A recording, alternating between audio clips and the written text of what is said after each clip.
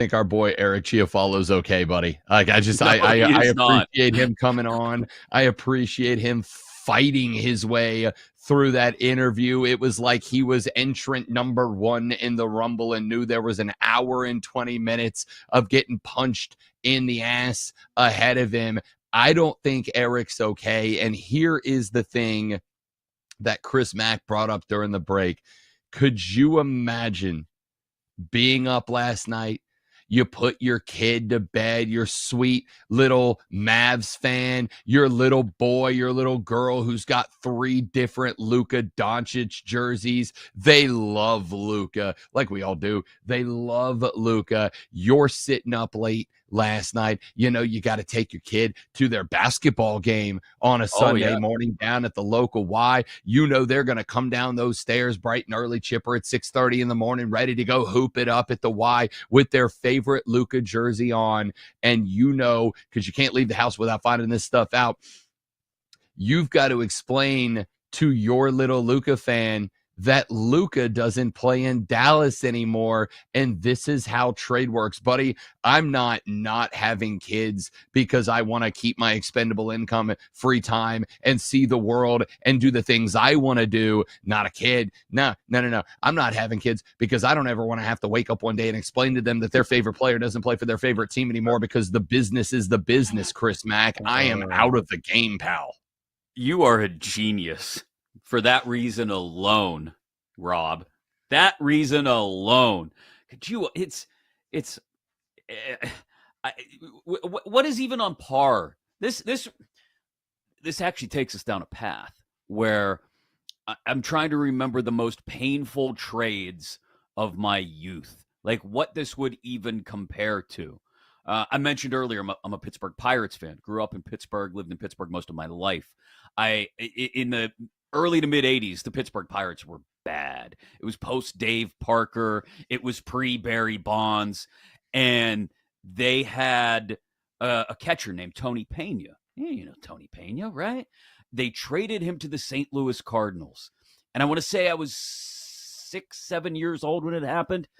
I remember crying over the Tony Pena trade. Never mind that they got Andy Van Slyke back, and that ended up working out for 3 consecutive division titles with the help of Barry Bonds and Bobby Bonilla and so many others.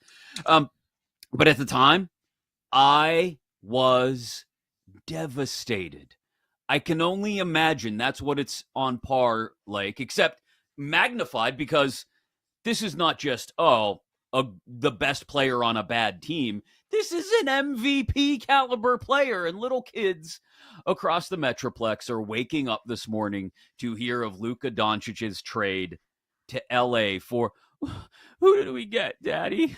Did we at least get LeBron? We got a guy. We got Anthony Davis. Anthony Davis, Daddy, why? That's the conversation happening in so many living rooms, kitchens, and children's bedrooms this morning in northern Texas. Number one, I swear to God, if Chris Mack doesn't win an Emmy after his performances on this show today, then Hollywood is dead. The classic golden era of dramatic acting is no more. 1992. Now, it wasn't a trade. It was just a refusal to sign. Rob Brown, 7 years old, a New Orleans Saints fan, and his favorite quarterback, favorite Saint of all time, the Cajun Cannon, Bobby Hebert, who brought the Saints to their first ever winning season in 30 years, to their first ever playoff appearance. Akeem drops the ball. I'll never forget it.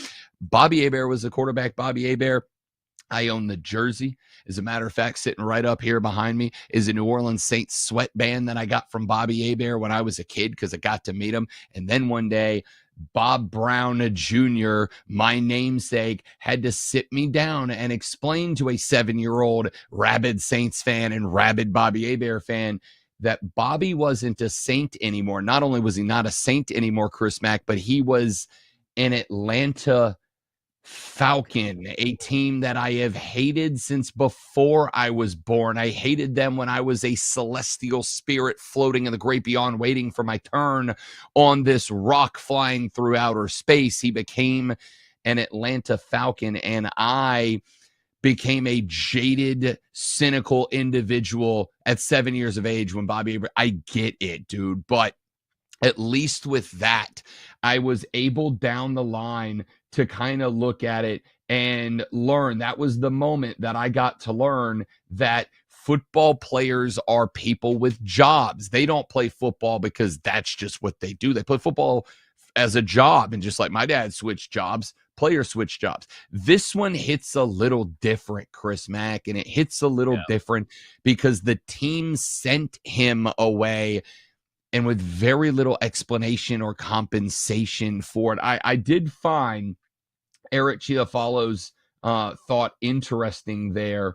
The thought of this is the Mavs taking a gamble here, right? They are rolling the dice that Luka is going to continue to have issues with injury and conditioning, and that he is not going to be a face of the league in 10 years from now.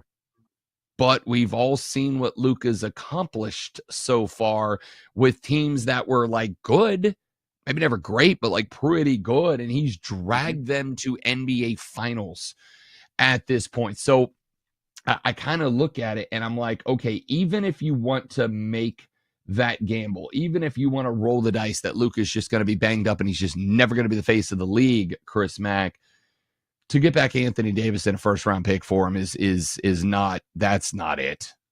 The argument of durability and availability being the best ability, we hear coaches say that all the time. It would be not totally, would be somewhat understandable, right? As at the heart of deciding to detach your organization from Luka Doncic, right? Maybe. If you wanted to try and get me to buy into that, if you were Nico Harrison, the Mavs GM, I might buy into it, right? Oh, yeah, that's true. Luka, he shows up in bad shape and, takes him most of the year, like you mentioned earlier, to really get into the swing of things. And, yeah, he's great in the playoffs when he's available and when he's 100% sure. So okay, all right. I'm kind of seeing your argument here, Nico. But then the return is Anthony Davis, and it all instantly goes out the window. You're right. It just doesn't make any sense. So Bobby Hebert leaves New Orleans for Atlanta, and then was it a year later or right around the same time, Pat Swilling gets traded to the Lions? What? This explains all the cosmic psychic breaks that have made Rob Brown the pained individual I see before me this morning.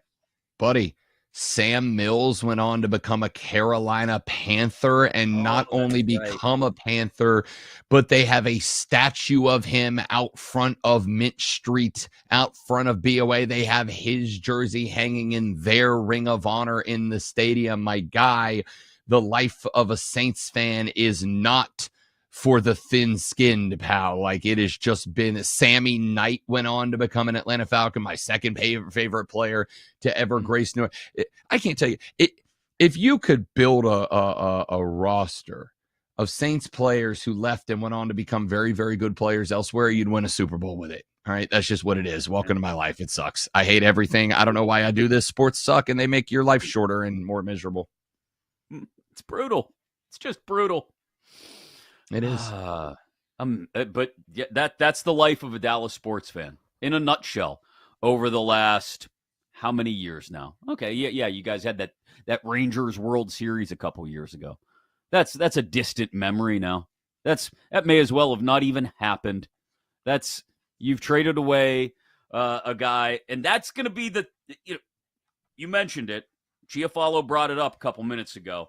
If Luka goes to LA and continues to be that guy who doesn't show up in shape or does not remain healthy, okay, maybe you'll feel just the slightest bit of vindication. But there's a good chance Luka goes to LA, spends a year or two maybe with LeBron, and learns at the foot of one of the GOATs, right? Not the GOAT, because I'm of the generation that'll slap the taste out your mouth if you insinuate that LeBron is better than Jordan. But nonetheless, one of the GOATs, and probably become the face of the Lakers for the next decade. A franchise that's been littered with greats over the years. Luka's going to be the next one out there. And I don't doubt that he'll win a title at some point in LA, because now they've got Luka and they can build around him, as you mentioned in the first hour of the show. Guys will want to play with him. Guys will want to go to not just be in LA and play in the Lakers uniform, but to do so with Luka Doncic. If that's the way it plays out, this is salt in the wound for a decade for Mavs fans. Yeah, honestly, like that was the interesting thing when we had Eric on earlier in the show. The interesting thing was the thought of they are taking a risk. And my thought here is you can, if you are LA, utilize this as a massive recruiting pitch, right? Like this is Alabama with their full-scale spa in their field house to recruit football players. This is LA deferring $27 billion gazillion trillion dollars for the next 500 years to dominate the National League. This is your primo recruiting tool to get people to LA, to the point that you could bring enough talent to play around Luka that I don't need Luka playing 80-plus games a year. I didn't give him those rest days. I don't need back-to-backs out of Luka. We got enough other guys to carry us when Luka's going to be down. I need him playing 60 games a year, and he's going to be fine. I don't know. It's going to be interesting, but hashtag load management plus a full roster around Luka might extend that out a little bit. And the irony of it coming 48 hours after David Silver's on Dan Patrick's show talking about, well, maybe we'll play 10-minute quarters and align ourselves with FIBA, and then we won't have to worry as much about load management. I mean, I'm not saying that's going to happen. Nobody's talking about that as a realistic option right now, but man, that's just the irony of ironies, is that there's very few ways to slice this thing, if any, that you feel okay about it in any future path or universe for the Dallas Mavericks, short of winning multiple titles, which I think we agree they're not now built for. Yeah. You know who else agrees with that? Everyone, just America, just everybody at this point. 1 hour left. BetMGM Game Day on the BetQL Network. Don't worry, more bets and more action is coming. It's BetMGM Game Day, presented by BetMGM, the sportsbook born in Vegas.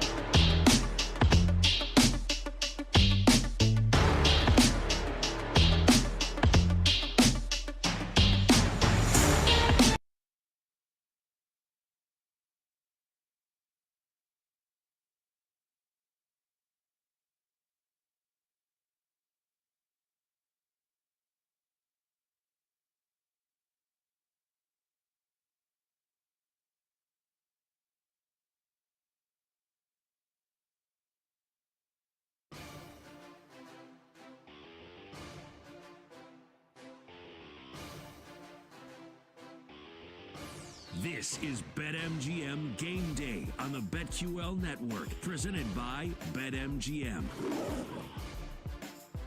Like that, ladies and gentlemen, we hit the third, the final, the money hour of BetMGM Game Day right here on the BetQL Network. I am Rob Brown, host of Bet for the Cycle, every Saturday from noon to 4 on the BetQL Network. Joining me this AM, the man, the myth, the legend, my tag team partner for the day. Watch out, Usos. We're coming for you. My dog, Chris Mack, up in here with us as well. And we go now via the wonder of the internet. Technology is amazing, isn't it? Ladies and gentlemen, Dan Pizzuta joining us here on the show. He covers the NFL for the 33rd team. We're talking all things football. And yes, we are going to get to the Super Bowl here in just a minute. But Dan, I'm going to come out of left field to start with you. And I'm going to talk about a team that lost last weekend. Sean McDermott's never beating Andy Reid, right? Like, they just have to move at this point. You're wasting Josh Allen. It's a soapbox I've been on for a year and a half, and that soapbox got even taller after the title game. McDermott's not the guy, isn't it? Like, it's obvious now, right? Still is. What the Chiefs have done over the past few years has completely shifted what it looks like to be a good NFL team. And there are a bunch of very good NFL teams right now. And I think if you look at things like DVOA, both the Bills and the Ravens have two of the best 5-year stretches we've ever seen since like the 80s of performance over a 5-year stretch without reaching the Super Bowl. So in basically any other time of year, these two teams, both the Bills and the Ravens, who have been this good for this long, have made the Super Bowl. But because the Chiefs exist, they don't have that chance to do it. So I think we still are just kind of a little warped in how we think about how good these teams should be to beat the Chiefs. It's just that they're running into this juggernaut every year, and it's just made it so much more difficult. The Bills are in the NFC. They've probably been like a 3-time Super Bowl participant at least over the past couple of years. So it is a really tough thing to think about what the Bills can do, because I don't think there is a very concrete answer just because of how much of a buzzsaw the Chiefs have been every year. But we've seen the Bills beat the Chiefs. They've been able to do it in the regular season. It's just that when it comes down to the playoffs, the Chiefs become a completely different animal. So it's tough. It's in a place where it doesn't leave you a lot of good answers if you are one of these teams trying to beat Kansas City. Yeah, and it's we're only going to get more. Maybe it's not. I was going to call it hyperbole, Dan. Maybe it's not hyperbole. We're going to get even more of it if the Chiefs win on Sunday, in that it's going to be not just this is the best team now of this era, no doubt. It's going to be, well, this might be the best team ever of any era. So is that, as I started to call it, hyperbole, or is that legitimate? No, this is the best dynasty of all the dynasties that we've seen over the course of the Super Bowl era. Yeah, I mean, it'll certainly be one of them. To go 3 in a row is something that that hasn't been done, and it is interesting because those Patriots teams had such the longevity, right? And we don't know that yet because we don't know how long Patrick Mahomes is going to play, or we don't know how long Andy Reid is going to be around coaching. So in terms of the longevity of what New England did, I don't think we can put it there yet. But in terms of just almost inevitability with the Kansas City, where it doesn't really matter what they do in the regular season, which is something new that we saw for those Patriots teams. The regular season mattered. They needed those wins, even though they were always winning the AFC East by like 6 games, because aside from that one or 2 Jet seasons, there wasn't really a lot of competition there. But when you look at what Kansas City has been able to do, they're just using the regular season to make sure they are at their best by the time January comes around. They're basically using some of these games. There's not necessarily scrimmages, but they're just trying to go into with different game plans to see, is this going to work when we need it the most later in the year? And that's what they've been doing the past 2 years. So the fact that they can still be like, we were talking about them all season as a team that was underperforming, and they lost 2 games. One of them was started by Carson Wentz. So it is just kind of insane the way this is such a well-oiled machine where sometimes the results and production don't necessarily matter during the regular season because we know they're going to figure it out in the playoffs, and that's what they've done. Genuine question, because being able to say that the Chiefs are utilizing the regular season to make sure they're ready for the playoffs. Like, do you know how many NFL teams wish they could say that was the case? All of them do. There's very few teams that ever reached that level. How impressive is it that when we talk about this team, that's the attitude? I said the same thing earlier. I'm like, look, I think there's a possibility Travis Kelce was kind of being pulled back a little bit in that last game. There are things that the Chiefs don't really show. I'm very tempted to bet the over 70 yards for Kelce this weekend. And that's kind of like that, a microcosm of this team as a whole. How impressive is what this team has built to get to the point that the playoffs are an inevitability. The regular season's just a warm-up, a tune-up for this team. Yeah, maybe it catches up to them at some point, but I think when you kind of look at what they were able to do, like when you look at how productive they were in the first 3 quarters of a lot of games this year, it wasn't very good, but then they turn it on in the fourth quarter. And that was just kind of, it shows what they were doing in a game by game basis, and then just kind of brings it out to what it was over the full season. But it is really interesting in the way that 2 years ago I think people were starting to be like, oh, the Chiefs weren't quite as good as they had been before, but they were still like top 5 in EPA per play, EPA per drive. It was still a really good offense. Last year was when it started to not quite be as efficient, and then this year was even so much more so. They were still a top 10 team by offensive efficiency, but not like the dominant team we've seen. So I think that has, kind of toyed with people's expectations of what this team is, but the fact that they can still be this top 10 offense and this very good defense while they're still just kind of tinkering with things off the end of the season, right? They didn't burn out Travis Kelce. They probably could have used him more.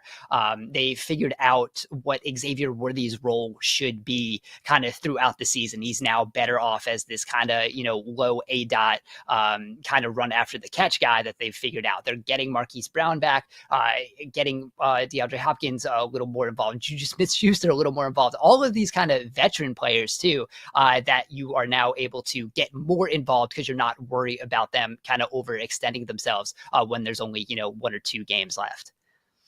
Dan, 2 very good defenses in this game. It's why Rob and I earlier were talking about letting the total on this game sort of play itself out, because casual bettors may look at this and say, oh, I want to bet the over, and casual bettors will do that. They'll lean more on the over. Maybe we get a little more play in this thing. It sits at 49 now after opening at 50. My belief is it'll tick back up towards 50 before kickoff. But Rob and I both talked about leaning in on the under in this game. Do we get the defenses dictating in this one, and it simply being another classic example of a Chiefs 1-score game and whoever ends up with the ball last? Or is there a chance both of these offenses may be able to move the ball? Yeah, that's going to be, I think, the thing watching the most here, because I think when you look at what Philadelphia has done all year, that explosive play is going to come somewhere. And for Philadelphia opponents, it matters where that play is going to happen. You just got to make sure it's not the death blow in the game. And I think the Chiefs are going to be a team who's going to be able to, keep that down. And they were allowed the second lowest rate of explosive runs during the regular season. So the fact that they could potentially be able to keep, those explosive plays from happening multiple times, I think is going to be big. And then you look at how the Chiefs want to play offense and how the Eagles want to play defense.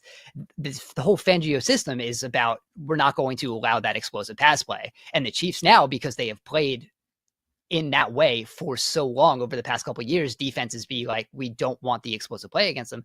They've have the shortest passes in the league, and they will play a ball control type of offense. So I do believe it's going to be a little more slow paced than we think, especially if Kansas City can have success continually moving the ball. I do think they'll try to hang on to it a little more. And then if Philadelphia cannot get some of those explosive plays, or it's, only 1 or 2 instead of the, 4 or 5 that they typically get, I think we might see kind of a slower pace, slow scoring game.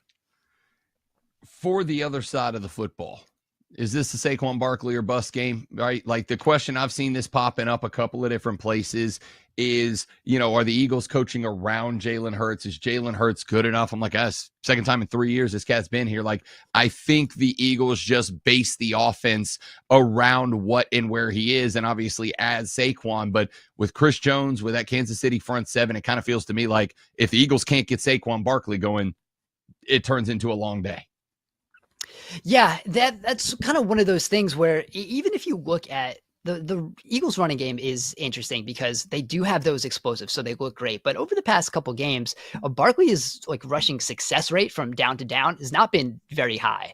But the fact that they will be able to get, it's guaranteed like one of those runs is going to go for, 40 yards, it definitely helps the run game. So, but when you look at the passing game, I mean, Jalen Hurts was great in the NFC Championship game. And that was after 2 weeks of not looking very good in the playoffs. And I think when you kind of go in and look at some of the like efficiency, but compare it to how the quarterback actually played, there was a very big gap for Jalen Hurts. And, kind of going back watching quarterbacks every week this year, it felt like there was the biggest gap between how a quarterback actually played and how good his efficiency was. But that is part of this Eagles offense too, where you have not only the Saquon Barkley that explosive is going to happen. You have A.J. Brown, Devontae Smith, Dallas Goedert. You have all of these guys where it's tough for a defense to be matching up with all of those guys. One of them is probably going to be open and have a big play. So I think the corners outside of Trent McDuffie are going to be a very big piece for Kansas City if they can hold down whoever is McDuffie is not covering. And they've been up and down between, who is even playing on that spot. So I think that is going to be kind of one of the keys to the game. If the Eagles can figure out how to get some one-on-one matchups there, kind of beat some of those blitzes that Spags is going to want to play.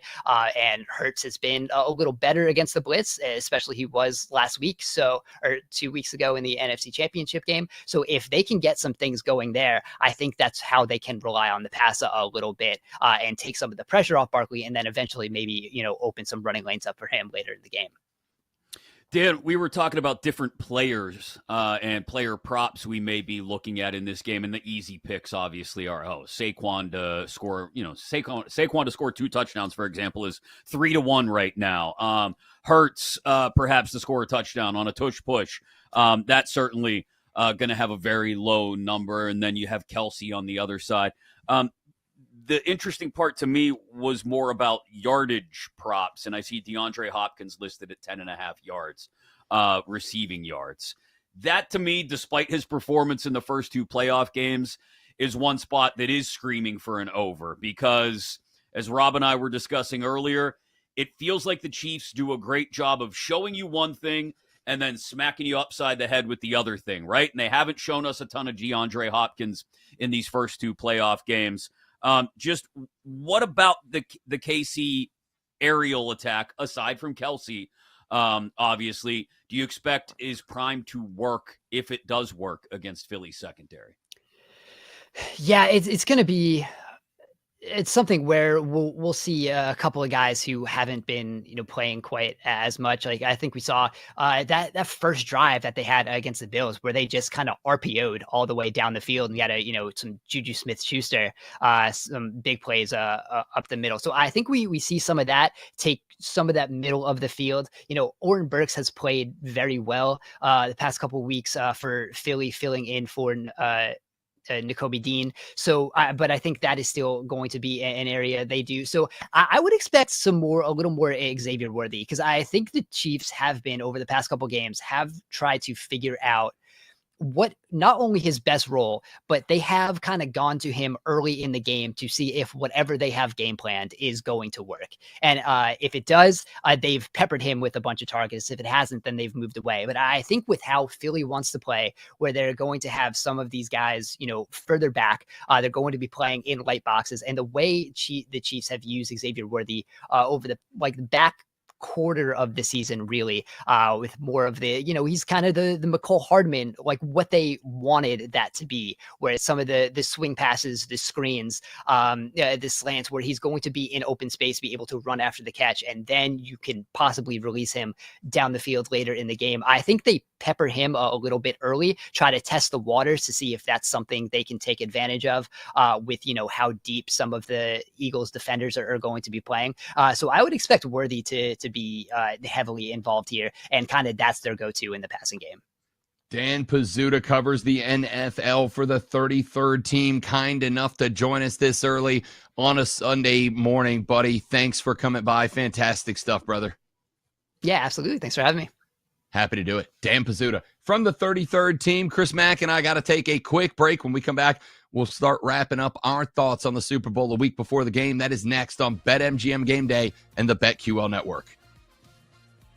Don't worry, more bets and more action is coming. It's BetMGM Game Day, presented by BetMGM, the sportsbook born in Vegas.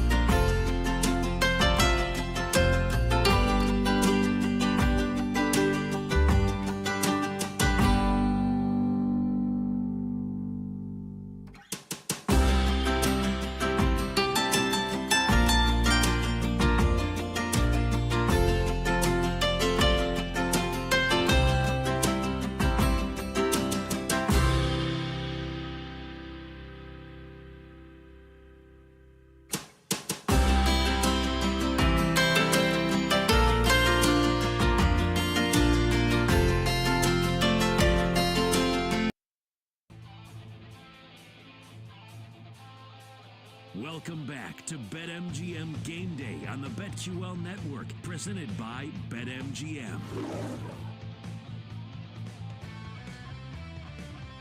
I know all 40 minutes of BetMGM Game Day underway right here on the BetQL Network. I am Rob Brown, host of the Bet for the Cycle for Saturdays, noon to 4. My dog, my guy, mi amigo, Chris Mack is here for the ride as well. And now I must issue an apology to all of America, for I am about to unleash upon thee Hate Ness Mario, the first executive producer of Bet for the Cycle every Saturday from noon to 4. Now the executive producer of BetMGM tonight, right here on the BetQL Network, every weekday from 7 till 11 p.m. I taught him everything that he knows. So I'm sorry, America. Mario, get your scrawny little behind in here. Let's play some games, pal. What do you think? Okay, not scrawny anymore. Okay, we accidentally put on a little too much weight. Shout out Luca, but we're doing our best. GTFO or oh yeah on this fantastic Sunday. Pleasure to be on with you guys. And we'll start with this one. The two losers in the playoffs. Harbaugh or McDermott should have been fired after this year because they couldn't get it done one last time. What do you think, Chris Mack? I'll start with you on this one before we get into some props for the big game. I mean, as far as Harbaugh is concerned, GTFO. That guy knows what buttons to push. The guys he has pushing buttons for him may not have pushed the right ones in years past, but the man can't go out there and make Mark Andrews catch a pass. So I give him a pass, so to speak. McDermott, that man's seat should be very, very hot. Like, can't put his butt down on the chair because he'll get blisters hot. Fired yet? No. So I'll say GTFO. But, oh, yeah, that seat should be damn hot, Rob. Yep. Listen, I'm going to keep it a buck with you. I want a McDermott gone last offseason. I think you are wasting prime Josh Allen. I do not want to see Josh Allen join the Dan Marino club of above and beyond quarterbacks who never get a ring. And I'm terrified that if Sean McDermott stays on board, he will. And the thing is, we can look, guys, and I understand. We had Dan Pizzuto on earlier, and he said, look, at the end of the day, Buffalo doesn't have a ring for one reason and one reason alone, and that reason is that the Kansas City Chiefs exist. And I'm not even going to push back on that. What I am going to say is I can look back at repeated Buffalo losses to Kansas City in the AFC Championship game, boys, and I can point where you screwed up if you're Buffalo. I can point at play calls. I can point at defenses that backed off. I can point at play calling mistakes. With the Ravens, they just keep getting beat. And I agree with Chris Mack. There have been other guys who deserved a kick down the road. I'm not moving on from Harbaugh. You can GTFO with that. Sean McDermott's got to go. Oof, tough one. Tough one for Doug. Hopefully he's not listening this morning or he's going to have a tough morning. Not as tough as Mavs fans, though. All right, GTFO or oh yeah. Let's go a little prop action in the big game. Barkley, 2+ TDs is a must bet at 3-2-1. Mac, I'll start with you again on this. He's been a machine. He runs over everyone. What do you think? 3-1, must bet Barkley, 2-time touchdown. I love this. Oh, I'll give it the Macho Man. Oh, yeah, brother. I love Barkley, 2+ touchdowns at 3-1. Now, you're also getting this from a guy who's solidly betting the under. I understand that logic may not jive. It may not line up, but I do think we can cash an under, and we may see the Chiefs win, and it may still involve multiple Saquon Barkley touchdowns. So 3-1, still a very good number as well. I think if the Eagles are going to win this game, Rob, if they're going to keep it close, which I imagine they will, it's going to come on the back of Saquon Barkley. I do believe Jalen Hurts. Spagnuolo's going to do everything he can to dial up the pressure on Hurts and force him into a mistake or two. But I believe wholeheartedly, and it's not just because he's a Penn State guy, we are, in Saquon Barkley. You are what? Oh, Penn State. Oh, I thought you just started talking and then stopped. I I like the bet. I do. I'll probably roll with it. I will tell you, for a mere mortal of a running back, I would not take this bet, because obviously if this ball gets down inside the 3-2-1 yard line, you know that they're brotherly shoving, pushing, whatever you want to call it in. And that takes the potential off the table. But Saquon Barkley is not a normal human being. He's not a normal dude. If you're hitting it with the macho man, oh yeah, I guess that makes us the mega powers over here, because I'm riding, I'm tailing, I'm in. Saquon's a dog. And the reality of this situation, boys, is that if the Eagles are going to make this a thing, they will have to have Saquon Barkley finding the end zone. I think there's opportunities for other guys. There's opportunities for the A.J. Browns out there. But this team's heart and soul is Saquon Barkley, and he's going to have to pop at least one long one and then probably score a short-range touchdown in there somewhere. I love it. I love it. Here we go. Yeah, we are Marshall. That's true. Maybe Penn State stole that from them. Investigation underway.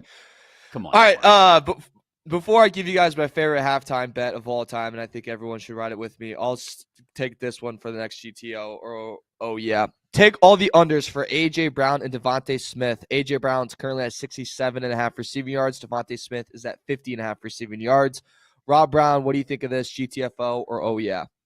Based on what I just said, it seems like you would want to take the under, right? Like, I'm expecting Saquon Barkley to touch the ball 27 times in this game to get a healthy number of carries. And on top of that, making it healthy, a healthy number of carries, for Saquon Barkley, obviously limits. Here's the thing.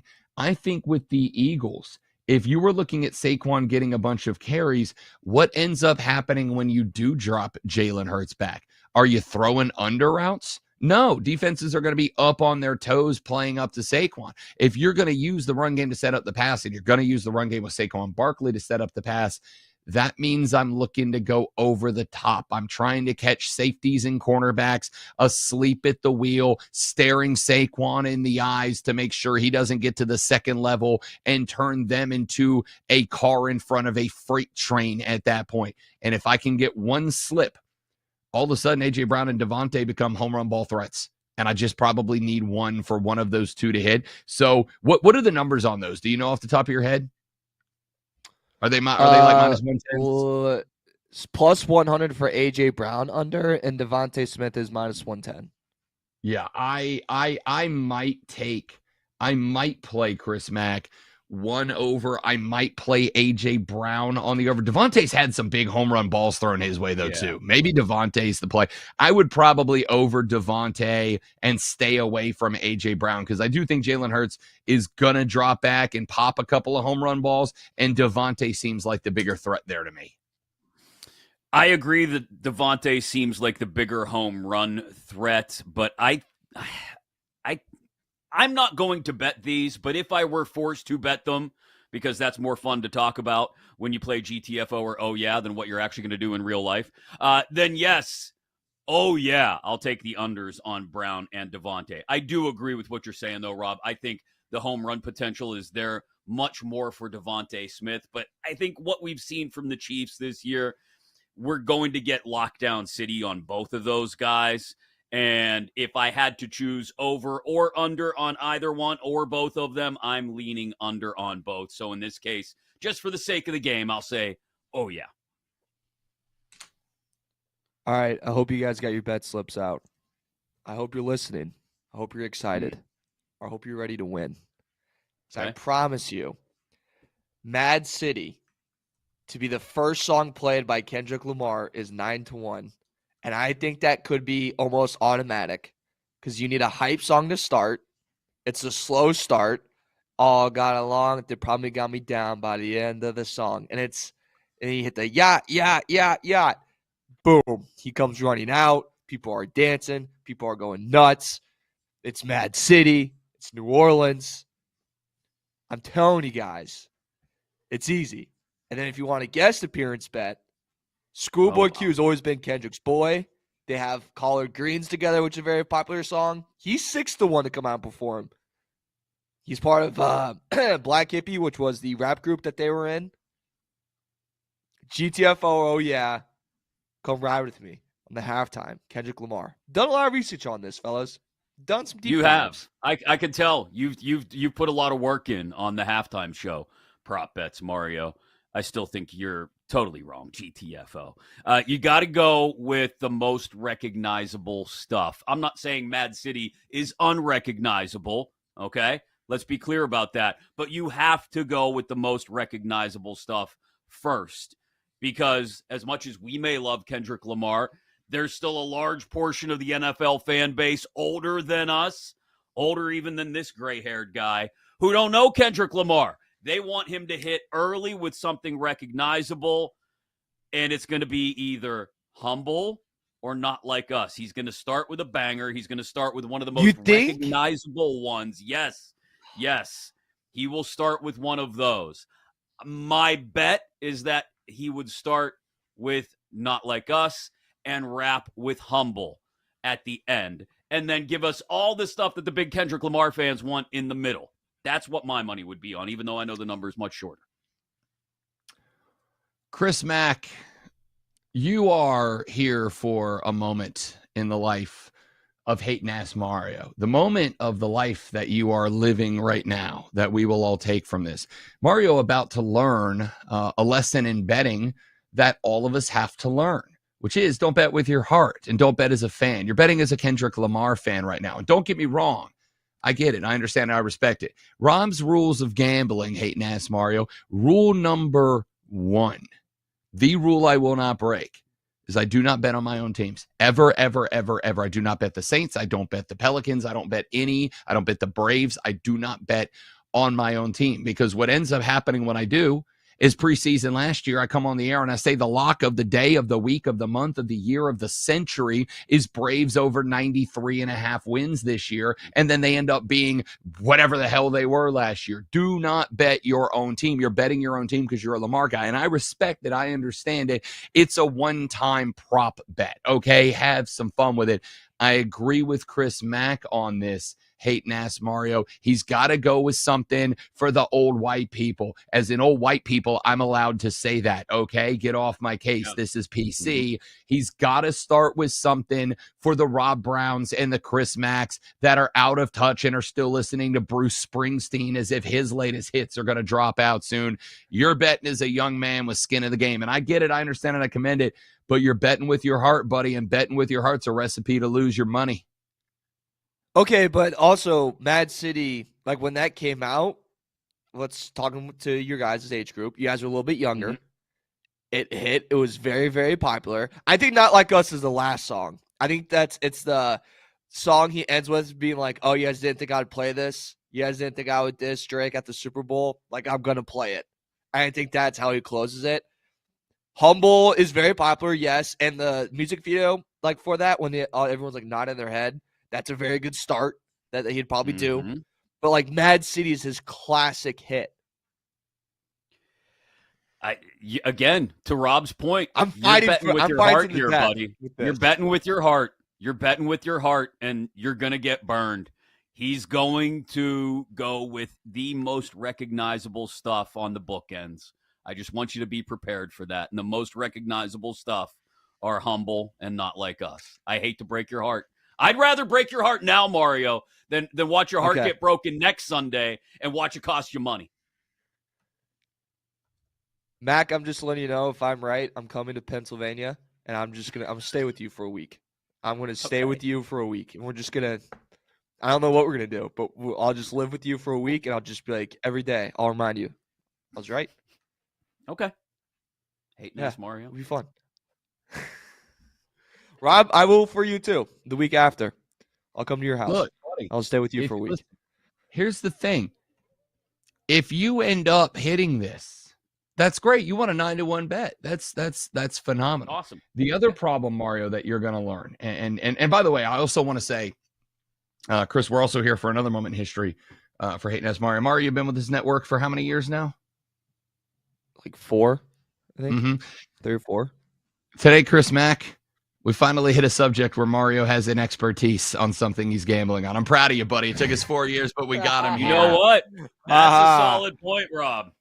I'm gonna say, look, if you get it right, come in here. You can come on the show and dunk on me Thursday. You can go on Chris's show and dunk on him. You can dunk on all of us if you get it right, because you hit a 9-1, and that's all great.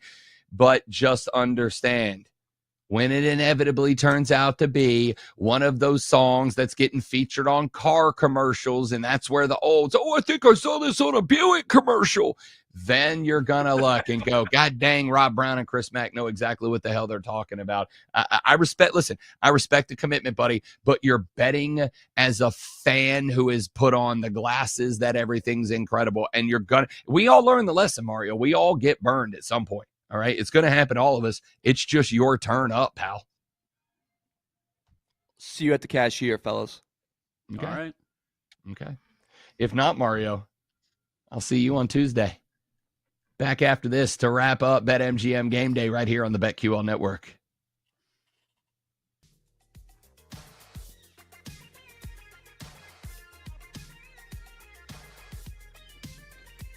Don't worry, more bets and more action is coming. It's BetMGM Game Day, presented by BetMGM, the sportsbook born in Vegas.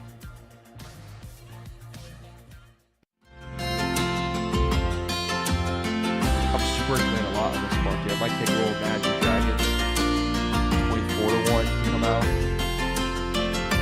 Do you guys did any of you guys remember when they performed together at it's like VMAs, and then they did it again for Saturday Night Live in a couple years? That wasn't a couple years, 8 years ago. Yeah, it was like a remix with Mad City, and I don't know. I'm loving to tell you I care about the Magic Dragons, but boy, do I not. Yeah. Yeah, that's all. J-Rock plus 205 might be the easiest bet ever. That's his boy. And they have win-win-win put together.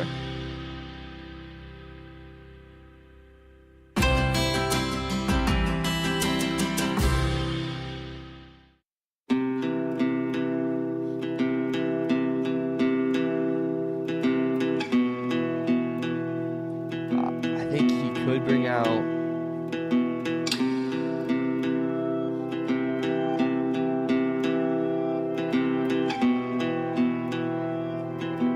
Ooh, you can bet on if Drake will release a song on Super Bowl Sunday. That's actually not a bad bet. Okay, that could honestly happen.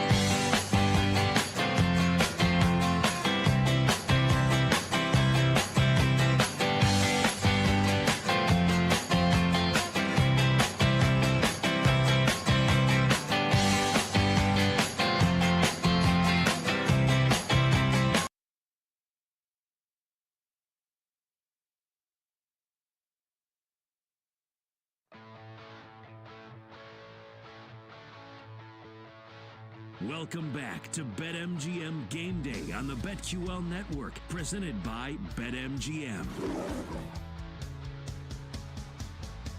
Of the day here on BetMGM Game Day. Rob Brown, Chris Mack with you. Time flies when you're having fun talking Super Bowl gambling, talking Kendrick Lamar in the halftime show. And of course, at least a couple of people have been talking about this Luka Doncic, Anthony Davis trade. By the way, what a great nickname. I am stunned. I've heard street clothes. I've never heard Anthony Davis. That's phenomenal work.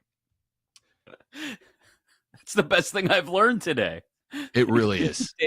I heard that. I'm like, it's one of those jokes, Chris Mack, that you're like, how did I not get there? That was a layup of a joke, and I never got it.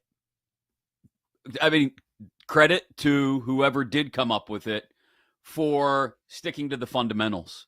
You know, we could try to get real elaborate with our condescending nicknames for people. No, let's just keep it simple. Take the first syllable of his last name, turn it into a joke about how he's not playing nearly as much as he should, and make it Anthony Day to Davis. It's beautiful because of its simplicity, Rob. It's a layup, and sometimes you just got to get one high up off the glass, put the English on it, and let it go through to open up the scoring. All right, Chris Mack, let's throw this out there. We have got obviously a week and a handful of hours until we head down to the Crescent City, the Big Easy, New Orleans, Louisiana, for Super Bowl licks, the Chiefs and the Eagles. Is there anything that you've got on the bet sheet, whether it is a bet that you locked down last Sunday after the championship games, or a bet that you are hanging on till kickoff to let the casuals do what the casuals do and move the lines around for us? Is there anything out there we haven't gotten to yet that's on the Chris Mack bet sheet?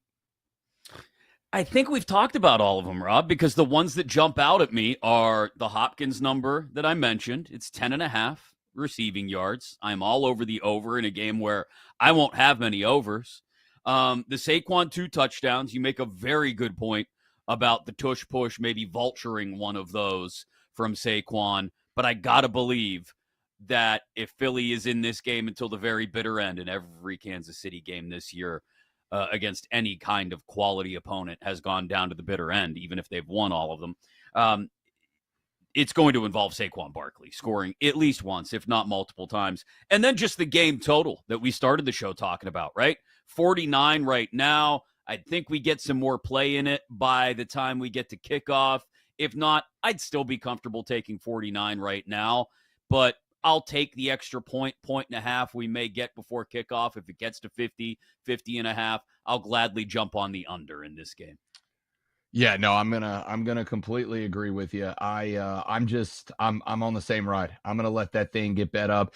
You know, we've talked about this before, Chris Mack. If you believe that the casuals will move the number, and again, casuals, you're welcome here. We love you too. All right, we're here for every level of sports wagertainment. Whoever wants to be sports wagertained, we got you. We're here for you.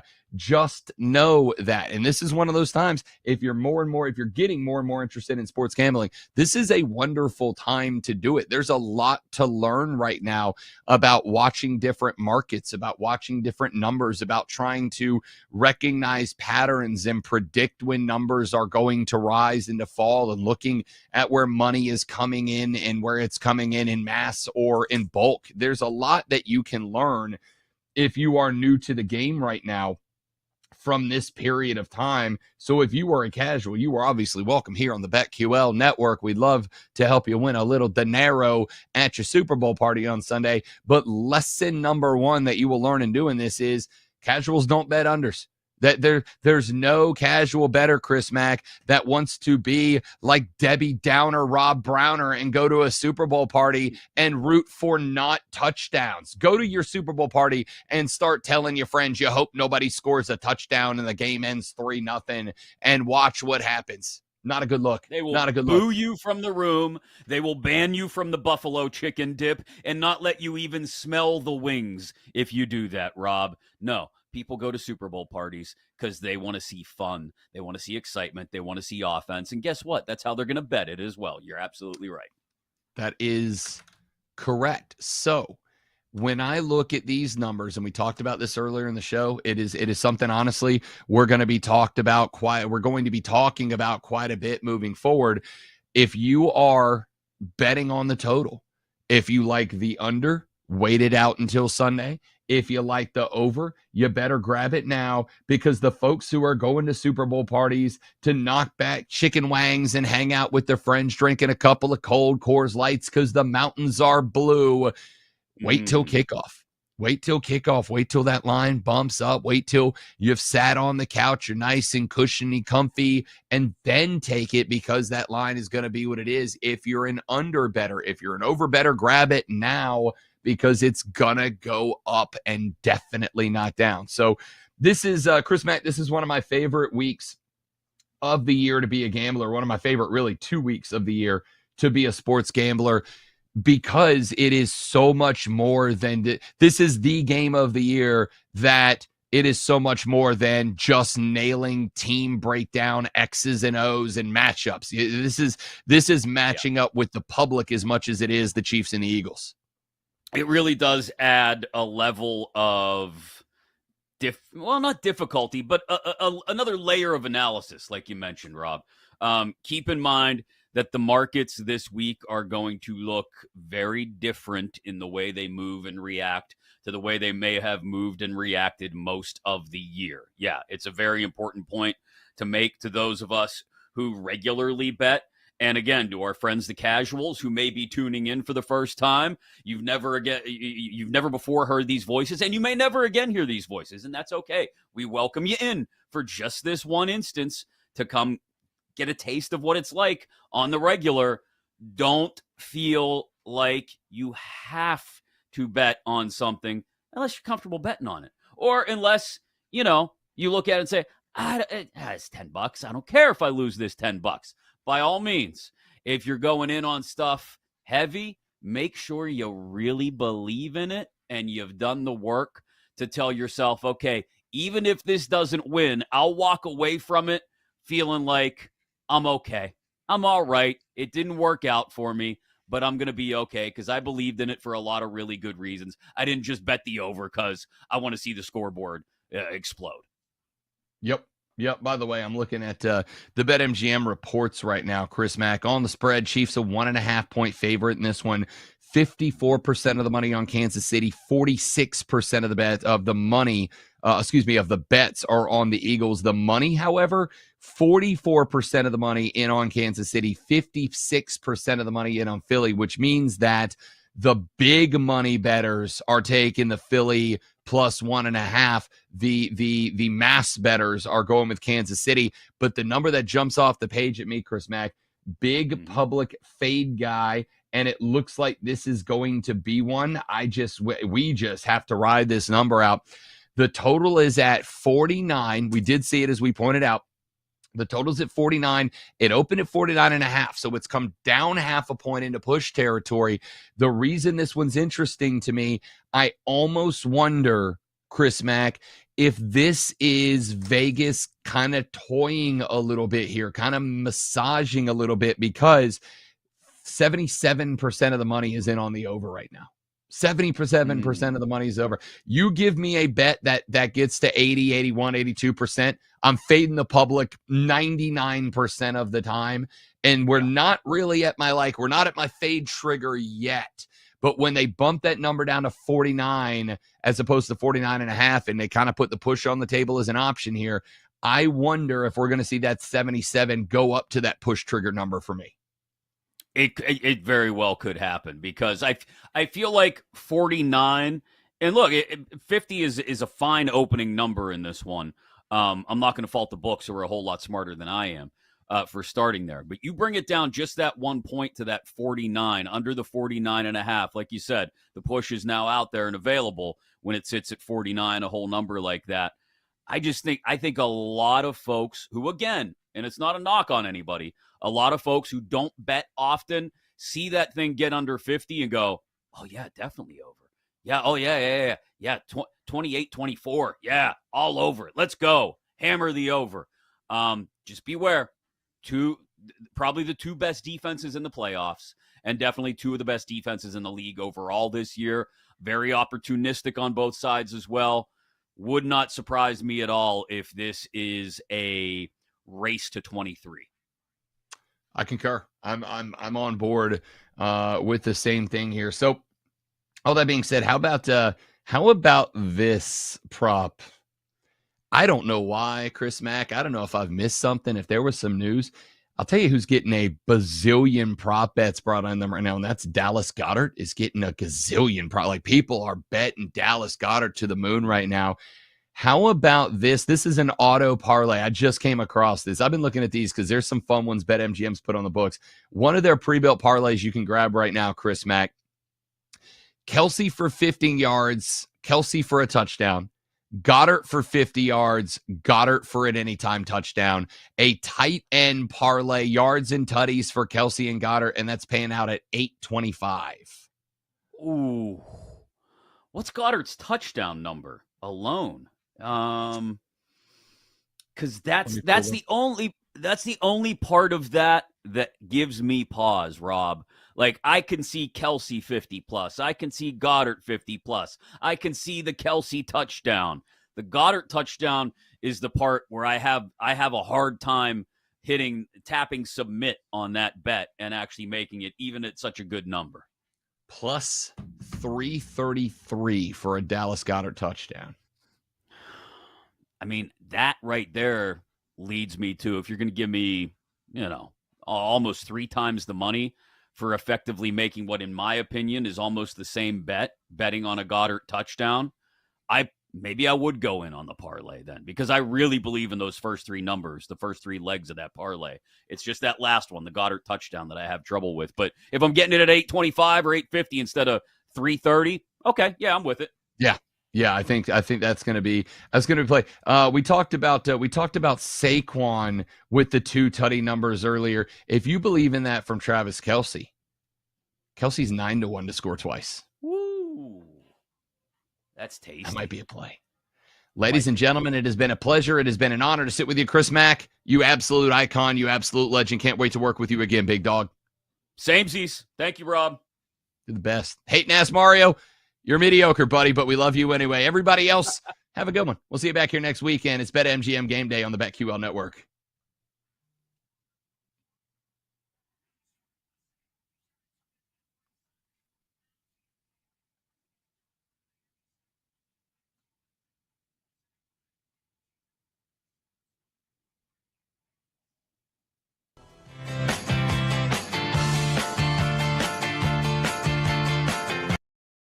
Goodness, how does this affect me personally? Which is absolutely bonkers to me. If you do the middle school math, is 117 yards per game that you gotta post each and every weekend. I knew it. Who has the upper hand? Do we think it's going to be the offenses, or do we think it's going to be the defenses? How about Saturday's game? Let's just throw a random game out here. Like, I don't want to put faith in NC State. There's a chance we'll lose outright. Who knows? Jinx is definitely not paying attention right now. He's just vibing to the music. Are you ready for the most interactive sports gambling show? Introducing BetQL's Send It In with PJ Glasser. We want to hear from you. Send It In is about your picks, your trends, and your fades. Share your thoughts, predictions, and your best daily best bets with the Send It In community. Set your reminders, mark your calendars, and get ready to send it in on weekday afternoons at 1 Eastern on Twitter, YouTube, and Twitch. On your home for wagertainment, the BetQL Network, presented by BetMGM. Some would say that maybe he'll be chasing Super Bowl MVP. Really makes me angry that, like, Knicks fans can't have anything. We've been bad for... I get it. Now it's, okay, 100% of attention on 9 million games tonight. It's a playoff game! We've seen this movie before, and we know how it ends. And it ends with absolute disaster. But I'll tell you, that's fun. But the most fun thing about betting on sports for me is this. Like, hey, there's no tomorrow. And now, come on, put Pickett in.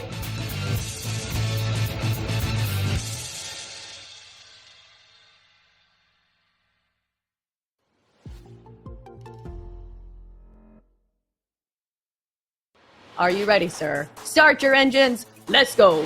Astros money line versus the Marlins. Johnny Cueto, no thank you. Yeah. Oh my goodness. How does this affect me personally? Which is absolutely bonkers to me.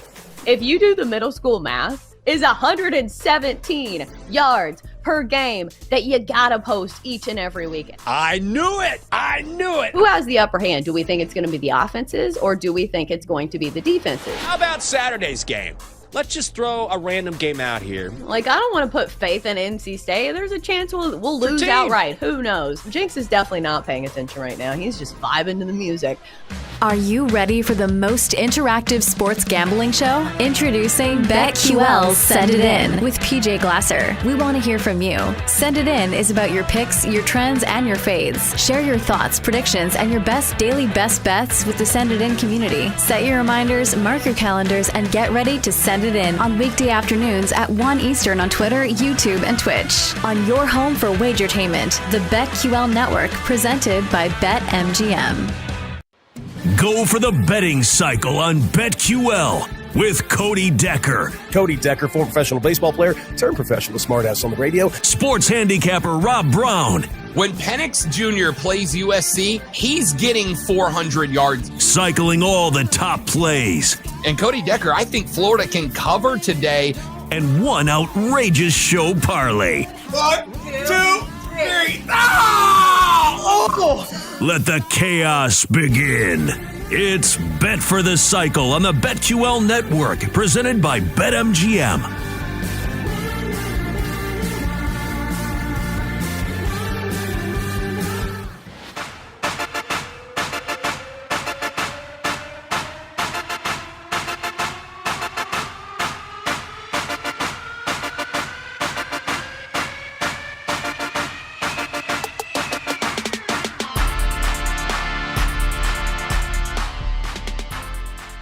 Some would say that maybe he'll be chasing Super Bowl MVP. Really makes me angry that, like, Knicks fans can't have anything. We've been bad for... I get it. Now it's, okay, 100% of attention on 9 million games tonight.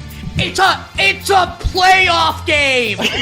We've seen this movie before, and we know how it ends. And it ends with absolute disaster. But I'll tell you, that's fun. But the most fun thing about betting on sports for me is this. Like, hey, there's no tomorrow. And now, come on, put pig it in.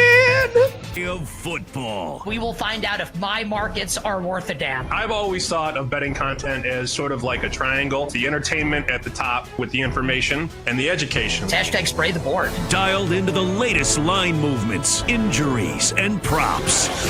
It's BetQL's You Better You Bet Countdown to Kickoff. Presented by BetMGM, the sportsbook born in Vegas, with Nick Kostos and Sam Panayotovich.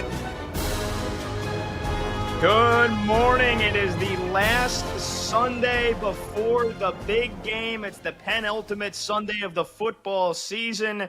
Happy Sunday.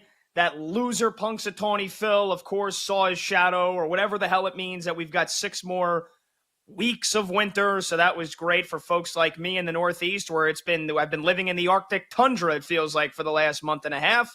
But either way, we've got the Super Bowl 7 days away. I'm Pat Boyle, happy to be in for Nick. Jake Hassan with me as well today, co-hosting. We're in for Nick and Sam. We've got a great crew, Tyler Morales, Mike Brown, Grant Leader, all on the show today. And we're 7 days away from the Chiefs and the Eagles in Super Bowl 59. And we will exhaust every single angle of the game over the next 2 hours in due time. I promise you. Also, I'm a Man City fan. Can't wait to watch my favorite soccer team get smacked by Arsenal. Huge soccer game today. Maybe I'll give you a bet in the next 20 minutes here. But we would be remiss if we didn't open the show talking about one of the biggest trades, if not the most biggest, in terms of shock factor trade in NBA history. And we're not even 12 hours removed from the breaking news. Luka Doncic is a Los Angeles Laker. Anthony Davis is now a Dallas Maverick. Yes. And for literally what Shams Charania tweeted when it broke, he then had to quote tweet it and say, yes, this is real. because I think the entire reaction from any NBA fan, diehard, casual, and anywhere in between is WTF. What the hell just happened? But it is official. It's 1,000% real. And it has sent shockwaves to the magnitude of which we've never seen before throughout the entire NBA world. Here, I'm just going to read you the full trade in case you've been living under a rock, or you may be just waking up and you're just as stunned as I was 12 hours ago, 11 hours ago when this broke the news here. So Nico Harrison, who, by the way, should be fired immediately, the Mavericks general manager, we'll get into the specifics in a moment, offered Rob Pelinka and the Lakers Luka Doncic. And here is the full details. The Lakers get Luka to now pair up with LeBron James for the rest of LeBron's career, and then Luka Doncic becomes the face of the Lakers. They get him, and they get two pretty good role-playing vets who can shoot the three, Maxi Kleber and Markieff Morris. And the Mavericks, mind you, let's not forget, Rudy Gobert got 5 first-round picks back. Mikal Bridges got 4 first-round picks back.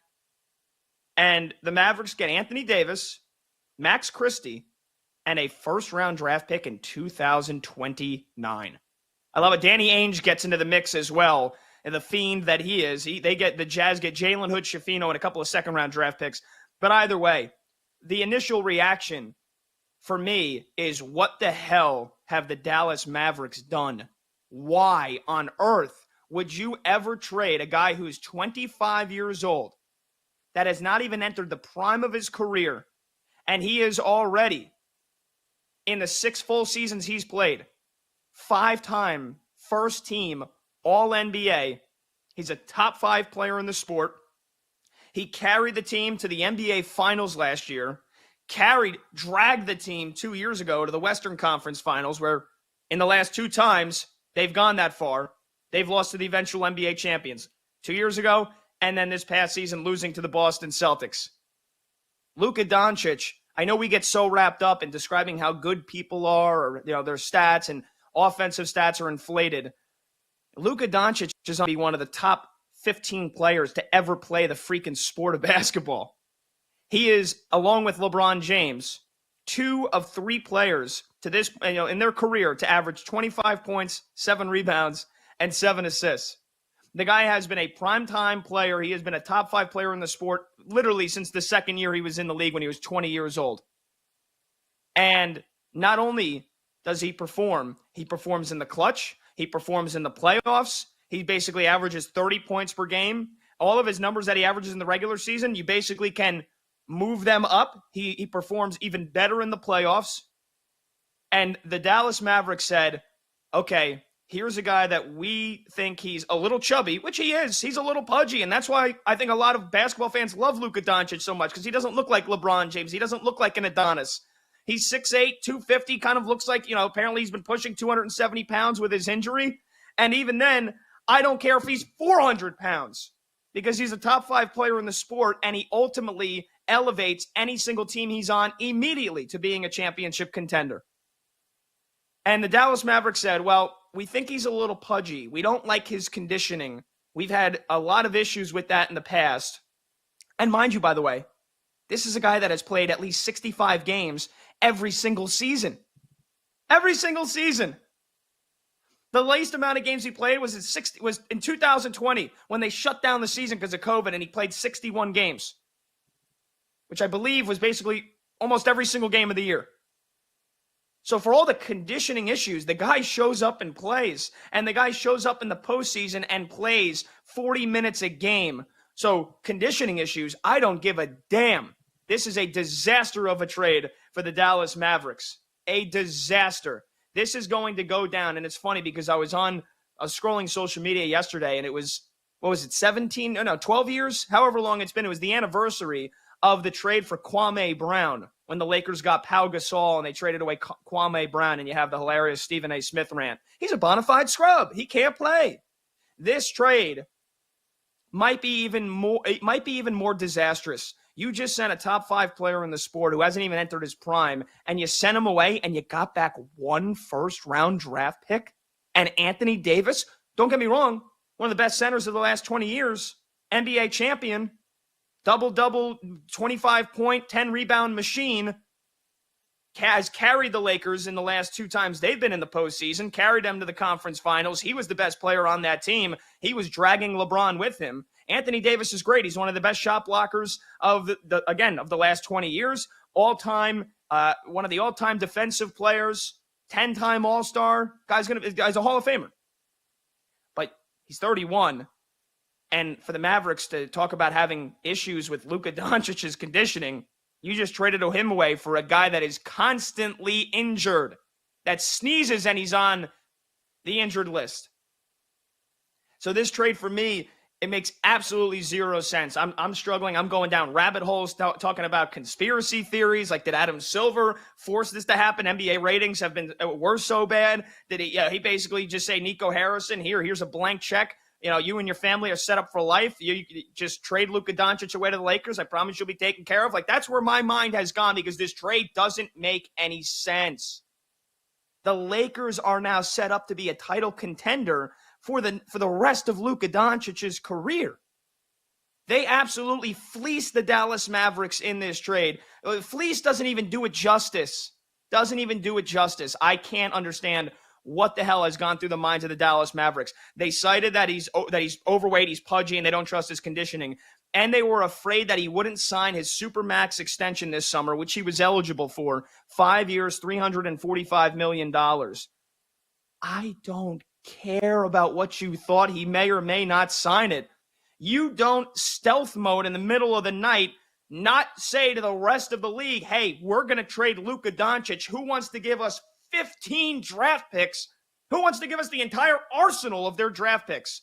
Like, that would have been the worst thing if the Mavericks said, all right, we're trading Luka Doncic. I don't care. We'll take the shrapnel. I don't care how it sounds, but we're going to get everything we can possibly back for him. And even then, like, you could have gotten Anthony Davis and probably 4 first-round draft picks. And, like, even then, it would be questioning, is this a fair trade? If you would have gotten, like, 4 of the Lakers' first-round draft picks or every single one of their draft picks for the next decade, it probably still wouldn't have been a fair trade. They got 1 first-round draft pick, Anthony Davis and Max Christie. This is the worst trade I've ever seen in my entire life. How do you not shop him around to the rest of the entire NBA and say, who wants to give us everything they've got? Who wants to open up the treasure chest and give us everything for Luka Doncic? Because I guarantee you all 31 teams would have picked up the phone and offered everything they could have if it meant they have a chance to have Luka Doncic at 25 years old on their team. Like the Brooklyn Nets, who have stockpiled like 30 draft picks in the next 5 years, I would have sent him there before I sent him in the same conference to the to the Los Angeles Lakers, a team who's in my conference. Send him to LeBron James to team up with for the next 1 or 2 years, and then he's going to be terrorizing the conference for the next decade. Nico Harrison, how did you get permission from the governor of the Dallas Mavericks, from ownership, to pull this trade off? How do you still have your job? And he's talking about it's my job to make tough decisions, and we wanted to have a defensive mindset and defense wins championships.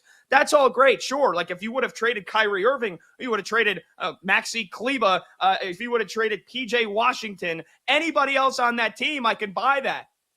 Not Luka freaking Doncic. It is laughable that this trade went through. Like I was expecting David Stern to rise up and veto this trade. Like I could not believe it. I could not believe it. And our chat, Grant is saying NBA 2K would decline this trade. Yeah, no crap. It doesn't make any sense whatsoever. So the Mavericks, who panicked, total panic job here, thinking that even if Luka Doncic didn't want to sign the Supermax extension this offseason, who cares? You still have him under contract through 2026. You then have an entire year. You would have this whole offseason. Because, by the way, they went to the finals last year. I get the Oklahoma City Thunder have been fantastic, and the Houston Rockets are on the up and up, and right now they're the 2, and the Grizzlies are back with John Morant. You went to the finals last year, and you have Luka Doncic and Kyrie Irving. You're a championship contender. No matter how much you worried about Luka's conditioning and his calf strain, he's going to be back in a couple of weeks. Like, even if it takes him a game or 2 or 3, who cares if he's out of shape or not conditioned right away? His numbers speak for themselves. You do this in the summer where you have a full 3 months to shop him around and basically pressure the rest of the league to give you everything you want. Like worst case scenario, the Mavericks would have gotten 30 is hyperbolic. They would have gotten like 7 first-round draft picks, 4 second-round draft picks, and a couple of rotation veteran players to get back. And then you can use that to then swing a trade for your next superstar. They have handled this horribly. And with the trade deadline 4 days away, they panicked in the middle of the night and called up Rob Pelinka and the Lakers, and they basically hand-delivered Luka Doncic to them.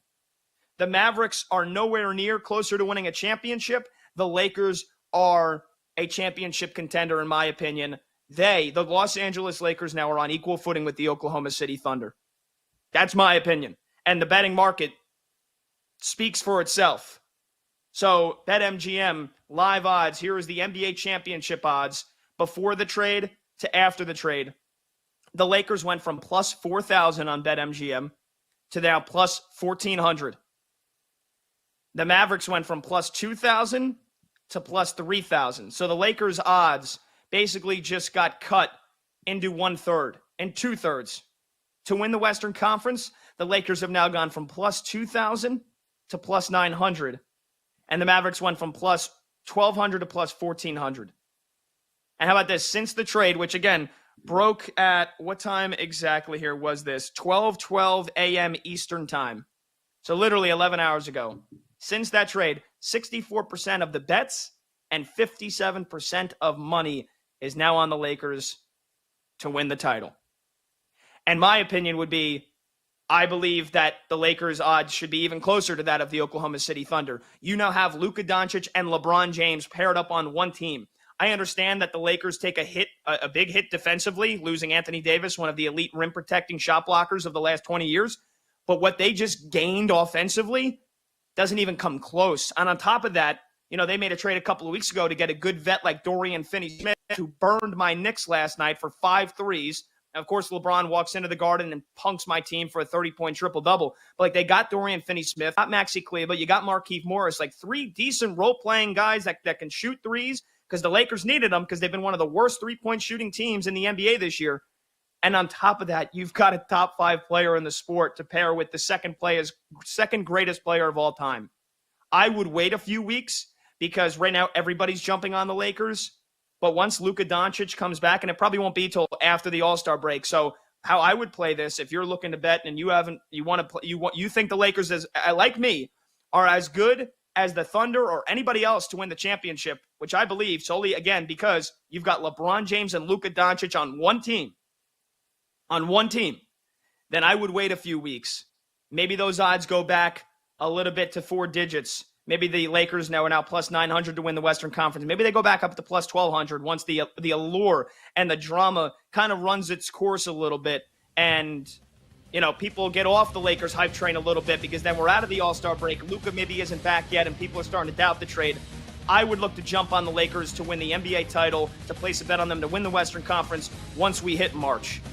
But we've got a lot to talk about. We'll continue to break down this trade, and we've got the Super Bowl, all the props, all the different angles to talk about the big game, Eagles and Chiefs, which is a week away. We are just getting rolling here. You better, you bet. Countdown to kickoff. I'm Pat Boyle, Jake Hassan. We'll be right back. You're listening to You Better You Bet Countdown to Kickoff on the BetQL Network, presented by BetMGM.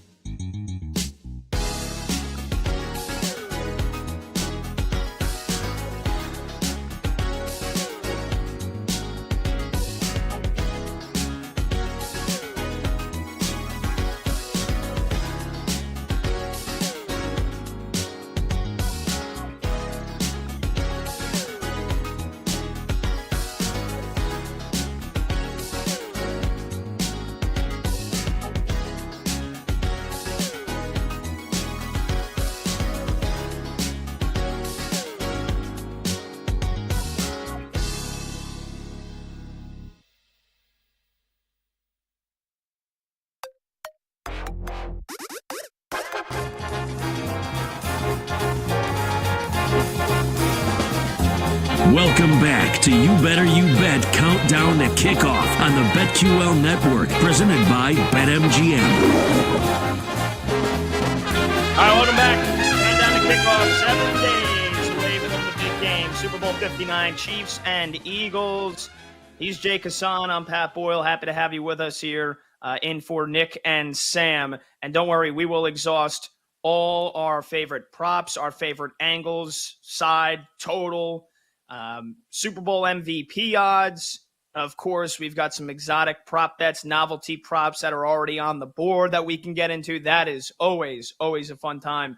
But Jake, just going off here, the opening segment, and just kind of hitting every single angle imaginable. My brain's still trying to pick up the pieces of this Luka Doncic trade to the Lakers, Anthony Davis back to the Mavericks.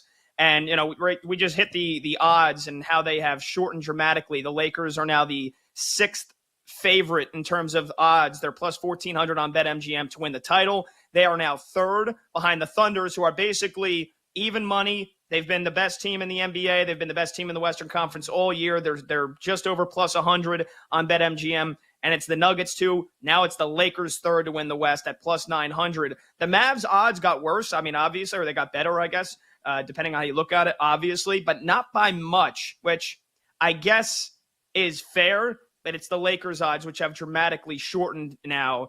Now at plus 1,400 here. They're actually 5th. The 5th, they're tied with the Nuggets at plus 1,400.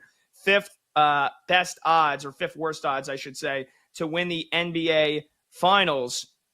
And I kind of said right at the end, this is something that I don't know if I want to jump on right now. I mean, don't get me wrong. As soon as it hits, if you saw that Shams bomb and you knew it was real and you didn't think it was fake, you didn't think he got hacked, and you opened up BetMGM right away and you said, boom, give me a couple bucks here on the Lakers to win the finals, give me a couple bucks to win the West, great. But if you, a lot of us woke up and saw this news, you woke up in the middle of the night to your phone blasting off, maybe you already missed that gigantic odds movement. I would probably be looking to wait, because Luka is nursing that left calf strain. He's been out since Christmas. He's probably not coming back before the All-Star break. It's going to get him a couple of games to get into shape here.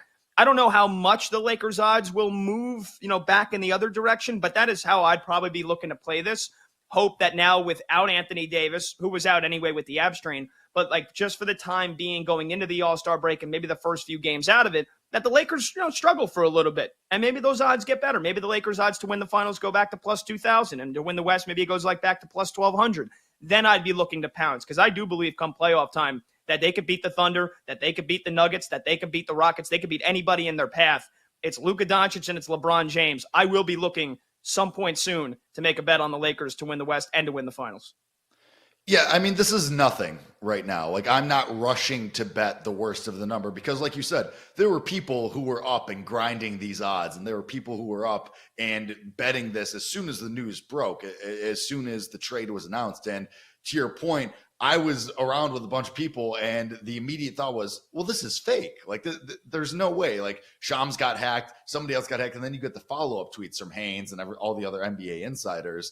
And so you're not rushing to bet anything because you got beat to it. Everybody else is already in. Everybody else is betting the Lakers. Everybody else is betting if you think the Mavs are better without Luka, which would be insane, obviously. But everybody else is on the better side of this, and you're on the worst side of the number. And to your point, everybody else is hurt. They're the reason to bet this, because Anthony Davis is hurt, Luka is hurt. So there's no reason to bet anything right now, because neither of these guys are playing.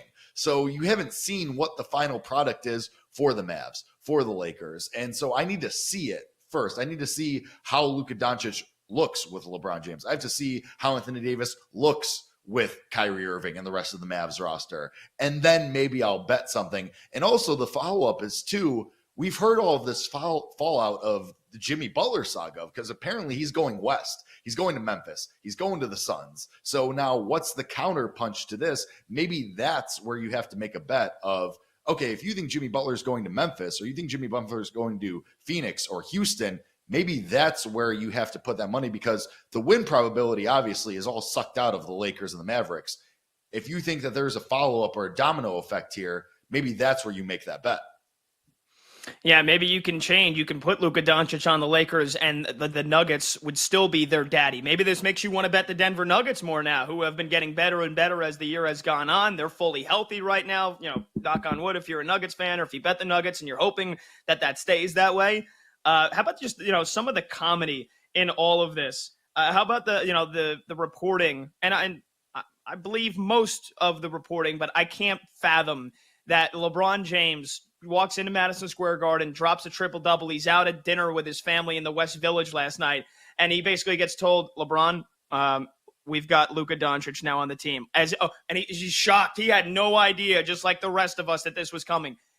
BS. Get out of here. The guy that we literally call the GM, you're telling me he had no idea that this was around the corner with Rob Pelinka probably was giving him daily updates every single day.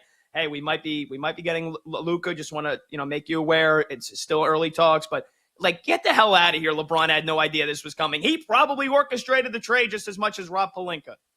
Well, and it's also because we've heard the stories forever. And even before Anthony Davis became a Laker, was, oh, well, LeBron and AD are really tight. They're best friends. They hang out all the time.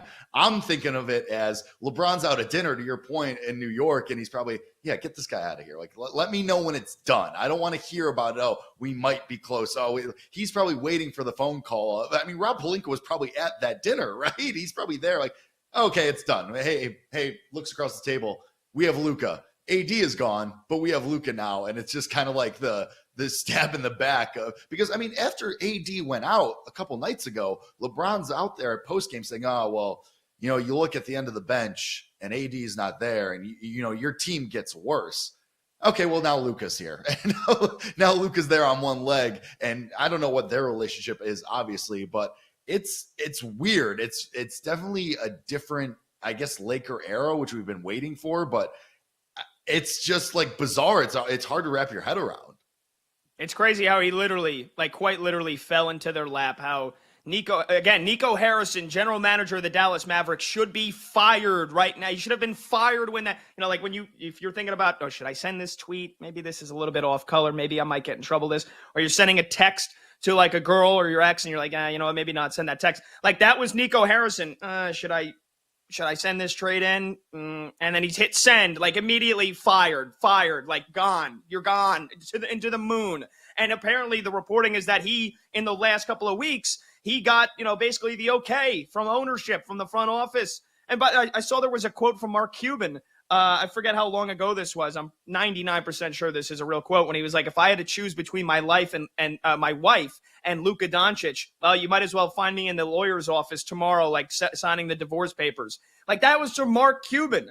And I know the ownership of the Mavericks has gotten a little, it's kind of the dynamic of it has changed a little bit, but still, it's Luka Doncic quite literally fell into their lap. I can't believe that they didn't shop him around in the next 4 days. The trade deadline's Thursday at 3 p.m.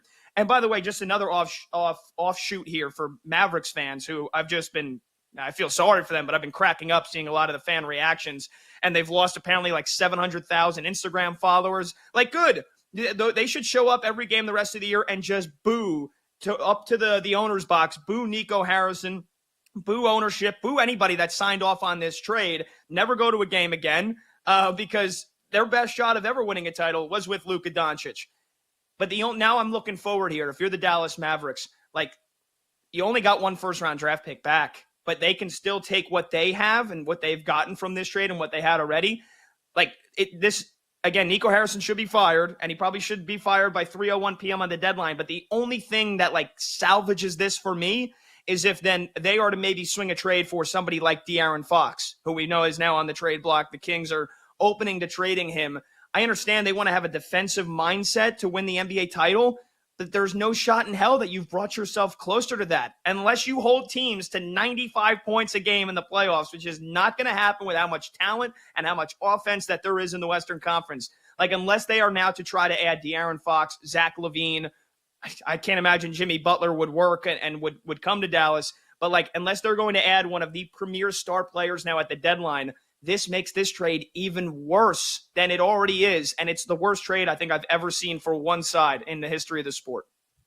Well, and to your point, we had no buildup. Like we didn't see this coming. This was straight out of the sky, basically. Usually, I mean, in the NBA, you have a buildup. You hear something weeks, days in advance of, oh, well, this guy is unhappy. This guy wants to go here. I mean, look at, to use your example, the De'Aaron Fox saga.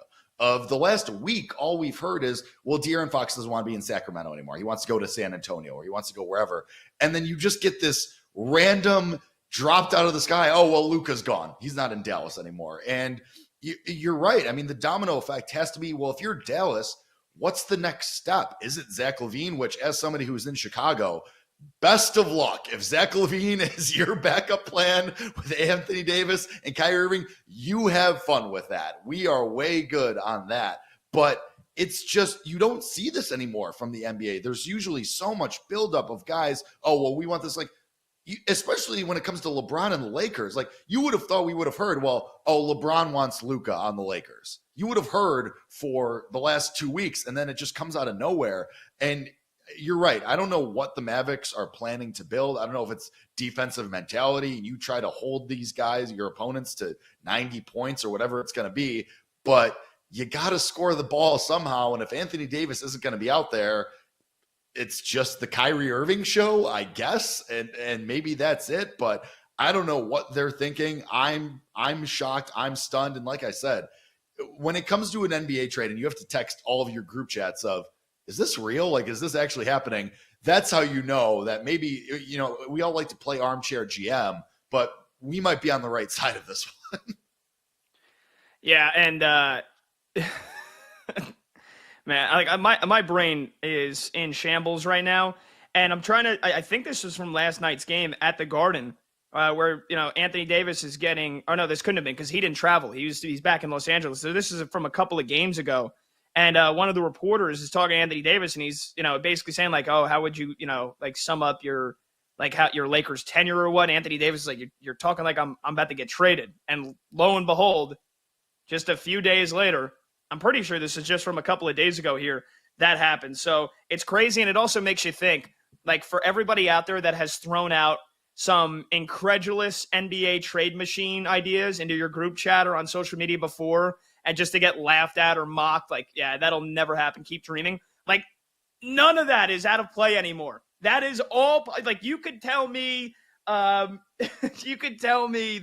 Giannis gets traded to the Orlando Magic for Paolo Banchero and 2 first-round draft picks and a couple of role players. I'm like, yeah, sure. Like, once Paolo Banchero signs a Supermax, like, yeah, you punch that in. Why not? If Luka Doncic can get traded to the Lakers, anything is possible in terms of trade machine ideas going forward. I will never rebuke one of my friends throwing in a screenshot in the group chat ever again of a wild trade machine idea, because if this can happen, nothing is off the table. Well, and it's like and again, I'm in Chicago, so we are very much like, we're not strangers to the NBA trade machine. It's, when it was the Dwight Howard saga, when it was the Giannis saga of, oh, well, maybe Giannis wants to go from Milwaukee to Chicago because he wants to be in a real city. Like, Chicago Bulls fans are insane, certifiably, especially when it comes to the NBA trade machine. And you just start firing stuff off, and you start firing off, oh, well, if I send 7 first-round picks, maybe I get Jokic back from Denver. But now, like you said, nothing's off the table.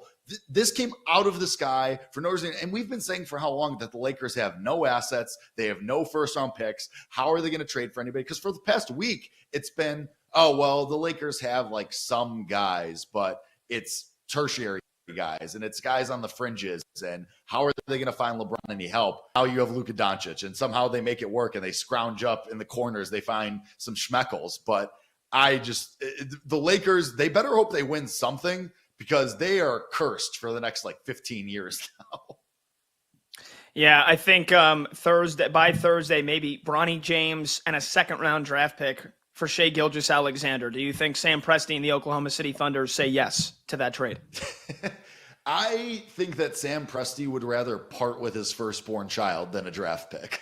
Yeah, so maybe Bronny James and Maxi Kleber gets then spun back over to Oklahoma City Thunder, and the Lakers can then get Shai Gilgeous-Alexander. But like on top of that too, like it's the Lakers, man. It's the freaking Lakers. And as a Knicks fan, like there's plenty of teams that I hate more, and I respect a lot of LeBron's greatness.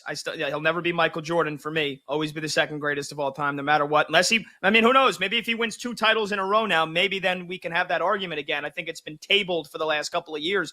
But whenever LeBron walks in Madison Square Garden, he punks my favorite team. And he did it again last night, 33 points, triple-double, and OG Anunoby gets hurt in the process too for the Knicks. He's got a right foot sprain. God knows how long he's going to be out now. So the worst night possible for me as a Knicks fan. And then as I'm on the air on WFN in New York, now the Lakers just got Luka Doncic and they're set up now to be a title contender for the next 15 years. Sick. Thank you. Thank you, NBA.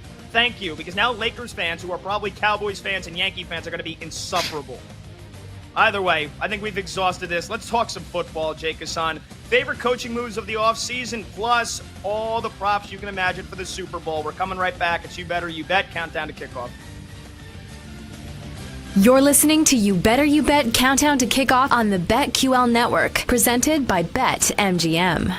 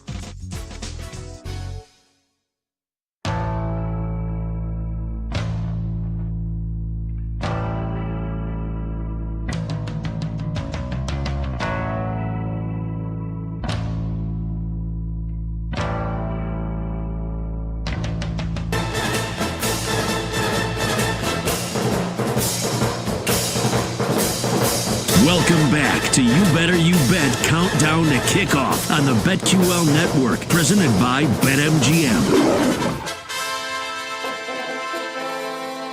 All righty, again, 7 days away from the big game, Super Bowl 59, Chiefs and the Eagles. We are going to dive in, obviously, the spread, total, props, over-unders for yards, and all the fun stuff, the novelty prop bets, coin toss. I mean, you know what the odds are. Probably it's 50-50. So either way, we are going to dive headfirst into every angle of the big game coming up in 15 minutes from now. I'm Pat Boyle. He's Jake Hassan in for Nick and Sammy P. Happy to be with you guys here. They will be back for the big game, obviously, next Sunday, 7 days from now. But Jake, it's been a fruitful and eventful offseason for plenty of teams. And you in Chicago, you guys had the biggest headlines and really the second headline after the Patriots hired Vrabel. And me here in New York, the Jets got a whole new staff. We still don't know what the hell the decision is on Aaron Rodgers, but we had 7 NFL coaching hires this offseason. So why don't we get into them here and kind of, we can't really talk about win totals for next year just yet, but we can kind of forecast. And in terms of the 7 new coaches in the NFL here, let's start with your Chicago Bears, because I think those were the biggest headlines. You get Ben Johnson, you get the hotshot offensive coordinator from the Lions that everybody has been talking about for 2 years now, passed on a head coaching job last year, and your Chicago Bears go from Matt Eberflus to Ben Johnson, and he could be a stiff. Who knows? I mean, he could end up being like Nate Hackett. I highly doubt it, because that offense has been nothing but fun and incredible to watch over the last 2 years. The creativity, the playmaking, turning Jared Goff into, like his numbers in that offense into a top 3 offense in football here the last 2 years. The way that they stuff it down teams' throats, running the football, throwing the football. So they convinced Ben Johnson to go from the Lions, stay in division, and now have to play the Lions twice a year, play the Packers twice a year, play the Vikings twice a year, the best division in football bar none this past season. But he's got Caleb Williams, and I think ultimately that's why he wanted to go to Chicago. What do you make of your Bears now, seemingly finally on the up and up? I mean, shout out to Ben Johnson for doing the pandering play and saying that he liked to beat Matt LaFleur and the Packers twice a year. Surely that wasn't a George McCaskey scripted line from the jump. But, I mean, it made me have, for the first time in maybe 6 or 7 years, have hope as a Bears fan that maybe they're going to do the right thing and shell out money. Because usually what the Bears, they do is, we're just a small business and we don't have the money to charter a plane and we can't take people out there. And really, they sent all of us in a different direction, because they were taking Mike McCarthy out to dinner. They were rolling out the red carpet for him. And Tyler knows during the week, I was telling Nick and Femi and the guys, like, I will have an aneurysm if the Bears hire Mike McCarthy. I will walk into Lake Michigan with concrete shoes, because that would just be so Bears. And the opening line would have been from George McCaskey, well, it was a really hard decision to hire a former Packer, but we felt this was best for the – and I would have immediately collapsed, Pat. I would have immediately had an aneurysm and fell to the floor and had to go to the hospital. But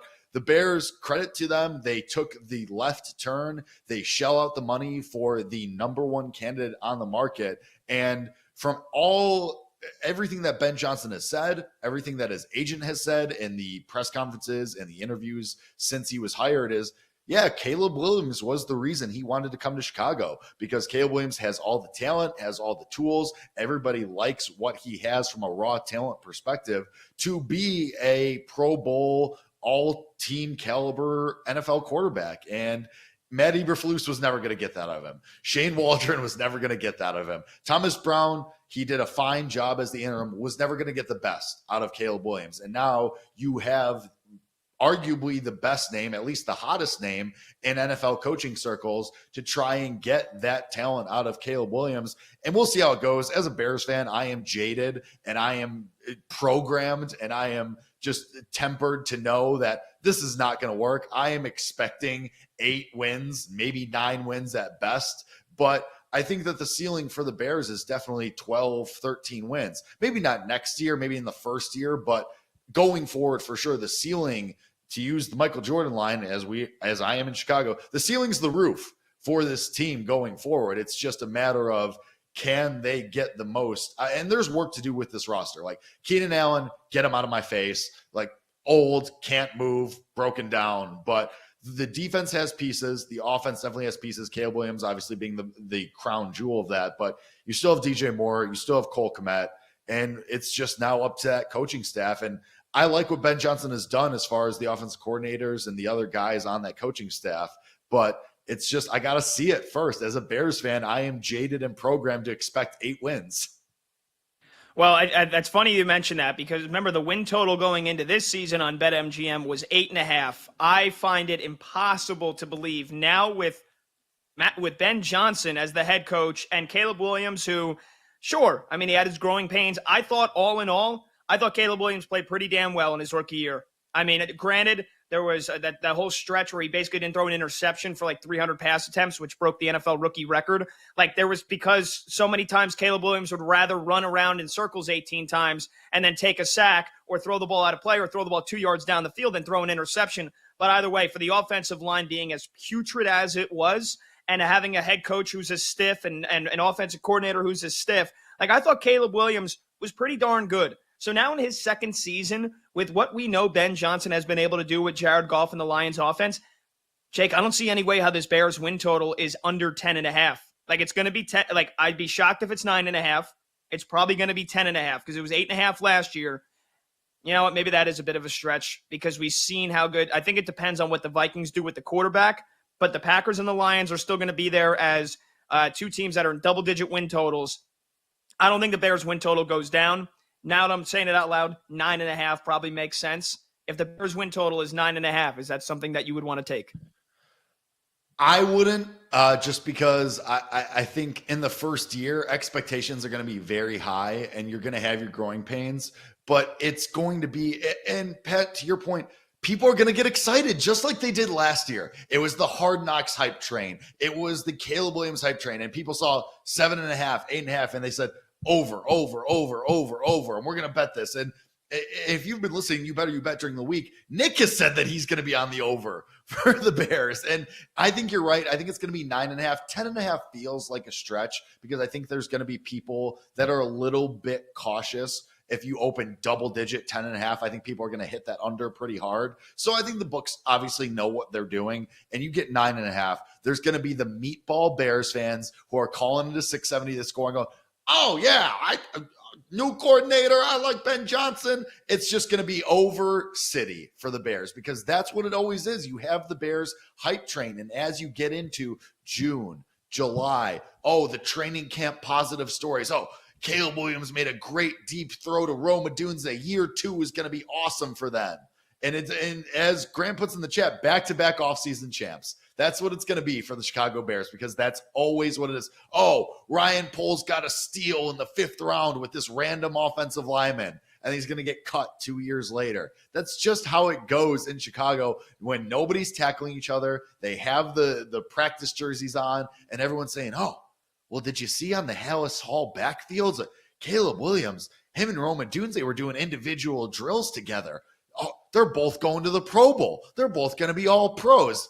Okay, sure. I've seen this story before. If it's 10.5, I'm firmly on the under. Even if it's 9.5, I'm probably on the under for the Bears because that's just what it is. I'm expecting mediocrity. The Bears won minimal games over the last couple of years.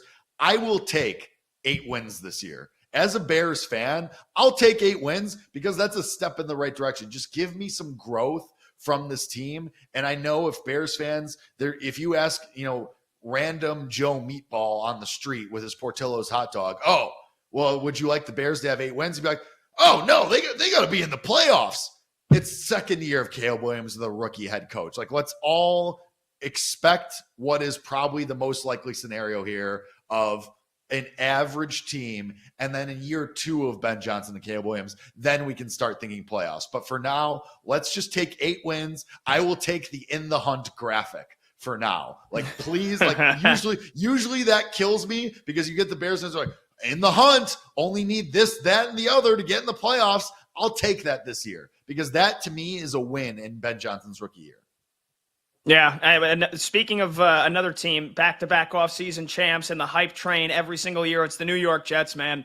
And if their win total was 9.5 last year, and they were a complete abject failure this season, they get rid of Robert Saleh early in the year. They get rid of the GM, Joe Douglas. Now it's Darren Muji, who's coming over from the Denver Broncos, and Aaron Glenn, the former Jet scout, is now come home. He is the head coach. And I don't know about you, but I think this is just, it's unfortunately, and this is a very worn out, tired term, but I think it's true. It's the same old Jets making the same mistakes.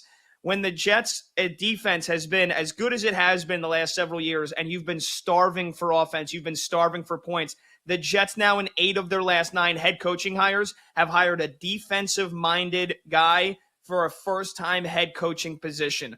And that is the same thing they've done this time.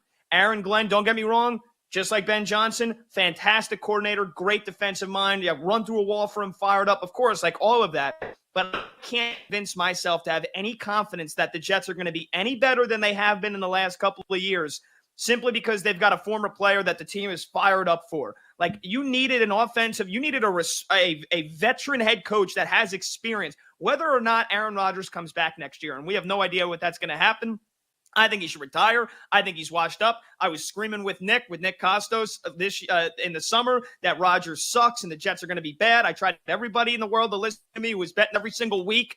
I said they were going to be terrible and Rodgers was washed up. I hope he retires, and I want them to sign Justin Fields. That's what I hope the Jets' plan is this offseason. But either way, just in terms of what they've done to find the next head coach, Aaron Glenn, and he's got Steve Wilkes as his DC, and another guy from Detroit, Tanner Engstrand, is now the offensive coordinator. I just can't get behind hiring the same person as you just did 4 years ago. Robert Saleh, who was a great defensive coordinator for the Niners as a first-time head coach. I cannot get on board with doing the same exact thing now here, no matter who's going to play quarterback for them. In 20 seconds, Jake Hassan, what was the other head coaching hire that you loved the most? For me, Pete Carroll to the Raiders. I love that way more than Vrabel going to the Patriots. Yeah, Pete Carroll will be the other one. We can do this on the other side. I kind of like Aaron Glenn for the Jets, so we can go back and forth on that, but we got to go to break. We'll talk about that in the Super Bowl when we come back. Pat Boyle, Jake Hassan, You Better You Bet, countdown to kickoff. You're listening to You Better You Bet Countdown to Kickoff on the BetQL Network, presented by BetMGM.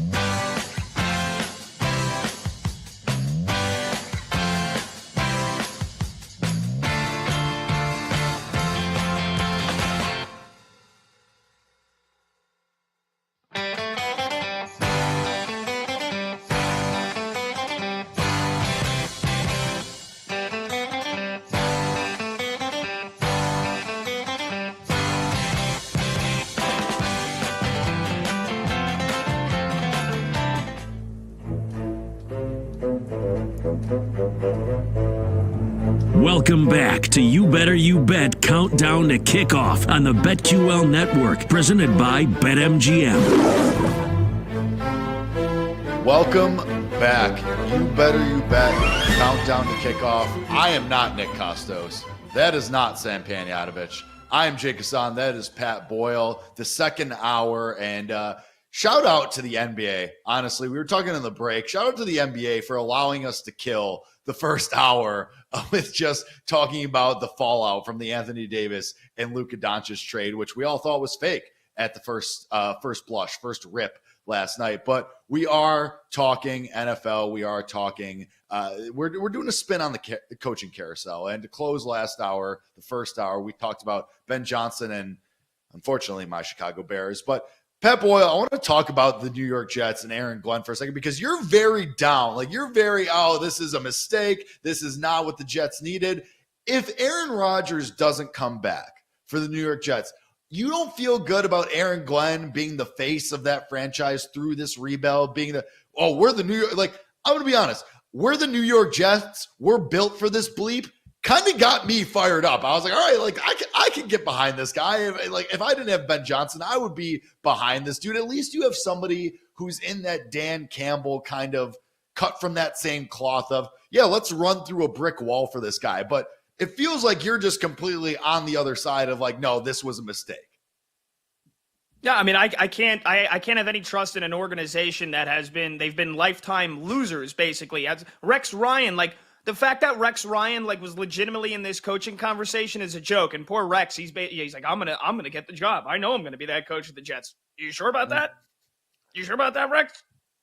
Just take your veneers and take the TV money and be happy with it, because that would have been a bigger mistake than hiring Aaron Glenn. But I even thought, I was like, the Jets might do this. The Jets might get desperate and bring Rex Ryan back here. Yeah, I don't have faith in Aaron Glenn. And like I said, he's a great defensive coordinator. And for anybody, there was a lot of people that were giving him crap for the what happened with the Commanders game. And I think it was a very hypocritical conversation. Aaron Glenn gets all the credit when they crush Sam Darnold and the Vikings when guys are injured. But now it's not his fault. Now it's, players are injured when they give up 45 and get pasted in the playoffs by the Commanders because they could not stop Jaden Daniels. I think he was a fantastic coordinator. I did think he had several injuries all year long, Aiden Hutchinson being the biggest. Anzalone was out for a while. That secondary was ravaged. And to still wrap up the number one seed in the NFC and put up the defensive numbers that they did, basically top 10 across every statistical category. Yes, he's a great defensive coordinator. You know who also was a great defensive coordinator? Robert Saleh. He wasn't built to be a head coach. And yeah, you know what? I've heard too many press conferences now, Jake, where it's, this guy sounds great. I'm fired up. Dan Campbell biting kneecaps, everybody was ripping Dan Campbell in year one when he's crying after they lose a game in week 5. But it turns out he's a fantastic head coach, and his team plays to his identity, and they go for it on every fourth down, and the rest is history. Campbell's fantastic. And then, yes, I also hear press conferences like Liam Cohen who sounds like a total idiot and inspires no confidence in this guy as a head coach. But that ultimately, we're talking about if he won the press conference because he said we're the Jets and we're built for this bleep. Yeah, sure. That's great. And I'm sure he's going to be fired up. That doesn't mean he's going to be a great head coach. For me, it's just it's the owner, Woody Johnson, and the organization failing over and over again and not learning from their mistakes. Whether or not Aaron Rodgers comes back, what the Jets need is a head coach that can handle the pressure, where there's going to be headlines week in and week out. Again, whether or not Rodgers is coming back, and certainly if Aaron Rodgers does come back and Aaron Glenn and his staff decide that they want him, he's going to have to deal with that as a first-time head coach for an organization that has been a constant loser for the last decade plus. And I would have rather the Jets hired a coach that has experience. I would have loved if they hired Pete Carroll. I would have loved if they hired Mike Vrabel, and that was who I wanted, and ultimately he wanted to go to the Patriots. Hell, I would have liked it if the Jets hired Mike McCarthy, Jake. I do not like the Aaron Glenn hire, but apparently you feel differently. I listen, as a Bears fan, I am very I'm very familiar with the winning the press conference. And it happened with Ben Johnson. He took a shot at the Packers. Well, that's a win. Chalk it up. But I think you're right as far as you have to see it first. But I think I disagree with you on Mike McCarthy. I would have been very upset if my team hired Mike McCarthy. Well, I love your line. You would have walked into Lake Michigan with cement shoes on. Yeah, that was, and I stand by that. That is exactly what I would have done. I will not back down from that statement. But I think that if you're a Jets fan, like, and let's go to Liam Cohen, like, you want to win the press conference and you have that weird situation, and maybe he's awesome. Maybe he just is not a personable guy, but he's a great football mind. But it sounds like he's burning every bridge in Tampa. And we heard the stories, we saw the tweets of, well, he told Tampa and he told the general manager and he told everybody there that, oh, well, my kid is sick and that's why I can't come in and sign my contract extension as the OC, actually. And he's actually in Jacksonville signing a contract to be the head coach. And maybe he's just not a people person and he'll be awesome, but let's go there. Let's go to Jacksonville and talk about Liam Cohen. And like, I mean, Pat, what do you think about him just as far as the football aspect of it? Like, do you like this for Jacksonville? Do you like this for Trevor Lawrence and the outlook of the Jacksonville Jaguars? And we can get into the semantics and if Liam Cohen maybe doesn't have any friends anymore. But as far as just the pure football standpoint, do you think this works for Jacksonville? I mean, well, if you're asking somebody, you're asking me, Pat Boyle, who I think Trevor Lawrence is one of the biggest busts in NFL history. Like the biggest bust since Jamarcus Russell. And I know that sounds absurd saying it because Jamarcus Russell was basically out of the league in like 4 years, and Trevor Lawrence, despite how horrible he's been for the last year and a half, won a playoff game. Granted, it was 27-0 against the Chargers, but showed a lot of promise. But I think that Trevor Lawrence stinks. I don't think I think his first year his second year in the NFL, once they got that loser Urban Meyer out of there, I thought that was Trevor Lawrence's best play maybe of his career. And we've seen Sam Darnold, if Sam Darnold can do what he did and rejuvenate his career, if Geno Smith can do what he did and rejuvenate his career, there is plenty of time for Trevor Lawrence. I fully understand that. And I could be totally wrong on this. Trevor Lawrence might end up being awesome. He might throw for 4,500 yards and 35 touchdowns this year with Liam Cohen. But I believe that Trevor Lawrence is not that good and never will be a top 5 quarterback in football. So I just don't think it's going to work because I don't believe in the quarterback. But then again, like Liam Cohen, look what he just did. Baker Mayfield, again, who had success with Dave Canales too, and that got him the Panthers job, had success with Baker Mayfield. That gets him the Jaguars job. So he was fantastic with getting the most juice out of Baker Mayfield in that offense. He was the Rams offensive coordinator in 2022, and he had a bunch of success there. Remember, he basically jumped from the Rams to Kentucky to the Rams to Kentucky. That's what this guy has done. He has jumped all over the place. And for the most part, he's had a good amount of success for the last couple of years in doing what he's done. Now he's a head coach, and you got anything but confidence coming from that press conference. But let's not forget, for any coach that wins the press conference and what they end up doing, there's plenty of coaches that look like stiffs and morons in their press conference. Let's not forget Nick Sirianni, stuttered his way through his entire press conference. And I think early on in their first season, he's talking about it's like a flower. The roots are underneath the soil. And it's what is this guy talking about? And now he's in the Super Bowl for the second time in the last 3 years. So it could end up working out, but that's the biggest thing that Liam Cohen is going to be judged on, is how he now takes Trevor Lawrence's career, which is it's like the ice caps shattering underneath the surface. Can he fortify and sustain that and make Trevor Lawrence a good quarterback again? If he's able to do that, then I think he can stick around with Jacksonville. But they're another organization that, again, Shad Khan and the ownership there, they constantly find a way to screw things up.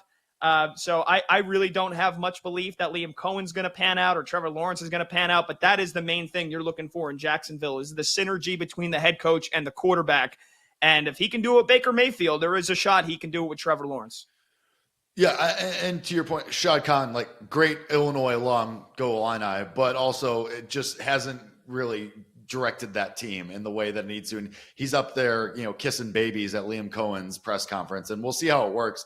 But I think, and I would have been fine with to bring it back to the Bears as I do, but I would have been fine with Liam Cohen. You don't have to be the most personable guy to be a good football mind, and we'll see how it works. But the Trevor Lawrence, you gave him the contract extension, you're kind of stuck there. You have no other options. What do you you're not going to pay Sam Darnold a 1-year contract. Like, you have Trevor Lawrence. This is what it is. But, to go somewhere else, you could have also gone with the Raiders option and gone with Pete Carroll and given him all of the power and given him that, hey, talk about winning the press conference. Pete Carroll's up there and, hey, Pat, have you heard that Pete Carroll's 73 years old? I don't know if you heard about this. Pete Carroll's 73 years old. I don't know if you've seen that, but, Marshawn Lynch was at his press conference. You hear about this? Like, it's just winning the press conference. Oh, the good vibes. And, hey, Max Crosby, I see you back there. We're going to build this thing from the ground up. Send the text. What? Man, you don't have many texts to send because Aiden O'Connell is your quarterback. Send the text to who, Pete? Max Crosby's basically the only talent there that you have to work with. You have to bring these guys. Who is he texting? Marshawn? Marshawn ain't coming out of retirement. Like, what are we talking about here? But, Pat, what do you think about Pete Carroll and the Raiders, and how do you think that – and we could talk about win totals, and as Grant puts in the chat, maybe it's Russell Wilson. Maybe that's apparently Pete Carroll and Russell Wilson have mended fences and they're buddy again. But what do you think for the Raiders going forward? And if we want to do win totals again, what do you think their win total opens up at? I can't see their win total being higher than 5.5. Yeah, I just can't. Right? I mean, you got to answer who's the quarterback. Is it going to be Aiden O'Connell? Brock Bowers is an absolute stud. So like they've got one of the best weapons in football already. I mean, he basically broke every single rookie tight end record, broke every rookie record receiving, catching the football. Like, he is awesome. He's a stud. Jacoby Myers is the number one. I think they need to draft a wide receiver. They need to draft a weapon. They need to draft an offensive weapon because I have no confidence in that running back room either way. I mean, they basically, Sincere McCormick, right? That was the guy who was running the football for them towards the end of the year when Abdullah and Madison, whoever else was hurt. So they've got a lot of problems. I think they're going to try to rely on that defense. And I give Max Crosby all the credit in the world. The fact that he has stood up week after week, year after year. I love being a Raider. I'm not shying away from this. So I think you can have pretty good confidence that you've got Max Crosby there throughout the rest of his prime. And you've got Brock Bowers. Like, that's a decent nucleus. And look, I kind of look at the Pete Carroll head coaching hire in a similar fashion to the way that I looked at Sean Payton for the Broncos last year. And I'm going to say it. I'm a Sean Payton hater. I wanted him to fail because of Bountygate and the way that he's handled himself in the past. I just don't like Sean Payton. So I didn't think the Broncos were going to be good. He proved me wrong. And he turned Bo Nix into a pretty damn good quarterback in his rookie season. And now look where we think of the Denver Broncos versus where we thought of them last year when they failed miserably with Russ and with Nathaniel Hackett, and they were seemingly stuck in the mud, and they're in the division with Patrick Mahomes, and they're never going to get out of there, and they make the playoffs in year one with Sean Payton. I think Pete Carroll can do that with the Raiders. It's a Super Bowl winning head coach who's had success basically everywhere he's been. Jake, have you heard he's 73 years old? Like, they're basically building the casket for Pete Carroll, people that could constantly bring up his age. They're already making the casket for him. I think he's a phenomenal head coach. I think he's a guy that inspires confidence just because he's on the sideline. And I think that's a real thing. I think it's palpable. Now, they have a ton of work to do, and they brought in Spytech to be their GM. So they've got to find a way. Are they going to take a shot? Are they going to take a flyer on a quarterback in the second or the third round? Like Will Howard? I would love if they drafted Will Howard to be their quarterback. And I would say, all right, Pete Carroll, not normally known as like the big quarterback guy like we thought, like Sean Payton is. But okay, like it's Aiden O'Connell and it's Will Howard, or if they take a shot on Jackson Dart, who I was super high on before the year, and egg on my face for that. Like, I do think that the Raiders, with Pete Carroll as the head coach, can turn this around and can be a 7 or 8 win team potentially this year. Could be looking at a playoff spot by next year. Like, that's how much confidence I have in Pete Carroll, because I know that he's had success before. He's won a Super Bowl before. I don't give a damn about his age. I love that hire. And I will say, to circle back to Brock Bowers, I don't know if you saw the clip yesterday, Pat, of all the NFL rookies who were asking, oh, who's your celebrity crush? Brock Bowers immediately, Megan Fox, Transformers. And I know we're about the same age. Yeah, I'm in 1,000%. Like, we get it. We grew up in the same. I know Tyler Morales is probably, Grant's in the same. We're all in the same age. Megan Fox, Transformers. That makes me a Raiders fan. I'm in on that. You're right. I'm good with that. But I think you're right. The Raiders, I will be interested in what they do. If you open that win total at 5.5, 6.5, I'm definitely going to have some interest. I do think that Pete Carroll could get the most out of this squeeze here, even if it is just the Russell Wilson experience. But you throw Will Howard in there, and I think you listen to people who are saying, oh, well, Will Howard, that run for Ohio State kind of raised his draft stock.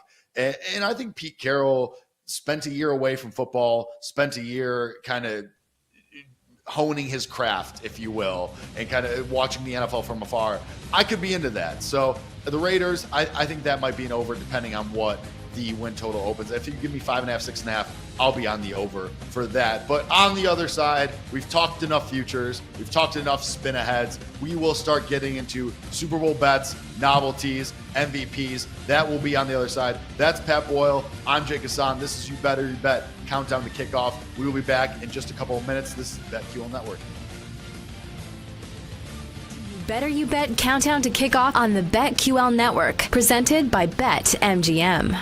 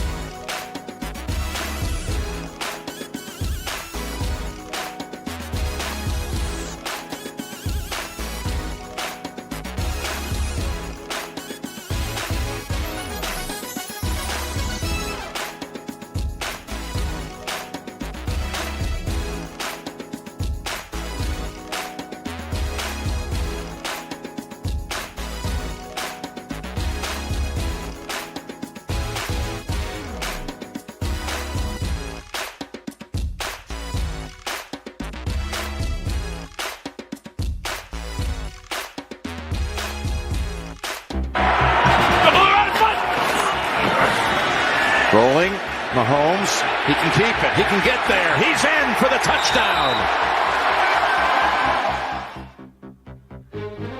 Welcome back to You Better You Bet Countdown to Kickoff on the BetQL Network, presented by BetMGM. You Better You Bet Countdown to Kickoff. Nick Costos and Sammy P with the day off as we approach slowly, very slowly, we approach the Super Bowl for the next couple of days, and you are going to hear a lot of people, and you should be listening to You Better You Bet from 3 to 7 p.m. Eastern, Monday through Friday as we lead up to the Super Bowl, because Nick Costos and Femi Abebefe are going to be on Radio Row starting tomorrow. I believe Nick Costos is on a plane right now, actually, going to New Orleans, if I am not mistaken. I don't know. I don't check Flight Pass, but I could be wrong about that. But regardless, today, on his way to New Orleans, he will be with Femi Abebefe on Radio Row starting tomorrow. Myself and Tyler Morales will be producing that wagertainment, as we always do, because we're the best. But myself, Jake Hassan, with Pat Boyle with you today for the next 30 minutes, 35 minutes or so to give our takes on the Super Bowl. And right now at the Sportsbook Born in Vegas, BetMGM, still sitting at 1.5 as the Chiefs favorites in the Super Bowl. And Pat Boyle, I mean, this line has not moved a lot. I mean, I think everybody's expecting this to be a close game. I think we're all expecting a rock fight type of game in this rematch from a couple of Super Bowls ago. But I think that everybody wants to just bet the Chiefs and Nick Costos has been saying Chiefs derangement syndrome, but also Eagles derangement syndrome. And so I ask you, Pat Boyle, what do you suffer from? Chiefs derangement syndrome or Eagles derangement syndrome? So if I suffer from Chiefs derangement syndrome, does that mean I want to bet against them? That is correct. Okay. By the way, I think you may have doxed Nick here to start this segment. So that's is he on a flight? Is he in New Orleans? I haven't checked Flight Pass. I feel like I made it ambiguous enough. And also, if somebody's trying to track down Nick Costos, get a life. Like, I think if somebody has nothing better to do than to follow Nick Costos around, I love Nick, but if you have nothing better to do than to track Nick Costos' flight path, get a life. I was just messing with you. But either way, I don't suffer from Chiefs derangement syndrome because, like Nick last year, and I know like a lot of people, I was the one dug in last year screaming, you can bet against the Chiefs if you want to. You're just going to end up losing money. And that was the same case against the Ravens in the AFC title game and in the Super Bowl. I said it's Mahomes and it's Andy Reid. And for everybody last year that was already sick of Kelsey and Taylor Swift, like we haven't gotten that stuff down our throats too much this year. Like it's been okay. I think we're used to it. Remember last year, like this time 12 months ago, how just unfathomable and how disgusting it was. And everybody was, well, Kelsey's washed, and then he literally basically just went on an absolute tear throughout the playoffs. Now, he didn't do anything, and he was basically just a blocker. He was a decoy. He looked old. He looked washed up in the AFC title game against Buffalo. But still, it's Mahomes, and it's Andy Reid, and it's Steve Spagnuolo, who deserves just as much credit because he's one of the best big game coordinator, I think, maybe on the defensive side ever, especially in the Super Bowl. So I was the guy last year saying, it's Mahomes and it's Andy Reid. Just bet the Chiefs. Just bet the Chiefs. They're not losing the Super Bowl. And this year, I think I want to bet the Eagles. Not that I think I want to. I'm going to. I'm going to bet the Eagles. I'm going to do the illogical, on paper thing, and that is bet against the Kansas City Chiefs, bet against Mahomes. I do think the Eagles deny them of their three-peat here because along with everything that happened this year, the Eagles have basically they've lost one game in the last 15 weeks. Saquon Barkley is unstoppable. Their offensive line is the best in football. The secondary, which was a gigantic mess for them last year, and the reason they like little generational crash out, the Eagles 2023 season. They've got the best defense in football too. Best offensive line, best defense, best running back. The secondary's been fantastic. Cooper DeJean, Quinyon Mitchell they look like they're seasoned vets. These guys are rookies, and they have stepped up and risen to the occasion every single week. And I just think that and then you look back at 2 years ago when we met in the Super Bowl, and the Chiefs squeaked by 38-35 with that last second phantom holding call. Like this Eagles team just from 2 years ago, and I know there's a lot of different players and faces and coaches and whatnot, but just looking at that game from 2 years ago and here we are now, the Eagles are much, much better. They're much, much better. They had Miles Sanders and Boston Scott running the football for them. With Hurts basically ran most of the time, and he had those 3 touchdowns. Now you've got Saquon Barkley and a defense that is way better now than it was 2 years ago. And Mahomes is going to be in it. Like this is probably going to come down to the wire because that has been basically every single Chiefs game this year.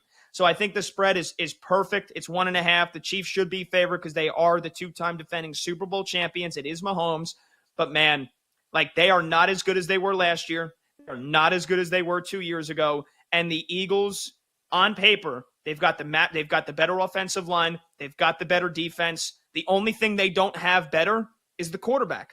So if Mahomes single-handedly will them do another Super Bowl? Of course he can. He's Patrick Mahomes. And I'm going to bet the Eagles. And if Mahomes throws for 300 yards and on a last-second drive literally brings them 80 yards down the field in 1 minute and 48 seconds, then I'm going to say, you know what? I did it. I'm just like everybody else I warned last year. And I bet against the Chiefs. That being said, I think this is the Eagles' year, man. And I think they win this game. And I think they win the Super Bowl.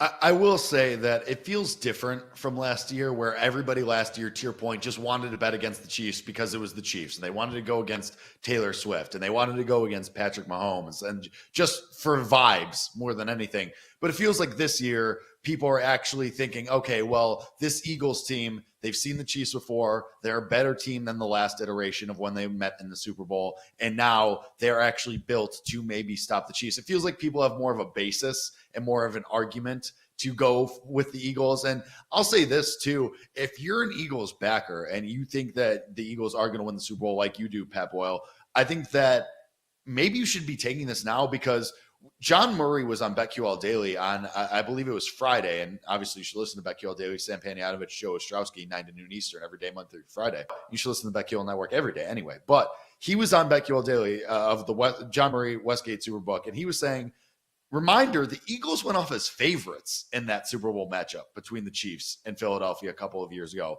And he said he expects the Eagles to take a lot of money throughout the week because this is what the Super Bowl is. You have the week in between and people are betting the props and they're waiting and they're betting the novelties. And then people start to come in and bet the game in the 4 or 5 days during the week leading up to the actual game itself.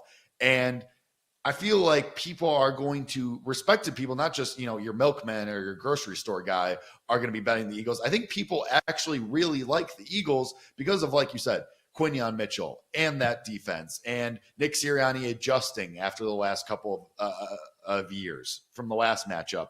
And it feels like the Eagles maybe are built. And I would love the Eagles to win, by the way. Like, I'm in on this defense. I have Jalen Carter 650 to 1 Super Bowl MVP. That would be awesome. I'm going to be the biggest Jalen Carter fan on a week from now, a week and a couple hours and change from now. But I mean, Pat, if you're looking at this game right now, if you're whoever and you have no stake in this game, I think you have to, if you like the Eagles now, you have to bet that now because I think people are going to bet this throughout the week. I think we're going to see this line move over the next couple of days. Okay, and I don't necessarily disagree with you, but how much line movement are we talking about? Like, are we talking about a reality where this line flips, where the Eagles become favorites in this game by kickoff? I don't see that much movement. Think about it.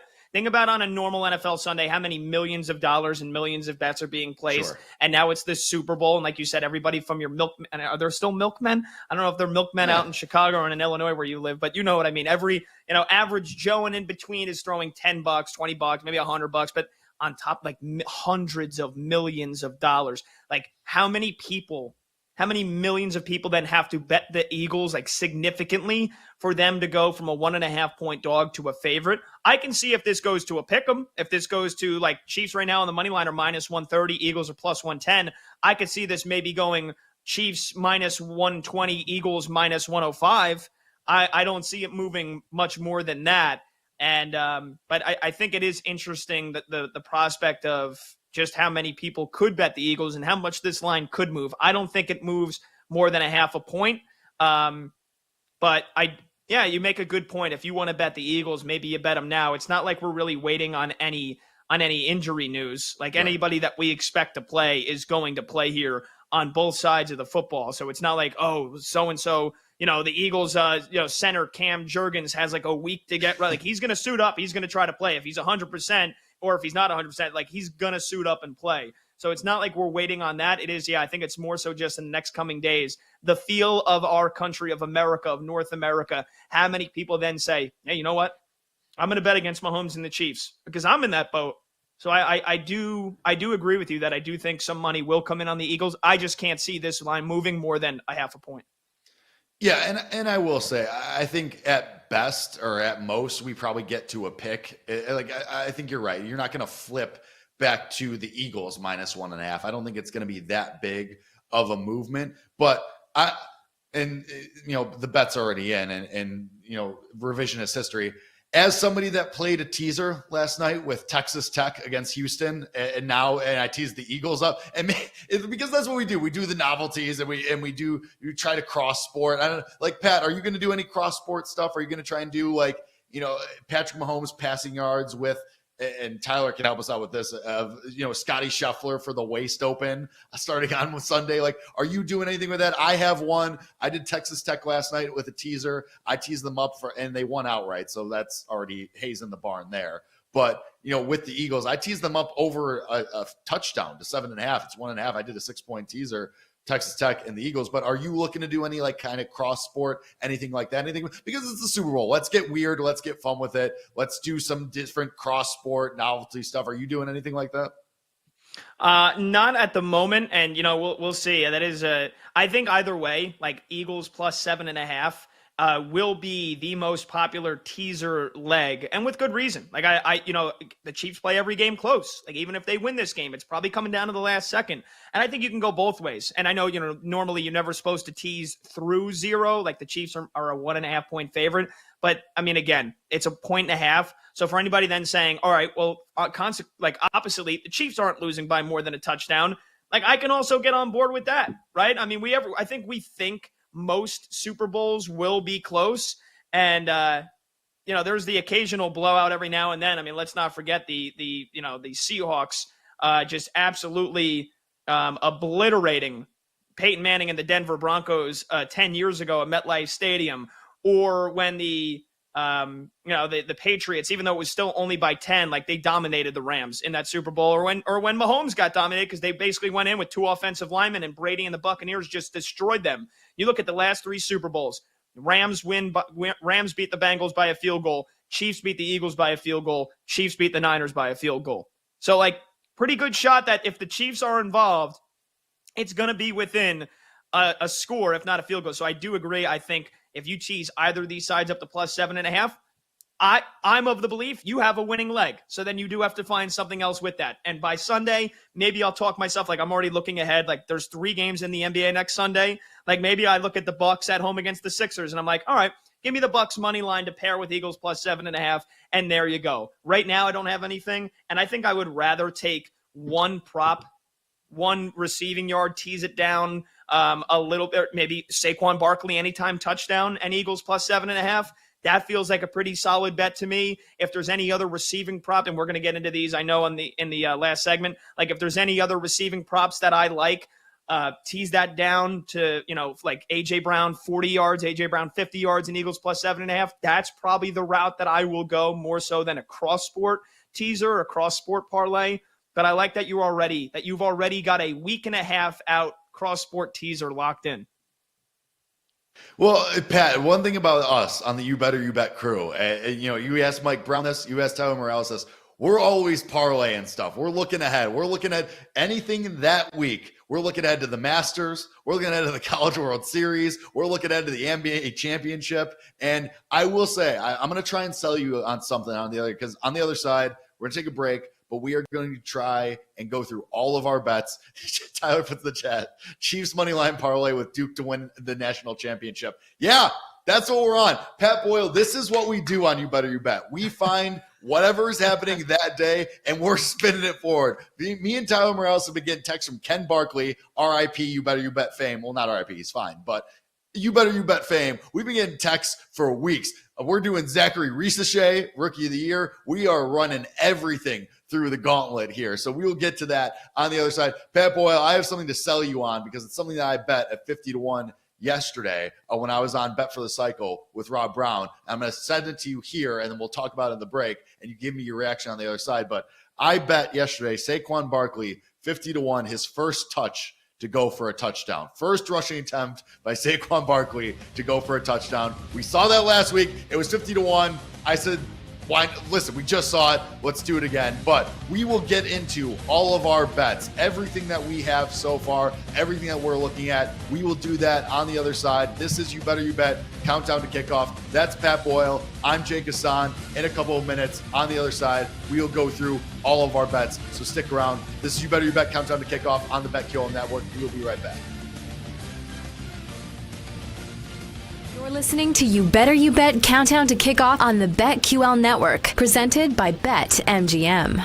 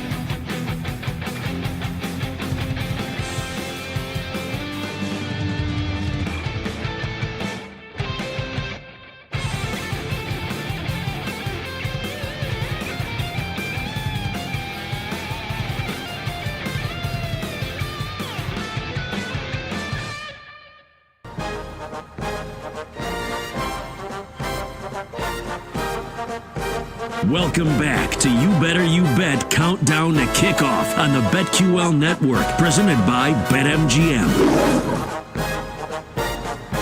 This is You Better You Bet Countdown to Kickoff. Some of you, if you're listening or watching, may know me. I am Jake Hassan, one of the producers of You Better You Bet, Monday through Friday, 3 to 7 p.m. Eastern. That is Pat Boyle, who you can hear, by the way, tonight on The Fan, because this man apparently is just not sleeping and is just doing the wagertainment and doing content for everybody, no matter what. So on that grind. But we are here for you for the next 13 minutes or so, and we are talking Super Bowl. And if you want to bet the Super Bowl, there is one place that you should do that. And that is at BetMGM. And check out BetMGM's Refer a Friend program. Simply sign in and click on the Refer a Friend tab. In just a few simple steps, both you and your buddy, maybe it's Pat Boyle, maybe it's Tyler Morales, whoever your buddy is, will receive a $100 bonus brought to you by BetMGM, the sportsbook born in Vegas. Download the app today. And as always, please gamble responsibly. And we are going to talk gambling right now, because Pat Boyle said, as we were coming out of break, he said to me, "Oh, I got a ton of props." So Pat Boyle, this is the question that I posed to you.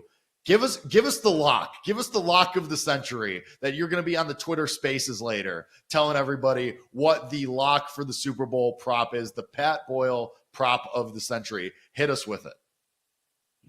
Yeah, for me, it's Jalen Hurts anytime touchdown. Right now, minus 105 on BetMGM.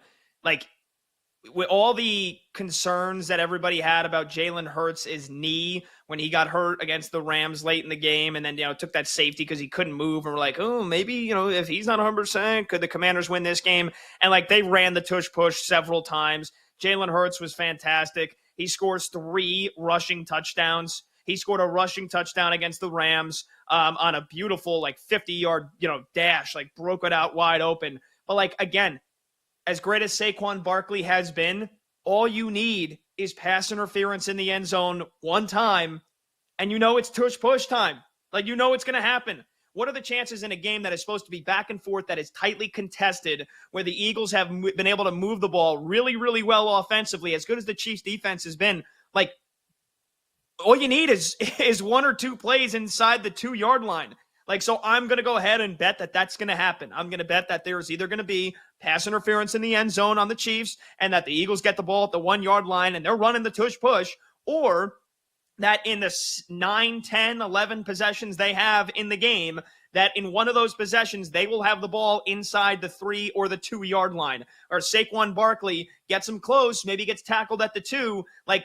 What they're going to do. It still works at basically a 90% clip. The tush push is unbeatable. Jalen Hurts runs it better than anybody. And let's not forget, 2 years ago in this Super Bowl, he ran for 3 touchdowns. And he ran for touchdowns last week. So, yeah, Jalen Hurts minus 105, absolutely. Because I'm betting basically that on the premise alone. The Eagles will have the ball at any point in this game at the 1 or the 2-yard line. They are running the tush push. They're doing it. Jalen Hurts, if you go back, he did not score against Green Bay, and he did not score in Week 16 against Washington. Those are the 2 games in the last 7 that he has not scored a rushing touchdown. And there's only been 1, 2, 3, 4, 5 games this year where he hasn't scored a rushing touchdown. So I think that these odds, I think that he's the beneficiary of Saquon Barkley, everybody and their mother rightfully wanting. So even your Aunt Joni, honey, I think I want to place a bet on the Super Bowl. Should I bet Saquon Barkley to score a touchdown? No, Aunt Joni, you shouldn't, because the odds are horrible. You should bet Jalen Hurts anytime touchdown here, because Saquon, his odds have helped us get the best odds possible for Jalen Hurts. And it's at minus 105. I'm betting that there's going to be a tush push at some point, and he's going to score. So that's my favorite bet for the Super Bowl prop-wise. Well, let me ask you this then, because if you think there's going to be tush-push action, and you think Jalen Hurts is going to be a key component, can I interest you, and shout out to Tyler Morales, our executive producer today, who's one of the best. He's the best. May I correct myself real quick. Can I interest you in the octopus for Jalen Hurts at 16-1? I don't know about that, because then you're looking at, probably a broken play on a 2-point conversion where then he has to then make something happen on his own. Sure, it could happen, but I think the odds that, Hurts runs in, gets a tush push, and then on the next play, like they decide to go quarterback keeper or quarterback draw or whatever, like I can't remember many times where I've seen the Eagles run that play. And I don't think that they would be bold enough to run the tush push on a 2-point conversion. What do you mean, Pat? They do it. They would do it if they would do it at the 30-yard line to get a first down. What do you mean the Eagles aren't bold enough to do a tush push for a 2-point conversion? Come on, what are you talking about? Not on a 2-point conversion. Not on a 2-point conversion. So, look, I mean, I've been shocked before by Nick Sirianni. I can't imagine that, you need 1 yard. Awesome. It's 3rd and 2 and you're telling me you're going to run the tush push and you get the 2 yards. And even if you don't, you're running it again on 4th and 1. Okay. 2-point conversion. That's a whole different animal. There are way too many plays in the playbook for me that would be better than a tush push. So no, you can't interest me in a Jalen Hurts octopus, the touchdown and the 2-point conversion at 16-1. But I'm sure that there's plenty of people that could be interested in that. Can I interest you in the octopus in general, whether it be Saquon Barkley, whether it be Patrick Mahomes or Travis Kelce? Because there are people who play the octopus every year, system play, like they just do it like that. Or even if it's not the octopus, is there anything in the Super Bowl that you go every year, yeah, I'm playing this, whether it be safety, octopus? Rob Brown was telling me yesterday on Bet for the Cycle that he played a doink to happen at 18-1. Anything that you in the Super Bowl, it's just the Pat Boyle system play no matter what. Of course, Rob Brown played a doink at 18-1. That is such a Rob Brown bet. We love Rob Brown. If I were to play the octopus, I would play it on Kelce, right? Because as non-existent as he was last week, and this goes right along with then to pivot what my system play has been for the last 2 years, it's Kelce over receiving yards. Kelce feels like, inside the 5, have to have it happen, have to make it happen. What's your best playbook? It's going to Kelce. And then the 2-point conversion, there's a good chance that it goes to Kelce again, even if the Eagles try to double cover him, because unlike years past, now the Chiefs have a healthy Hollywood Brown. The Chiefs have Xavier Worthy, who is a threat on every single play, and the Eagles need to be wary of his speed on jet sweeps, on all these exotic plays that the Chiefs could throw at the Eagles. They've got to be ready for DeAndre Hopkins, who is still, even, at his age, he's still one of the best one-on-one, end zone fade passing threats that is possible, that is there. And with his size, that's going to be a problem for the Eagles. I talked about how great DeJean and Quinyon Mitchell have been and Darius Slay. That's DeAndre Hopkins' size is a massive problem for them. I put a little bit on DeAndre Hopkins anytime touchdown. Again, despite how seemingly non-existent he's been. But for me, system play the last 2 years, when he was great 2 years ago, and he continued that. And even last year, when people are wondering if he's washed up, if he's old, he hasn't done anything, Taylor Swift, Travis Kelce then goes again on a generational heater in the Super Bowl. 9 catches, 93 yards against the Niners 2 years ago. Last year in 2022 in this rematch against the Eagles, 6 catches, 81 yards and a touchdown. So he was a decoy last week. I don't think there's any way in hell the Chiefs use him as a decoy again this year in this Super Bowl. So Kelce, 61.5 yards, which I think we've got the benefit from of being pushed down because he was a decoy and so non-existent last week. For me, that's the system play. Kelce over 61.5 receiving yards, and Kelce anytime touchdown at plus 125. Well, speaking of Travis Kelce, let's spin it forward to Super Bowl MVP then, because I know Tyler Morales was on this last year. I was on this last year, and we damn near got there. We were this close. If he had gotten into the end zone to end that game in regulation, I think we would have gotten there. But let's talk about Super Bowl MVP. Travis Kelce sitting at 15-1. Your favorite is Mahomes plus 105, Saquon plus 240, Jalen Hurts a little less than 4-1. Anybody that you've bet or that you're looking at for Super Bowl MVP, I'll get ahead of it. I mentioned earlier, myself and the BetQL Daily crew, Joe Ostrowski, Sam Panayotovich, we're on Jalen Carter at a huge price, and maybe things get weird. But anywhere else where you're going, yeah, it's probably just Mahomes or Saquon because they're the favorites, and that usually is how it goes. But anywhere else that you're going, or are you just going with one of the favorites for Super Bowl MVP? Yeah, I mean, if you like the Eagles in this game, I think it's a little bit tougher because, again, I could see, if Saquon Barkley runs for 150 yards but gets vultured by 3 Jalen Hurts tush pushes, can you really give Saquon the MVP if he doesn't get to the end zone? So like for me, and also the fact that, Hurts like hasn't been able to really throw the ball with a lot of success. I mean, they threw it all over Washington, but and you had the snow game in the Rams, but he didn't really throw the ball well against Green Bay, despite having the 2 passing touchdowns. And I know the weather is it's indoors, so it doesn't matter. So like the passing game should be better, even though Hurts has struggled to throw the ball, and I don't really trust him throwing the ball. Like he could, in theory, I don't believe he will, but he could, in theory, throw for like 250 yards and 2 touchdowns. And he runs one in, he's the MVP if the Eagles win. But, there's also just as good of a chance, in my opinion, that Saquon just goes on another Saquon heater and runs for 150 and a touchdown, and he gets it. With the Chiefs, I think it is cut and dry. I love the Jalen Carter play, by the way. You got to hope that things get weird. You got to hope for a strip sack, 2 strip sacks, a couple Pat of bad Boyle, if passes. Jalen Carter wins Super Bowl MVP, you will not hear from me. I will be be off this network. And like Andrew Williams, you will be seeing my resignation letter on Monday morning if Jalen Carter wins Super Bowl MVP. I will be gone in the wind. Just really quickly, I think for me, like we do this song and dance every year with the Chiefs. They've won the Super Bowl 3 times. Patrick Mahomes wins the Super Bowl MVP every time. I don't think that's going to change. I don't. And like last year, that was the year for Kelsey to win it, and he still didn't win it. So like the Chiefs have had too many playmakers. They've had too balanced of an offense that and I just don't see any guys worthy. Juju Smith-Schuster, Kelsey, obviously not Kareem Hunt. I don't see any Hopkins. I don't see any of these guys taking over this game by themselves because the Chiefs offense has been relying on being so balanced. If the Chiefs win the Super Bowl, I would be shocked if it's anybody but Mahomes. So I hear this every year, and I feel like now even sort of the average Joe better realizes this, but it's true. Like if you think the Chiefs are going to win the game, I'm just going to bet Patrick Mahomes to win the MVP. Plus 110, plus 105. It's been fluctuating, but it's plus money. Why lay the juice on the Chiefs to win when I know and I'm confident that if the Chiefs win it, Mahomes is winning the MVP? I'm with you. Pat Boyle, 5 seconds. Who you bet in Super Bowl? Eagles. I'm on the Eagles, man. I can't believe it, but I am.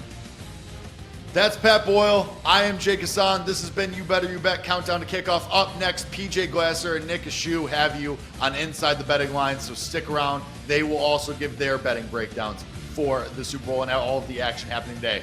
Thank you very much, all the listeners and viewers. As always, have a great day. We love you. We will see you next time. You Better You Bet Countdown to Kickoff with Nick Kostos and Sam Panayonovich. Next is Inside the Betting Lines, live from BetMGM National Harbor in Washington, D.C.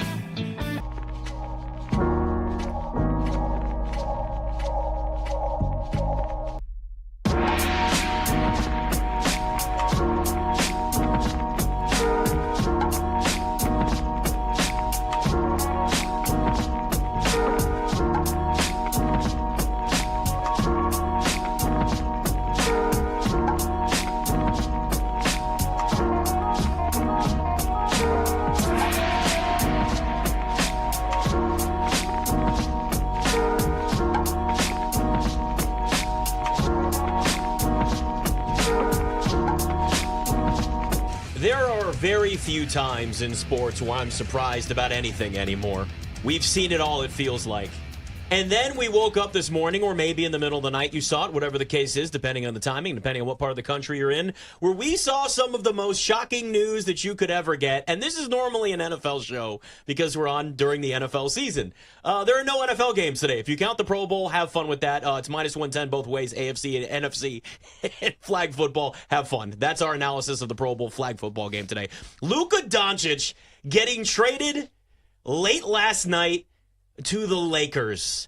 There was no conversation, at least publicly, and in the NBA, it's hard to keep this stuff a secret. There was no real news about it.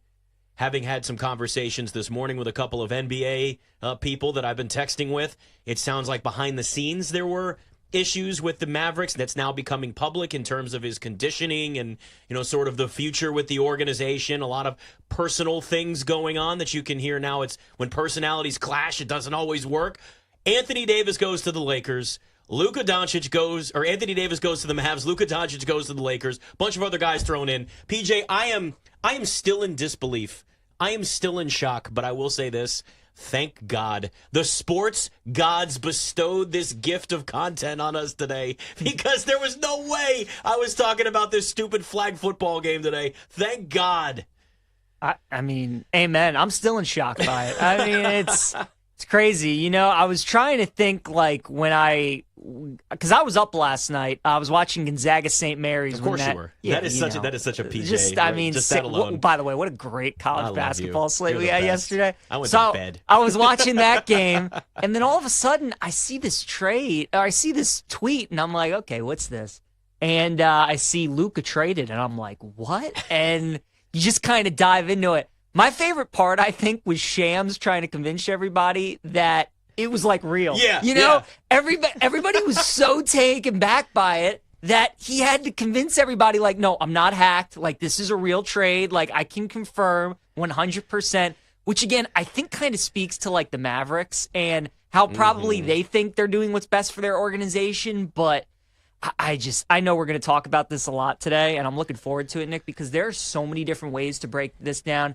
I think, and we're going to have Eric Chiafalo on later on in the show out in Dallas. He was so excited when I texted him. I'm like, Eric, I know you're probably going through it this morning, but can you come on and talk Luka with us? He's like, dude, absolutely. I need a hug. That's where his exact words. I need a hug. So I feel for him. I feel for all the Mavs fans today. I mean, Nick, this is truly like, if the Bills traded Josh Allen, if the Bengals traded Burrow, if the Ravens traded Lamar, you have a quarterback or you have an NBA player this established at 25 years old. He really is the Juan Soto of the NBA, right? I mean, a guy this young in the prime of his career that has already accomplished so much, and now he's changing new teams.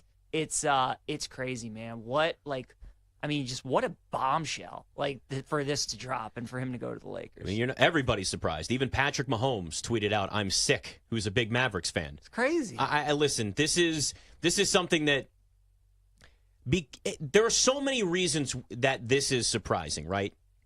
So let's look at it just from a basketball perspective. We can talk about how this affects the betting markets. To me, I'll just say this right off the bat. It's not about NBA titles. We can talk about the Lakers going from 20-1 to 9-1 to win the West. They're not winning the West. I'm sorry. I don't believe in this team. Titles for both these teams West, it's not happening. To me, it's about an individual basis, how that affects the props market, how that affects both the Mavericks and the Lakers game by game. And we'll get to that. But I will say this from a big picture perspective. What makes this so shocking is that it's rare in the NBA that you see a star traded in their prime. It's even rare that you see a star traded in their prime out of the blue. If I'm the Dallas Mavericks and you start talking, reports are they talk to one other team about this. If they put it out there that Luka was available, do you understand what teams would be willing to give up to bring him there? Now, again, it's now a little bit public, but again, I've had some conversations with some people this morning that they were getting sick of sort of the Luka not staying in shape narrative and a little bit of a level of maturity and professionalism where it's like you're not taking this to the next level. Here's the thing. In the NBA, how many times have we had stars that have had great careers that haven't been in shape? Go look at Charles Barkley's career. Go look at Shaq's career. I'm sorry, Nikola Jokic has won multiple MVPs with a dad bod. He's fine, okay? Like, this isn't – it's to do this – and really not see where the market could be, that's what makes it so shocking. They get a first-round pick in 2029. The Lakers might be bad then, but they're going to, I guess, have Luka, so you expect them to not be that bad of a team. For the Mavericks to make this deal with a player and then get older with Anthony Davis coming back, somebody who, when Anthony Davis is healthy, is really good. But I talked about this earlier this week. It was one of my favorite prop bets the night that he got hurt and hasn't played since. So Anthony Davis, we always know at some point he can leave a game with an injury and not come back. And that's, I know that Luka has been unhealthy this year compared to years in the past, but look at what he's done. Dragging the Mavs to the Western Conference Finals a couple of years ago, carrying that team to the NBA Finals last year. He can single-handedly put a team on his back and offensively carry them deep into the playoffs. Defensively, I get it. That's an issue. But it's the NBA. You can find guys that can play defense, and you can make up for that. It just feels like one of these rushed decisions, and we'll also talk to Chris Miles of NBA TV last hour of the show as well, kind of get some insight on from a national perspective of, where this situation came from and where it is now. But you just look at this and say, it feels rushed. It feels out of the blue. And this is Nico Harrison, the general manager for the Mavs, who really did a great job turning this team around last year at the trade deadline to get them to the finals. Now has really three bigs that do a lot of things well in terms of rebounding, rim protection. Anthony Davis can stretch the floor when he's healthy. But he's made it clear that he's not worried about guys doing similar things out on the floor at the same time, right? Yep. Kyrie and Luka, ball-dominant guards. From a Mavericks perspective, that was the conversation. Now that's going to be LeBron and Luka, who offensively similar in terms of ball-dominant point forwards, essentially, is what we'll go with here. The Mavericks got older. I think in terms defensively and like a balanced team, there may be better in that sense because Anthony Davis does things on both sides of the court. But we're talking Anthony Davis in his 30s versus Luka, 25 years old, just entering his prime. There was a massive Supermax that he was going to be eligible to sign, which now he's not, having gotten traded. It was over $350 million. So that was certainly a factor into this as well. If you're looking at the Mavs saying, do we really want to pay this guy that can't play any defense and we have to take beers out of his hands when he celebrates? And let me tell you something, PJ, right there, that video from last year when the Mavs went to the finals and they ripped the beer out of his hand when he's celebrating, that tells you something right there. I think that told us more about the relationship between the front office and Luka Doncic than we realized. So they have to take a beer out of his hands because they're sick of his diet. Really, sick of his diet. It's, to me, I think, and you touched on it a little bit, is the part of this, if I was a Mavs fan, that would make me the most upset is the return that they got for Luka. I mean, think about what the Knicks gave up for Mikal Bridges this offseason, right? 5 first-rounders, whatever picks. it was. A million picks. I mean, I got in front of me what the Suns gave up for Kevin Durant at 34 years old. The Nets got Mikal Bridges, Cam Johnson. Mm-hmm. Then they got 5 first-round picks, a pick swap, and 2 second-round picks. Think about what the Boston Celtics got for Paul Pierce and Kevin Garnett, right? When they went to the Brooklyn Nets. It's just like, I think to me that's part of it, right? If you're Dallas's front office and you're trying to sell your team, your fan base on the fact that you got rid of Luka because you know for a fact that you will not be able to re-sign him, I think that's one thing, right? Better to at least get something for him than to just lose him for nothing. Like if you don't want to commit to him all that money, the $340 million in the Supermax, you know you're not going to retain him, fine. But like you said, Nick, I mean, just put him out on the shopping block, man. Like, think about what all these teams... You don't know. Maybe the Spurs will give you Wemby. Maybe OKC will give you let me stop you there. SGA. I promise you, Peach, that's not happening. But I know what you mean. Well, I mean, I don't think maybe a lot of people would have thought this would have happened, that's right? True. So nothing makes sense anymore. I don't think they would have given up Wemby, right? I know what you mean. But though. obviously, I mean, shop around with OKC. That's another thing, too. Like, why go to the Lakers with this? Why wouldn't you go to Boston or Oklahoma City? Or why wouldn't you go to Milwaukee? Like, why wouldn't you go to another team with also stars in their primes and try to get that way? It's like you want to move off of Luka because you have concerns about his conditioning and the fact that he's not healthy. So you go after Anthony Davis because he's always healthy? Like, I don't understand it, man. We're obviously, more information starting to come out and we're starting to read more. We're starting to get more info on, like, the Mavs GM and his standing by the comments like he believes defense wins championships, right? So not only are they concerned about Luka's maybe fitness, but also the fact that he just doesn't play defense. But like, mean, the dude got you to the finals last year. But here's what this tells you. It's not just, like, it's so extreme that they made this move, right? Because there are plenty of stars in the NBA that don't play defense. Sure. You build around that. Mm-hmm. You find other 3-and-D guys. 3-and-D. That's why 3-and-D guys are so popular in the NBA.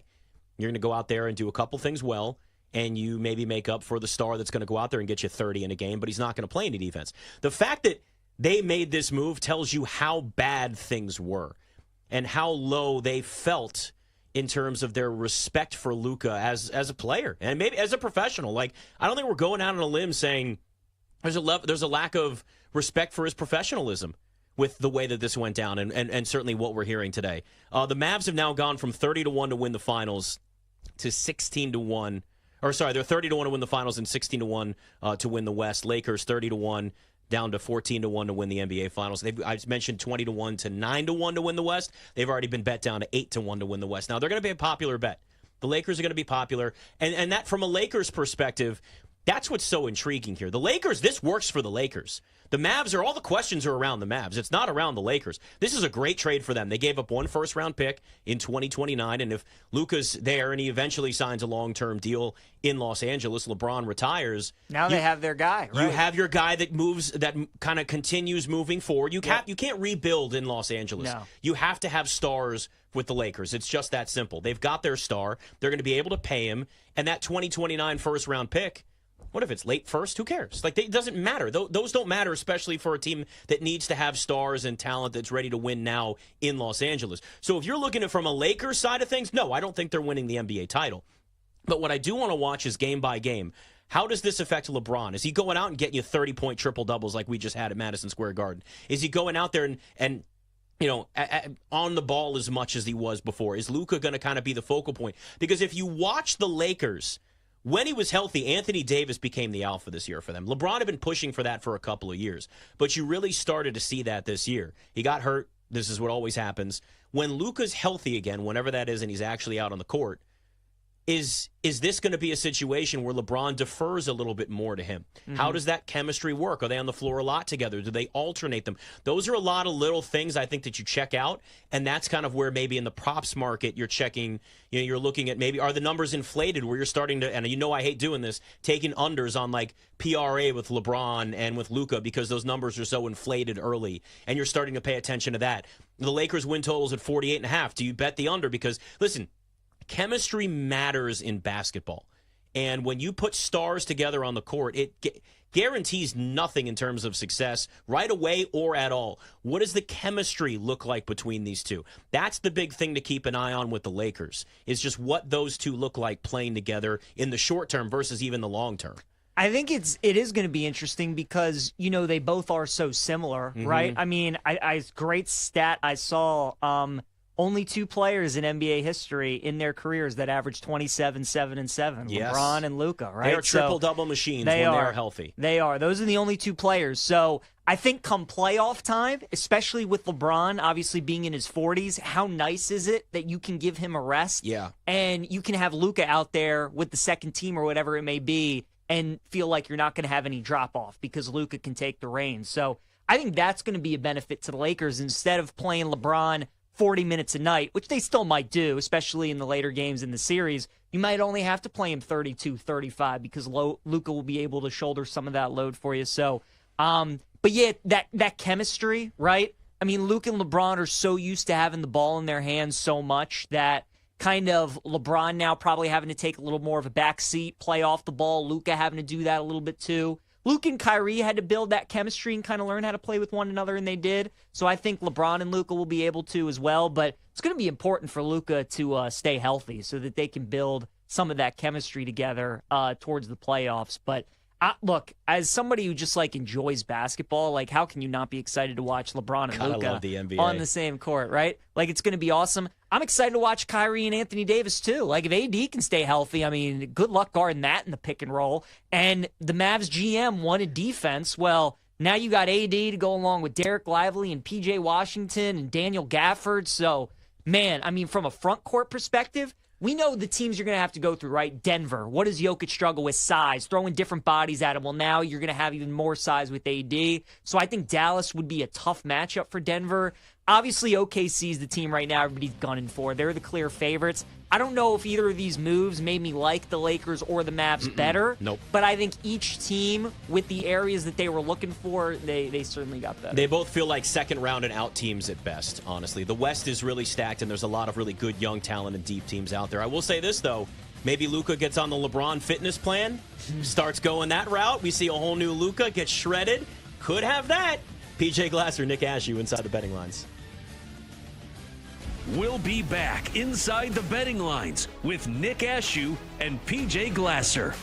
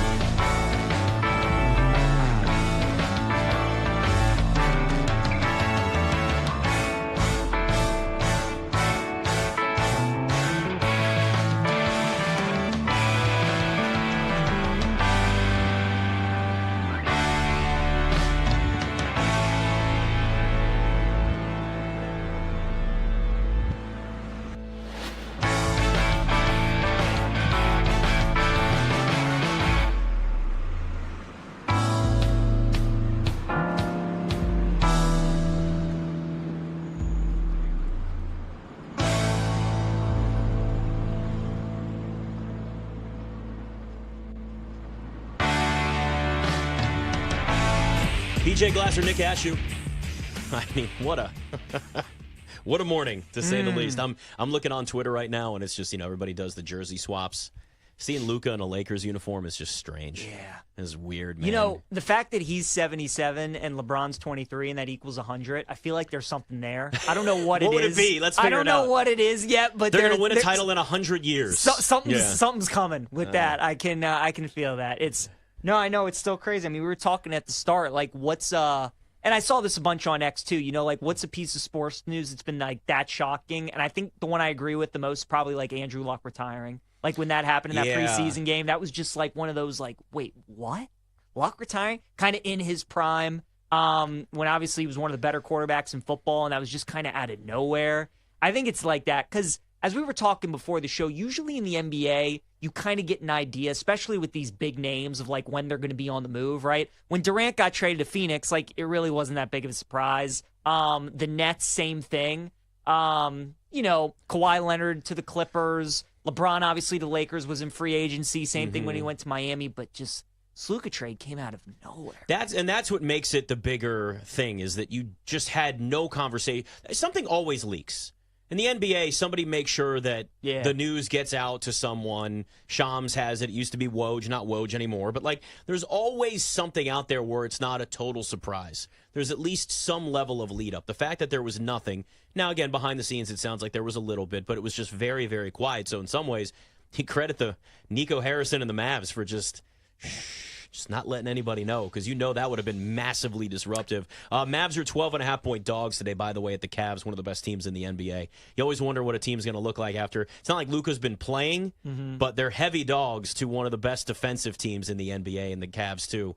I could see them just kind of being – I mean, you got to imagine these players are a little bit shook. Even though he wasn't out there, there's a mental side of this of players just looking around going, what the hell just happened here? Everybody's reacting this way. There's nobody that's not surprised by this. 100%. You know what was crazy, too? I saw earlier this morning that Mark Cuban, and I remember when this tweet came out, it was like months ago, where Cuban said, if I had to choose between my wife and keeping Luka on the Mavs, catch me at my lawyer's office prepping for a divorce. That's what Mark Cuban said. That is a Cuban quote right there. Well done. And now here we are, dude. Yeah. Something like you were talking about. Something had to happen with this organization where they didn't feel like Luka was the guy anymore. I think if there was at least a situation here where they got more in the return in terms of long-term, because you're sacrificing your long-term future for the immediate. So the question becomes, is something else coming for the Mavs next? Is Jimmy Butler, it wouldn't be De'Aaron Fox. That wouldn't really make any sense with Kyrie there.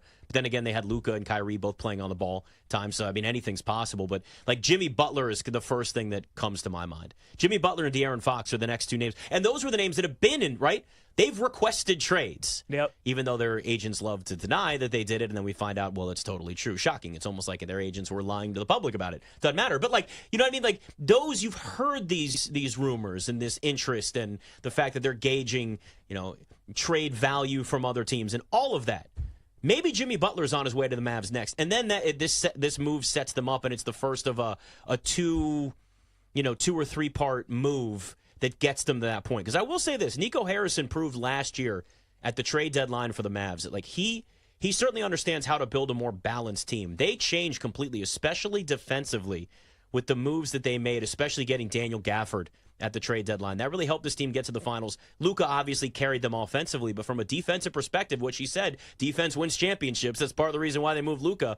But, that's a major sacrifice. It's not like a guy that's going out, you getting 18, 19 points a game. This is a transcendent superstar that clearly they just couldn't get through, that would really take his game to that next level and his preparation and his dedication to it the way that they wanted it to happen. It's, the fact he's only 25 years old, too, is crazy. Once we started hearing about this trade and I had time to think about it, then immediately my mind turns to betting and how can I exploit this?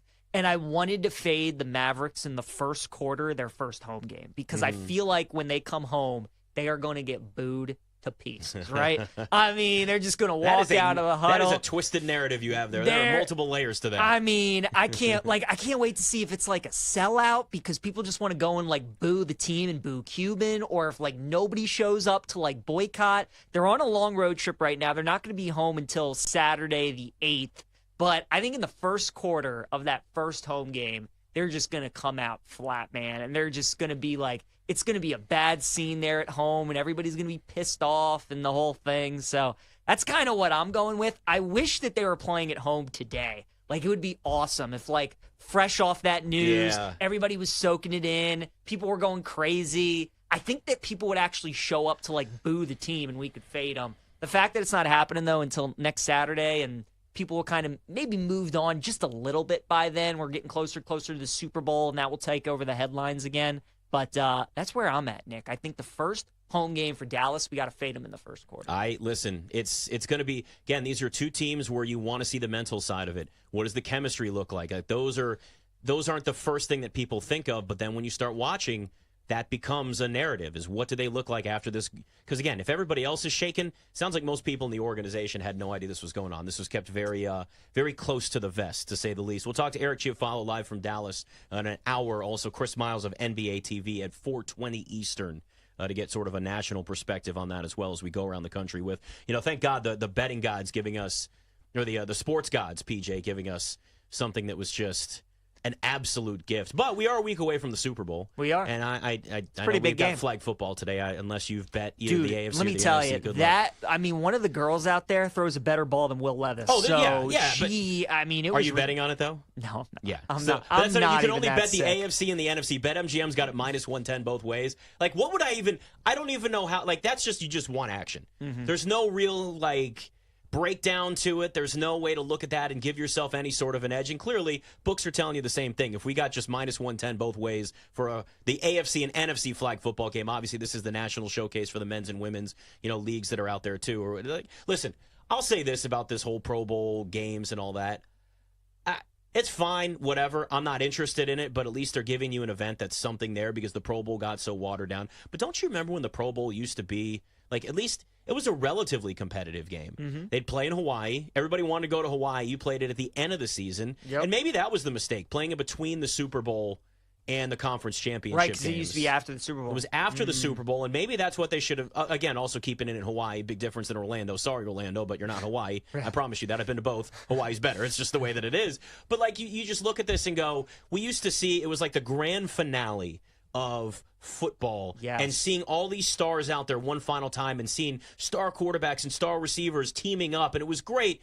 And now we're watching, like, field day PE games. Yes. And it's just Totally like, agree. it's just, there's nothing They've there. completely botched it. Was telling you guys before the show, I would absolutely love it if the national championship in college football was this weekend. If we had it yesterday, that's what they should do. Move the season back a week, and then you play the playoff throughout, and the championship should be this Saturday, where you have your own week. You get that break from the NFL where you're coming off championship week, and then you get all the eyeballs on your sport, everybody talking about it, previewing the game, instead of putting it behind divisional weekend. So I think football in general, just college, NFL, they've kind of screwed up the entire schedule, because you're right. Everybody talks about how it not being in Hawaii anymore is like a big part of this, which it is, but it's a great point about how it used to be after the Super Bowl, which I think that kind of takes away from it too. Because even though you wouldn't get a ton of players who played in the Super Bowl that would play in that game, you would certainly get some, right? So, and I think too, Nick, like, just kind of that idea that, like, again, it's the last chance to see football. I think those guys they're a little more inclined maybe to try a little bit harder, right? Just instead of, like, you got some guys playing in this game that played in championship games last week in the NFC or AFC title game, and it's like they got to turn around and play in, like, the Pro Bowl games if they want to do that. So I think they missed the boat on this. I'm with you. They need to have it back in Hawaii. I like the idea of having it after the Super Bowl again, and I wish that college football would make this weekend the national championship. There are a couple things involving the NFL, and I have at least one hill that I will die on forever. It's 16-game season, not 18-game. I know we're at 17 right now, and expanding the playoffs. I will forever pound my fist on the table for that. I've got another one for you, though, PJ. And I know I'm not the only one for this. This has gained steam over the years. Super Bowl Saturday. I would love a Super Bowl Saturday and not a Super Bowl Sunday. That I can't get there. Off. What's that? Or just give us that Super Bowl Monday off. Well, yeah, I'd much rather that. Maybe it won't work in our industry because they're going to want us there. So again, it's like Sunday, and then we can at least just recap. Yeah, I will. I see you're cringing, and I know you don't like it. Why? because football, the NFL is synonymous with Sundays. But it's also Saturday and Thursday and Monday. The NFL owns any day of the week it wants to play on. We watch them dominate a Wednesday on Christmas Day. It does, but it's just like your brain, you think college football Saturday, NFL Sunday. I just don't like the idea. It's like playing the college championship in college football on a Monday. Like, that's dumb to me. Like, I just think, right, like, I want that Saturday. I think Super Bowl Sunday, NFL synonymous with Sundays. We get our NFL Sundays. We get Championship Sunday. You just got it. Like, the NFL is to be played on a Sunday. I see where you're coming from. You play it on a Saturday, get the Sunday off, but I'm with Matt. You know, just, like, give us Monday off. But I don't hate that it's on a Sunday. But again, unless it's an executive order signed by the president, guess what, guys? We ain't getting a Monday holiday after the Super Bowl. I promise you that. But you know what I do hear from you, though? I hear a college football fan thinking of it from this perspective. Because the way that you said that shows the college football fandom in you. And that's why you think more Sunday versus Saturday. Yes. And Saturday college football. Because to me, yeah, like I like college football, but like I love the NBA the way you love college football. Like everybody in our industry, like the NFL is kind of part of it unless you cover one sport. And then after that, you've got like your secondary or you're just like your niche or whatever it is. You love college football. When I think of the NFL, I think of the NFL any day of the week, doesn't matter. Like it'll win. Yeah. You know? So it will. I think especially you're not competing against college football. I think you just keep it, you know, like it's an NFL Sunday, man. Super Bowl Sunday, you just keep it on a Sunday. Now, college basketball, I actually don't mind them playing it on a Monday, the national championship. I think that's okay, but I think college football should be on a Saturday, and I think the Super Bowl should be on a Sunday. Super Bowl on a Saturday would just, I don't know, that'd be weird. I love it. Super Bowl Saturday's got a ring to it. I've been tooting this horn for a long, long time, my friend. The Chiefs are 1.5-point favorites now. A lot of money coming in on Philly at plus 1.5. 75% of the money coming in on the Eagles. 69% of the tickets, 68% of the money, and 74% of the tickets also towards the over in this. Which I think the total is an interesting spot for me here in this game as we're a week out. Right?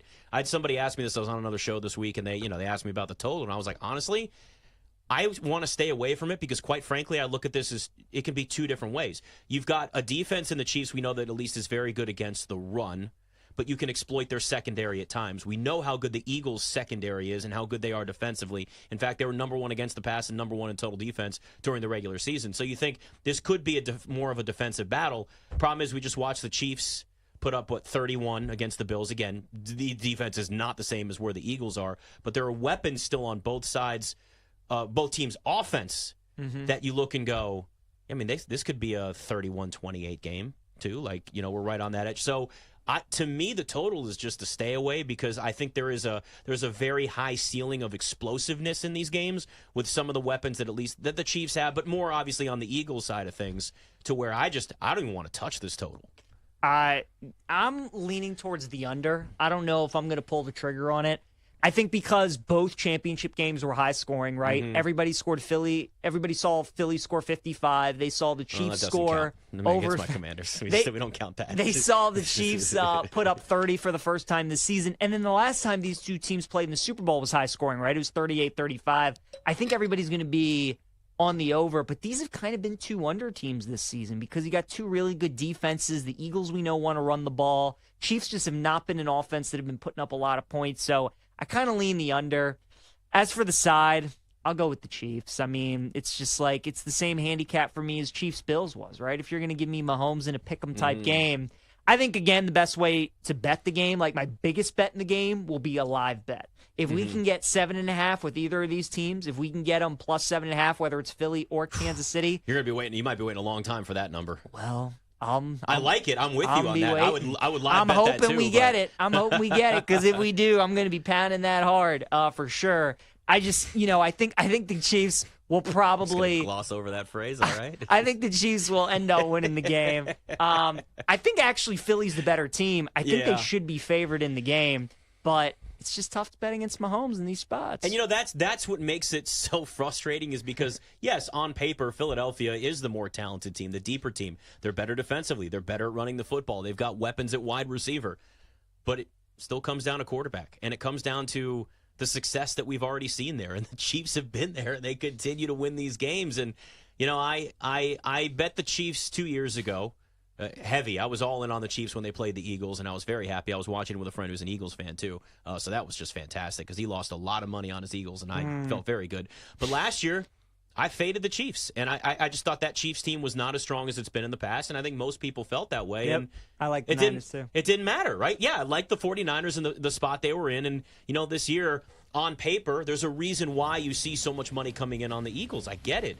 But, like, in reality, it's just one of those spots where I just go, are the Chiefs just that inevitable?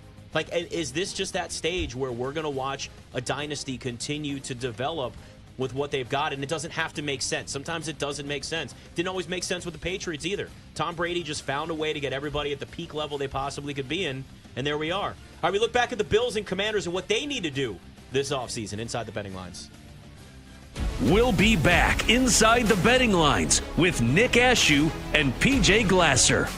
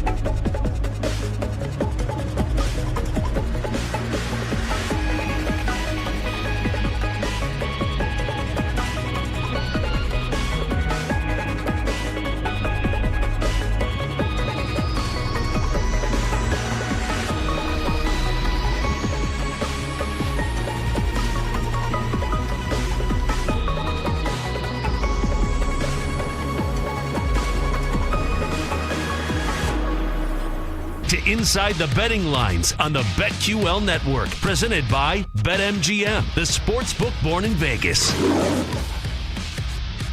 You know, PJ, we never got a chance to get to the biggest story of the day in the NBA. The Wizards won a game. No. Yeah, they did. Make it 7, Nick. Don't let them get hot and win 8. Don't let them get hot. Oh, man, somebody tweeted out, the Wizards win a game and the NBA loses its mind or something with the Luka trade.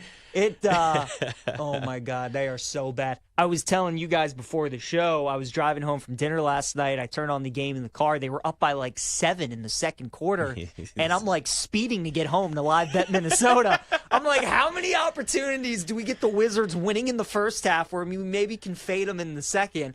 And then I realized like Anthony Edwards was out last night and Julius Randle, and I was like, oh, the Wizards actually might win tonight with Minnesota missing like some of their top players, and they did. So 16, Nick, nobody, and I mean nobody, beats the Wizards 17 straight times. So they get off the schneid there and get the win. Listen, that is a PJ bet right there. To look at the Wizards in that moment.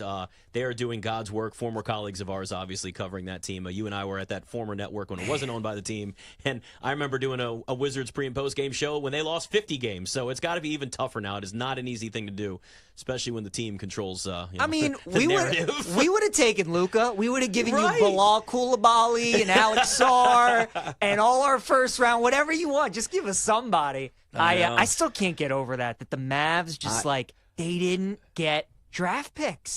They got one. They got a 2029. But if Luka with the Lakers works out the way that they expect it to, that's at least a playoff team. That's a pick that's 25, 26, something along those lines. So it leads me to believe that the Mavs are looking ahead now to another move before the deadline. Maybe it's a Jimmy Butler. They're 30-1 to win the NBA title, and I'm sorry, that doesn't move the needle for me. I just that trade with Anthony Davis, as much as I'm a fan of healthy Anthony Davis on the court, that doesn't move the needle enough for me to say, okay, now this Mavs team is more of a contender in a Western Conference that includes, the Thunder and the Nuggets still at least have that experience. They've been there before. And it doesn't do it for me. But you know how this is too, right? The Lakers are now going to be heavily bet to win the title. The public's going to be all in on it. They moved up to 14-1 to win the NBA title. If you're looking at the West, BetMGM's got them at 8-1. They were 9-1 earlier, so that's already been bet up even more. So you look down at their bet down. This is one of those spots where you go, okay, yeah, like the public's going to like it because it's flashy and it's glamorous. What I will say, and I mentioned this earlier in the show, I think it has to do a lot with, I would look at the props market and how that affects LeBron versus Luka, how they coexist together. But I think it'll also be interesting more next year. The MVP market is going to be really interesting for me with Luka because there's a brighter spotlight on Luka now with the Lakers. Yep. And if LeBron really does continue to defer more and let him sort of take the torch and become the face of the Lakers as he hits the twilight of his career, however much longer he plays, Luka's somebody I said, and you know my love for Luka. You know I've loved Luka since the day he was drafted. I am the president and CEO of the Luka Doncic fan club, but he's let me down. He's let me down recently, and I will fully admit that. I always thought he was going to be an MVP by 25. He's 25 now, and he finished third last year. Luka playing for the Lakers, healthy, maybe more motivated, a new mindset with LeBron, maybe gets in on that LeBron James fitness plan. He's got plenty of money still where he could get in on what he's doing. I think there's an opportunity for Luka to go as far as winning MVP next year if he trajects back up the way that we would expect him to, healthy and actually in shape consistently. I mean, the Mavs are giving him a hell of fuel, aren't they? And bulletin board material, like saying that they don't want to build with you towards the future. They don't think you're the leader of the team. They don't think that you can play any defense. They think you're too out of shape. I mean, all these reports coming out and what we're hearing from Mavs front office. If this doesn't motivate Luka, I don't really know what will. So I'm with you. I'm just excited to watch him and LeBron together. I think that's going to be me too. It's going to be awesome. And maybe they won't play every game at 10:30 at night. Maybe we'll make some games at 9 o'clock at night. Would help us out. Probably not. But watching sports on the West Coast is so much better. I love it so much. So much better. I would love it. By the way, you talk about things coming out of the Mavs front office. Another report from ESPN that just came across. Dallas decided to, quote, pursue Davis and pretty much no one else instead of making Luka available to interested teams. Yeah, I call BS. I don't believe that either. No. I'm sorry. There's just so much more that you could have gotten, even if you're in a win now. Now, Nico Harrison, the GM, and Anthony Davis go back like a decade. So they do have a close relationship. So I do think that had something to do with it. And again, Anthony Davis, let's not. Anthony Davis healthy is one of the best bigs and maybe the best defensive player in the NBA when healthy. Yes. But he is older and he's injury prone, and he's been injury prone his entire career. And that's what makes this such a shocking trade on top of all the other layers that we put in there, is that you kind of mortgaged your future for a win now spot that's really not a win now team of anything more at 30-1. They're not winning. I'm not putting any money down on the Mavs to win the title at 30-1. No, me neither. Let me ask you, do you think when Nico Harrison called Rob Pelinka the GM of the Lakers, do you think he said, hey, do you want Luka? Or do you think he said, hey, are you guys making Anthony Davis available? So from, again, what I've seen this morning, and maybe Chris Miles, and, we can get some insight on some of the people coming on with the show a little bit later. Reports are that there was them dangling Luka first. Which, again, if you're Rob Pelinka, you're like, is this a prank call? Is this a fake Ben Johnson FaceTime to Exactly. Caleb Williams? I mean, what are we talking about here? So, yes, I mean, apparently this has only been going over for a few days, too. So this all moved very fast. You're going to get the attention of the Lakers if you dangle Luka right away and say we want Anthony Davis. I know. But meanwhile, Jerry Jones must be ecstatic because nobody in Dallas is talking about the Cowboys, right? It's true. They're not talking about Schottenheimer one bit. They're getting a break. This is the biggest risk of my career, I got to say. But I'm so glad that Brian Schottenheimer is no longer talked about, PJ. I mean, for the first time probably ever, while football is still going on, Dallas radio stations are going to open up all the shows tomorrow talking about the Mavericks, which is crazy. It is. Jerry's got to be thanking Cuban in the front office this morning for that one, for sure. And we'll talk to Eric Chiafalo from 105.3 The Fan in Dallas next hour, so we'll get a little bit more of the chaos that's going on down there. Maybe we'll even mention Jerry Jones. Probably have to at least talk about him once. You can't have somebody on from Dallas and not talk about Jerry Jones. I'm finally starting to accept, PJ, that this was the end of the run for the Commanders. It was awful. It was a terrible game.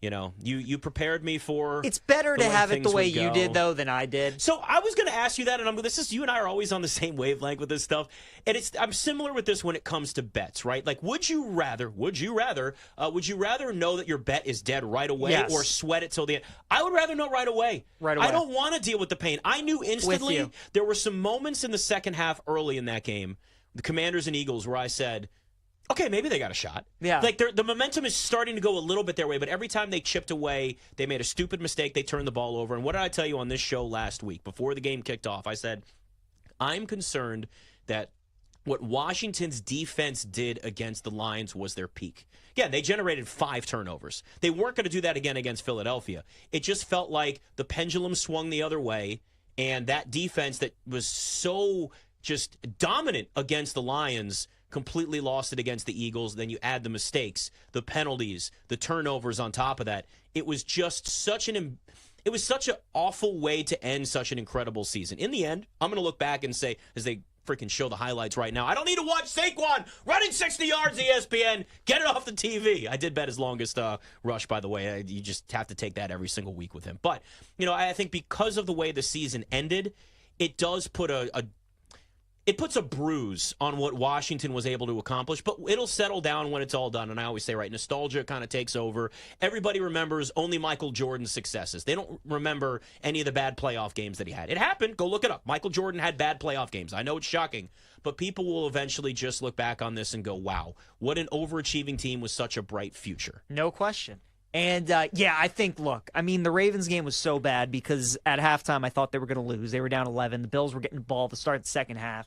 And then they're kind of hanging around, and then they score the touchdown, and you're getting ready for the 2-point conversion. I'm like, oh, my God, if they tie the game, they got to and then Andrews drops the pass. Then it's just heartbreak hotel. Yeah, man. I mean, the Eagles were pretty much in control of that game, and then they just broke it open late third quarter, and it was kind of just running away. And, again, just the fact that Washington, none of this was expected, and your future is so bright, and you would hope that this is the worst team that Jaden Daniels is going to have around him in his career, right? With all the cap space that they have.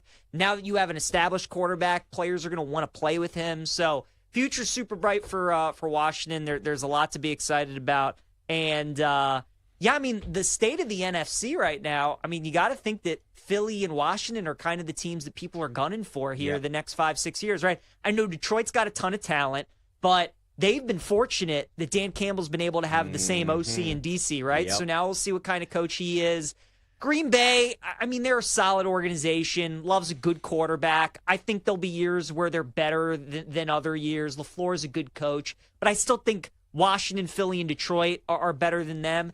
And San Francisco, and the Rams are two good teams, but those are aging teams. Those are veteran teams that it feels like the Rams especially maybe have like one more good push in them because Stafford's getting up there in age. Maybe the Niners have another year or two in them, but they just got a lot of aging guys. So, I mean, Nick, obviously with really Jaden being the best quarterback in that conference and Washington's future being so bright, there are really only two teams that you look at the next 5 years that you think really will be on your level, whereas the AFC, you got so many good ones. And that was really my sort of takeaway from that game, despite how bad Washington looked and all the mistakes they made. We knew that they were punching out. I mean, they were so far above their weight class at that point. Philadelphia is just a far better team, farther along in building a champion. That's certainly there. Howie Roseman is the best, if not one of the top 3 general managers in the NFL, period. Adam Peters, the GM for Washington, might end up being in that category. We saw what he was able to do in 1 year with this team.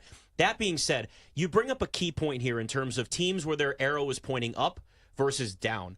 The Rams and 49ers, and I'd argue the Lions too, but it's based more on coaching staff than anything else, they're getting older. So they're going to have to retool those rosters where the Eagles now are hitting their stride. They're hitting their prime. Their offense just right now to this point has hit they've hit their stride in terms of that too. But if you're looking at over the next couple of seasons, I look at Washington and Philadelphia. If they continue to go in the direction that they're going, make smart decisions, stay healthy, quarterbacks continue to get better, those things, those are the two teams, the Eagles and the Commanders, that will dominate the NFC for years to come. It's what makes, going back to the Anthony Davis, Luka Doncic trade that we saw earlier, what shocked people too, among the many layers of it, was that the Mavs got older, right? You want to get younger in these sports. You want players in their primes.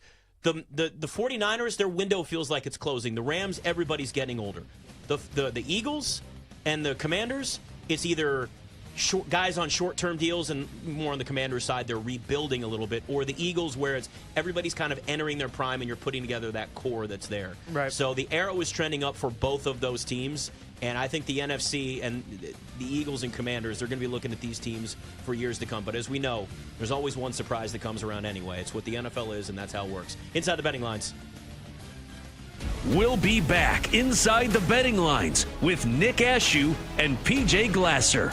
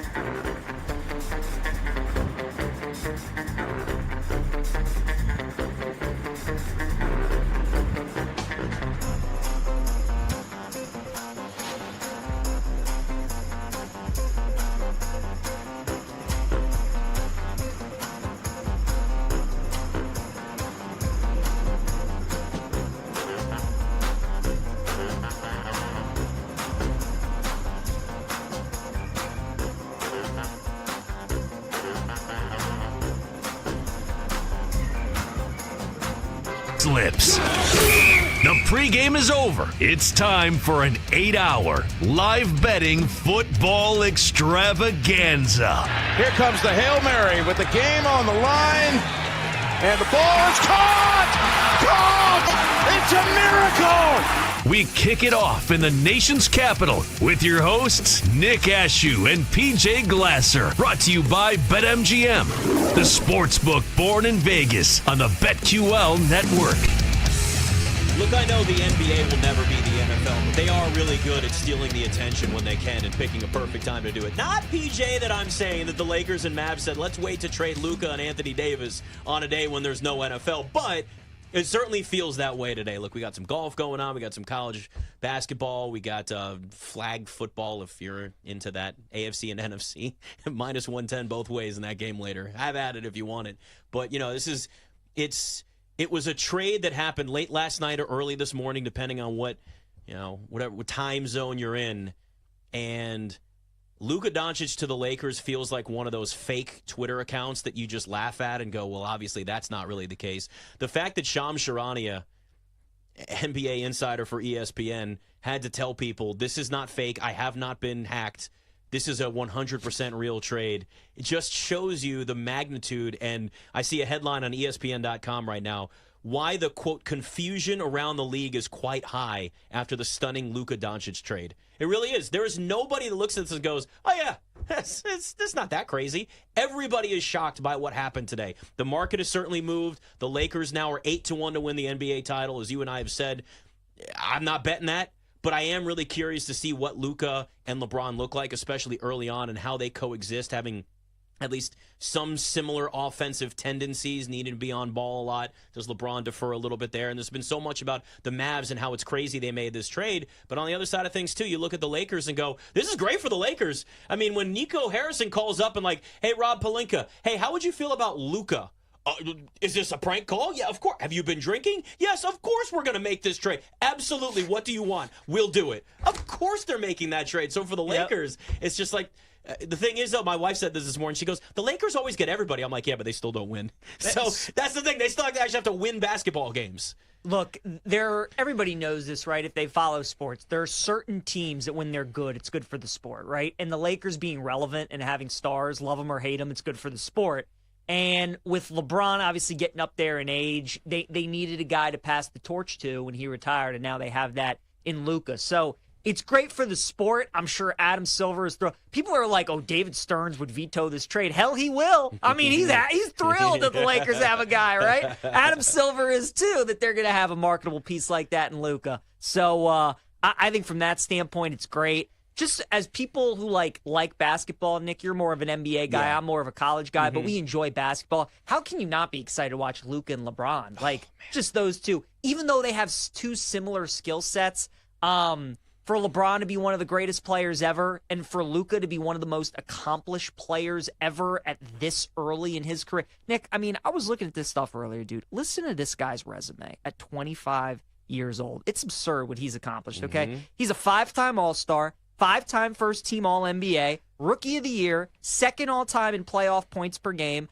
3rd all-time in points per game, 6th all-time in playoff triple-doubles, 7th all-time in triple-doubles, and all the Lakers had to do was trade him for a pick and a 31-year-old. That's all they had to do. So you're getting one of the greatest players ever, if not the greatest, alongside one of the most accomplished players at this young of an age that we've ever seen. I mean, it's just going to be awesome. I can't wait to watch them, like, kind of blossom together, right? Like the early stage of trying to figure each other out, and then we get to the postseason, like what that looks like. So it's going to be awesome from that standpoint. And everybody's going to focus on Luka and LeBron, but like Kyrie and Anthony Davis have a chance to be fun too, as long as AD stays healthy.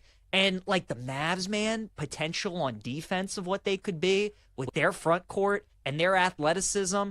I mean, with Gafford and Lively and Anthony Davis, you are talking about... It's a new lob city. Dude. Kyrie's just tossing up lobs the whole time. I mean, you're talking about 3 of the most athletic bigs, like best defensive bigs, all on the same team. It's going to be insane how good they're going to be down low. So I think from that standpoint, both teams, got what they wanted. Like you said, when Rob Pelinka picked up the phone and he was being offered Luka, he's like, do I have to give up LeBron? No, okay, I'm in. And then... for Dallas, they wanted to get better on defense, and they certainly feel like they did that with Anthony Davis. Like when he's healthy, like you said, probably the best defender in the NBA. The Lakers right now sit at 28 and 19. Win totals 48.5. BetMGM's got it -130 to the under, +110 to the over 48.5 here. When you talk about, and I agree with you, when you talk about that feeling out process at the beginning, we see that a lot in the NBA. We saw that with the Knicks at the beginning of this year. It takes some time to develop that chemistry. We saw it was a very high-profile, struggle to build some chemistry between the Heatles or whatever dumb nickname we have for that LeBron era back in the day, where they were hovering a couple of games over 500, and LeBron's like, well, Rome wasn't built in a day, that famous quote. They didn't win the title the first year. Basketball takes a lot of chemistry and a lot of work to build that chemistry. It's why consistency really does matter so much, guys, staying healthy, out on the court, working together. There is no sport where you need more chemistry with everybody out there together than basketball, right? Football, yes, receivers, and we can argue where the chemistry is and where it's more important and all that, but you can't argue the basketball, especially with stars, on that court, whatever the level of competition is, you need chemistry. Now, again, in the NBA, it's less just about talent, though it helps, versus like college or high school even, right? You're just not going to – you can out-talent teams to a point, but I think that's going to be the one thing to watch with the Lakers. There's a reason why they're -130 to the under 48.5 wins, because I think they could go on a little bit of a spot where they are struggling early. That might be a team that's kind of worth fading. Again, like I said, the props market is interesting. Where does Luka maybe – once he comes back, does he struggle at all? And everybody loves to bet the over on his, points, rebounds, and assists, or any of those combos, whichever props that you want to take. Maybe you start taking some unders there because they're so ballooned up anyway. But does the market's going to obviously factor that in? Books are going to factor that in, so you understand that that's going to be the case. But it'll be interesting to kind of see where some of those dynamics are. For me, it's a lot more of a wait and see. We can't really just go in and say, I know exactly what they're going to look like. The one thing I know is they will not look as good at the beginning as they will next year, or even at the end of the season, if they're continuing to work together and build that up, because those are two players that need to have the ball in their hands. But I do think LeBron could defer a little bit if you're the Lakers and be in that position where he lets Luka kind of take over. So I'm glad you brought up the props, because especially early when they play with each other, that's what I'm interested in. I'm excited to fade the Lakers in games early on because I think their lines are going to be inflated because everybody's going to be so excited for Luka LeBron. They're going to be betting them that I want to look to fade them. But from a prop standpoint, again, because both guys are so good at impacting the game in so many ways, whether it's points, rebounds, assists, I wonder where are the best markets to bet LeBron or fade LeBron, bet Luka, fade Luka. I'm kind of leaning towards betting the rebounds with Luka because, again, I think trading Anthony Davis, I would expect the Lakers to make another move. They need to go after a big man. They need to help their front court a little bit. But I think they're certainly going to rely on Luka to get some rebounds. So I think early on, and with everything that's coming out about the Mavs saying that they don't trust him to play defense, they think he's fat and slow and he's not conditioned, I would expect Luka to really try on that end and get some rebounds. So I kind of want to bet the over there. And then I kind of want to bet the assists on LeBron. I think LeBron knows it's really important to make Luka feel like the guy, right? Yes. Even though as long as LeBron James is in the league, it'll always be his team. But he also understands, he's not winning a championship unless Luka's playing like Luka, right? It's almost like all those USA basketball teams, right? When Kobe would play and he wouldn't look to score, and D Wade and Durant and LeBron are looking at him like, Kobe, we need you to be Kobe. Please go score. We need you to do this. It's kind of got that. So I think LeBron's going to be more a facilitator early, try and make the transition as smooth for Luka as possible, try and have Dallas Luka put his imprints on the Lakers. I could see more assists for LeBron, and I think we go heavy on the rebounds for Luka early on. I think he's going to put more of an emphasis on helping them rebound and be on defense. The Lakers have no front court right now. They've I know, got no yeah, size. they need a big. I know. Anthony Davis came out publicly and said that they needed help there, and apparently that pissed off everybody in the organization. So I'm not saying that's why they traded him, but apparently it didn't help. So it's the case. It is true. And now you go to the Mavs, and they're loaded with front court, which, again, if you're Dallas, that's good. You've at least got insurance. Anthony Davis misses some time, which he's already out right now. You got two other bigs that can do. They can't stretch the floor the way Anthony Davis can, but they can rebound, they can rim protect, they can rim run. So you've got some guys there, at least in Derek Lively and Daniel Gafford, that you can that they've won with and they've had success with already. So you're kind of accentuating that skill set that this team has. It's funny that you called Luka fat because the first thing I thought of was Nikola Jokic. I'm like, he's proved you can bloom with a dad bod in the NBA. He sure Come on is. now. So Luka can do. Look, Luka's never going to look like a bodybuilder. Can we just accept this? But you do have to see a little bit more consistency. And again, that video of Nico Harrison taking away the beer out of his hands when they won the Western Conference, it's seared in my mind now. That was such a telling moment that they literally took the beer out of the star player's hand after winning a Western Conference title. Because they clearly are sick of that. See, I've always viewed Luka as an Antoine Walker body type or a Paul Pierce. He's never a little fluffy, right? I mean, there's nothing wrong with being a little tubby. He's not going to be skinny, but he's got some big bones on him. Nothing wrong with that. I've just always viewed him again like an Antoine Walker type, and I mean, God, he's so effective. Yeah. I remember LeBron too. I think when he was doing his HBO show, The Shop, he was talking about his favorite player currently in the game is Luka. So I think LeBron, man, is going to be so excited to play with Luka. That dynamic together is going to be really cool. Do you believe for a second that LeBron didn't know this was coming? Not a chance. Neither do I. Not a chance. But it's smart to publicly say, I had no idea, because that just looks bad. Here's what maybe I can buy. I think that maybe he told Pelinka to maybe shop around, see if we can get a big deal. but maybe he was probably stunned that it actually happened. Apparently like the Dallas was probably dinner. dumb enough to do it. He's like, wait, that actually worked. We're like, really? I mean, we tried to do it, but holy crap. Yeah. Bill Ryder of CBS Sports, who we've certainly had on shows on this network a lot, great, really plugged into the NBA. There was, I guess, a report that CBS Sports then tweeted out that LeBron had gotten like irritated with Anthony Davis. LeBron retweeted it and said that it was an effing lie or something like that. Well, was it though? Because here's the thing. This organization would know. Like, they knew that the Lakers knew they had to make moves. They knew they had to make trades. They're always going to be in that mode. They've been doing it since LeBron got there. That's just how that has to go. But to move on from Anthony Davis, you got to at least have an idea that LeBron will have certain people in mind that if you're going to trade him, this would be okay. Mm-hmm. This would be okay. This return would be okay. So they may not have had a specific conversation of, hey, we're looking to move Anthony Davis. Luka's available. But it may have been, hey, they've had conversations casually about here's some players around the league that I love. But LeBron, I'm sure, didn't think, along with anybody else, that Luka would be available. And that's, that's really what makes this situation so shocking, is that it's just a player in his prime that gets moved, and he loses a lot of money, too. Yeah. He doesn't get to sign the Supermax yet. I know. He's Poor losing Luka. Like hundreds of millions of dollars. $330 million to $240. You got to really feel for Actually, the guy. it's $353, I think, PJ. Don't sell him short. Really feel for the guy, Luka. So, you poor thing. How are you going to survive, man? I don't know. How are you going to survive? PJ Glasser, Nick Ashew, Inside the Betting Lines. I know you're a golf guy. I have not really paid much attention to Pebble Beach at all. You in on that? Rory right now is plus 135 to win it today. You in on anything today? I think it's either going to be Rory or Shane Lowry. Yeah. So Lowry's at 3-1, by the way. He is. He's one shot behind Rory right now. They're both playing in the final group. So Pebble is one of these courses that the weather can just flip in a dime, right? Because it's right off the ocean, and you never know what the breezes are going to be like. Yesterday was nasty. Today it looks like a beautiful day, though. So it really brings more golfers into play. If it was nasty weather like it was yesterday, I would place a bet on Lowry. But now that, it's beautiful out in Pebble today. I think it opens it. I mean, this is just like what you envision Pebble to be.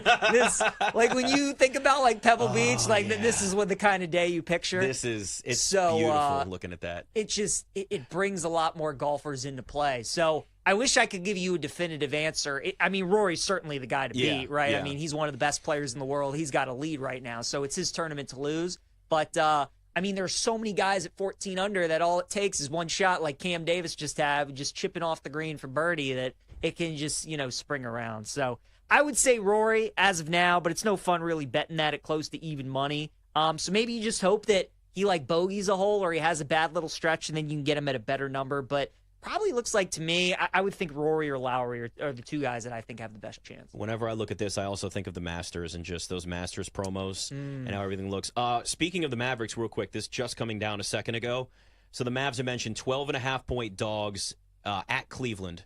Well, now they're off the board at BetMGM, and I'll tell you why they're off the board at BetMGM, PJ. Because here's the list of players not playing for the Mavericks today. Daniel Gafford ruled out. PJ Washington ruled out. Kyrie Irving ruled out. And, of course, Max Christie, who cares? It won't make his debut Sunday, according to Jason Kidd. Yeah, fine. Okay, we knew he wasn't going to play this early. They got everybody sitting out today. So that's completely off the board at BetMGM. I'm curious to see if they're like a 15-point dog now. Yeah, when it comes, do we just fade the Mavs? Is this going to be one of these where they don't try and it's just the big, screw you to the front office? And see, I don't think so, though, because you do have a lot of guys there. Like, this team is won without Luka anyway. Sure. At least to a point, right? If the 3 games over 500, it's not like they're great, but they've had a level of success that you can have given the fact that your best player, your biggest star, is not out there. But I think there's going to be a lot of shock. I want to see the mental side of this. You and I both look at, different sort of mental aspects in games sometimes when we're looking at a game and maybe you want to bet because there's a human element there. They're all shocked. I think a lot of people were shocked. So we'll see if that gets posted back up on BetMGM. I'm curious to see if that moves close to a 15. PJ Glasser, Nick Ashew, Inside the Betting Lines.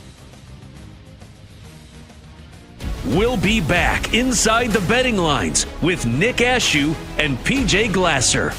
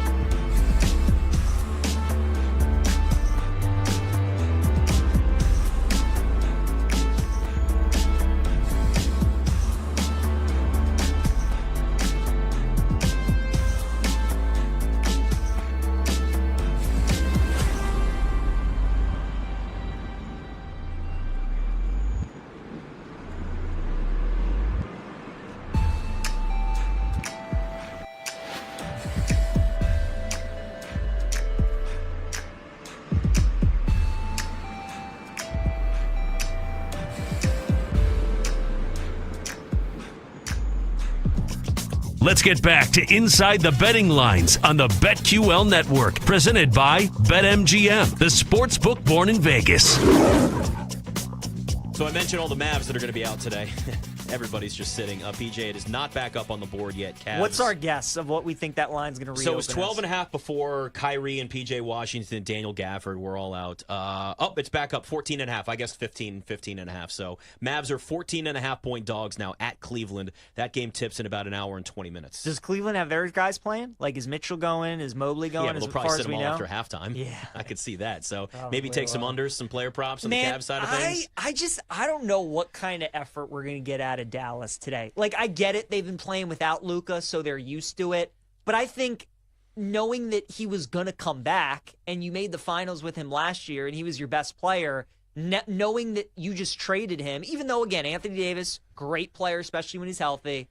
I'm interested to see how those guys react today, man. Watch him win outright. Watch him beat the Cavs. If there was ever a time in the middle of an NBA season. You watch. I actually might bet the money line today. This is just such for a that. PJ bet, of course. I'm actually, you know what? I thought they were going to lose by 40, but I kind of want to bet the money line There today. he is. He's back. I think Dallas is going to win today. That is a PJ bet. Well, they're 7-1 on the money line right now. So I mean, why not? There's some I've made there, worse bets. That's for sure. I've made way worse bets. I know. I've watched you. I've tried to talk you off the ledge, and you've done it before. Way so worse. That game tips at 3:40 Eastern. Jason Kidd has also said Anthony Davis, when he gets back and debuts when he's healthy for the Mavs, he'll start at power forward for Dallas, which he'd prefer. He doesn't like playing center, so he waived his trade kicker. He clearly is okay with his trade. Reports are that Nico Harrison left a voicemail and a text to Luka, has not heard back. So there's that going on. That's going to be the inner workings and the dynamics of this as time goes on, and the stories that come out are going to be just fascinating with how this has come together. Luckily,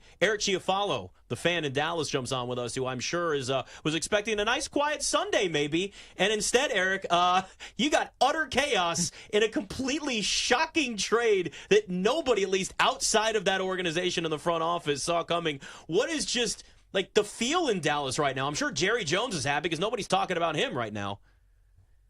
Yeah, it is absolute dejection and anger and sadness. It is just a full blend of nightmare emotions. I think we're all still a little bit shocked by it. I had an early night last night. I was asleep by 10 o'clock Central Time, and I wake up this morning and get my phone off of airplane mode, and then that thing just starts buzzing. I'm like, oh my gosh, what's going on? I see the ESPN thing. I'm like, wait, Sham said what? I'm opening up my text, all my buddies, so everybody at the radio station, like we're in a group message, everybody's just going off, like, what is happening? Everybody just in real time, I imagine everybody just thought it was like a Ballsack sports thing, like there's no way, Sham, there's no way this is real. We are all collectively getting ball sacked, but it is as real as ever, and it is as sad as ever, as shocking as anything I can remember in all of sports. Like I think back to when the news broke about Dolphins running back Ricky Williams retiring right before the season so that he can go burn Chiba in India or whatever. Like that was a absolute mind bleep for all of us. This is to that level. I mean, from a trade sorry, there's an airplane. I don't know if you guys can hear that. But yeah, this is just insane, dude. Mavs fans are pissed. I mean, I think the Mavs Instagram account has lost like 1 million followers since the news broke last night. There's a Dirk statue. There's a Dirk statue outside of the AAC, and it is now littered with fans dropping off jerseys, leaving signs of how they are quitting the team, people typing up letters talking about, this is my resignation, I'm now a fan free agent. This is as bad and as insane as anything I can ever remember. I'm at the gym this morning. I'm overhearing people in the locker room talking about it. I'm like, yeah, this is hot and heavy. I'm at church today, and none of my buddies can pay attention to what's going on because we're all just talking about what took place. We're all just like walking around church with a glaze over our eyes, just 1,000-yard stares all over the place. We're all just completely mind blown, man. We cannot believe it. And then when you factor in the haul that they got, which was nothing, Anthony Davis, you're trading away an injured guy or trading away a guy that you think just can't stay healthy and doesn't take care of himself for a guy that's 7 years older and is like the poster boy for being injured guy. So it's maddening at every level. Eric, do you think more people are upset with the fact that they traded away Luka or more upset with the haul that they got back for him, right? Because Nick and I have been talking, like, if Dallas truly felt like Luka wasn't going to re-sign, right? Maybe you can justify trading him away so that you at least get something for him. But just seeing, like, what the Knicks were able to get for Mikal Bridges or what Brooklyn was able to get for Durant a couple years ago, right? All these massive trades, like what Dallas could have gotten. Do you think more people are upset with the fact that Luka's such a beloved player and he's gone, or with the fact that they really didn't get that great of a haul for him in return? Yeah, it's a great question. It's certainly insult to injury when you look at the package that they got in return. I think moving on from Luka in general, though, is just sort of a non-starter for basically everyone. Like, what this dude has done, despite the fact that he's got all these issues with the way he complains to referees, the way he doesn't necessarily take care of himself to, at the highest level, coming into the season 20-plus pounds overweight, having to take a week and a half off in the month of December just to literally lose weight. And then he came back and he was incredible. But despite all of that, like, he's still taking you to the Western Conference Finals since you've drafted him in 2018. Last year, he takes you to the finals. He has unbelievable moments. His postseason numbers are ridiculous. He's one of the few guys that you see really getting better in the postseason, in the big moments. It's a game 7. It's final possession. This is the guy you want. He's the assassin. He's ready to drop the dagger on an entire road crowd and then let them know about it. So you don't move on from something like that. Not at this age. Nico Harrison, the Mavericks general manager, is in the middle of a press conference. Maybe it's just ended, but he was talking about how, Luka had given no indication that he didn't want to be there. No indication that he wasn't going to want to re-sign the Supermax. The Supermax is something that every single player that's ever had the opportunity to do it, they take advantage of that. Nobody's not signing the Supermax deal. So there was no indication that Luka didn't want to be here. This is 100% the Mavericks getting ahead of it and deciding for themselves, basically gambling that, I don't know, I guess they're gambling that Luka is going to basically be a Joel Embiid, Kawhi Leonard kind of guy who we all know their greatness, but they are just gambling that he is going to be a guy that misses just as often as he plays and doesn't take it being seriously, being in shape and being the best version of himself. Perhaps he goes next to LeBron James now and gets a peek into a little bit of a different perspective on the way you're supposed to go about your business if you want to be considered one of the greatest of all time. So maybe he can have a heel turn from that standpoint. But the Mavericks are the ones who decided. This wasn't them, I don't think Luka wants to be here. This is them deciding that we don't want him. We don't think we want to build around him. We don't want to give him the $350 million Supermax in the offseason. And they moved on. And I guess they zeroed in on Anthony Davis. They wanted him because they should have got more. Eric, I'm looking at some of the pictures of fans outside the arena right now. Oh, my God, this is – I'm seeing a bunch of F. Nico signs and, listen. Guy's at church in his Luka jersey in Dallas this morning. It's every picture you painted is all over Twitter right now. And this is one of those moves where if you're Nico Harrison specifically, this is like make or break for your job. If this doesn't work and Anthony Davis stays hurt or this team – is a middle-of-the-pack Western Conference team. They're a 6-7 seed beyond this year. Do you think that there is a chance there's another move still coming? Jimmy Butler's name has obviously been thrown around, or is this kind of it for them right now? Nico has been, and this is the ultimate, form of being proactive about things. Nico has been a guy that up until today has been championed by Mavericks fans and basketball fans. He's a guy that is – He's not ready. He doesn't want to just stay with the status quo. He's always looking to upgrade the roster. He brings in a Kyrie Irving. He brings in a Klay Thompson. Last year they bring in, what's his name? They bring in the guy from Boston. They end up trading him within, by the deadline. They sign him to a 3-year deal, and they end up moving on from him by the time the deadline rolled around because they knew, okay, we got to go get we got to upgrade here. We got to get P.J. Washington. They get Daniel Gafford. Like, he's a guy that has been very proactive and done a nice job building out the roster. So I'd be surprised if he was done. And I think the most optimistic of Mavs fans are trying to figure out a way to get De'Aaron Fox here because now they have a giant need for another perimeter player, a guy who can run the offense. Outside of Kyrie, who's also been a little bit banged up this year. So, I'm thinking that Nico Harrison and company are going to try and do something else here. I'm not sure exactly what it would be, but, man, if they can figure out a way to get De'Aaron Fox, that would certainly help the cause, even though it looks like he's trying to strong-arm himself to go team up with Wemby.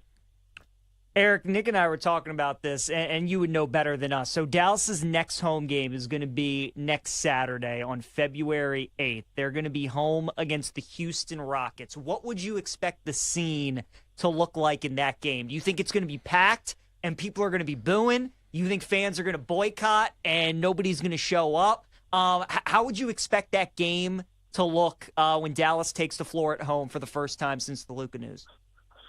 Yeah, that's a great question. That is a great question. I would imagine that the most passionate of Mavericks fans are going to want to be in there, and they're going to want to make their voice heard.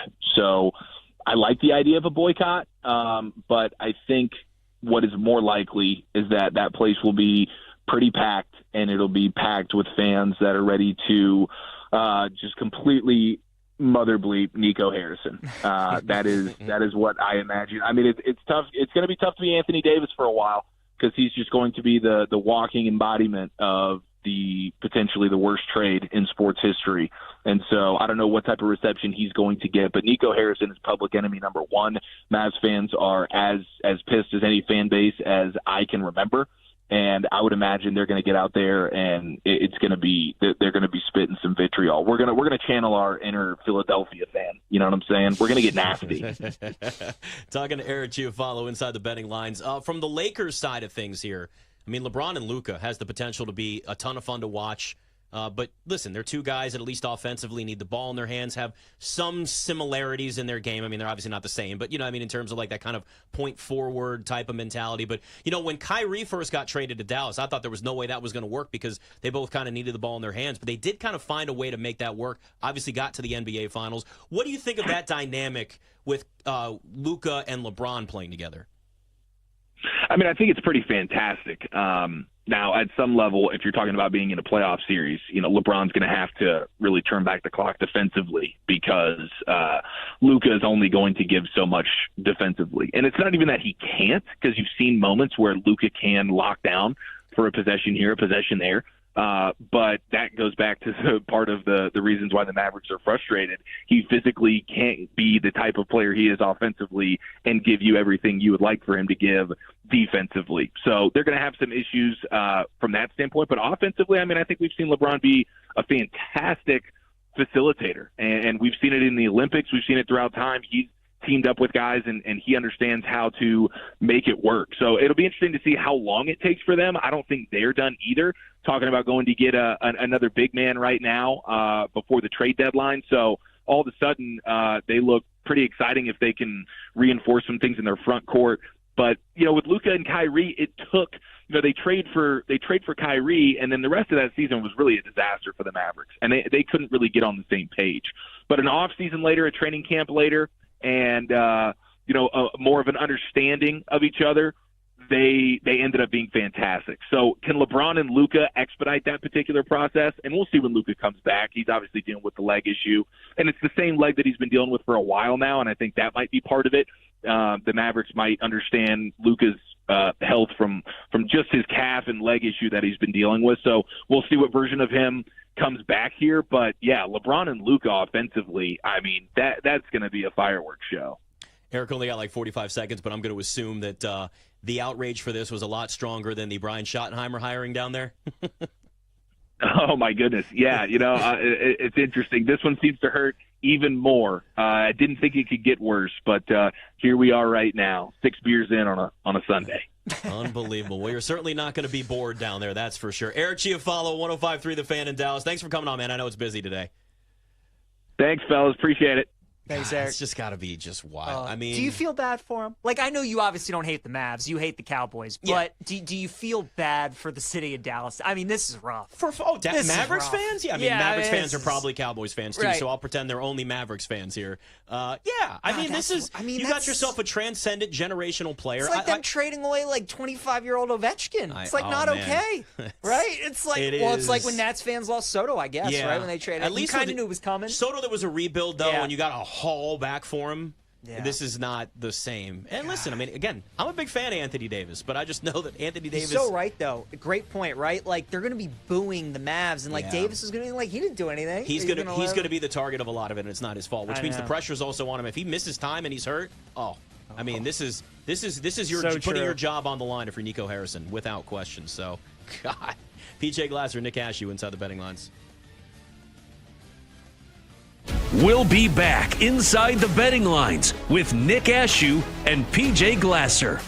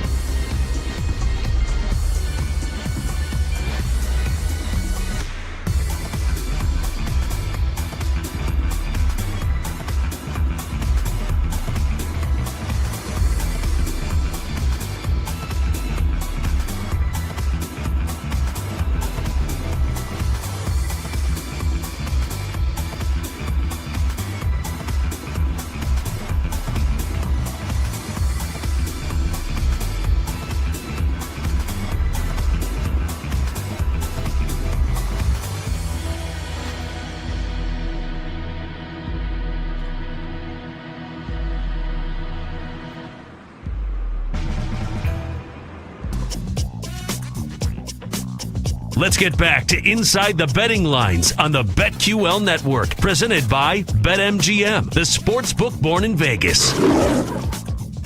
Thanks to Eric Chiafalo. Busy down in Dallas. That was awesome. A lot of great clips there. Yeah, man. I love that, man. Obviously, a guy who does radio in Dallas, you live in that city, you just get a pulse of like what they're like, and you can just hear it in his voice, man. The shock, the disappointment, the confusion almost, right? Like, I don't think it's sunk in at all for the people of Dallas. It's one thing for us that have no like emotional connection to the Mavs other than, I love Luka, but again, he's disappointed me this year. But if you're a fan of that team, I mean, that's the equivalent of, for me, Jaden Daniels getting traded in the middle of the night. Literally. That's the equivalent of the Baltimore Colts moving out of town in the middle of the night. Like, it's under the dark of night. This is when we will make the trade. When everyone's asleep, PJ, we will trade Luka. I mean, it's just like this devious thing for Dallas fans to wake up and have to deal with. Like, God, it's got to be brutal. Doesn't it speak volumes, too, to how beloved, for how much Dallas loves their Cowboys, for him to be the most beloved athlete in that city, and it's really not close? Just listen to what Eric had to say. I think that just speaks volumes, because it's like the people of Dallas know the Cowboys are going to hurt them every single year, right? So at least they have like Luka to look forward to, and now they don't even have that anymore. So I just think, that's tough, dude. That's tough. And you're right. I mean, the GM, Nico Harrison, like, boy, you better hope Anthony Davis stays healthy. You better hope that they win games in the postseason. But it's like, Nick, I don't even know if them winning a championship will, like, ease the pain, I mean, it will, but I think they're still going to be ticked off that, like, they can't do it with Luka. The thought is it's short-term versus long-term. And again, they're 30-1 to win the title. I ain't betting the Mavs to win the title. No. Not a chance. Their win total is 44.5. It is juiced to the over. I mean, they have 26 wins right now. By the way, that line with everybody out for the Mavs today, Kyrie's out and PJ Washington's out, Daniel Gafford's out. It was 12.5. The announcement basically came out with Nico Harrison also talking in the media that there's all these guys are sitting for the Mavs today. That went from 12.5 to 14.5. It's now the Mavs plus 15.5 at Cleveland in an hour. You want to jump in on that now? I'm taking money line. Money line's better, plus 725. I'm doing it, Nick. I love this. This is so sports. You are so predictable in your bets. It is the such Mavs. But you're right. Like the Mavs are winning today. I would maybe take plus 15.5. I'm not brave enough to take the Mavs on the money line. Oh no, we're going all in. They got nobody out there. It doesn't matter. They're winning this game today. Derek Lively props. Plus 750. Nick, they are winning this basketball game today. They are winning. We're locked and loaded, folks. Listen, I know a lot of people get annoyed with the whole NBA and trade rumors, and it's kind of more based on not on the games. People aren't going to be into breaking down all 82 games of a season. It's just that's not how it works. What makes the NFL so great is that you have a small amount of games, right? It matters more. It feels like an event. 3-4 games a week, it's just not the same. Like the novelty's not there. Even if you love your team and they're a good team, there is still a level of I'll see them I can watch them in a couple of days. I can't watch this game tonight. The NFL and football, it's once a week for your team, obviously a few days that games are played, but it feels more like an event. So when you have all this extra stuff in the NBA, stars getting traded or asking for trades, the NBA trade deadline, probably going to have more stars getting moved. Jimmy Butler's going to get traded. Yep. De'Aaron Fox likely going to get traded, trying to force his way to San Antonio. So you've got stars. This is just what works with the NBA because of all those games. You got to have some extra stuff that are unique stories that interest people, and this is what the NBA brings. It is a star-driven league, and man, this is a hold my beer day without question from them. Crazy. Yeah, it sure is. I actually love Mavs. I hate how much I love Mavs money line today. They're going to win this game. Did you bet it? I did. I love you. You're the best. Anything on this the flag football Pro Bowl game that's about to start? No. There he is, Joe Burrow walking on the field, ready to throw a football with flags wrapped around him. Woo! Just ridiculous, man. It's so funny, isn't it? How the NFL, we all love it because of how physical it is and the hard hitting. Yeah, and it's let's celebrate touch football.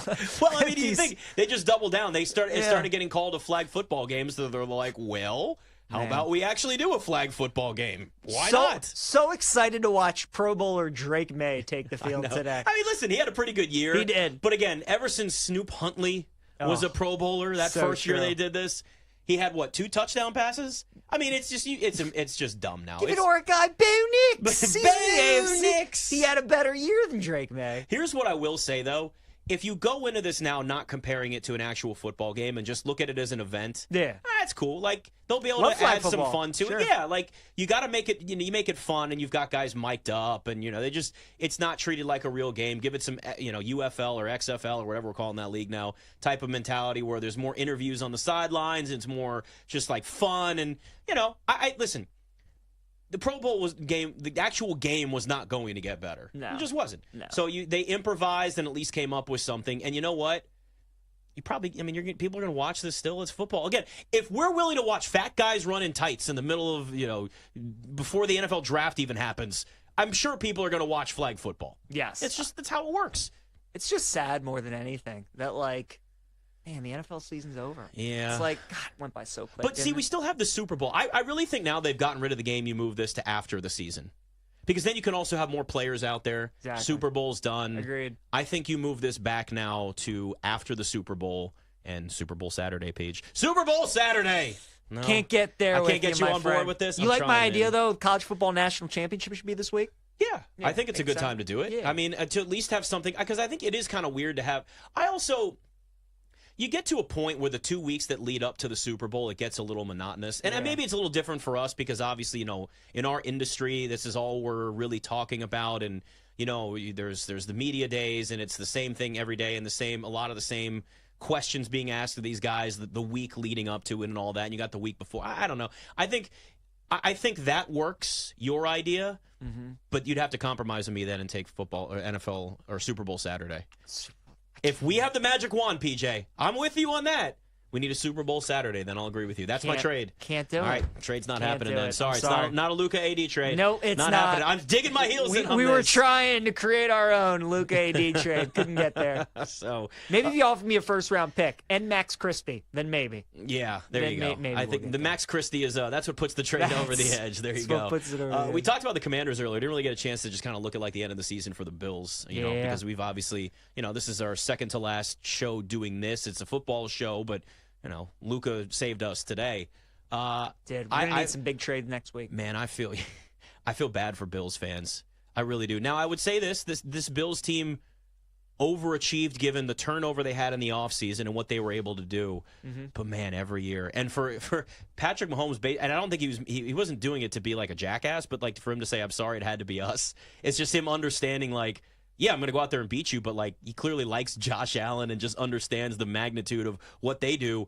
The Chiefs are what Jordan's Bulls were and what peak Golden State Warriors were, where there are going to be really great teams and really great players that don't get rings because they've got to deal with this team. Yes, 100%. They are inevitable. Yeah, I just, Buffalo, it's tough, man. Josh Allen didn't play great like early on in the game and then was much better throughout.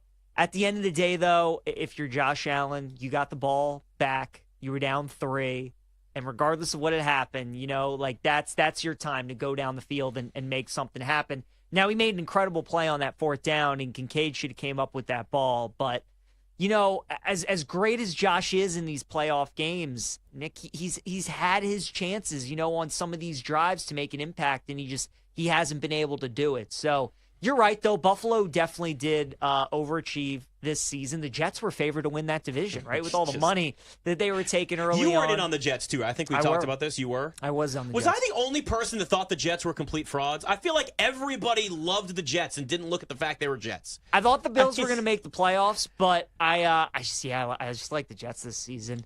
And I think what was so impressive with the Bills this year is just the balance. I've felt like they were going to be a much better running team because of the emergence of James Cook last season, losing Diggs and Gabe Davis. They were going to have to lean on the run more. But just how efficient they were, and Josh Allen, man, how for a guy his whole career who had been snake bit so much by turnovers, for him to just like completely not turn over the ball this year was kind of amazing. So if you're Buffalo, you got to improve the defense a little bit.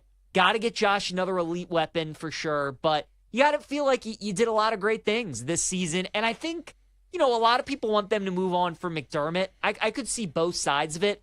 but I saw growth from McDermott this season. For a guy who feels like most of his career was kind of conservative as a head coach, maybe wouldn't take chances, it felt like he's starting to get it a little bit, and how you have to be more aggressive in today's NFL, take more chances, especially when you go up against the top teams. So looks like they're going to hang on to McDermott, run this thing back. They got to have a big offseason. They got to have a good draft and try to get Josh another weapon. But look, with Allen as quarterback, Nick, you're going to come into every season feeling like you have a chance to win a Super Bowl. And, that's the thing to keep in mind here, too, is that they still have the quarterback situation figured out. Josh Allen's one of the best quarterbacks in the NFL. Definitely. You're always in a position to succeed when the quarterback is figured out. Look at the Texans' jump from number 2 overall pick to C.J. Stroud, even with a little bit of a step back offensively this year. Far better position they were in before C.J. Stroud. Look at Washington. Look at the Patriots now with Drake May, who's looking like Broncos. I mean, all of these teams that have made these jumps, it's because they've got the quarterback situation figured out. It's why teams are desperate. It's why teams will do what it takes. It's why somebody like the Browns will say, we'll give Deshaun Watson anything, and he can't play football. I mean, it's, and listen, Cam Ward's the favorite to be the number 1 overall pick now, minus 115. Shedeur Sanders has actually dropped to 10-1 now. It's sounding more and more like it's Cam Ward going to the Titans. But, in last year's draft, you're not talking about Cam Ward or Shedeur Sanders over the draft that we just had. No. Over Drake May, over Caleb Williams. I mean, they're probably quarterback maybe over Bo Nix. Would you say put maybe Cam Ward over Bo Nix? And Penix, I think. I think Caleb. Penix too, yeah. Caleb, Jaden Daniels, and Drake May, no. But I think Penix and Bo Nix, probably Cam Ward, would go number 1. Tennessee is a fascinating team because they're the worst team ever against the spread this past season, which means that we were constantly waiting for them to turn into the team that a bunch of odds makers thought they would be because the defense was so solid for most of the year. But Will Levis with just those boneheaded plays, man. It's just so the Titans, they got to get younger on offense with their weapons, and then they got to get the quarterback. So I do think Cam Ward's the better pro prospect than Shedeur. I think that makes a lot of sense, and yeah, I think Tennessee's going to end up getting him. All right, we got the Pro Bowl flag football game getting ready to get started, Paige. Here we go. We're going to look at some of our favorite player props for the Super Bowl. Those numbers are already flying up. Heavy interest on props in the Super Bowl. Not shocking at all inside the betting lines. We'll be back inside the betting lines with Nick Ashew and PJ Glasser.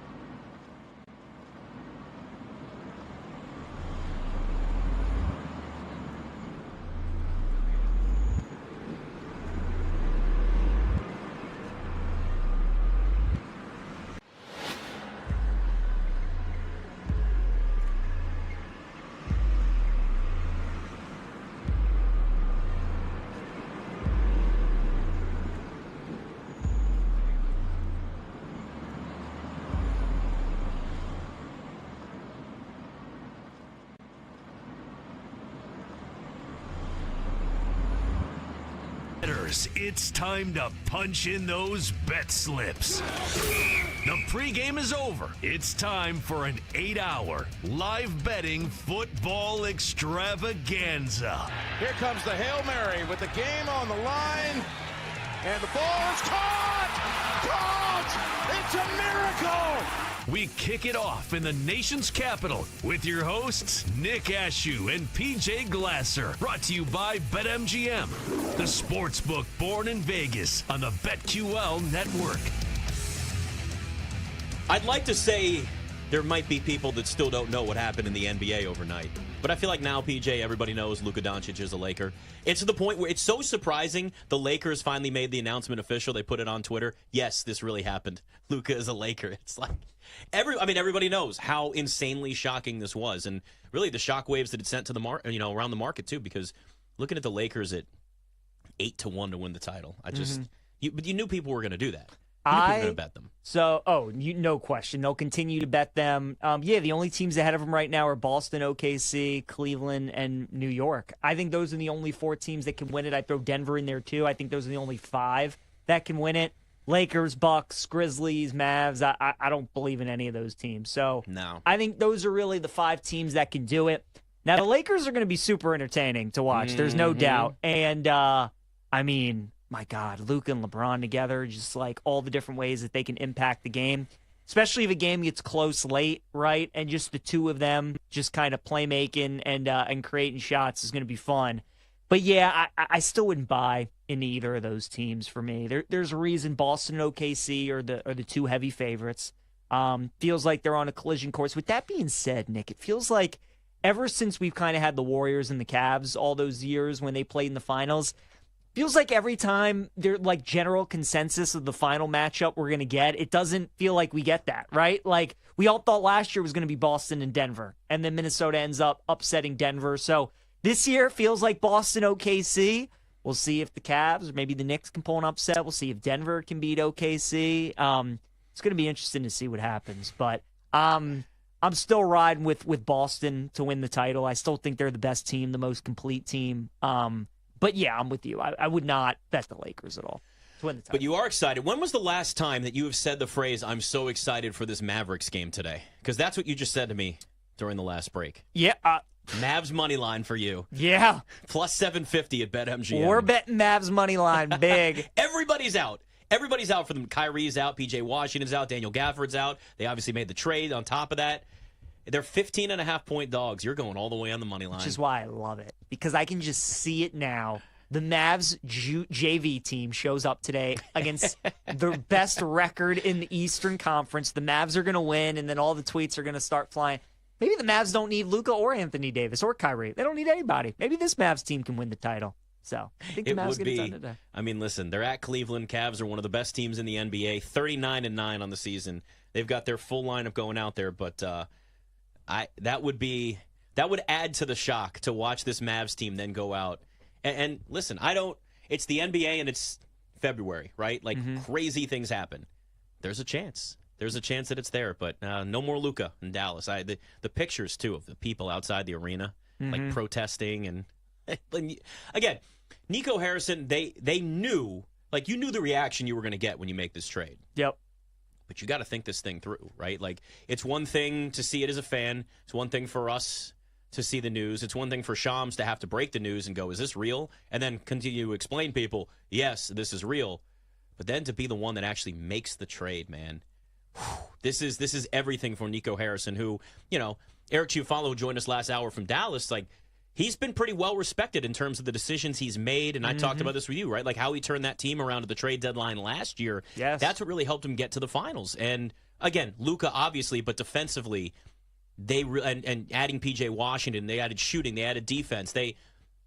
This is the opposite until it works out. But like the question really to me is like, what is working out for this? The Mavs win total is 44.5. I mean, winning 46 games and getting to the second round of the playoffs this year, like what's the ceiling for this team? I think that's what makes it so complicated. At least with the Lakers, it doesn't have to work out this year. The goal is to have Luka long term. Even if he can't sign the Supermax right now, like the goal is to have Luka long term. If you're the Mavs, it's essentially a win now move, but the ceiling in terms of wins is not very high. Mm-hmm.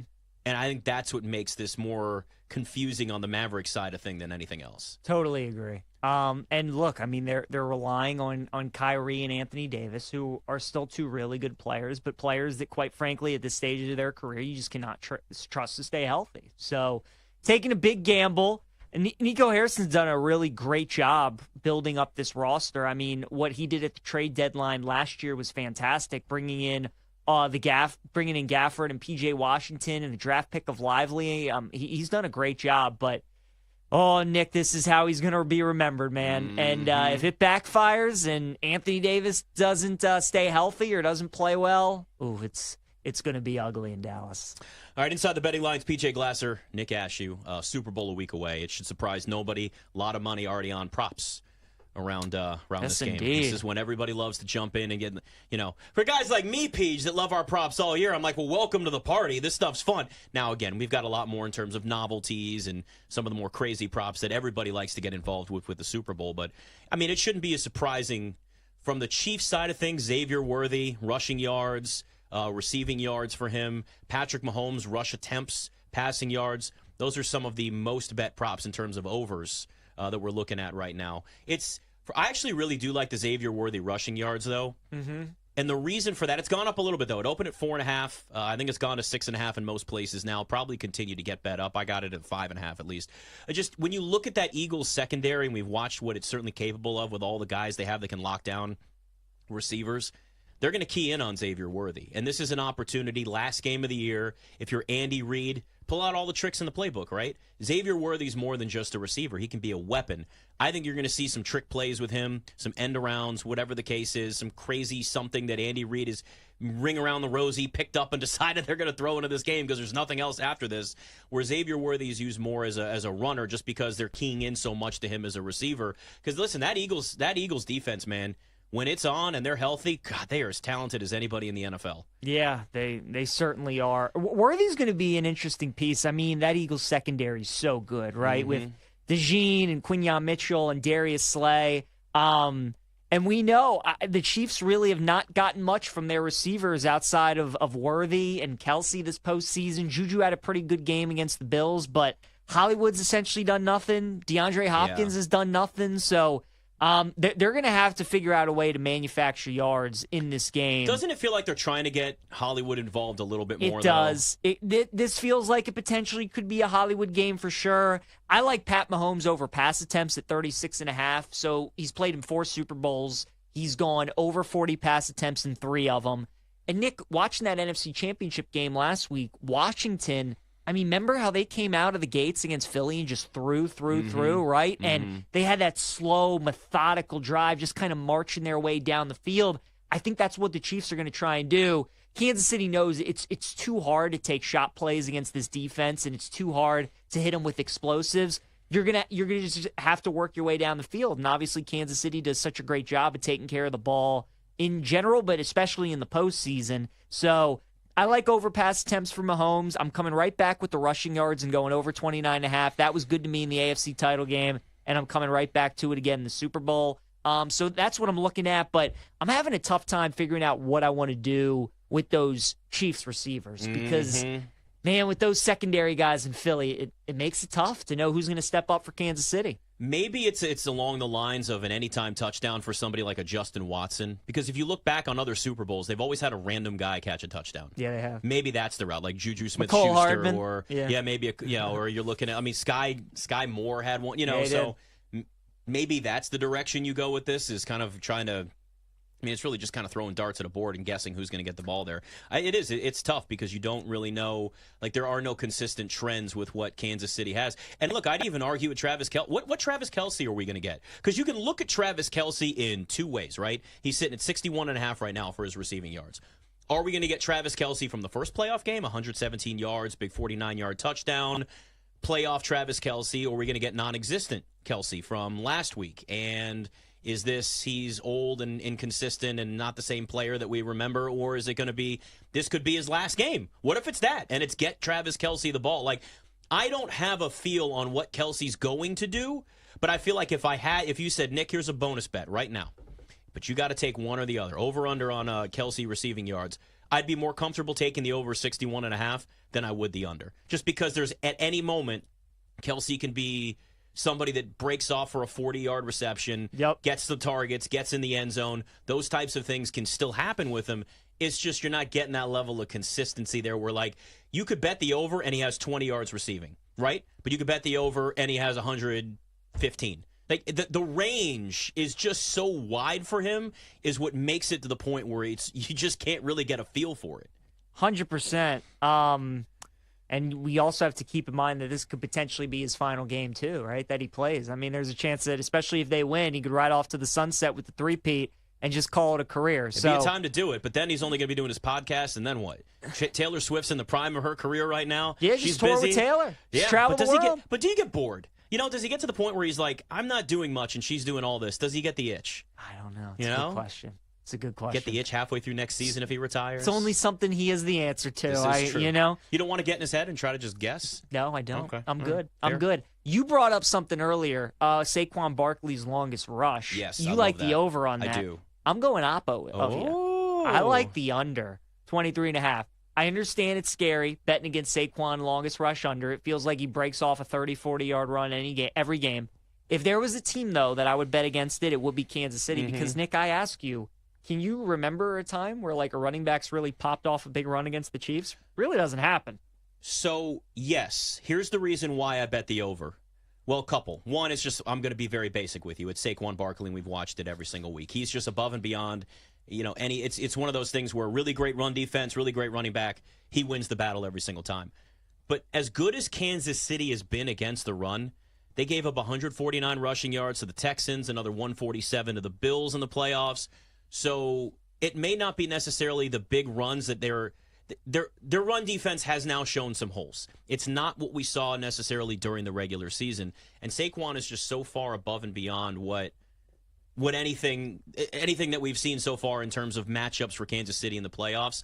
I've just learned, like with the Chiefs, I don't fade the Chiefs. With Saquon, I don't take the under. I just don't do it. The only reason Saquon went under against Washington was because they sat him because it was a blowout. It's the only reason. He would have gone over that massive, we got to 132.5, I think, at BetMGM for a while. So, like, you just don't do it. So that's the reason why, because even if, like, let's even say that he gets a 40-yard run but gets held to 115 yards rushing. Like, that's pretty good for a Kansas City defense that has been good against the run, but Saquon still has that chance for just one play. It's why I like that more than the over on rushing yards, because it can just literally be one play throughout the entire game. Yeah, no, I mean, it makes sense. Kansas City, I think with 2 weeks to prepare, and they know they're not going to be able to stop Saquon, but you just hope that you can contain him, right? He's going to get his 7-yard runs, his 10-yard runs, his 13-yard runs, but it's avoiding the big ones. It's avoiding the 35, the 50, the 60-yard runs, which I think they'll be able to do. So I'm going under his longest rush. I'm in no rush to bet it, though. Yeah. Because, again, we still have a week. If you like the longest rush, I'd bet the over now. Yes. If you're like me and you like the underweight, because it's at 23.5 now, I think maybe there's a chance we could get like a 25.5 or something like that. A lot of stuff has gotten bet up already anyway. Yeah. A lot of overs have already been bet. So if you want to bet overs, you better get it done like now. There's still some decent value there with some players, but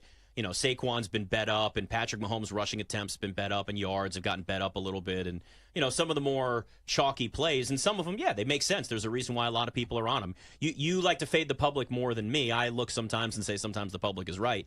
And when it comes to Saquon, for me, he's also averaging 147 rushing yards in the playoffs, including, not even playing most of the fourth quarter against Washington. So it's tough for me. Like fading Saquon is just, I'm not brave enough to do it. I wasn't brave enough to do it when he got, the number ballooned against Washington, and I wouldn't be able to do it here, though. But you know what's going to happen with Kansas City? There is always one surprise player that has a monster game, and I think maybe it's not receiver. What about Kareem Hunt? Kareem Hunt continues to get more and more carries. He's stealing touches away from Isaiah Pacheco. Yeah. And if you look, they have been talking, just praising how great it is to have him back, how he's matured, he's grown. They're so happy to see him having success. Kareem Hunt's rushing yards are just 45.5. I actually really like the over on that. His numbers have continued to go up pretty much every single, at least the last few games. Let's put it that way, right? So we look at, he's got 108 total rushing yards in the playoffs. Pacheco's only got 30. And if you just look at the carries against Buffalo, Kareem Hunt had 17, Pacheco had 5. And Isaiah Pacheco was a major part of this offense before he got hurt. So this feels like that's trending to a lot more Kareem Hunt in terms of touches in this game. And sitting at 45.5, that's a pretty low number for somebody that's getting significant touches. It is. I think, the only way you would bet that over is if you feel like Kansas City's going to commit to the run a little bit. As long as they're not going to abandon it. I think they get up and they try to run the football. That's kind of where I am, is that Philadelphia has to play from behind a little bit. That's the thing. If you like Kansas City to start fast, I think that's a good bet. But Andy Reid has just shown in the Super Bowl he's going to put the ball in the hands of his best player. Which is the smart thing to do. And that's Mahomes, and that's why they throw the ball a lot in the Super Bowl. So I get a little nervous, and obviously we know the Eagles got a good deal on. Well, it's the Chiefs. They're inevitable. Mm-hmm. They're inevitable, Peach. Yes, they are. Every single week. You know it as a Ravens fan. Yes, they are. Inside the betting lines. We'll be back inside the betting lines with Nick Ashew and PJ Glasser.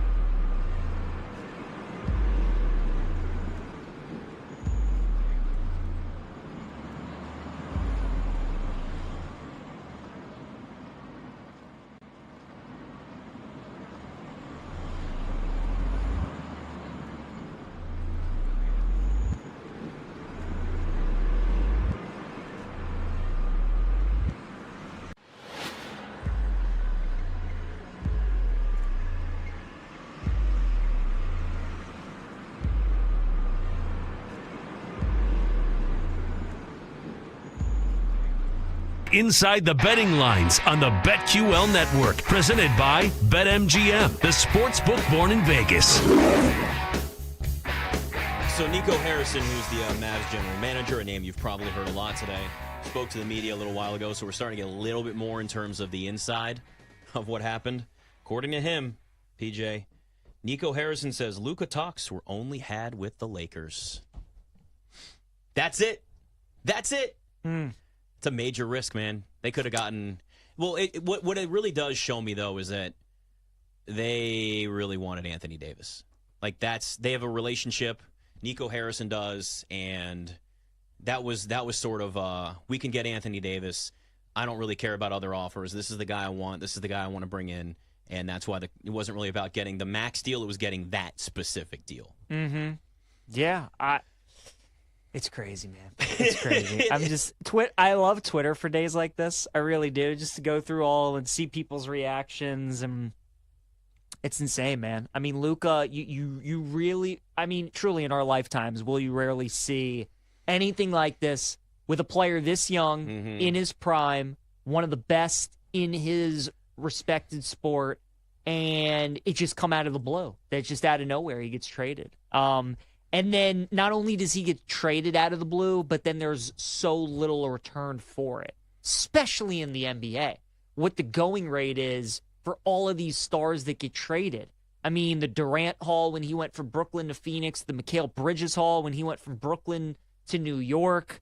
I mean, the Paul George haul when he went from OKC to Los Angeles. Like, Nick, there have been so many trades that have never been like this. And the hauls that these teams were getting, man. I know. And Dallas, just for them to only get the 1 first-round pick. I mean, the Lakers would have done this for 4 first-round picks probably, and Anthony Davis. So it's crazy. Tough to be a Mavs fan today. Yes, it is. Incredible to be a Lakers fan today because, you obviously get to watch LeBron, but now you have your guy for the foreseeable future. You have Luka. So now you have your guy to build around. And obviously, they're hoping that maybe Reeves can continue to develop and Rui, and they got Dalton Connect in the first round this year. They'll continue to bring in pieces. But, now that you have a Luka at this young an age, right, the Lakers are always looking for superstars. Like you said, Nick, with the market that they're in, they're never looking to rebuild. They're always just looking to continue to reload. And now that you have Luka there, and you won't have to give him the supermax, and you can save some of that money to go out and get other players, what a game-changing trade this is for LA. It's, as much as we've talked about it today and everybody has, you still have these moments right now, too, like we're just doing, where it's like, you're still in shock. Truly. Still in shock. Because it's when something comes out of nowhere that makes it that much more hard to believe. I was trying to think of a trade in any sport that it wouldn't be on the level in terms of stardom or impact, but just maybe came out of nowhere. Remember when the Browns traded Trent Richardson to the Colts? They drafted him in 2012. I think he had a 1,000-yard season his rookie year with the Browns. Struggled early with Cleveland in 2013, and they traded him to the Colts. He was the number 4 overall pick. Mm-hmm. At the time, again, this is not the same level. Trent Richardson's career kind of just fizzled out after that. There wasn't much. But at the time, he was looked at as still a back that, he was young. It was his second year in the league and was looked at as somebody that was, one of the better young running backs in the NFL. And that trade came out of the blue to where you thought, well, they could still get a lot out of him on his rookie deal, and there's still going to be, did they even have rookie deals then? I can't remember. But the point was, I remember that trade came out of nowhere too, but it was a sell high situation because Cleveland got the Colts first-round pick for the next year, and Trent Richardson never lived up to anything in terms of trading for a first-round pick. So now I'm not saying Luka's going to completely fall off with the Lakers or anything along that stretch. But what I am saying is maybe that is what Dallas is looking at a little bit here, too. There's layers in terms of signing the Supermax and whether it's worth it, him being in shape and dedicated to fitness and blah, blah, all the things we've heard. Maybe they do kind of feel like this is the best time to do it. But if you were in a sell-high situation, you'd want to see what you could get from a lot of other teams. No doubt. And if you're pretty much just talking to the Lakers, you wanted Anthony Davis, and you got Anthony Davis. Oh, here's another one. Jake Fisher reporting Dallas is in the mix to make more trades before Thursday. See, stuff's coming out left and right now. That's what I think. I wouldn't be surprised if, we had Eric Chiafalo on earlier from Dallas, and we'll talk to Chris Miles in about an hour from NBA TV. But I would not be surprised if De'Aaron Fox or Jimmy Butler end up in Dallas. I think that's the trade. And it's going to cost less to get Jimmy Butler. and maybe he's a better fit. I mean, Kyrie and Fox together in the backcourt, is that going to work when they play off the ball? I mean, they could, but Jimmy Butler would be. You're going to be a little bit older with Jimmy Butler, so maybe you want to go younger with a De'Aaron Fox. But I would not be surprised if they're in the mix for one of those. Then if you like the Mavs to maybe make another trade, and this is what you like to do at the deadline. When we're getting close to the NBA trade deadline, if you think a team is going to make another move, you find value in their playoff odds or the over on their win total, or under if you think they're going to be sellers. So the Mavs right now have a win total of 44.5. If you think they're going to make another trade, that win total is likely going to go up. Right. So you bet the over now on that 44.5 if you think Dallas is going to get a Jimmy Butler or De'Aaron Fox, and it's going to make them better. Like when the Lakers made all those trades at the deadline the year before, when they went to, so 2 years ago, before they went to the Western Conference Finals and got swept by the Nuggets. The minute that those trades went down, I bet them to make the playoffs at like plus 325. I can't remember what it was. It was somewhere along those lines. Because I saw those trades. The market hadn't really moved yet, and I said, this is a team that's much more balanced. There's much more thought in it. That's when they traded Russell Westbrook. And I was like, okay, now this is a team that has a little bit more to it. They've got some guys that can spread the floor. They got some guys that can play defense. They got some shooters. It's not just like a collection of dudes. It's a thought process to actually building out this roster. And they were actually really good. And it's similar to what the trade deadline did for Dallas last year. And that's what got them to the NBA, partially got them to the NBA Finals. It was a team that had a little bit more thought and a little more balance to the way that it was constructed. So if Dallas goes with that same route again with the same general manager that did it last year, and it's more than Anthony Davis, there's value in their win total. I think that's maybe one of the spots you look at. Because right now, I don't look at the Mavericks and say Anthony Davis is going to make them better than when they had Luka. Luka got them the finals and the Western Conference Finals a couple of years before that. You just can't. I can't justify that. I agree with you, and I like to. This is just generally, usually, but especially in the NBA, like generally in sports, but in the NBA, when teams make big moves at the trade deadline, I don't necessarily love it, especially short term.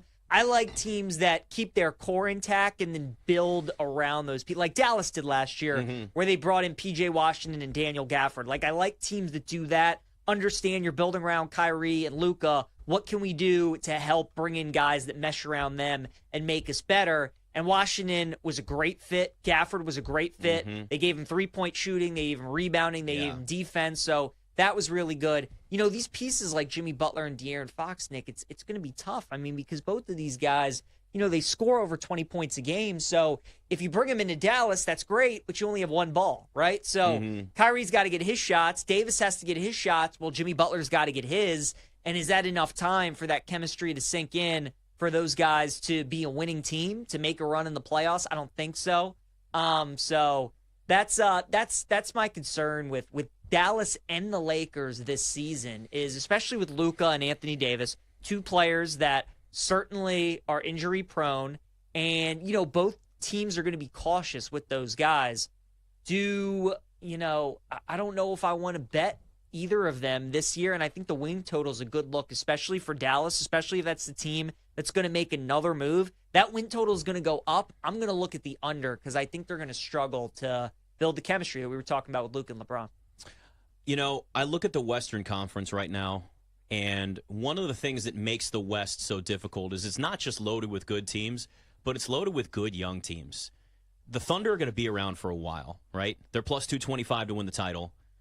The Houston Rockets have made a huge jump this year, and I'm not saying they're a title contender yet, even though they're second in the West. I think it's going to take a little time, and it takes time to go into the playoffs, learn to win in the playoffs, go through those bumps and bruises. The Rockets are 40-1 to win the title. Like, we're not there yet. I wouldn't bet them to win that. But what I will say is if you're Dallas, and you know we've talked about the future, right? Going older for younger, you're also putting yourself in a spot where you're trying to win now and you're not at this moment. Again, that can change at the deadline and that can change in the offseason.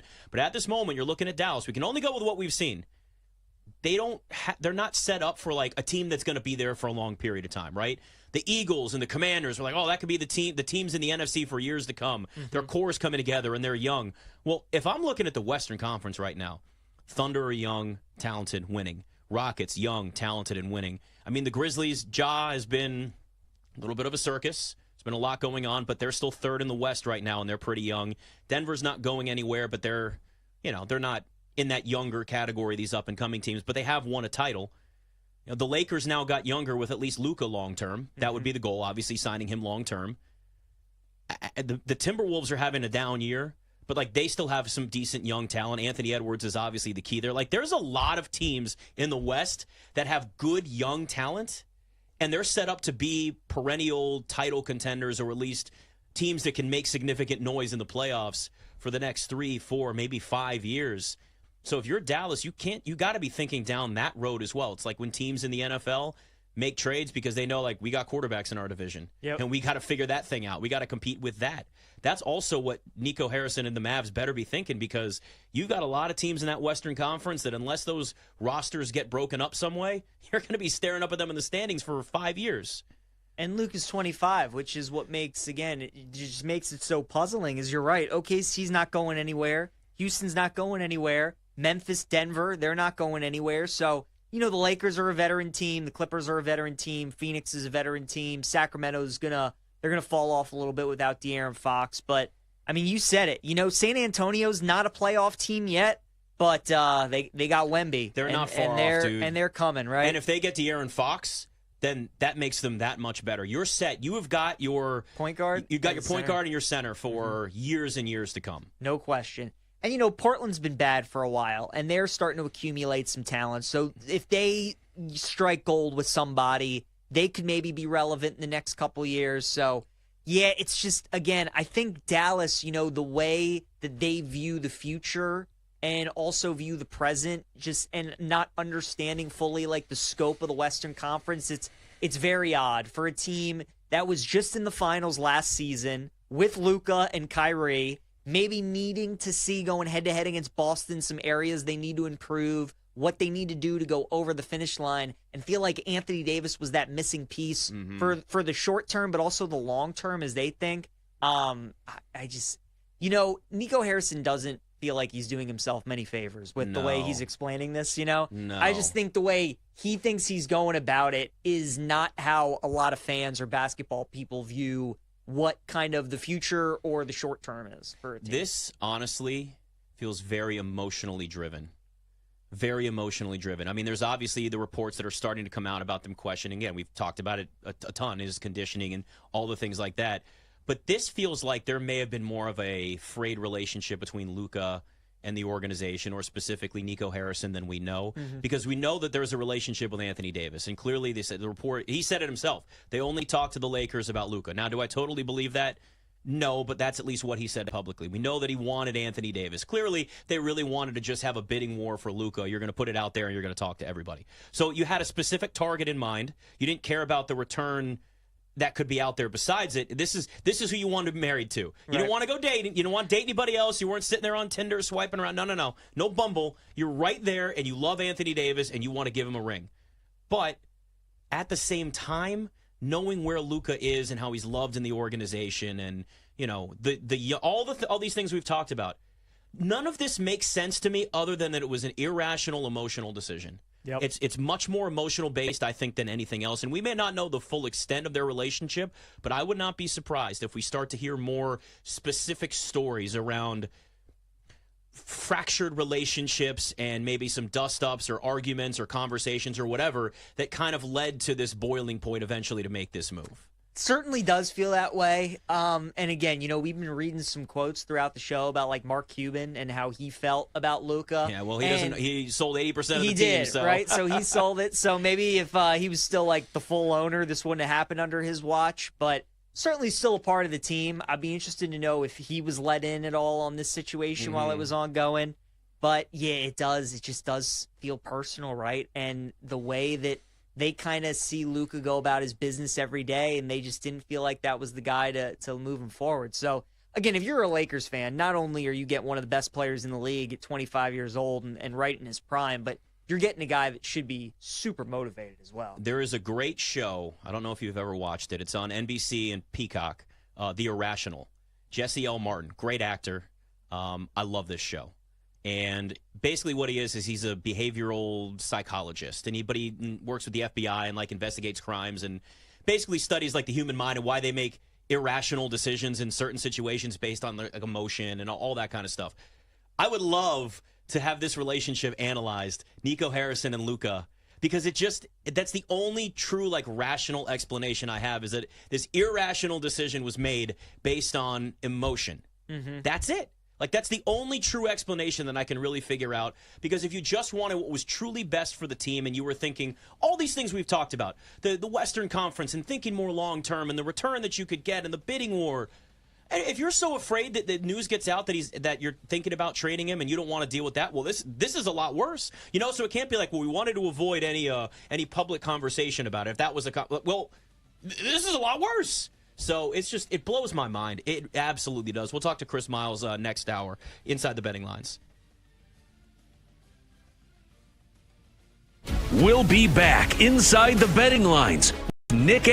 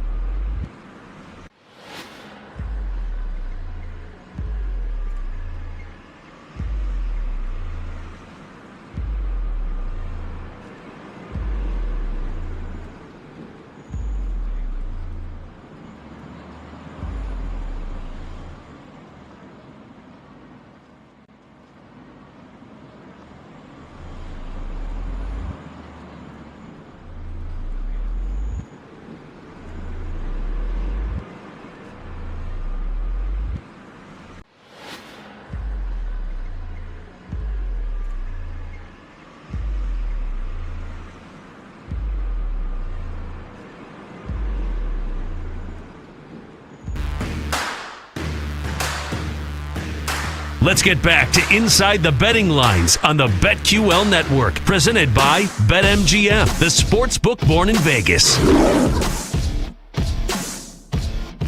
So what exactly is now? So this is like a punting part of the Pro Bowl situation here, Peach. Did they stop the flag football game to punt, or what? They did. Some might say they punted on the game. Thank you. Well done, sir. The bells are always over there. I get one zinger a show, and I'm never remember to bring the bells over to just zing myself. But that would have been a good one, too. That would have been a good one. I'm just like, I'm still at this point. Again, I can't wait to talk to Chris Miles next hour, who's very plugged in with the NBA. It's just, again, this also happens on a day where there's no real football other than this flag football crap. I know there's some golf and college basketball. But no, there's no real football. Let's call it. Yeah. So you just kind of sit and there's a level of just disbelief that I don't know how long it's going to take to get around for this trade, right? Again, I'm not emotionally invested in either one of these teams. It's just all of the things that have gone down today. It's the only thing on, I just say sports Twitter. I mean, every athlete from every sport is shocked by this trade. Did you see the video, by the way, of the Suns bench reacting to it last night? Yeah, it's Kevin Durant and Bradley Beal. And that's the thing, too. Players find out about this stuff in real time, and their reaction is, trades happen in the middle of games. Think about it. I mean, Anthony Davis, if he was playing last night, that would have been his last game with the Lakers. But it's just such a unique situation. And I think what I'm trying to do too is we looked at it before. We've looked at it from every angle here. I just can't wrap my head around how it went down and from the Mavericks side of things. I don't think I'll ever be able to understand it, because I'm also just trying to think here. What is the outcome for Dallas now? Again, maybe the over on their win total, 44.5. Maybe they make another trade, and this looks like it's one move before another move. And this team goes to the Western Conference Finals, and they have Jimmy Butler. Do I think Jimmy Butler puts them in a better spot than Luka? No, because they just got older with Anthony Davis already. So, it doesn't put them in a long-term situation. It's just there's nothing that makes sense about this to me from a Dallas perspective. It just doesn't. Everything sets them back from longevity of success, superstardom, competing with the other teams that are above them in the Western Conference. Every single thing there tells me it had to have been personal, and that's it. And what I have problem with, too, is if you're going to really shake up your roster and your organization like this, Nico can't just keep it to himself. I understand you don't want to tell the players because they're going to talk about it, right? And you don't want word getting around to Luka to where he's looking over his shoulder saying, am I right? You don't want that. Right. But you got to at least talk to Jason Kidd. He doesn't look like he knew in this press conference. Certainly doesn't. He looks like he saw a ghost. You got to talk to some other assistant coaches. You have to talk to, we don't know if he talked to ownership, but kind of feels like not many people knew, especially on the Dallas side. So if you're going to shake up your organization this way, Nick, because, when you make a decision like this as a GM, not only does it just fall on you and everybody's coming for your head, the backlash that the whole team is going to have from this too, right? We had Eric Chiafalo on earlier. He brought up a great point about how, we were talking about when Dallas has their first home game next Saturday, the 8th, against Houston. What's that scene going to look like? Is it going to be a sellout, and are people going to boo? Are they going to boycott the team? The team's going to get booed, and they don't deserve that. Right. They didn't want Luka gone. It has nothing to do with them. It sucks that they have to deal with something like this when I'm sure none of them wanted it, and because the GM is the only one that thinks this is the best decision for the team. I remember, and this goes way back, but it's kind of a similar situation of a fan favorite, not to this extent, but I remember years ago when Marcus Camby was traded from the Raptors to the Knicks for Charles Oakley. And for people that don't know, Charles Oakley with the Knicks, he was revered with that team. He was the tough guy. He was the rebounder. He was the guy, he was the Draymond Green, but not the skill set that Draymond Green had, but that type of situation. And Jeff Van Gundy, who was the head coach, absolutely loved him. Jeff Van Gundy had no say in that trade.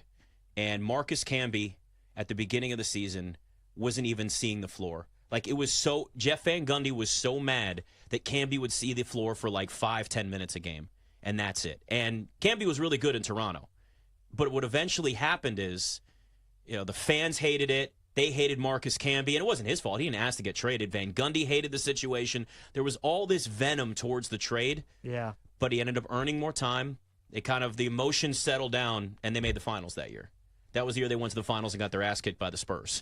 So, you look at that team where the Mavs are now, there's going to be a lot of emotion around this. I guess, Najee Marshall, one of the Mavs players, I guess said that they have a team group text, and he just said, thanks for everything. That was the trade. So he's pissed. Yeah. There's going to be a lot of hurt feelings here. Definitely. And it's going to be something that lingers more probably with Dallas, because Luka's at least going to a place where he's wanted. You've got LeBron to kind of, LeBron makes people feel welcome. There's a reason why so many players want to go play with him.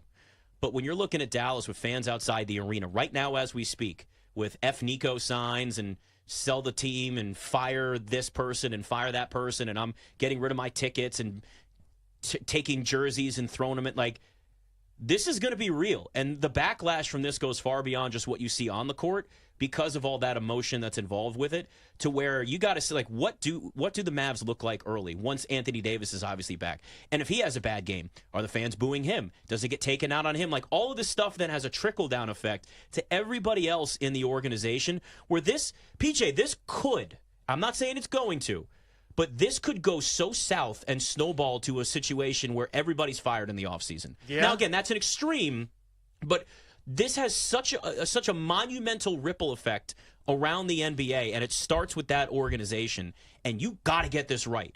You have to get this right, but I don't see how this is a better situation for the Mavs other than we don't want him here and it's an emotional thing. That's it. Agreed. And if that's the case, then obviously, Nico Harrison's in the wrong profession. If he's just letting personal feelings dictate how he's going to run his organization, when you get a player like this, who knows how many more times the Mavs are going to have a player as good as Luka in that organization, if ever. While we're alive. Dirk was obviously incredible. Yes. Dirk said multiple times he thinks Luka's better, especially at this age. He is. Right. So, and Dirk was really good. So who knows if the Mavs are ever going to have a player again as good as Luka. It's just it's crazy. And I'm with you. I think Nico's on the hot seat, man. And I hope, Nick, that the basketball gods give us a Mavs-Lakers 7-game series in the postseason. I really do. Because, man, would that be must-see TV. And, boy, would I be betting Luka point props every game. They could set that at 48.5, I bet the over. He's going to be chucking. He's going to be out for blood.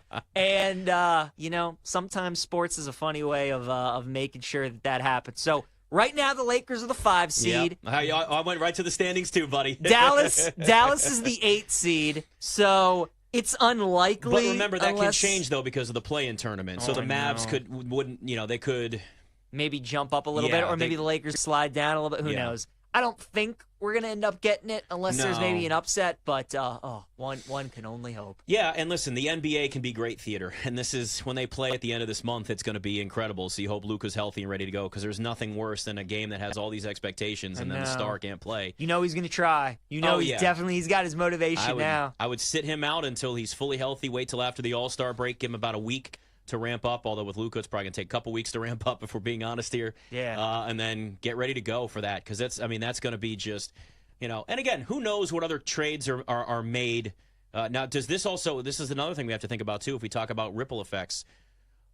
Other teams in the Western Conference, do they now feel more inclined to make a move because of this? Certainly. Nothing like what Dallas did. No, right? Nothing will top this. Yes, period. Nothing. I am very comfortable saying there will be no trade at the deadline that will be a bigger deal than the Luka trade today. But I certainly think OKC's got to reevaluate some things. Mm-hmm. Houston, maybe they're excited with the year that they're having. Houston's in that interesting spot of I think a lot of us expected them to be good, maybe not this good. So, where do they stand? Mm-hmm. Does something like this make them push a little bit harder? They are reportedly in the market for a veteran in the trade market. Jimmy Butler's name has been thrown around there, too. I wouldn't bring Butler into that locker room personally, but we'll see. Memphis is interesting. Memphis was just, with the jaw stuff and all the injuries that they dealt, we thought if they were healthy, they could be good. Memphis could be an interesting piece, but honestly, Nick, I don't think so. I think a lot of these teams feel like they're good. Maybe they add a piece or two.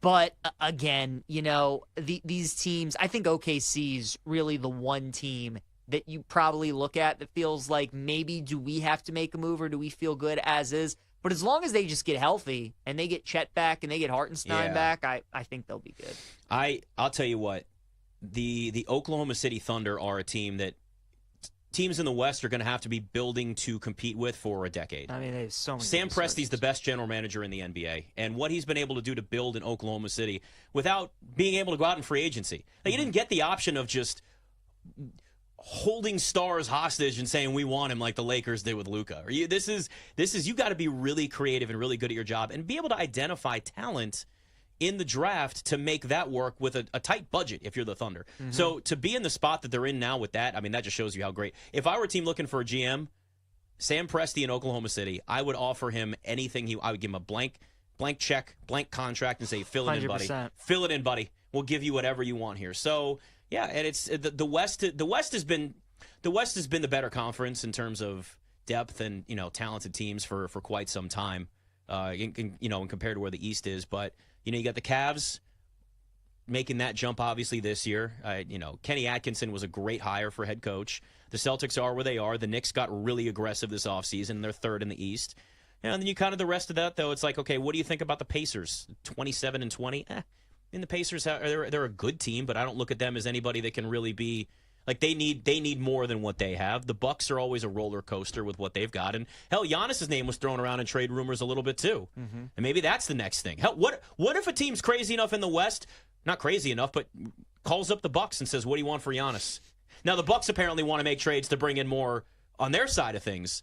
But, like, these are the types of things that can happen now. And if you're looking at where the West is versus the East, there's a lot of teams in no man's land. The Pacers, the Bucks, the Heat, the Pistons are the 7th seed, and they're at 500. Like, none of those teams are championship contenders. There's 3 teams in the East, and I'd still say it goes through the Celtics until you knock them off. I think the Knicks need another year with this roster to bring it together. The Cavs need a little more playoff experience with this current group that they have. I think that's a very, very good team. Mm-hmm. But it all goes through the West, man. But it's all going through teams that Houston and Oklahoma City and the Grizzlies are there. It's just, just crazy. I swear, if I look at Twitter and I see that Giannis has been traded, though, I'm going to lose my mind. That's for sure. Probably not. PJ Glasser, Nick Ashew. We'll be back inside the betting lines with Nick Ashew and PJ Glasser.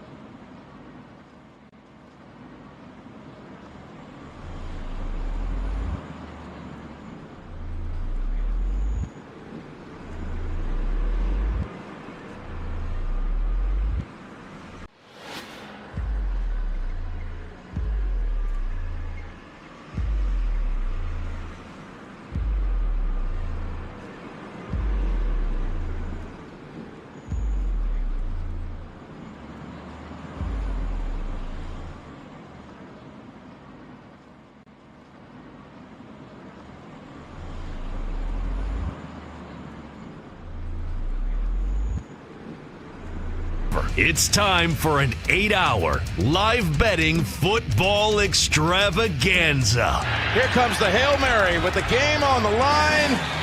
And the ball is caught! Caught!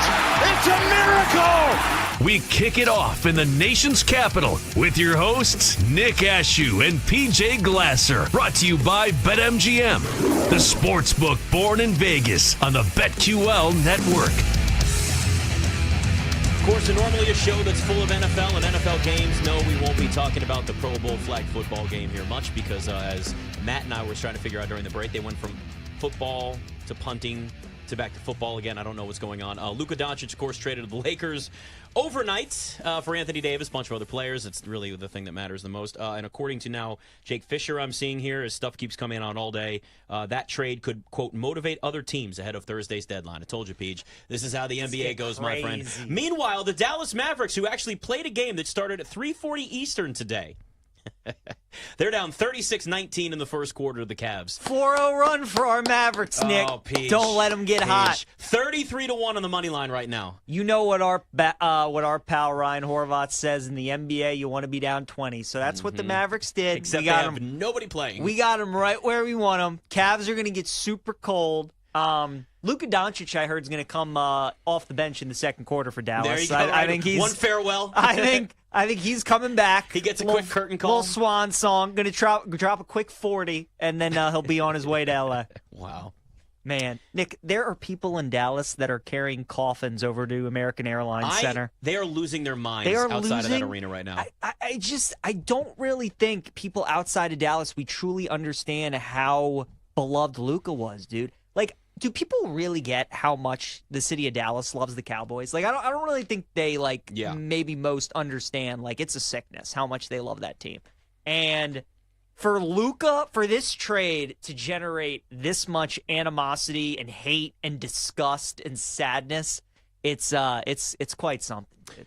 My brother actually sent me a video on TikTok of some Mavs fans outside the arena. It was dark, so my assumption is going to be they were out drinking, got the news, and there were a few beers in their hands outside the arena in the middle of the night, because that broke at probably 11 Central, give or take? Yeah, around midnight Eastern. So these guys are clearly just out getting started, you know? And then they decided to make a change in venue, and they went outside the arena, calling it the worst trade in NBA history. It's crazy. Right, listen, all of this stuff is we don't know what the future is, right? Mm-hmm. But I'll tell you what, it doesn't make any sense right now. And Chris Miles will be on about 20 minutes with us, and I hope he can make some sense from some of the things that he's heard. It's a mind-blowing trade on just so many levels, as you and I have certainly got into throughout the day. And I'll say this, man, I love the NBA, buddy. I love the NBA. Nothing will top this Luka trade. But I'll tell you what, there may be something else coming in the NBA. Well, we got a feeling Jimmy Butler's certainly coming. We got a feeling De'Aaron Fox is certainly coming. And what if, knows, I'm telling you, what if a team is crazy enough to go to the Bucks and say, we'll give you 5 first-round picks for Giannis? Giannis is still having an incredible season. That's something we haven't talked about yet this show, is what does this Luka trade do for the market, right? Because there was this precedent of if you go after a superstar, you have to go insane, right? Yes. You have to just give him like the farm. You got to give him 5 first-rounders, stars, whatever it may be. Yeah. Well, now after this Luka trade, like if teams start calling about stars, do they say, well, Dallas only gave up this much, that is right? a great point. Dallas, the Lakers only gave up this. So, look, I think, again, because of the reaction of this trade and how much backlash it has gotten, I don't expect this to be the new norm. I'm just now interested going forward when we do see some new trades and we do see, like, De'Aaron Fox isn't an A-list, but he's a very good player. Very good player. Yes.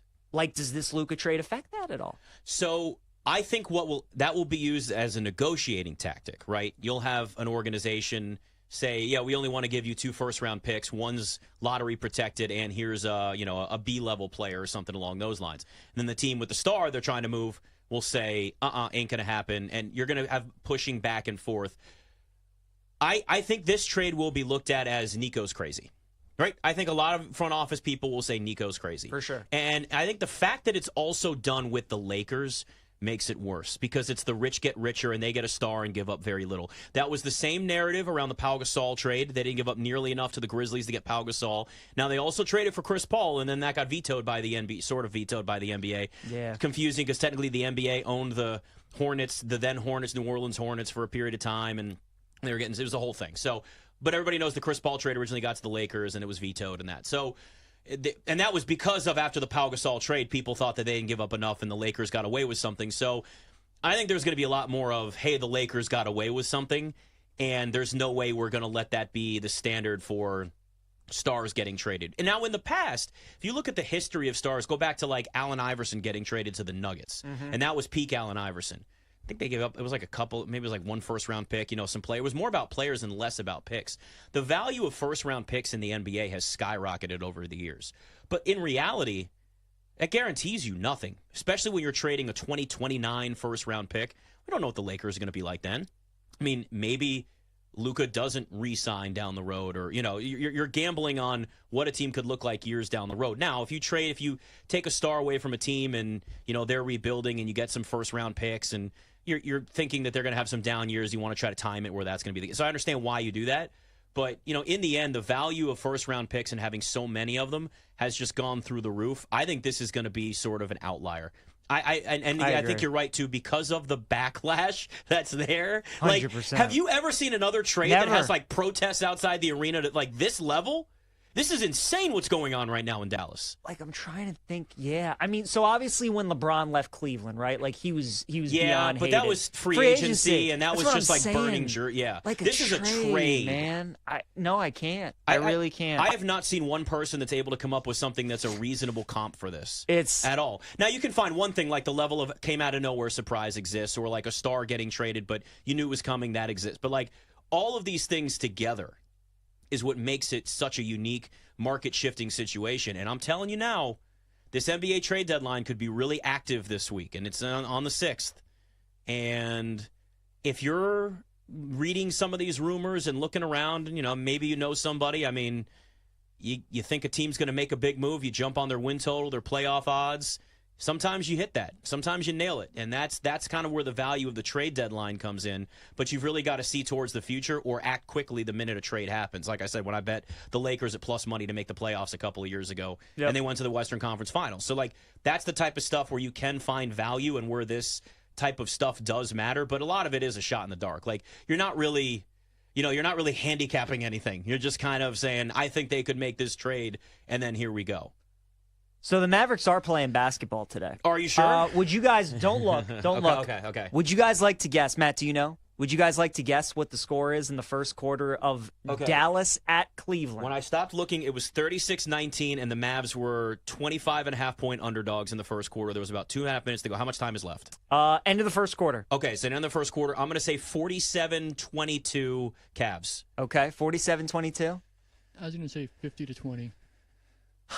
Matt is right. Guys, it is 50-19 at the end Oh, my God. Quarter. So Dallas has not scored a point since you last looked. Oh, my God. Now, I came on here about 2 hours ago and said I was going to bet really small Dallas money line because it would just be so NBA and so sports for everything to go on today and then go on the road and beat the team with the best record in the league. It was such a PJ bet, buddy. But I knew you know would. what? The more we were talking about it, and I said this right as the game was starting, when I saw Jason Kidd at the press conference, and I saw how distraught he was. How is the whole locker room not going to... Right? That's the human side, man. And Nick, they're down 31 points at the end of the first quarter. Dallas is on pace for 200 points in this basketball game. If Cleveland really wanted to, they could win this game by 90 points. This is insane, dude. 50-19. I'm looking at the box The score live right now. line at the end of the first quarter is 36.5. At the end of the first quarter. At what point what number would you need to bet? This isn't Duke playing Mississippi Valley State. This is the Cleveland Cavaliers and the Dallas Mavericks in an NBA game. I'm not betting Dallas with a 10-foot pole. I really think they might lose by 70.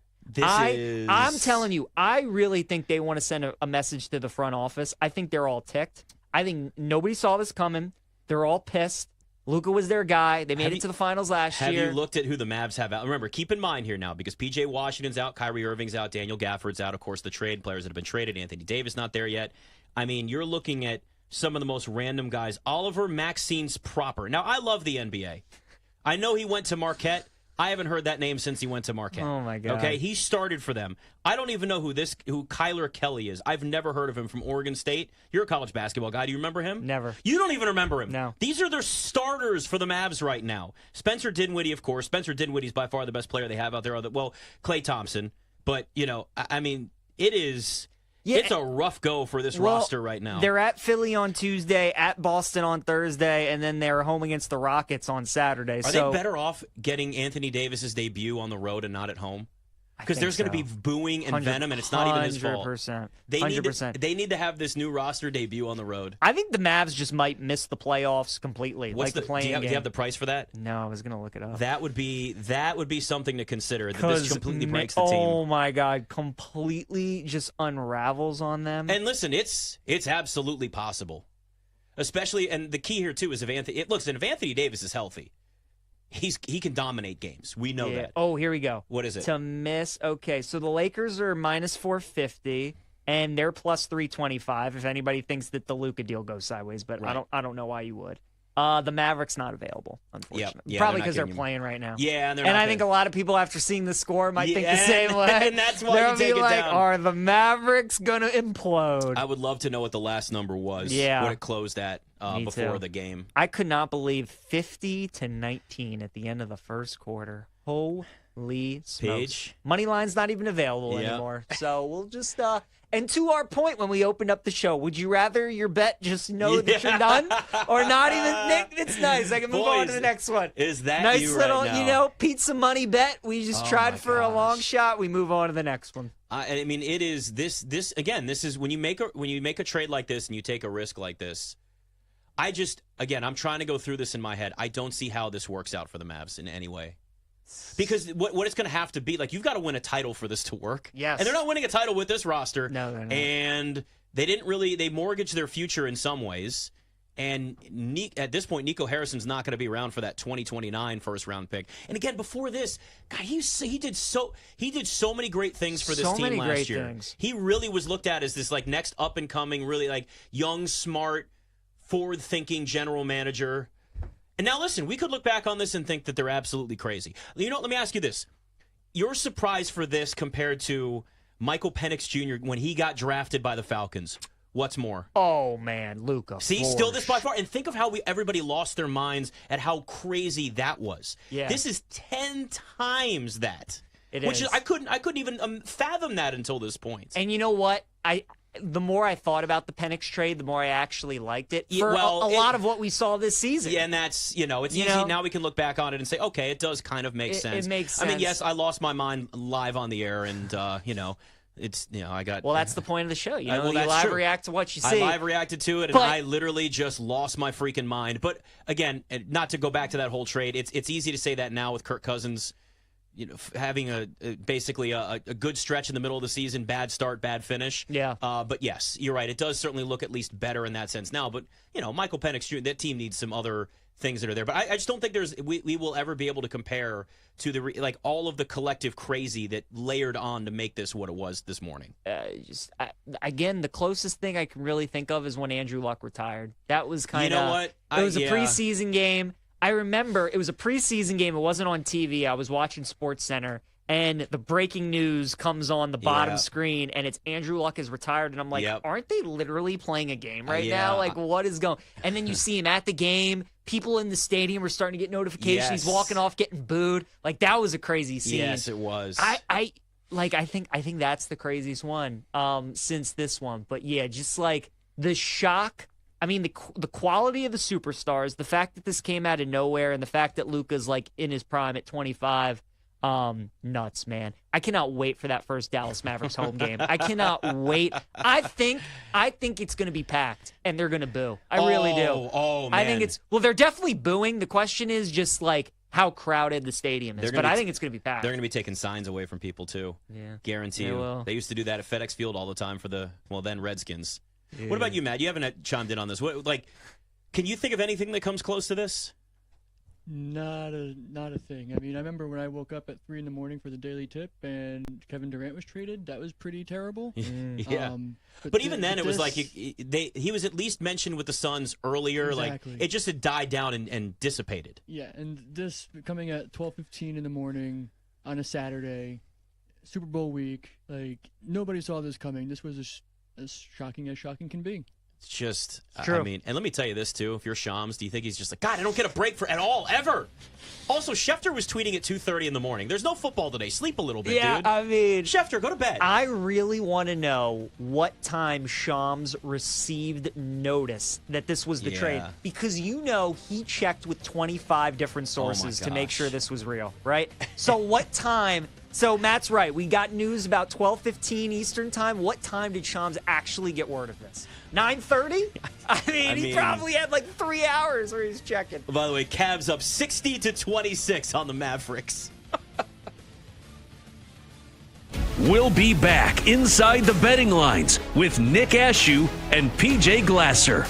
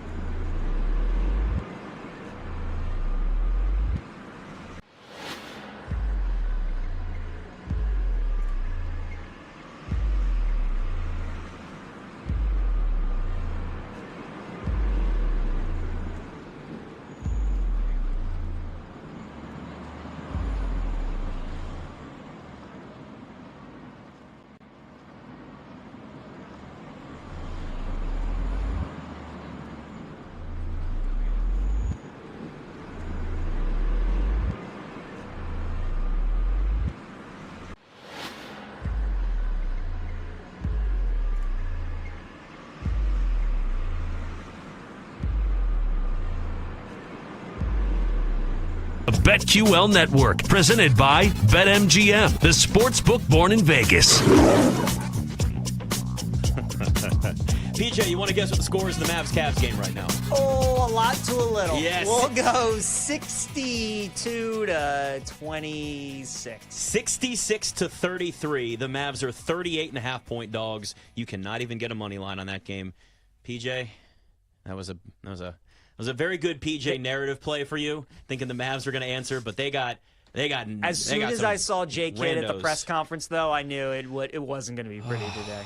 They're still shooketh, as are honestly all of us. I mean, the videos of people out there and freaking out, in front of the arena. It is. How about the Pistons, though? They're having a nice year. Up 10 on the Bulls. Cade Cunningham is so good. I'm so glad to see him kind of elevate his game to where we thought he'd be coming out of college. Staying healthy. He's so good. It's good to see the Pistons. I mean, because they were the Wizards last year. Yes, they were. And well, the Wizards are still the Wizards. They are still the Wizards, but it's nice to see the Pistons being, respectable. I think they're 500 record or something? Well, they changed their front office and did a few things and completely turned things around. It's funny how that works. Hopefully they don't trade Cade Cunningham. Yeah, I don't think Cade Cunningham is getting traded. I think they're probably fine there.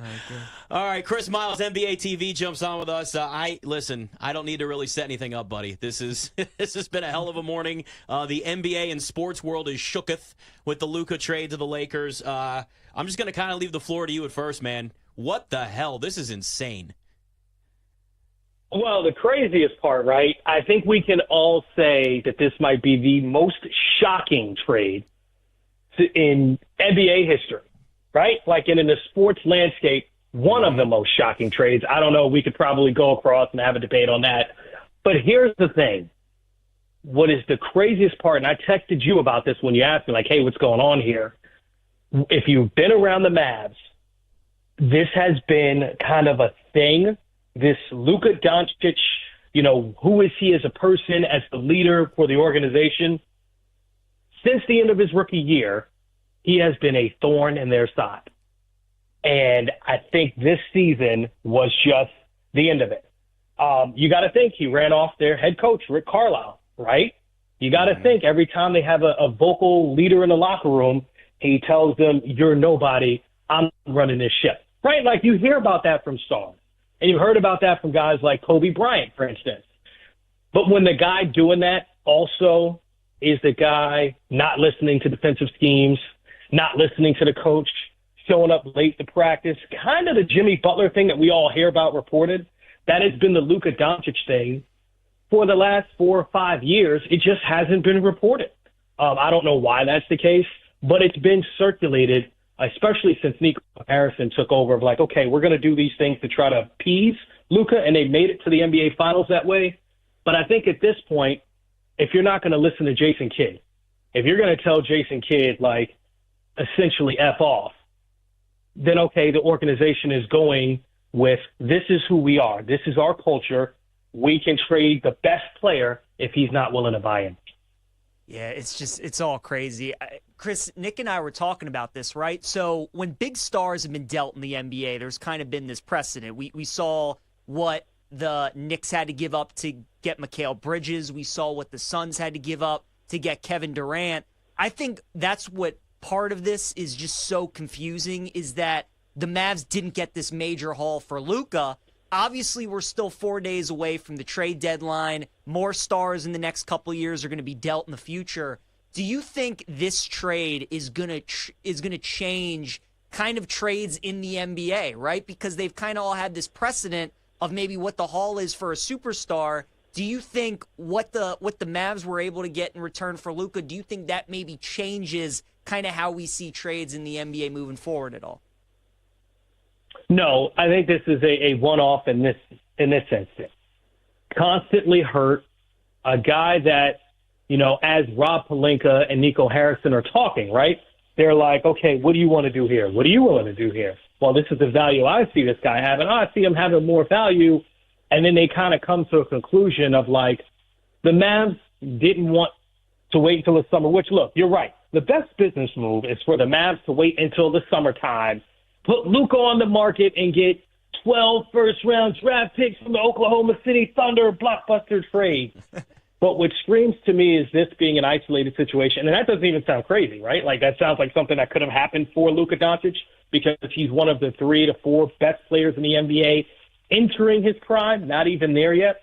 But I think the reports of him being 270 pounds, like, we can't confirm or deny that, are out there. The fact that he's not taking his time seriously, that he is still having this awful attitude and that nothing's going to fix it. I think this might be the best thing for the league overall in this sense. Luka goes to L.A. Maybe he does change that mindset, and then he's the Lakers franchise player for the next decade, and the Mavs look like a foolish team. But I don't think we were going to see Luka Doncic as the MVP, finals MVP that we thought we were going to see if he stays in Dallas. And I think the Mavericks started to realize that under Jason Kidd, under Nico Harrison. Remember, they changed their whole regime. And I think those guys had enough after a couple of seasons with him. You know me, Chris. I was the founding president and CEO of the Luka Doncic fan club, but he has let me down recently. That's to say the least. When we talk about because Nico Harrison basically came out today and said like they only talked to the Lakers, and we kind of touched on it a little bit there in terms of that being just a conversation between them and that's it. Why did they not wait to see what they could get on the market and make it just was it just because they wanted Anthony Davis that bad? No. This has nothing to do with Anthony Davis. This is I know you're familiar with the term dead weight, right? Yes. Where essentially a team thinks, okay, we have a window here, and then someone is dead weight. We just never look at the star player or one of the best players in the sport as being someone that an organization will look at as dead weight. So Anthony Davis is just, to them, which sounds crazy, they're not trying to, we need to build for our future and rebuild this franchise. To your point, they're thinking, okay, we were in the finals, right? We can get back there. Who's a player that we can get the best value to stay on that track right now? And that's why they went and got like Clay in the offseason. You look at Kyrie. Like, these are guys that have won championships now. Anthony Davis. They are thinking championship now, worry about everything else later. And I think that's what we saw in this trade. And I think that's something that a lot of people are missing with the Mavs mindset. They were just in the finals. Luka gets hurt coming back this year. Everything is kind of astray. And they're like, all right, how can we get this back on track? Because the NBA is wide open. We have 6 different champions in the last 6 years. There's no Golden State Warriors. There's no San Antonio Spurs, from the Tim Duncan era. But here's the thing. It's starting to look like Wemby and the Spurs are about to become that team, right? Mm-hmm. So you got to think, let's win before this guy in 4 or 5 years from now is dominating the sport, right? So if you're Nico Harrison, if you're Jason Kidd, that is how you got to view the situation. Let's try to get a championship now or next year and worry about everything else later. Do you think the players on Dallas are going to buy into that philosophy, Chris? Because, look, they hardly have anybody playing today. They're down. They already have. See, that's the problem. So let's. This is the key. It's there. It's just like one of those things where because Luka's so amazing to watch, he's one of the most fun players to watch, right? We all know that. That the player, Daniel Gafford, saying, I want to get traded. Derek Lively being like, man, this is miserable. These are guys that Luka has been bullying. Tim Hardaway Jr., I'm happy in Detroit, right? Grant Williams, hey, I try to take a leadership role. We have seen this over and over again. We have just ignored it. So with the players now, it's not, we lost Luka. It's like, okay, I get an opportunity to showcase what let's get back to the finals without this dude and show him who we are, since he doesn't think we're good enough to do anything. As I listen to you talk about this, Chris, we're starting to obviously hear some of that stuff come out today, but it really wasn't before. And, as you talk about people that have been more plugged into the Mavericks have known that this stuff has gone on behind the scenes. Why? Normally this is something that gets out, right? Why has this not been a bigger story in terms of just because it felt like it was a little bit of, hey, he argues with the refs too much. Hey, maybe they took the beer away from him when when they made it to the finals, and it just feels like this is something that you figure you'd hear more of, and we just haven't until now. I think a part of it is he's a finalist for the MVP the last 3 or 4 years, right? The Mavericks went to the finals, so there's team success, and they've been to the conference finals before that, right? So there's a lot of team success in there that make you go like, look, this dude hasn't even entered his prime yet. He's gonna figure this out. This is something he's gonna get right. Well, if you really look at it, there's been a lot of Zion Williamson with Luka Doncic. It's just that Zion is an explosive player, so when he gets hurt out, he's out. With Luka, it's like, oh, I can play on these bumps, these bruises, these things I can play through hurt because I'm not trying to jump through people. I'm not using athleticism. I'm using my mind and my skill set. But Luka has been hurt almost as much as Zion Williamson, just played through it. So we've kind of ignored it. And we've seen the team success and we've seen individual success. I mean, this is a perennial All-NBA, an All-Star, an MVP candidate. So we ignore that, right? And I think that's been all of us, including the Mavs. They've done a great job of kind of covering up. It's like we'll hear a story and be like, oh, Grant Williams is silly. What does he think he's doing? Right? Like, he's just a role player. Tim Hardaway Jr., he belongs on the bench, man. This guy's never been that good, right? So these are all things that we've thought about. Oh, the Mavs, they're playing great defense with Luka on the floor. He's buying in. No, he's not buying in, but the other guys are. So they're covering up for him not paying attention to the defensive assignments, and that's so nerdy. Who really cares about that? Chris, do you think that this trade, whether LeBron plays one more year after this, 2 more years, do you think having Luka, do you think that has any impact on his decision that he makes whatsoever moving forward? He can't play with Luka Doncic, man. Those two guys cannot play basketball together. And here's why. Maybe LeBron circa 2009, maybe LeBron circa 2015 could play with this Luka Doncic. Luka's going to have the ball in his hands, and look at LeBron the cut. LeBron's going to look at him like, give me the ball. They're both not going to get back on defense. J.J. Redick's going to be like, what are you two? I can't have two guys on the floor not playing defense at all, right? It's 40-year-old LeBron. It's not 25-year-old LeBron. So, man, and LeBron is used to having that power dynamic. Luka's not going to go for that. Luka sees himself on the same level as LeBron James. Man, I really don't think that's going to work. Mainly because of the mentalities overall. And I see that there's been a report, I think Chris Haynes put it out, which is not as well as LeBron should have put that out, right? That, hey, LeBron's going to stay here. Yeah, we hear that from guys. Like when you talk to the football player who's a junior and is like, oh, I'm not going to the NFL draft. I'm coming back next year. Then they enter their name in the draft the next week. Like, I look, Anthony Davis is a clutch guy. I can see LeBron being the next domino to fall. And I think by him saying he's not makes me think it's going to happen. I just cannot see those two playing together. You bring up exactly what I was going to ask, really. Is it like those two have a similar offensive game in terms of ball handling, need the ball in their hands? I mean, I remember when the Lakers first had LeBron and they had like Rajon Rondo there. They surrounded him with ball handlers. Like, this isn't working. You need shooters. I'm fascinated with just what they look like on the court together. We got about 90 seconds or so here, Chris. Looking ahead to the trickle-down effect with the trade deadline coming up. I know you guys are going to be very busy at NBA TV. What type of, obviously Jimmy Butler, De'Aaron Fox's names have been out there, trade requests, all of that. But what type of trickle-down effect do you think that this could have on maybe other teams saying, oh, damn, now we got to do something because look at what the Lakers and Mavs did? Well, I mean, I think there's all these teams that are looking into the NBA draft and trying to get picks, right? Because at this point, you're past the halfway point of the regular season. You kind of know where you are. Am I a championship contending team? Am I a team that's just like playing in the middle somewhere? And am I a team, trying to get Ace Bailey, Dylan Harper, VJ Edgecombe, or Cooper Flagg, right? Like, I think those teams that are closer to that, like the Portland Trailblazers, they're winning too much right now. They got guys that are 27, 28 years old. They're going to be shopping Robert Williams, DeAndre Ayton, and Jeremy Grant like wildfire. So those are guys I'm looking at. John Collins, right? We saw all the noise, right? It's like, okay, John Collins. Then you go down the list. De'Aaron Fox is the one that we're looking to drop because of how important it is for the league. Like, okay, can a team jump into a contending position with him or be a championship level team? So I'm looking at kind of like all the bottom feeders and what are they trying to sell? And then there's like the Chicago Bulls who have been trying to sell Vooch and Zach LaVine for years.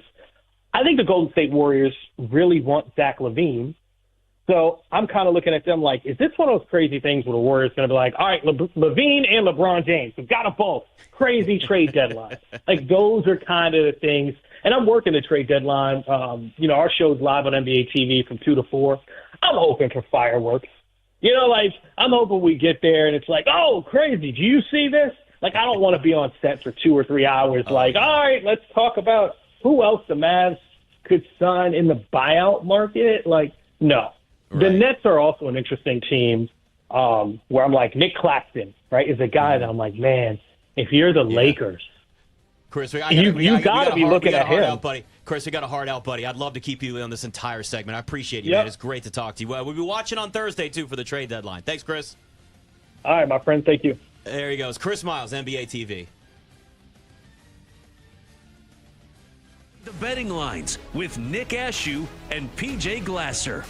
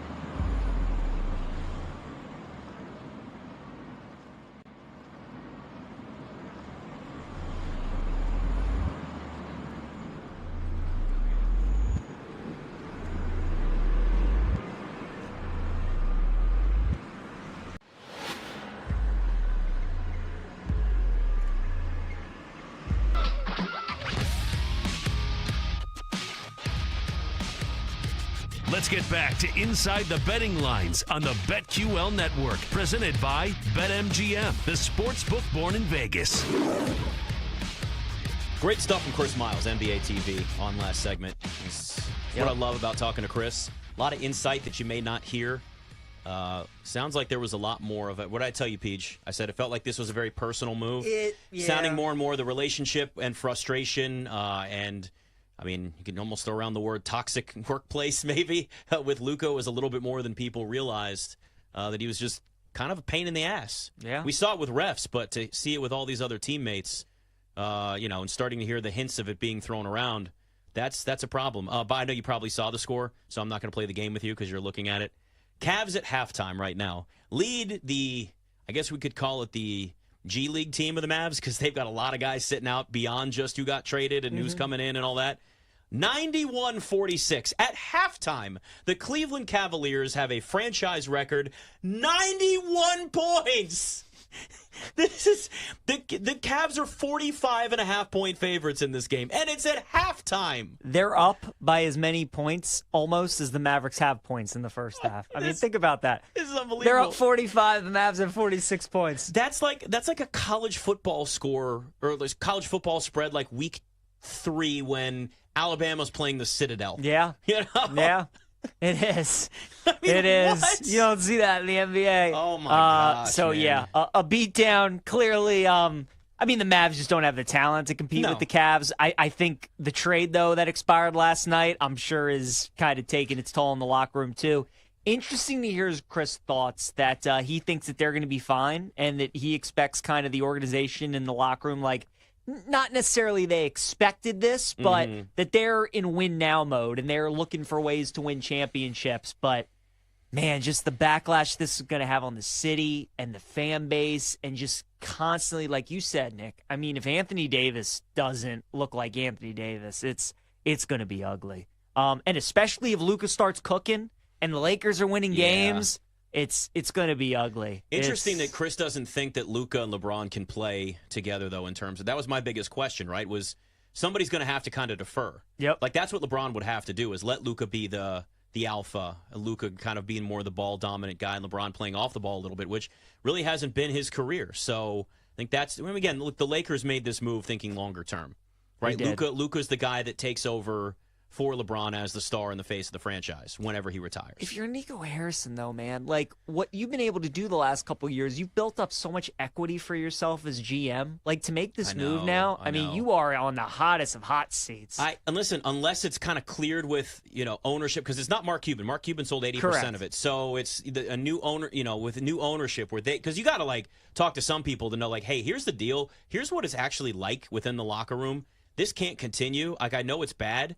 This can't continue. We got to, like, make a change. You've got to make sure you've got some level of an understanding. You're not making that trade without telling your bosses. It's just not happening. It doesn't look like Jason Kidd knew, as you said in the press conference. He looked like he saw a ghost.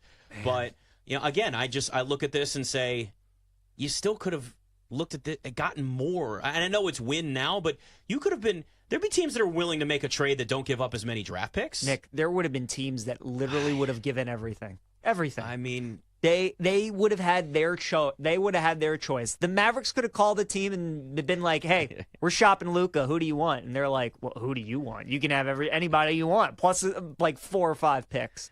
So I think to me, like Luka getting traded is shocking, but the return, that piece of it is just like that's to me what takes this trade to the next level. Is you have a player in this prime of his career, so accomplished, he's 25 years old. Because in the NBA, the NBA and the NFL are the two sports. In the NFL, if you have a quarterback, and in the NBA, if you have a top player, you can compete for a championship every year, right? Baseball, we've seen the Angels have Trout and Ohtani and not even come close to sniffing. You can win an MVP in right? baseball and not sniff the playoffs. Not even sniff. Yeah. Hockey, obviously, you can score goals, you can prevent goals, but you can't be the goalie, right? So, I mean, it's just like in the NBA, if you have a LeBron, if you have a Giannis, if you have a Luke, you can compete for a championship. If you have Mahomes, a Burr, whatever it may be. That's just why this return, Nick, to me is just it's crazy. I'll never be able to understand this, but it's going to be fascinating to see how both these teams look just the rest of this season, including moving forward? I think maybe both, but I certainly feel like Dallas is not done.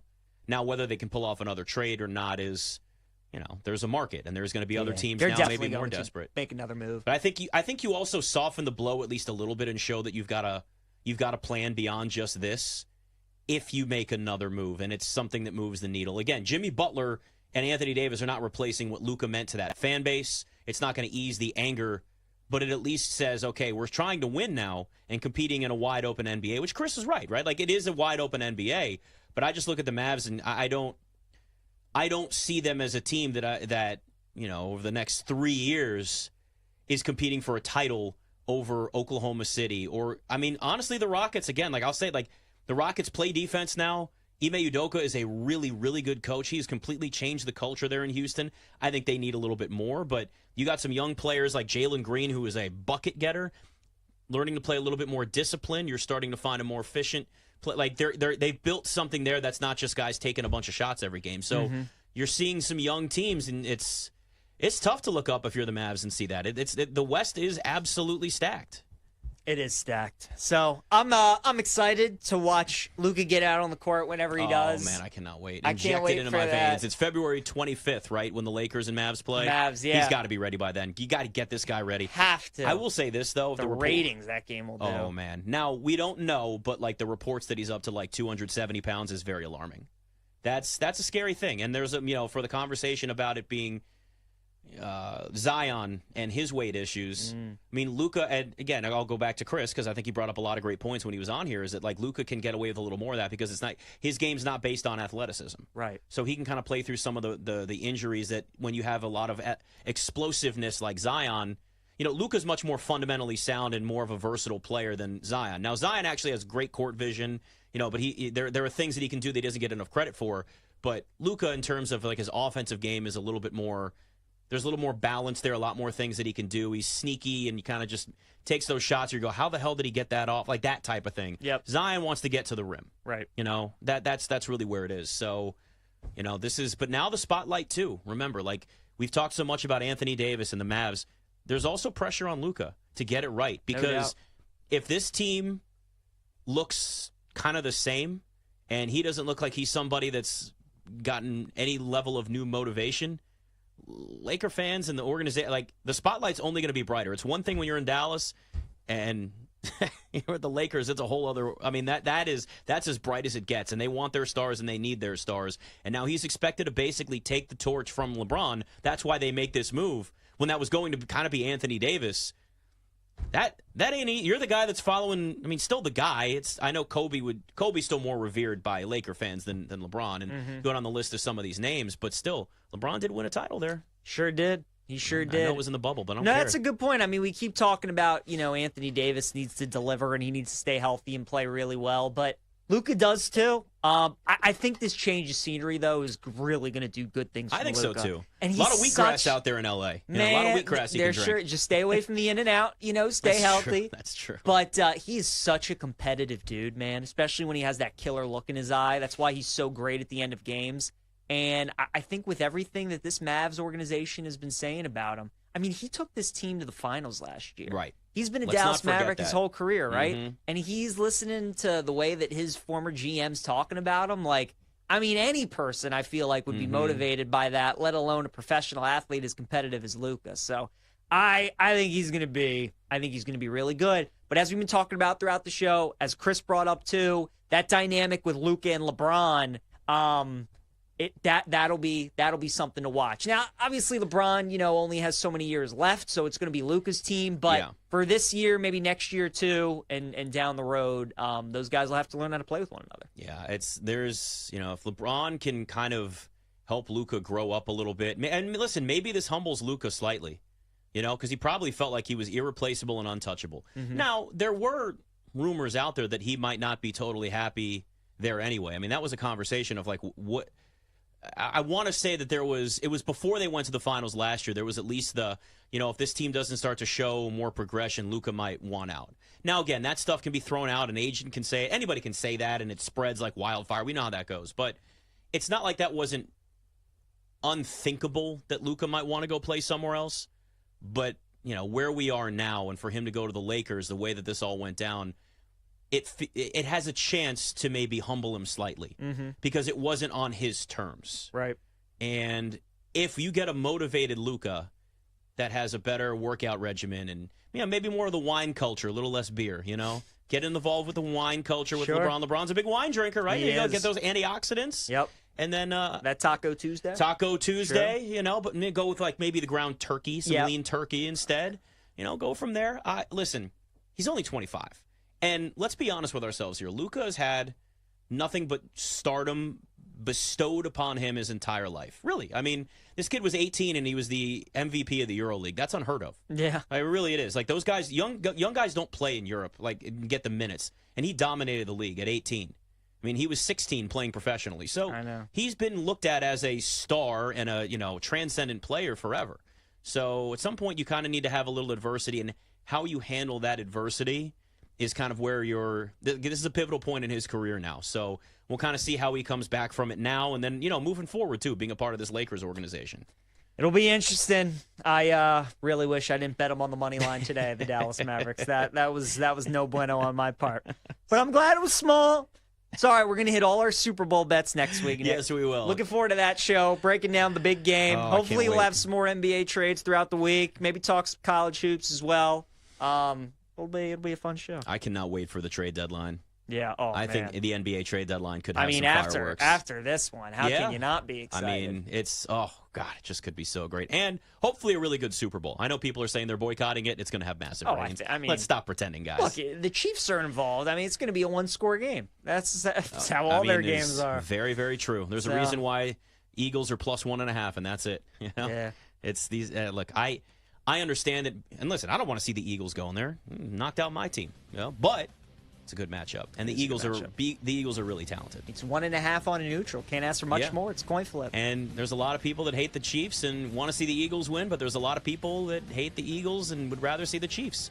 It's kind of pick your poison. That's what makes it an interesting one. We'll be back here 1 Eastern next week as we lead you up to the Super Bowl, props and sides and everything. Show continues out from Vegas next inside the betting lines. You've been listening to the BetQL Network, presented by BetMGM. If you missed any of the shows, listen back anytime on the new and improved Odyssey app.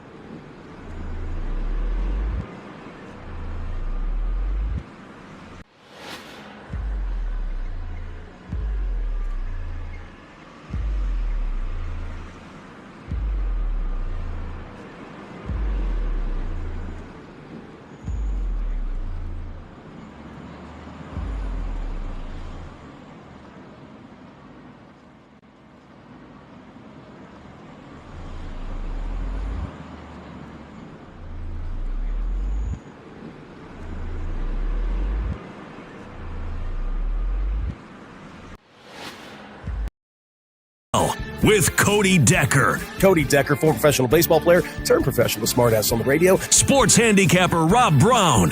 When Penix Jr. plays USC, he's getting 400 yards. Cycling all the top plays. And Cody Decker, I think Florida can cover today. And one outrageous show parlay. 1, 2, 3. Let the chaos begin. It's Bet for the Cycle on the BetQL network, presented by BetMGM.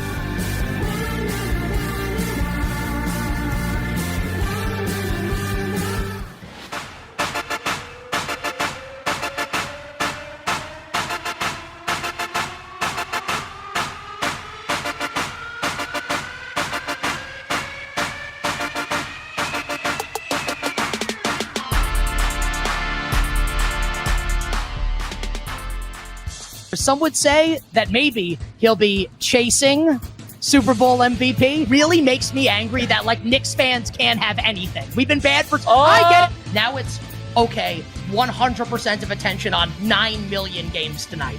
It's a playoff game.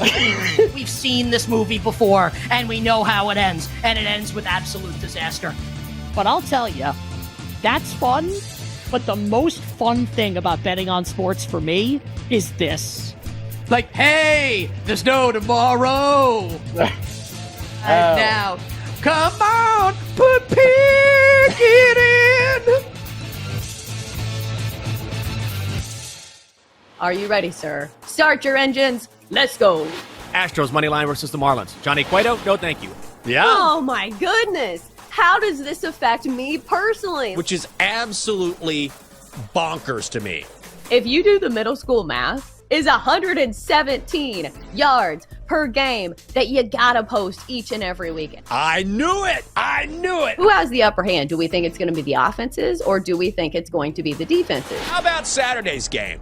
Let's just throw a random game out here. Like, I don't want to put faith in NC State. There's a chance we'll lose outright. Who knows? Jinx is definitely not paying attention right now. He's just vibing to the music.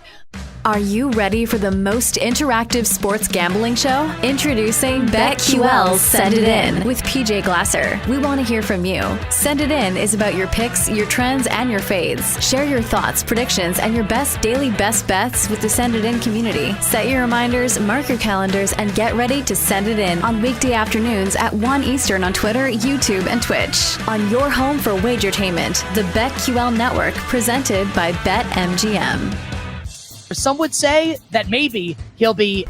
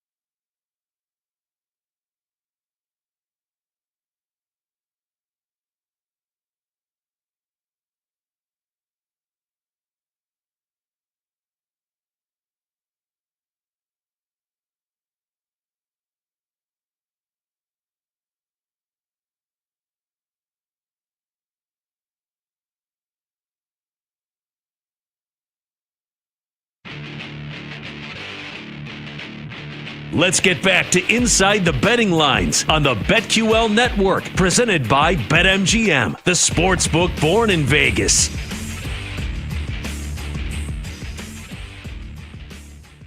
What's going on, everybody?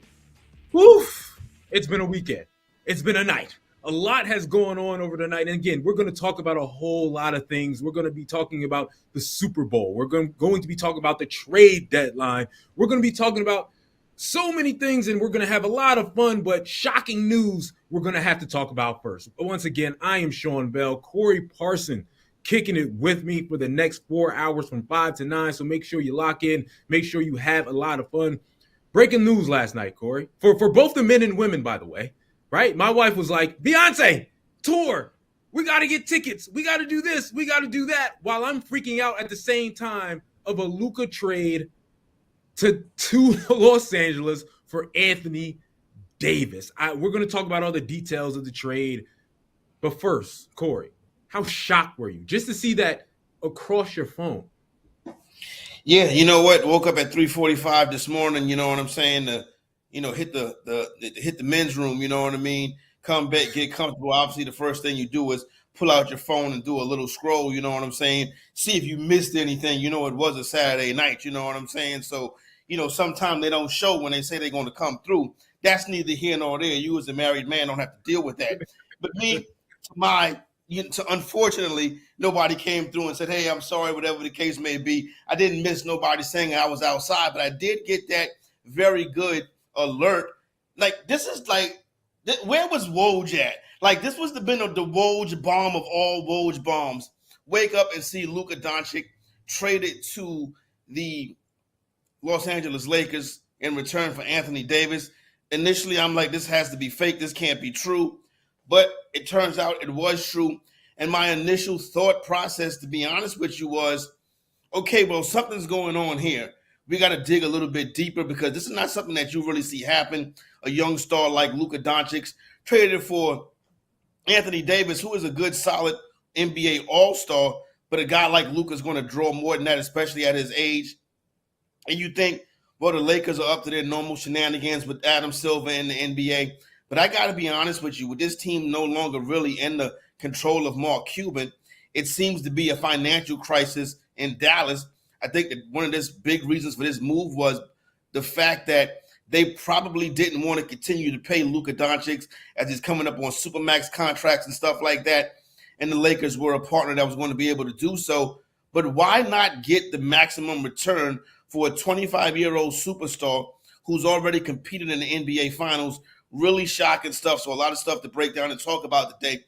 One of the biggest trades, really, not in the history of the NBA, but in the history of professional sports, period.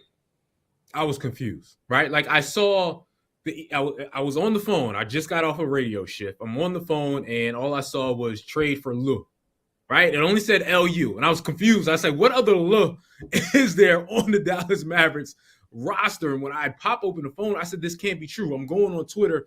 It's on ESPN. I thought I got NBA Central, right? Or however you say it, the Central on Twitter when they like to give out fake news. I thought that's what it was, and I was confused. Like, why would this happen? Because the shocking thing, and you had it right, this may be, and maybe I'm being prisoner of the moment, but it's got to be one of the top 3 most shocking trades I've ever heard of in my life. Because there was no rumors of anything. There was no Luka Doncic is unhappy with the Mavs or the Mavs are unhappy with Luka. There was no issue. There was no beef, at least publicly, to let us know something was coming down the pipeline. Again, a 25-year-old superstar. When the 5 best players in the NBA do not get traded unless they demand a trade openly. So for this to happen at that time, 100% shocked. And the fun, entertaining aspect also, Corey, was to see everyone react.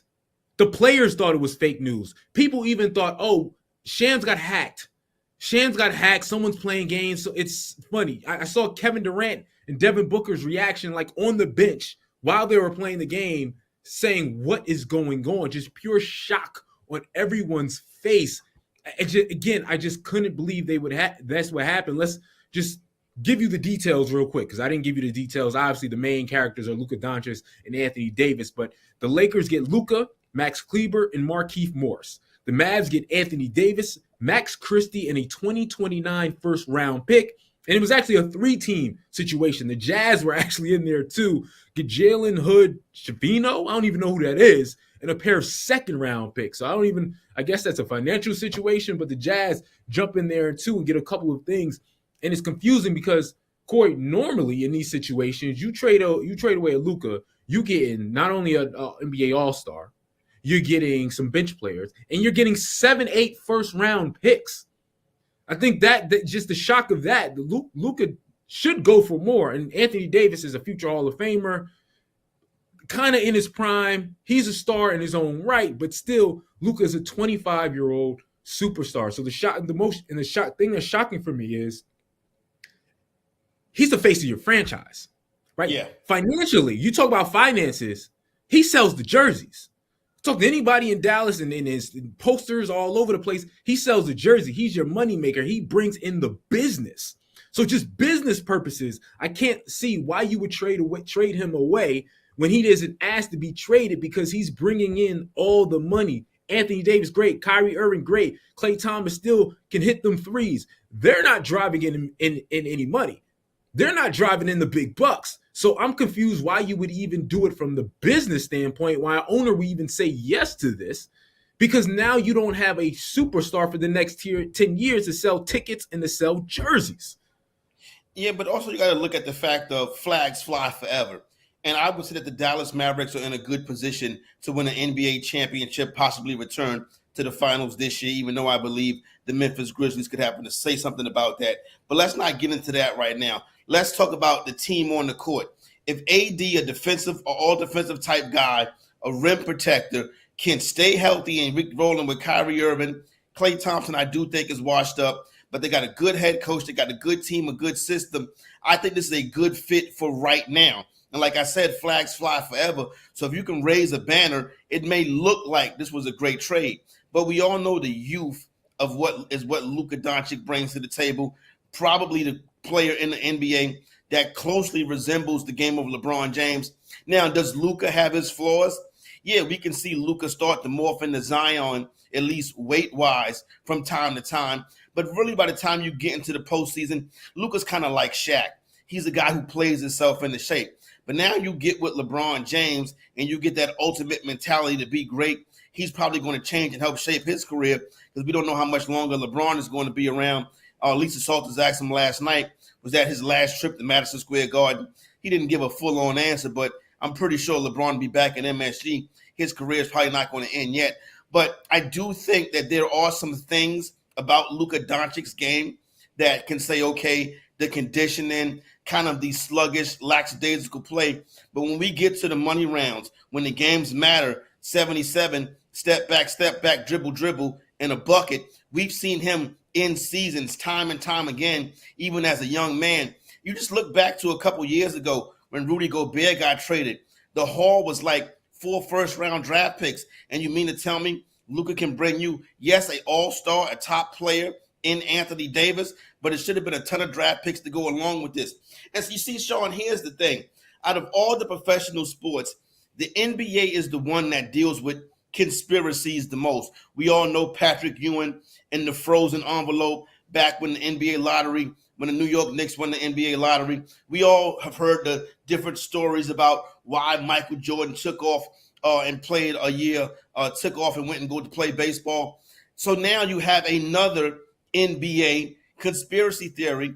Obviously, ratings down this season. A lot of people not watching basketball the way they used to be. Well, what better way to go into the second half of the season than putting Luka Doncic on the NBA's most fabulous franchise, the Showtime Lakers? Now you come into a second half of the season where eyeballs are going to be locked on the Los Angeles Lakers, LeBron James, and Luka Doncic. Now the Dallas Mavericks are still going to have something to say. Now, all of a sudden, the season that didn't look as fascinating, obviously your Philadelphia 76ers being a dud. You knew I was going to throw that one in there before you can mention those Philadelphia Eagles. So this all of a sudden, second half of the season looks like it's going to be a lot of fun seeing how this thing shakes out. But David Stern would not have let this happen. This is an imbalance of power. Now, did the NBA need this boost? I don't really think so. We've seen historically where sports outside of the NFL, a lot of times when you have an election year, which we're coming out of, those ratings do tend to go down. Not to mention the fact, the NBA season started doing a historic World Series between the two big markets in New York and LA. So there's a lot to chew on with this trade right here. Now, we did see some odds shift and some betting line shift as teams move up and down as far as their odds to win the NBA championship. I think the Mavericks are in a good position. And I think we're going to start to see the Lakers, who are playing well, get put in an even better position. So this is truly fascinating trade right here. And I'm quite sure when Adam Silver heard that the Dallas Mavericks were possibly shopping Luka Doncic, his thought had to be, well, let's see if we can get him to LA or New York. I don't believe in there's conspiracies, but I don't believe in this conspiracy because sometimes we got to give credit to people being stupid. Right? Like, because this doesn't actually win a chip for anybody, in my opinion. We will talk about what it does for each side and our opinions on each side, but to me, it's just a stupidity move. Sometimes people just aren't making smart moves. Like, I get it. I was the same person last year to say you're not going to win a championship with the type of defense that Luka brings. It's just not going to happen. He's a turnstile. Anybody can score on him, and that's what happened in the NBA Finals. But still, he's a 25-year-old who got you to the NBA Finals. Now, he's only played 22 games this season, so there's a reason they're down at the 8th spot. Right? They're down at the 8th spot because he's missed games. If he was to play again, they were still capable of going back to the NBA Finals because nobody in the West has really separated himself. Although the Oklahoma City Thunder are great in the regular season, I do believe they need to get Chet Holmgren back to really be a dominant team over the rest of the teams in the West. But again, when you have Luka Magic, like you said, who's clutch, and Kyrie Irving, you can get some things done. So to me, they got Anthony Davis, but maybe you're a better team defensively, but you're not a better team offensively, and it doesn't really move you that much higher. You're still, in my opinion, not a championship team. You look at the Lakers, you get Luka now, you suck defensively. Like, you have no defenders. You're slow, right? So to me, this doesn't make either one of these teams champions, but Dallas, in my opinion, the Lakers win the trade because now when LeBron retires, you got your next thing, right? Like, you had Magic, then you had a little gap. You got Kobe, you had Kobe and Shaq. You had still Kobe. You got LeBron eventually, and now LeBron can pass the torch to Luka. So to me, it's a win for the Lakers in the long term because I don't think they can win right now. It's a win for the Lakers in the long term, but really nobody. I think everyone thinks they're getting better, but no one's getting better for this season, in my opinion. I can understand what you're saying, but when I look at the NBA's Western Conference and I look at the youth at the top of the standings, that gives me reason to pause right there. Can the Oklahoma City Thunder, with their young, inexperienced roster, go on a deep run and win the conference and play against the Boston Celtics?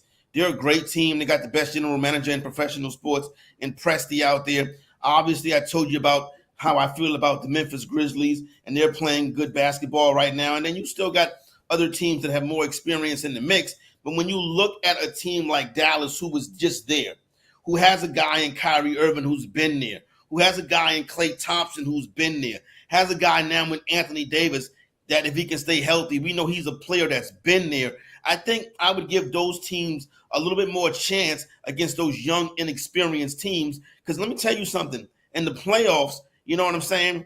Them baskets get a little bit tighter. Them free throws get a little bit tighter. And you need players that have been in this situation. You need a head coach that's been in this situation. And the Dallas Mavericks do have that. That can't be denied. Now, you mentioned the long term of the organization. It looks like they're trying to get rid of money. They're trying to hold on to money. Nah, the people they just, again, the cap is the cap, and the people that they just hired got a lot of money, right? Like, to me, you're losing money because you're losing Luka. Right? Like, Luka brought in all this money. Luka, like Anthony Davis and Kyrie Irving, your jersey sales ain't going nowhere. A bunch of people ain't buying Anthony Davis jerseys. To me, again, their new owners got billions and billions. They got more money than Mark, probably, Cuban. And you're selling this guy, trading away this guy takes away money from your pocket. So I know there was this big contract that he was going to sign, but no matter what you do, you're going to have to give somebody a big contract, but it's still a cap. So it's not like it's going to cost you that much more than it would cost you if you filled a regular team. So it's still, what are we doing? What are we doing here? by trading a guy who for the next 10 years is going to put billions of dollars in your pockets. Him individually is going to give Dallas billions of dollars. So again, I can't see it from a basketball standpoint, and I can't see it from a business standpoint either way. Listen, we're going to get more into this trade because Dallas actually played today. And they played with nobody. And they played the Cleveland Cavaliers of all teams. So I think you basically know how that went. So we're going to discuss all the games that went down today. And we're also going to discuss more trades. NBA is about to get crazy this week. Jimmy Butler, where's he going? Zion Williamson, I'm hearing some things about him. There's a lot of guys that can go a lot of different places like De'Aaron Fox. So we're going to discuss it all coming up next on Inside the Betting Lines.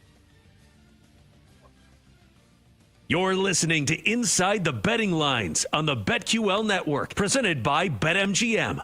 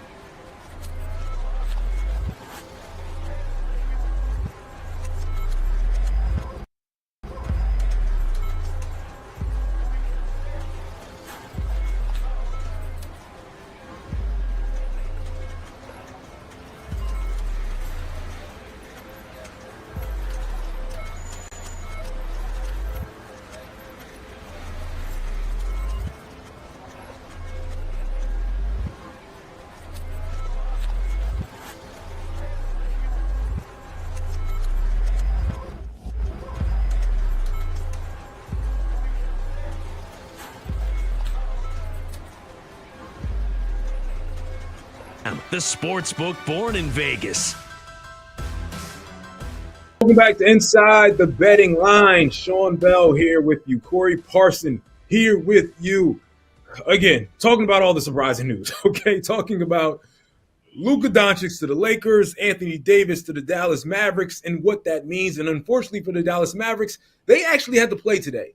And they had to play without Anthony Davis. They had to play without the guys that they traded for. So they had a starting lineup of Olivier Prosper, Kyler Kelly, Spencer Dinwiddie, Klay Thompson, and Dante Exum. Yeah, that's not a very good lineup. They played the Cleveland Cavaliers of all teams, one of the best teams out there, and they got boat raced in the first quarter. Cleveland went up 50-19 in the first quarter. That game literally just went final, and of course, Cleveland won by over 40 points. They won 144-101. Them boys never even had a shot. So we'll continue to talk about the trade, continue to talk about what that means for the Dallas Mavericks and the Lakers. But let's take a look at the other games around the league. There's 5 total games today. The other game that is complete is the Detroit Pistons. They beat the Chicago Bulls 127-119.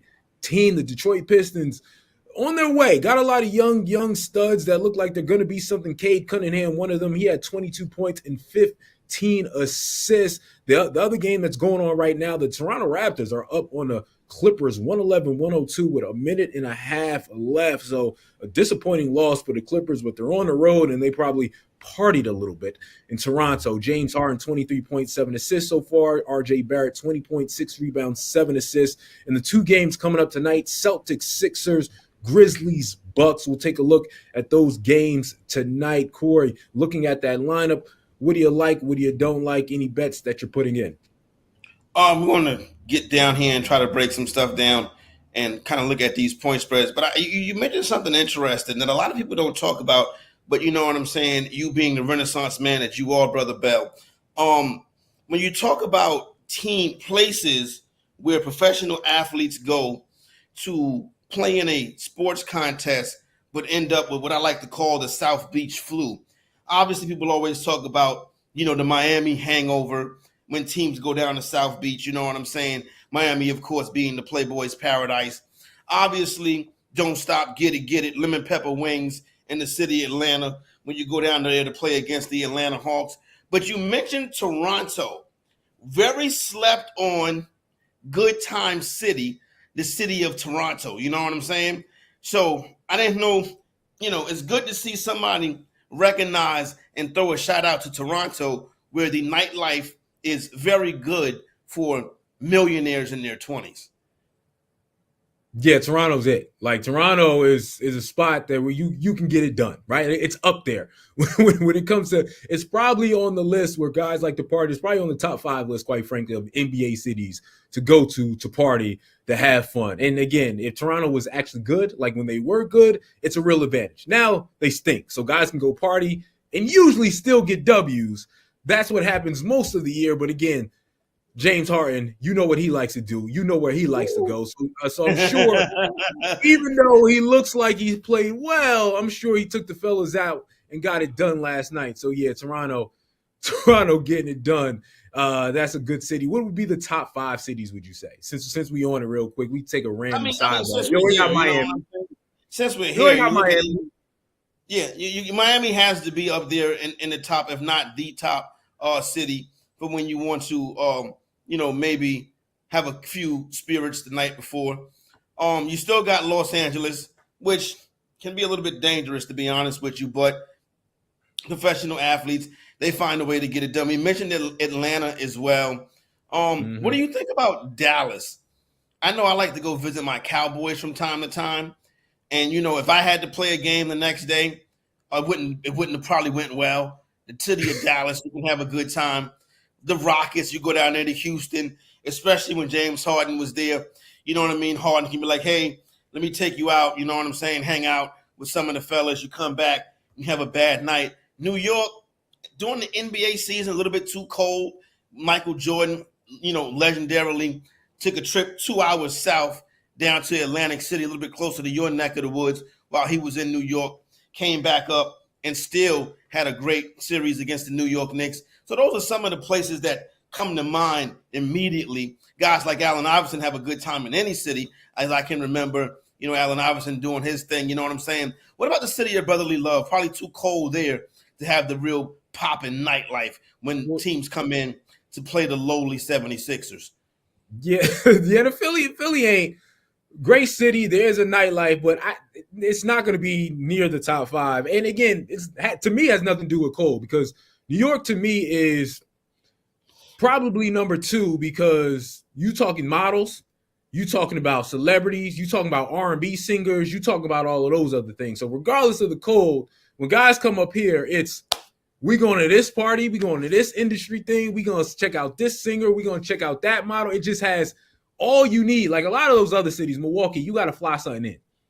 You're like, you got something over here, let me fly something. New York, there's every taste you want and every model, every type, every body you need. So to me, the top 5 is Miami, it's New York, it's LA for the same reasons of New York. It's just you have everything at the grasp of your hands. It's Toronto and it's Atlanta. That would be my top. That would be my top 5. Now, you do remember historically back in the day when J.R. Smith was a Knick and he flew something in and tweeted out a photo of what he flew in. You know what I'm saying? Shout out to my son, J.R. Smith. You know what I mean? Now, so that's the other side of this, the top 5 fly-in cities. Is it Detroit? You know what I'm saying? You definitely got to bring your own when you go to Minnesota, San Antonio. Charles Barkley has all, famously talked about San Antonio and his feelings about San Antonio. So those are some of the other side of the coin. I put Phoenix, Arizona as an outsider in that top 5 list, like an honorable mention, because I know it goes down in Phoenix, Arizona. Cities like Boston and Philadelphia, which those two teams do play later on this evening. Now, obviously, this year, not going to be the marquee matchup it was thought to be. Boston's a 12.5-point favorite on the road tonight. But there is two sides of the coin. When you're a professional athlete, if you're in Minnesota, it's the, you know what I'm saying? It's the fly me to you. You know what I mean? When you're in the city of South Beach, you know what I'm saying? Welcome to Miami. Take your talents to Miami. You don't even got to do the fly-in because it's something wait for you at bottle service. When is Las Vegas going to get an NBA team? It's coming. It's right around the corner. Don't even. They're getting everything. It is right around the corner. And Philly's a place where you don't have to fly anything in, but you probably have something that you see every time you get here. It's a city where you just keep something there, and when you get here, you do what you got to do. Speaking of Philly, that game is coming up in 11 minutes. We're on ESPN taking on the Celtics. Again, like you said, Philly has been absolute disappointment due to all the injuries. Paul George out, Joel Embiid out. Like just injuries. They're just an injury-ridden city with all the bad luck and just bad organization in general, right? There's just, whether it's where they're going to play. At first they were going to move into the city. Now they're still going to stay where they are because of the money, yada, yada, yada. But the good thing about the 76ers is Tyrese Maxey stepping up, and they're seeing that, okay, maybe you can build something around Tyrese if you have to get rid of Joel, et cetera, et cetera. Just break down what you see out of that game tonight. Again, Boston coming in to Philadelphia.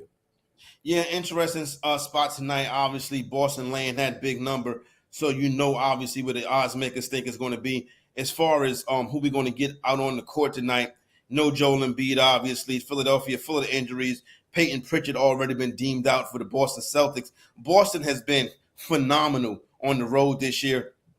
18-6 away from the building. Now, when they're on the road as a double-digit favorite, a little bit over 500, don't really get home in those spots. So maybe you want to take the number with the Philadelphia 76ers, but it's hard to put your money behind the 76ers, but they do tend to step up for these games. Philadelphia 9-14 at home this season. This is not what you expect from a Philadelphia team. You're not expecting the Philadelphia team to play poorly at home. And, this was mentioned to me last year during the Knicks and 76ers series when the New York Knicks fan came into Wells Fargo and shut the joint down. The people of Philadelphia tend to have a love-hate relationship with all of their teams, but it's really prevalent with the 76ers. The process isn't processing no more. This is the same ownership group that turned around the Washington Commanders in one short year, had that team in the NFC Championship game. Here's the problem. When you brought Simmons in and you brought Embiid in, you didn't make them play. You got them comfortable with sitting the bench, so it was always difficult to get those two players out there. And Embiid, despite his flaws, has won 2 MVPs. We know that. Ben Simmons is, I don't even know what team Ben Simmons is on right now. They mismanaged this organization. It's time to break it up and start over with Tyrese Maxey. I would look at Maxey props tonight in a primetime showdown, and I also would take the 12.5 with Philadelphia, but they won't win the game. Yeah, I have them covering the 12.5, right? Like, they've actually played really good basketball lately. They've actually been able to beat teams and win well. Again, they've won 4 out of their last 5. The last game they lost was against the Nuggets. Again, they didn't have Paul George. They didn't have Joel Embiid, but they were able to come in close. That was a 3-point game, 137-134. So I believe they can keep it close again. I think Tyrese Maxey, his prop is 30.5. I think he has one of those games because he has to, a 34 or 35-point game. But so I think they cover, but I think they lose. I think Tyrese Maxey has over his props. And Kristaps Porzingis is one of those hidden gems where when he plays and he's healthy, he consistently goes over his props. A lot of times, if you can get an alt 15, he gives you 20-22. He's sort of the hidden gem that can make the Celtics go and win them games and make them such a dominant championship team when he's healthy and on the floor. But back to your just Joel point and Ben Simmons point, I just don't think people realize, especially if you're outside of the city, Joel has no cartilage in his knee. It's bone on bone, right? So as much as they say you better just play this guy, you better just go, he literally can't play. Right? Like, he's literally bone on bone. Before every game, he gets numbing to his knee and he gets shots. Right? So it's like when you have to do football things in order to play a basketball game, that's the issue. This team would be different if Joel Embiid was healthy and the process would have worked. But he's not. So now you have to figure out something around that. All right, when we come back, we'll get back to the Luka trade. We'll get back to the Anthony Davis trade, see what that means. And plus, again, trade deadline February 6th. A lot of trades to come. De'Aaron Fox, Jimmy Butler, Zion Williamson. A lot of guys are going to move around, and we're going to talk about it. That's coming up on Inside the Betting Line. You're listening to Inside the Betting Lines on the BetQL Network, presented by Bet.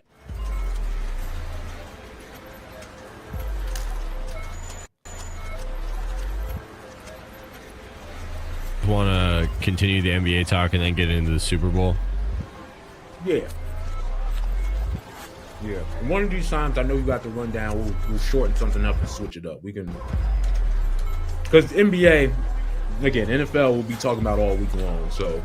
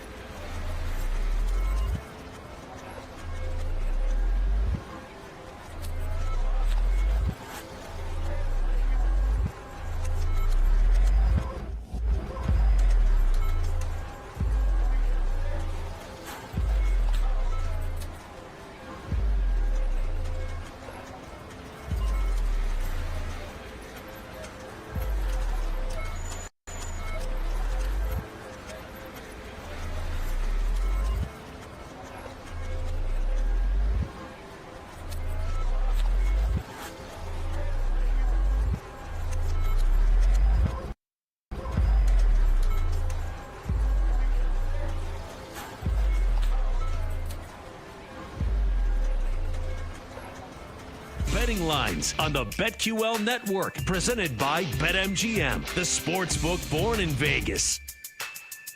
Once again, welcome back to Inside the Betting Line. Sean Bell, Corey Parsons. Corey, I'm looking at my Twitter and just laughing because all the reactions are still up of people reacting to the trade. Like, Shams must have been hacked. This had to be a hack. Sexy Red, the rapper, out of all people, reacting like, what's going on with the NBA right now? Like, just the random people all recognizing that this trade was absolutely crazy. Just to recap, just the major things. Obviously, Luka Doncic going to the LA Lakers, Anthony Davis coming to the Dallas Mavericks. And I just look at things and go, again, I still think Dallas has mismanaged things and could have made things a little bit better. They had Kristaps Porzingis. We just talked about him, and he hated it there, and he went on to the Boston Celtics and won a championship. They had Jalen Brunson, didn't want to pay him. You talked about money and finances, didn't want to pay him. Obviously, it's not like he's a superstar, but we found out that he's a legitimate all-star that can win a playoff series for you as the best player. And now Luka Doncic is out of here. All younger guys, well, at least Jalen Brunson and Luka being younger guys, trading up for older individuals. So this better result in a championship because you let a lot of young talent, 25-year-olds out the door, and now you traded them for guys who are, with Kyrie Irving included, for guys who are 30-something. That better win you now, or this is going to look like one of the worst trades in NBA history if it doesn't work out right now. Maybe even in the history of sports if it doesn't work out, and it has to work out right now. But like I said, flags fly forever. You plant a flag with this one with Anthony Davis, you raise a banner out there in Dallas, and it looks like it wasn't that bad. Now, a lot of talk really coming out today about Luka Doncic's conditioning, his work ethic, and it seems as if the Dallas Maverick organization was really upset with the way that Luka Doncic was kind of carrying himself. Luka can be lackadaisical. Luka can come in with a tire around his belly. We've seen this time and time again. Hasn't played in that many games this year due to that calf strain, which probably all for what they're saying would probably be better if he was in better condition. Now, with that being said, if you're going to tell me you don't like Luka Doncic's conditioning, you don't like the fact that Luka Doncic is lackadaisical, you don't like the fact that Luka Doncic misses games, you trade him for a guy whose nickname is Street Clothes because he's sitting on the bench in his street clothes for a good amount of the season. That's what you bring him back for. So it just doesn't add up. So that's why I think these conspiratorial thoughts can start to come into people's head, that this was a play to help bolster the NBA's go-to franchise in the Los Angeles Lakers. David Stern famously said, asked about what finals would he like to see as the commissioner, he said Lakers versus Lakers. Now you got probably the guy that's going to be your best player learning under the current best player and then can push the NBA forward. So you can't not deny the conspiracy theories that are going to arrive around this trade because of the fact that when you look and break down some of the biggest trades in the history of the NBA, in the history of sport, it's Wilt Chamberlain to the Lakers, Shaquille O'Neal. It's like the Lakers always find a way to get themselves in prime position to hang banners out there in Los Angeles. So there has to be, because of this trade, I don't think the Mavericks organization is this backwards. This is either don't want to play Luka or trying to, basically help out the NBA get back on track as a league because the NBA is scuffling. Caitlin Clark games do the numbers that NBA games do. Yeah, but I don't think the NBA is scuffling as much as people say because they are still – football's number one, the NBA is still number two, right? Like, I know a lot of people are talking about scuffling, but, I mean, that's every sport league has to deal with that except the NFL because of streaming, watching at different platforms and all that other stuff. I mean, the bigger problem is putting games on Netflix and putting games on Amazon and all that other stuff. But the NBA, again, they just did a collective bargaining agreement. So if they were really scuffling – player contracts and money isn't blowing up. They're making more money because they're overseas money. So I don't think the NBA is struggling at all. And it's, to me, again, I need to hear what Luka has to say. Because the first thing I said to myself, does Luka want out? Because you named Kareem, Shaq, Wilt, all of them demanded trades to Lakers. Like, no, I'm going to LA because I want the business opportunities and I want the sunniness. I want the parties. I'm going to LA. They demanded trade. So that's what I'm like, what's going on that we don't know? Did Luka demand something? Because that's what has happened in every other situation. But again, like you said, I personally don't think this does anything in regards to helping the Lakers win a championship because they're missing so much. I think they're going to make more moves over the next couple of days to get a big man, to solidify some things, and that will be the difference between them making a championship. With that said, let's talk about the potential trades and potential things that's going on. Again, trade deadline 4 days away. Let's break them down a little bit. Again, there's a bunch of them. Jimmy Butler has been the most talked about one. Suspended.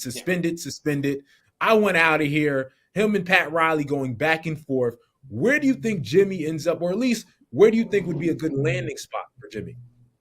Well, I think the Memphis Grizzlies is an interesting landing spot. Obviously, the Dallas Mavericks are going to come into question now. Jimmy Butler is a guy who is in win right now mode. I want to give a shout out to Pat Riley, though. One of the problems that the NBA has is players demanding trades and ownership acquiescing to the rules of the players. Pat Riley, don't play that. You come in here, you're not going to show off and act like a fool in front of my young players. I'm Pat Riley. Me and Eric Spoelstra, we run the organization, not the players. This is a problem that the NBA has. We've seen James Harden tear franchises apart, bouncing from here to there to there, and still hasn't won a thing. You look at when LeBron left Miami still got back to the top much faster than Cleveland has because Pat Riley knows how to run organizations. We talk about some of the issues with the NBA, the way the players can maneuver themselves. We saw Anthony Davis do it when he got up out of New Orleans to head over to play with, LeBron James. So I do eventually think that they're sick of each other, the Butler situation, but he doesn't have to be traded to a contender. If he's Pat Riley, you get the best deal on the table. And if that is Memphis, if that is Dallas, then so be it. But no more in the NBA of players dictating where they go. I don't think it's right, and I think it's left a stain on the game. See, I feel half of that because at the same time, there's no loyalty in this game. Luka wanted to stay in Dallas, and they did what they did and traded him. So why players got to act loyal? Why players got to act loyal to these owners and act right? Huh? Yes, they signed contracts are usually both ways. You got to honor it. I got to honor it. But yet you have all the power to break it. And I have no power. So guess what? I may do things to give me some power. Like you have all type of stipulations not to have to honor your word or the contract. So I'm with players being like, all right, if you're going to act like that, like again, I remember when Blake Griffin got a big presentation during free agency, signed back with the Clippers, and they traded him 3 months later. Like, wait a minute. Yeah. I said I was going to be here the rest of my career. My family is now settled. We agreed on free agency, and you're trading me 3 months later. So the loyalty, there's no loyalty anywhere. So no, I know it's a contract, but hey, if you don't have to honor contracts, I ain't got to honor contracts. Let's talk organization. You can't compare that Clipper organization to what's going on in Miami. I'm not comparing. Culture. And you see Heat culture right now with Pat Riley. We're not playing that, and that's why they win. That's why they're a threat to make a deep run every year. They're not a threat, and there's a problem. If we really want to be honest, at some point we got to say, Pat Riley, you have failed Jimmy Butler over the last 7 years. You have been a failure. Hey, let me finish, Corey. Just let me tell you why, because you won't disagree with what I'm going to say, which is why I'm telling you this. I heard him say over before the season started that the Miami Heat, in order to win a championship, they have what they need there, and the players need to do what they need to do. You're out of your freaking mind if you look at that roster and say to yourself that you have actually bought Jimmy Butler a legitimate championship winning team throughout his entire tenure as a Miami Heat. Yes, he put it on his back and did what he had to do, but we all know he did that as an 8th seed. We all know he outkicked his coverage and beat teams he shouldn't beat, and Jimmy Butler was playing like LeBron at certain points. But he hasn't done the job that he needed to do. They needed Damian Lillard. They was like, we got to get Dame. We got to get this guy. We got to get that guy. And he has yet to land another individual to give Jimmy Butler a legitimate shot to win a championship. So while I feel you on Heat culture and he's built a championship and great culture, it makes me annoyed that Pat Riley has no accountability over his last 7 years of really building a team that he was supposed to build, that he pitched Jimmy Butler he would build in order to win a championship. They just go to the Eastern Conference Finals every couple of years. If I'm the Portland Trailblazers, on Jimmy's back. You can also on the back of the Miami Heat culture, on right? the back of Jimmy's back. On the back of Miami nobody else's back. On Jimmy's the back of Miami Heat culture. Listen, the Miami Heat and Eric Spoelstra, you can put 5 guys out there, put a whistle around the coach neck, and that culture is going to get that team far.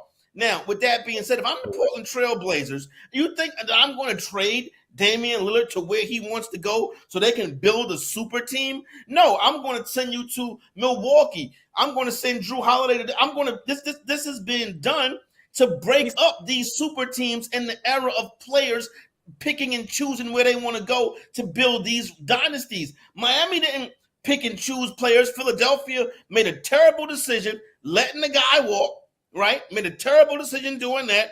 And now Heat culture brought them down there, and they were in the finals, in Eastern Conference Finals, and they didn't have all these big-time superstar players. They had a coach who can coach and an organization that can organize. And Pat Riley says it's about the chips. That's why they ain't got a chip, because he didn't go make a real move. Because he got all these Gabe Vincents being the studs and the stars of these situations. Yes, but so what? Win a championship. Get the pieces in place to win an actual championship. And he hasn't done that. And again, Heat culture is great. I respect it. I respect Pat Riley. But Pat has to stop acting like he put a product on the court that anybody thought can win a championship for real. And at some point, you got to add a little bit. But with that said, I think I look at the Golden State Warriors for Jimmy Butler. Yeah. I look at a team like that again, they've messed up the end of Steph's career a lot because they haven't put anything around him to help him actually win a championship at the latter points of his career. So I can see them making a move because I think they want to make a move, even though Steph and guys said don't do anything drastic. I think that will still be on the table. So I'm looking at the Golden State Warriors. Where? When they had that high pick and James Wiseman was a bust. Yeah, they ain't pick Anthony Edwards. That was the moment right there. Obviously, the injuries to Clay and stuff like that. Andre Iguodala, people get older and stuff like that. And obviously, your competition gets better and people play the game the way you do now. So that was a big part of, in my opinion, what happened in Golden State. Does Golden State, though, but if Golden State gets Jimmy Butler, I don't see them getting really out of the first round. I think at most that gets him out of the first round. I don't know if Jimmy still has the LeBron thing in him that he was doing with the Miami Heat to get them to the finals. If he still does, then who knows what he could do. But I don't think he still has it there. And again, the Philadelphia 76ers, Joel Embiid wanted him in the free agency market last year. They wanted a trade. So the Sixers may go after him too to see what happens. Let's look at some other players. De'Aaron Fox is the other guy that's on the market. That to me is really interesting because I feel like he's a really great player stuck in a franchise that doesn't highlight him and doesn't give him proper credit. Where do you think De'Aaron Fox can land? Yeah, now De'Aaron Fox is the very interesting one right here to see what he's going to be able to do. Do you go to a young and upcoming team like a Pistons or a Magic and see if they can make a push? Obviously, if he's on the Denver Nuggets, they can once again be a team that considered to be a favorite. He can stay in California and maybe go with the Clippers. Minnesota needs a boost as well. So his kind of skill set fits into a lot of places. And he's a player, a young player that you can put on your franchise, make a run this year and continue to make runs. You know, when they lit the lamp out there in Sacramento a couple years ago and you thought things were going in a different direction, you know what it is with these small market teams, right? You got to keep hitting in the draft. They haven't hit enough in the draft to be a championship team. Oklahoma City can continue to hit in the draft, and that culture makes them championship. Sacramento doesn't have the right mix, so moving Fox, albeit it was surprising to hear that, it probably is the right move as they look at their finances and trying to survive in a small market in the NBA. But I think he's a good fit in a number of spots. I would like to see him on one of those younger teams to see how he can help them, or one of those teams that's trying to make a push for the playoffs, but he's probably got to get to a bigger market. I could see him in Miami. I mean, he played college ball with Bam Adebayo. So I don't know if that's within the Jimmy Butler trade, but I would think, again, Pat Riley hasn't really done anything in making big trades since Jimmy got there. I could see De'Aaron Fox being the fit there to sort of take over as a point guard, take over with Tyler Hero, Bam Adebayo. Those guys play each other. De'Aaron Fox can talk to Bam about Heat culture. So I think Miami would be the best fit for De'Aaron Fox. Before we go, Zion Williamson, CJ McCollum, Brandon Ingram, they're breaking up everything in New Orleans, because they're in the flag also. So all those guys will be on the trade market. All right, when we come back, we'll switch on over to some NFL talk. All right, we got some football to talk about. Eagles, Chiefs, the big games. There's a lot of different angles to take, and we'll start to take them coming up next on the Inside the Betting Line.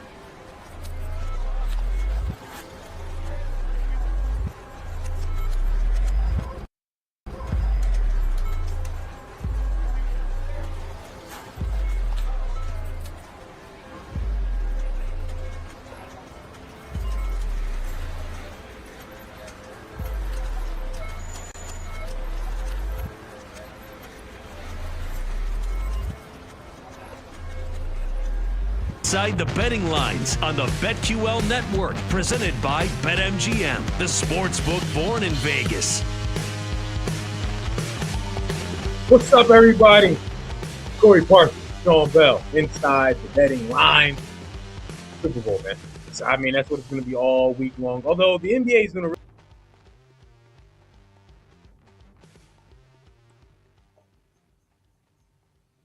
We've seen this happen before. Did I lose connection?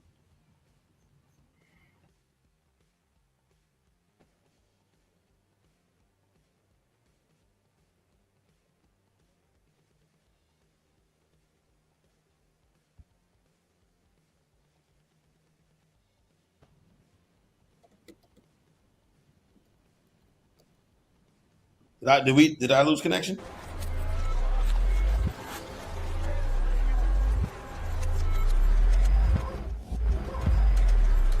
All right, looks like we're back. Go ahead. Okay. What's going on, everyone? Sorry, technical difficulties. I don't know why I'm at our Odyssey studios, our BetQL studios, and I'm out here freezing. I'm down here in South Carolina and really don't have no problem with the weather going on where we are.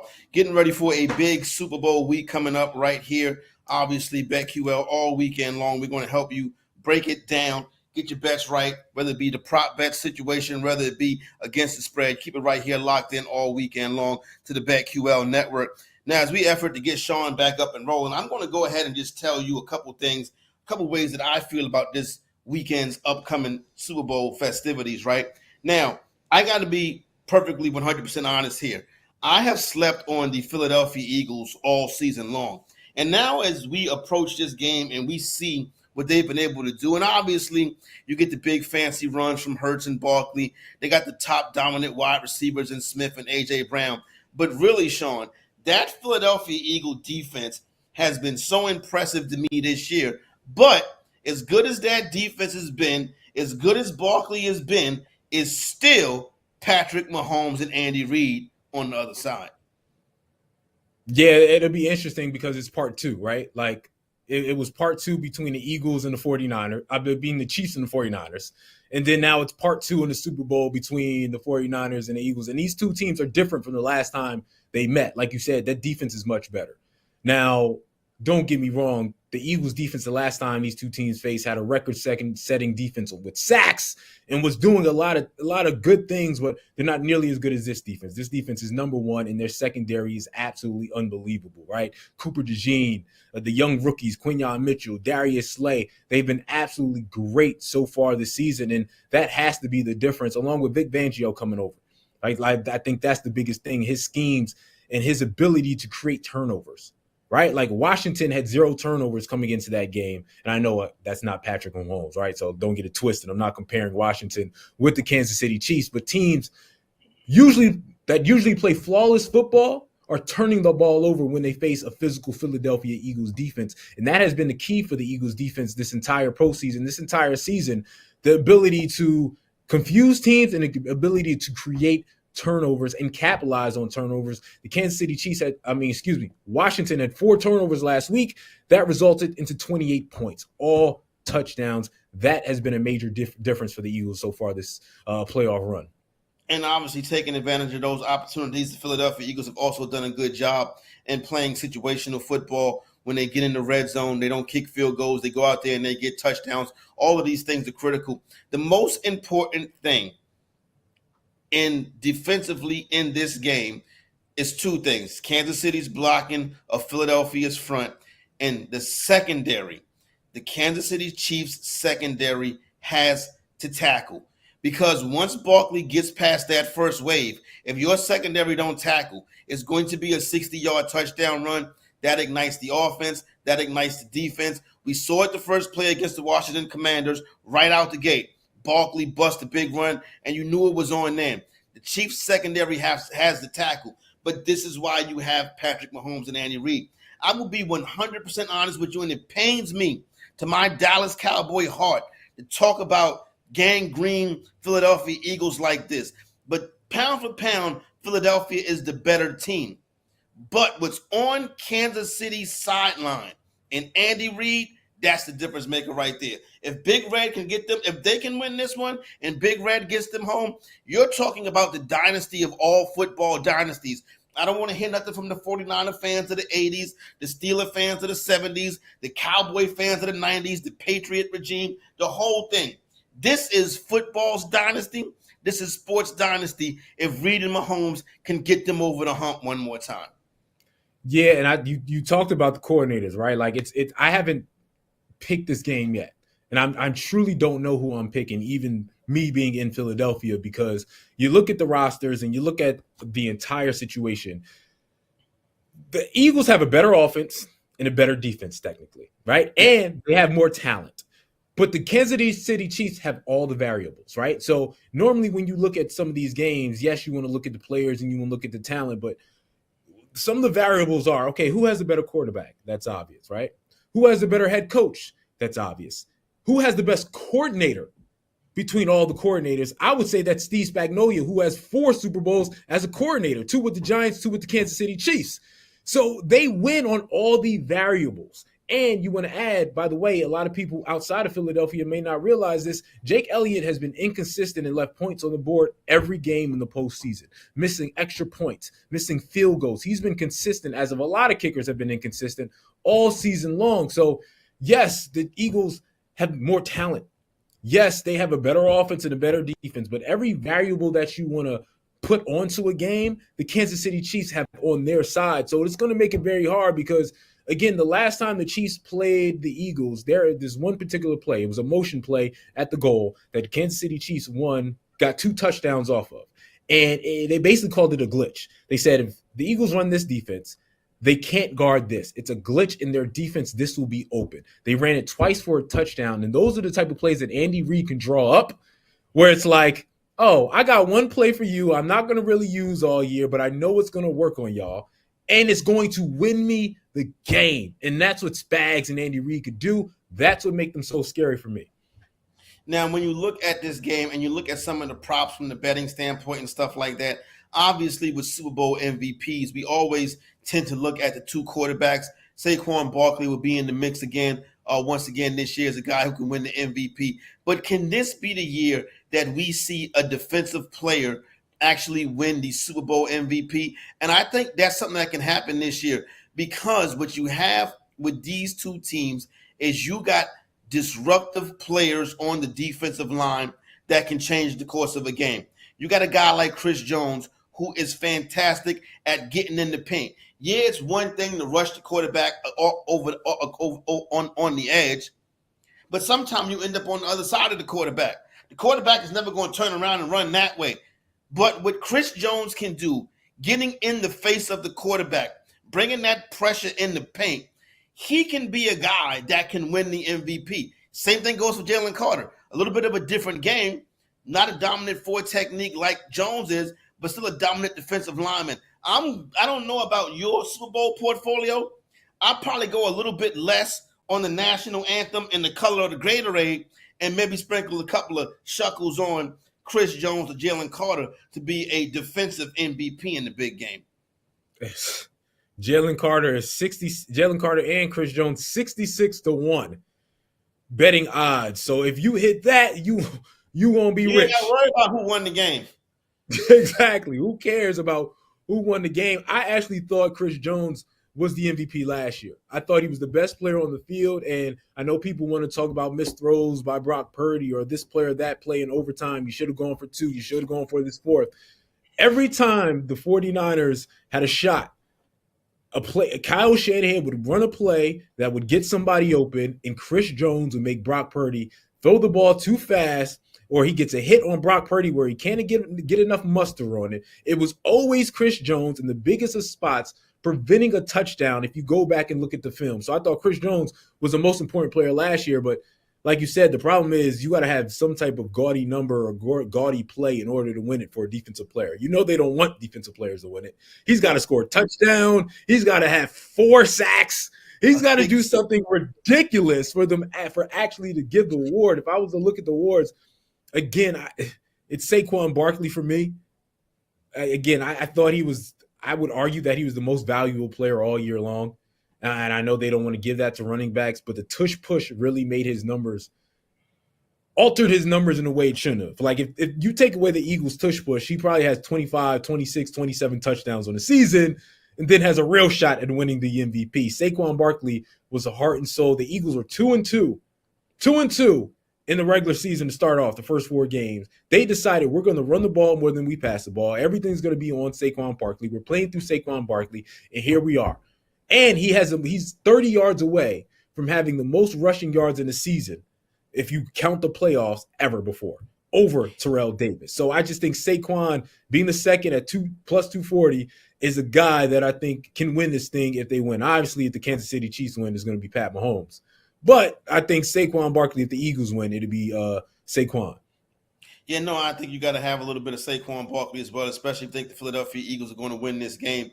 He should be able to put up some nice numbers. I would obviously look at his rushing yards to fight the fact that everybody in the country is probably going to be on the over on his rushing yards. I would also look at the over on Patrick Mahomes' rushing yards. I would also look at Patrick Mahomes as an anytime touchdown scorer and a first touchdown scorer. In games of these magnitudes, Patrick Mahomes is going to use his wheels, particularly against that Philadelphia Eagle defense that's going to be able to get out there and get behind him. So I think you see some broken plays, pick up some yards from Pat Mahomes, and I think also you see him a little bit more down on the goal line.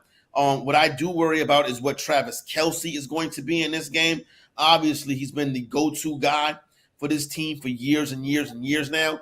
But with Mahomes and Hunt coming out there playing the way he's playing, Pacheco gets healthier every time we see him. You don't really look at that kind of offensive threat outside of Mahomes. So Mahomes is the guy in the air and rushing. Those are 2 props that I would hit as well. And I like Patrick Mahomes a lot as the first touchdown scorer, as a running touchdown. That could definitely be in there. Some of the ones I like a lot. Again, Zach Ertz 8 against Washington. I mean, yes, Washington's Zach Ertz 8 against the Eagles, over 100 yards, older guy, slower. That's where that's where teams can hit the Eagles defense. As great as they've been, if you attack Oren Burks, who is the backup linebacker, if you attack Reed Blankenship, what they did last year, you can get money off of that. So I know Travis Kelce didn't have a big game last week, but Travis Kelce in big-time moments, you're going to find him, and that's what the Eagles' weakness is. So he's 61.5. I like that over. I also like Noah Gray. It's only 11.5. Their backup tight end. He's a guy who it can be all or nothing, but this is the game for Noah Gray, the backup tight end, to deal with Reed Blankenship, to deal with Oren Burks, to deal with those individuals who's going to be in the zone with him. He's going to eat a little bit. I think it's 2 catches. That's all he needs to go for over 11.5. That's all he's getting. And I think the tight ends are going to eat against the Philadelphia Eagles. So those are 2 props that I really like in this game to really hammer down the tight ends for the Kansas City Chiefs. If you want to parlay as well, the last time these 2 met in the Super Bowl, the parlay I hit was Kansas City Chiefs money line, Jalen Hurts anytime touchdown, Travis Kelce anytime touchdown. The 2 touchdowns cashed in the first half, and obviously the Chiefs came back to win the game. You can almost run that parlay twice. One's with the Eagles as the champion, Eagles money line, Hurts touchdown, Kelce touchdown, Chiefs money line, Hurts touchdown, Kelce touchdown. No, I like that. Again, it's tough because I think the Kansas City Chiefs, who had their best offensive output against the Buffalo Bills last week, can you believe the Kansas City Chiefs only had one 30-point game this season? Right? All that winning they've done, only one 30-point game. It hasn't been the Patrick Mahomes who throws for over 5,000 yards and 50 touchdowns. It's been defense getting it done and them just being clutch. Yeah, well, that's the Andy Reid, Patrick Mahomes effect. Kansas City Chiefs are led by their defense now. This is not greatest show on turf Kansas City Chiefs no more. This is the Kansas City Chiefs with Chris Jones, stifling defense, getting after the quarterback, and obviously situational football, making the big play in the big moment, right? You always know whose side people on when you start seeing tweets about the NFL is rigged and they're going for Kansas City. At this point, the NFL can care who wins the Super Bowl, right? You know what I'm saying? They've already made all of their money, and pretty soon Super Bowl going to be on Netflix, and they're going to make some more money. But that's the truth of the matter right here. The intangibles that Kansas City possess makes it very difficult, despite them not being the more talented team. They are going to make the right play. They are going to make the right call. They're not going to turn the ball over in the critical moment. We've seen Hurts have issues like with this before. Obviously, now with Saquon there, it's a little bit less. But can Philadelphia continue to play mistake-free football? That's very tough to do. But I'll be honest with you, Philadelphia is a very good team. Yeah, I mean, listen, Jalen Hurts, when he was in the Super Bowl last time, was put up historical numbers, right? Like he had numbers that outplayed. So all the issues that Jalen Hurts has from time to time, he's also clutch. He's also a gamer. He's also someone who plays big in the biggest moment. So to me, the Philadelphia Eagles have to either blow them out, but if it's close, then it's going to be the Kansas City Chiefs all the way. All right, when we come back, we're going to discuss what this means, a little bit outside of betting, discuss what this means for the legacies of Jalen Hurts, the legacy of Saquon Barkley, and let's rank the greatest dynasties of all time in the NFL. You named a bunch of them. Let's rank them. Why not? That's coming up next on Inside the Betting Lines.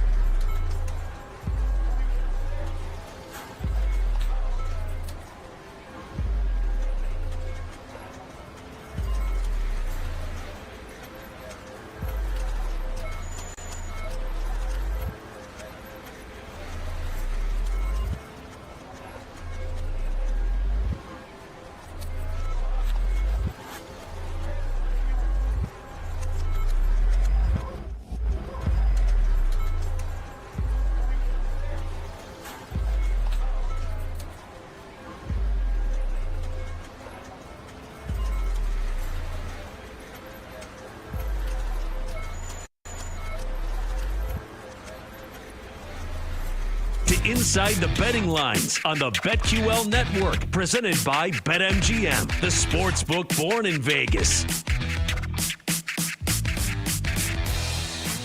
Welcome back to Inside the Betting Lines. Once again, Corey Parsons, Sean Bell, kicking it with you.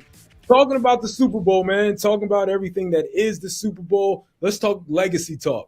All right, we're going to have a whole conversation about what it's going to do to Patrick Mahomes and the Kansas City Chiefs and that dynasty. But what would a Super Bowl do for Jalen Hurts and Saquon Barkley and their legacy and how they're looked at in the NFL? Well, for Jalen Hurts, it would definitely solidify him as the best quarterback in the NFC.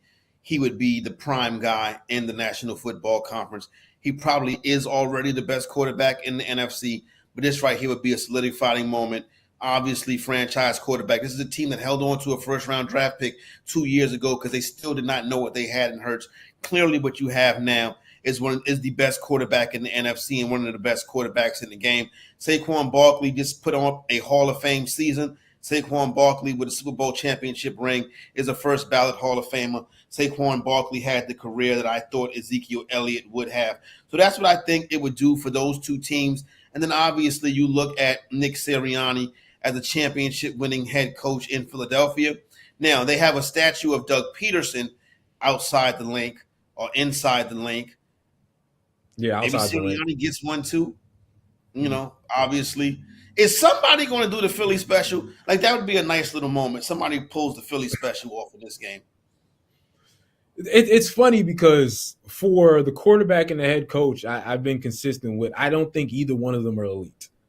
I think they're good. Like, I think they're good quarterback, a good head coach. They're not elite. I think everybody goes from – the problem I have is, you know how it is nowadays. A movie is either great or trash. You drop someone drops an album, it's either a classic or it's trash. Like, there is an in-between.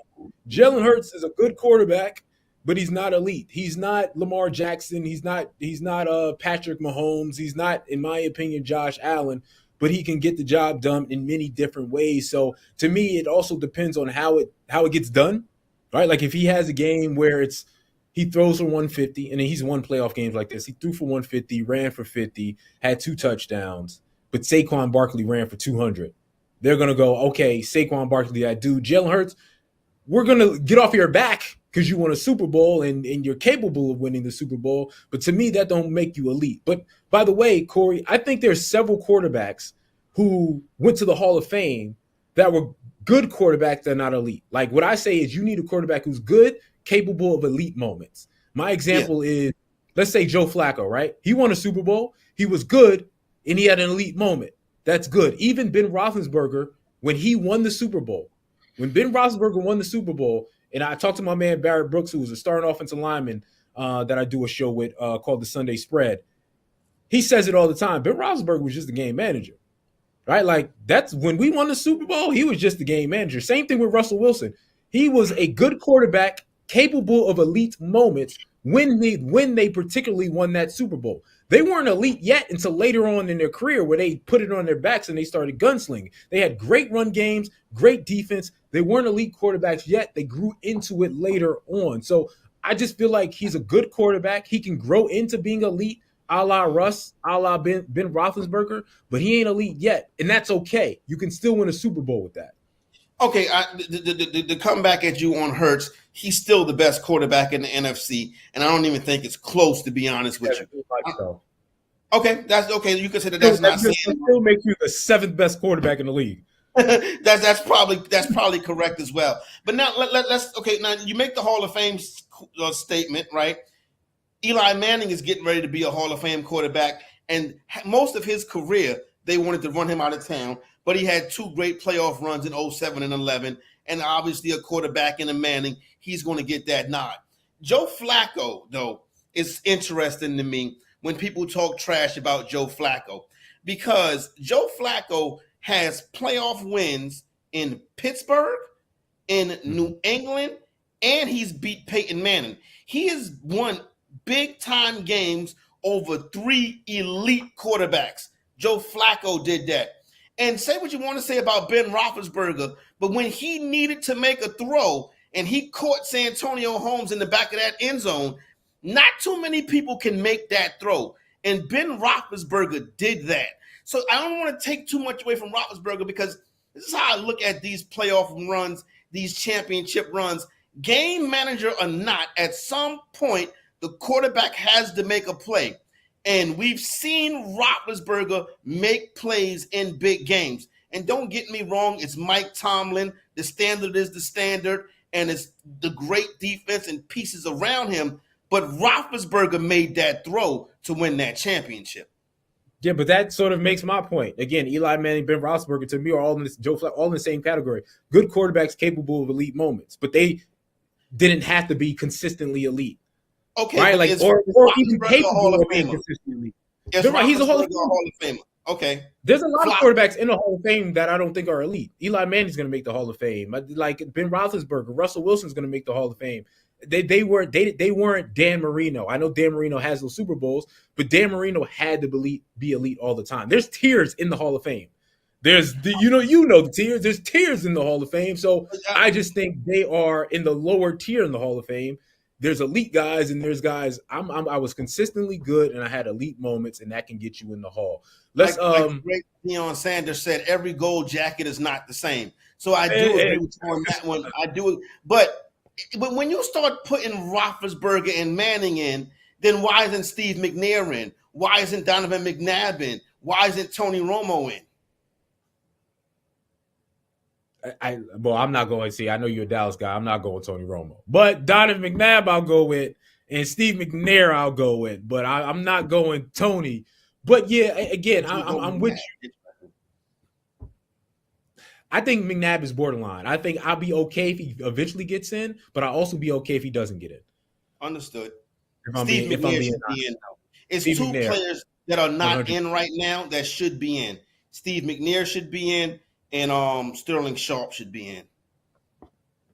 Yeah, Sterling's so tough because it's just wide receivers. It's impossible to get in to begin with, and because he didn't have the length, but he was certainly a Hall of Fame talent. That's similar to what Saquon is. We talk about legacies, right?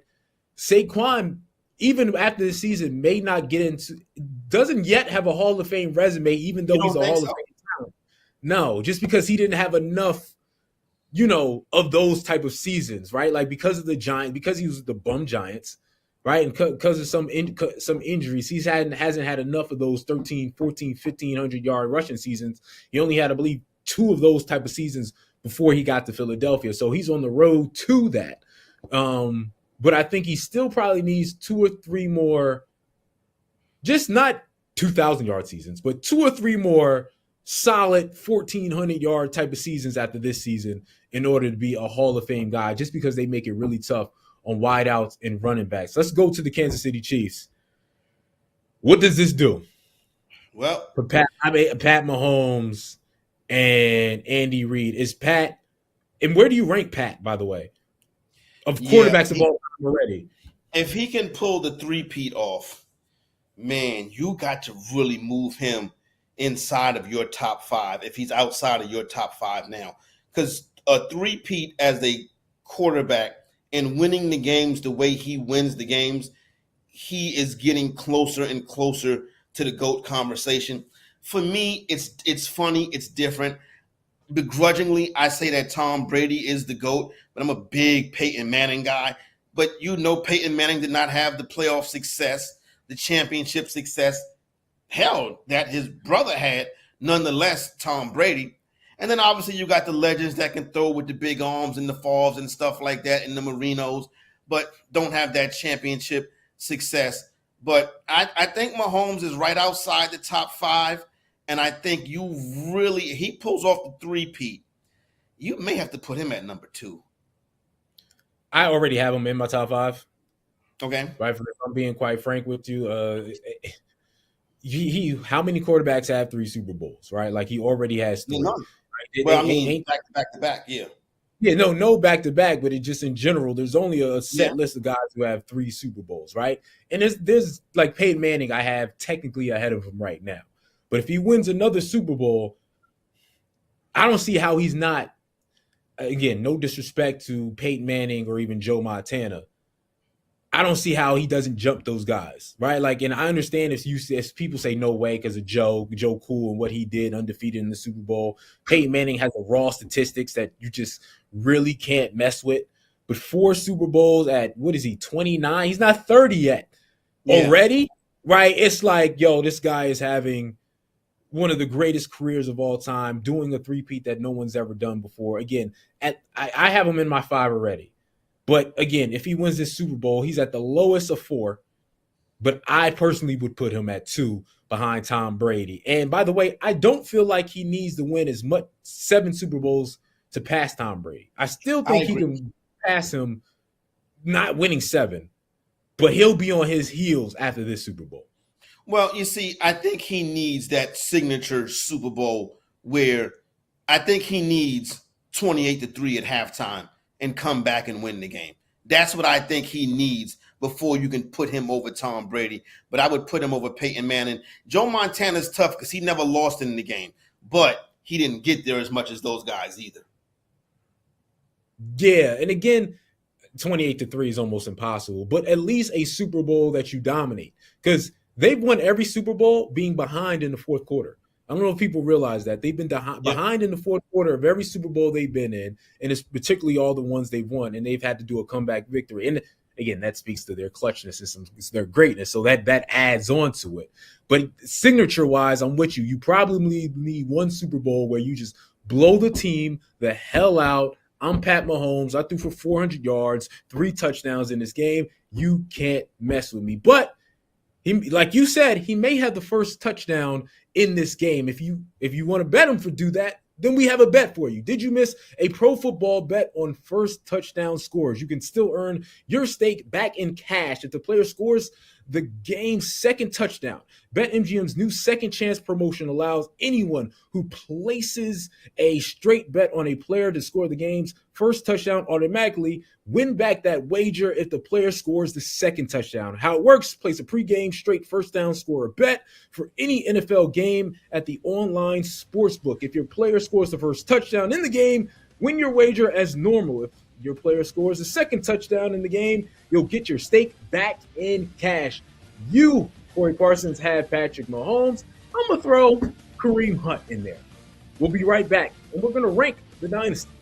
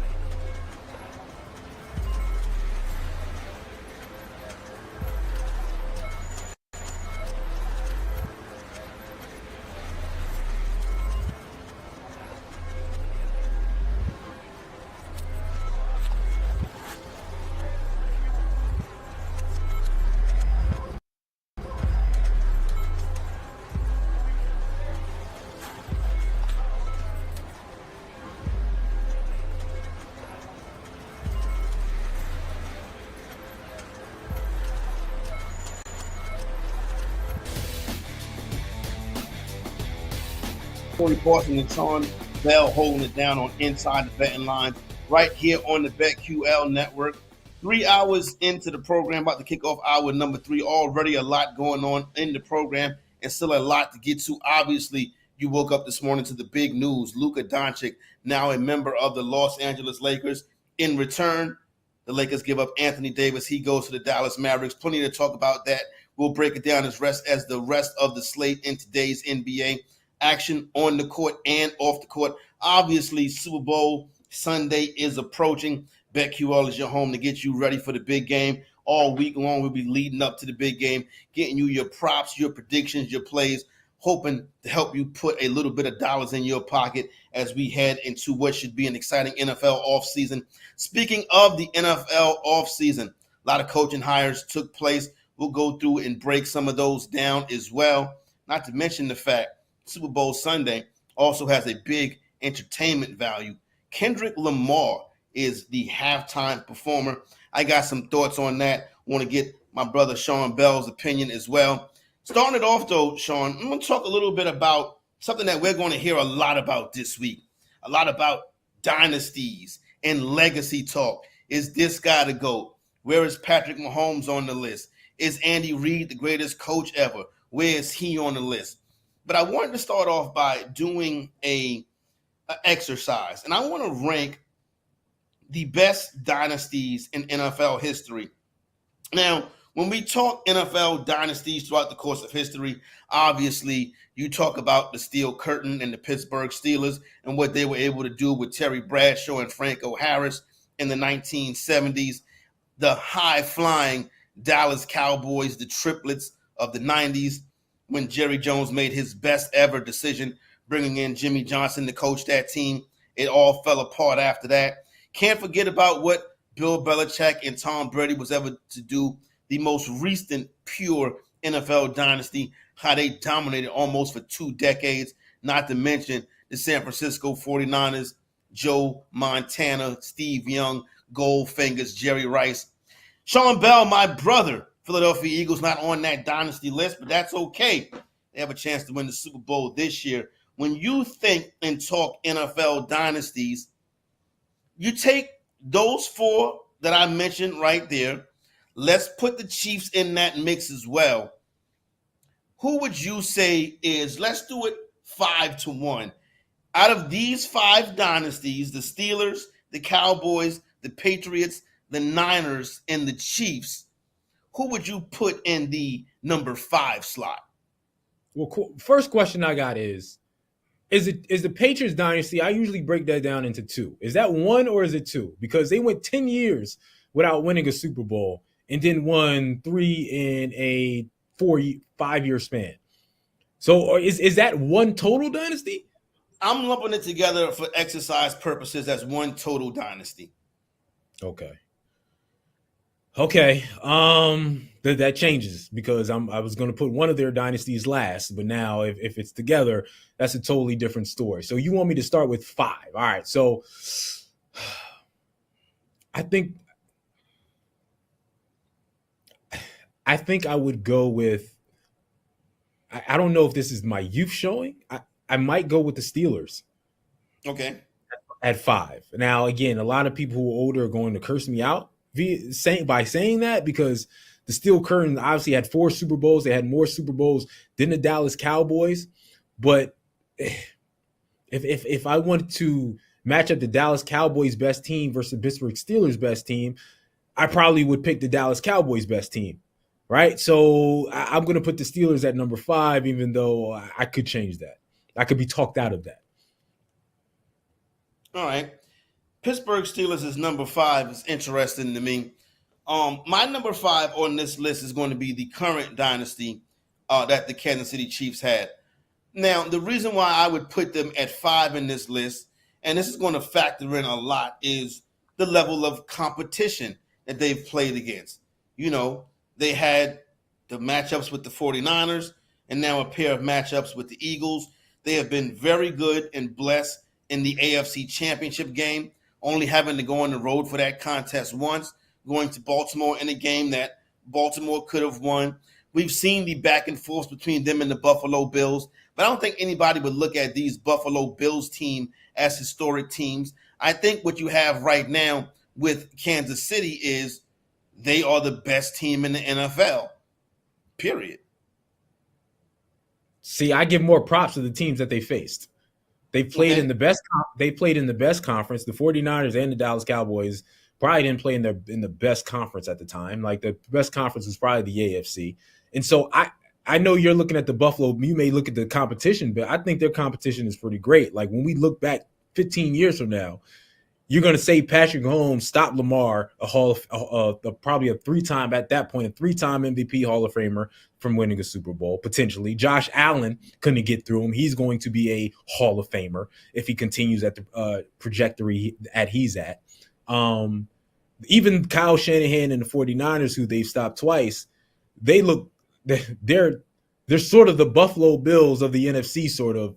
Not going to as many Super Bowls, but as many conference championships. So I think they stopped a lot. Like it's the Jordan effect, where they've stopped a lot of dynasties from being great, for a lot of great Hall of Famers from being great, and they just don't look as good right now because they can't beat Pat. Yeah, I can see that one right there. Okay, my next team would be the San Francisco 49ers of the 1990s, right? Of the 1980s. Obviously, you have two of the best football players ever to grace a football field in Joe Montana and Jerry Rice. Now, they did battles with the Dallas Cowboys. The NFC Championship game was often looked at as the Super Bowl. When the 49ers won those games, there was some controversy around those wins. The 49ers also had, in that era, difficulties dealing with an up-and-coming Green Bay Packer team, who that Packer team eventually got over the hump. We know about the greatness, but when you look at some of the actual Super Bowl wins, beating up on a bad San Diego Charger teams, probably one of the worst teams to ever make the Super Bowl. Obviously, the Bengals were in the mix, and then the Miami Dolphins, and maybe there's a little bit of bias, but I would put those San Francisco 49er teams of the 80s in that fourth spot. I put the Dallas Cowboys. Well, see, that's another thing. We probably should have discussed this. Is that fifth Super Bowl count for their dynasty? Because that's Steve Young. That's sort of a different regime. I put this Young in there. I put that in there. Okay, so if we're counting that's to me that has to be better than a lot of those.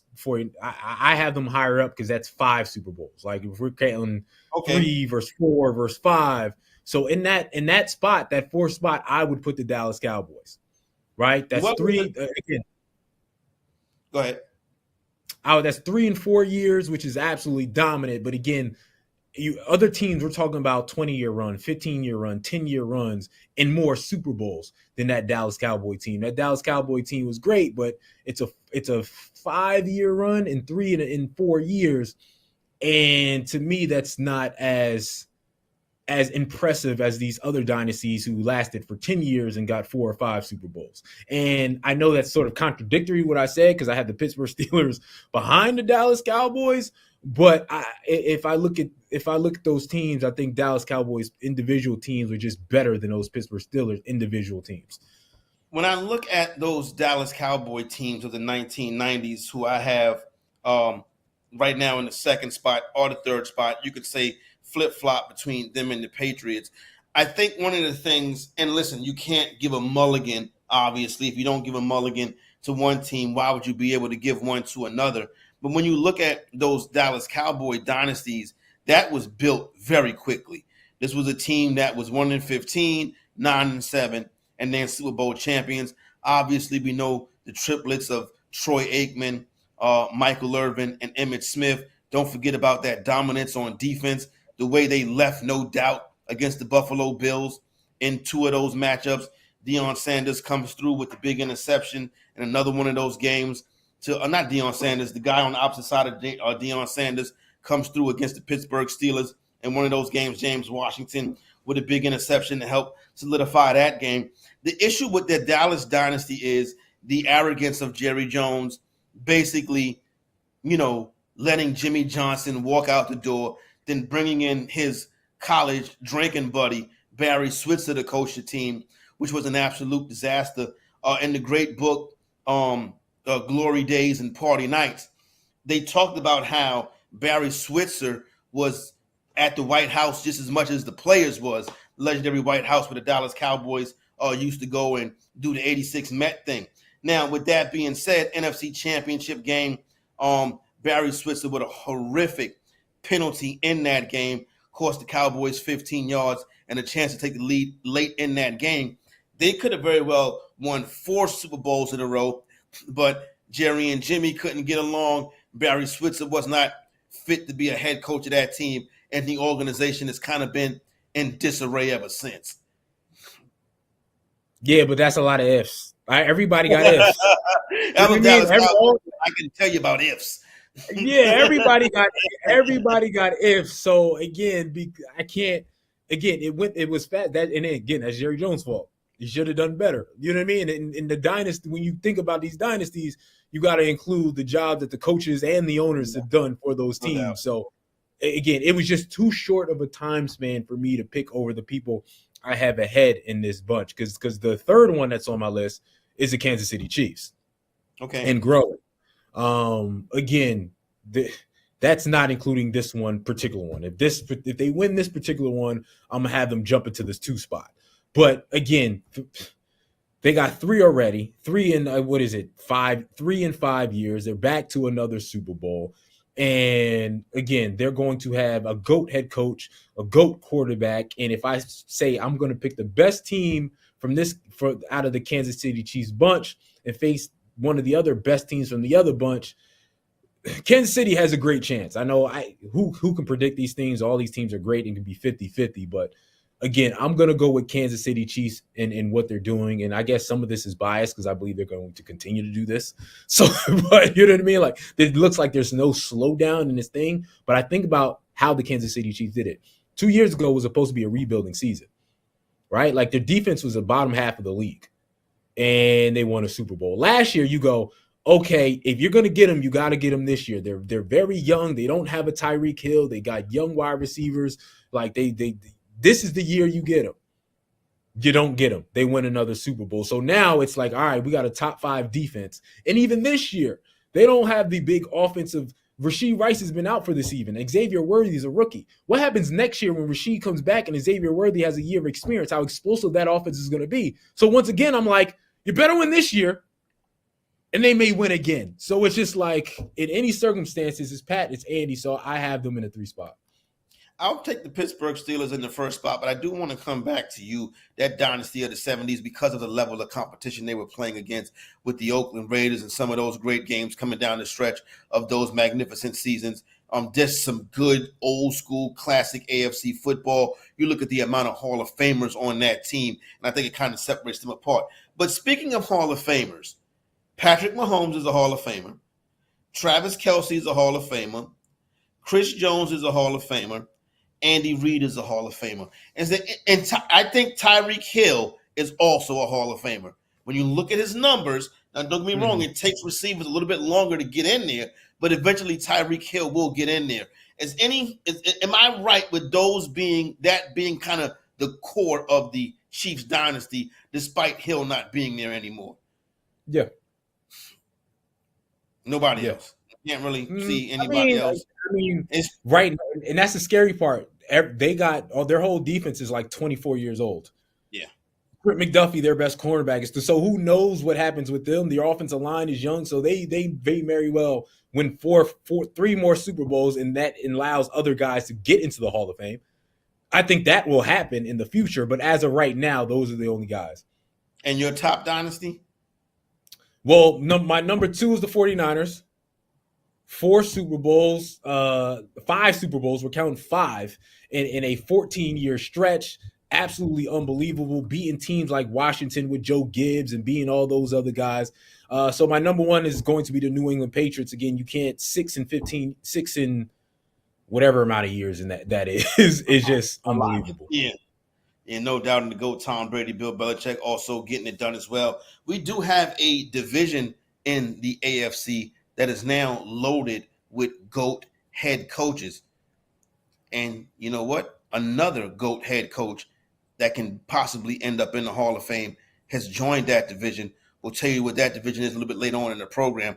But as we get ready to come back, we got to shift gears and talk a little NBA. Obviously, the news of the day was the big trade in the NBA. Luka Doncic, now a member of the Los Angeles Lakers. Only right that he would end up in purple and gold. Anthony Davis shipped off to the Dallas Mavericks, a Dallas Mavericks team that I think could compete for a championship now. We got statements from the general manager of the Dallas Mavericks and Luka Doncic. We'll fill you in on those on the other side when we come back inside the betting lines right here on BetQL.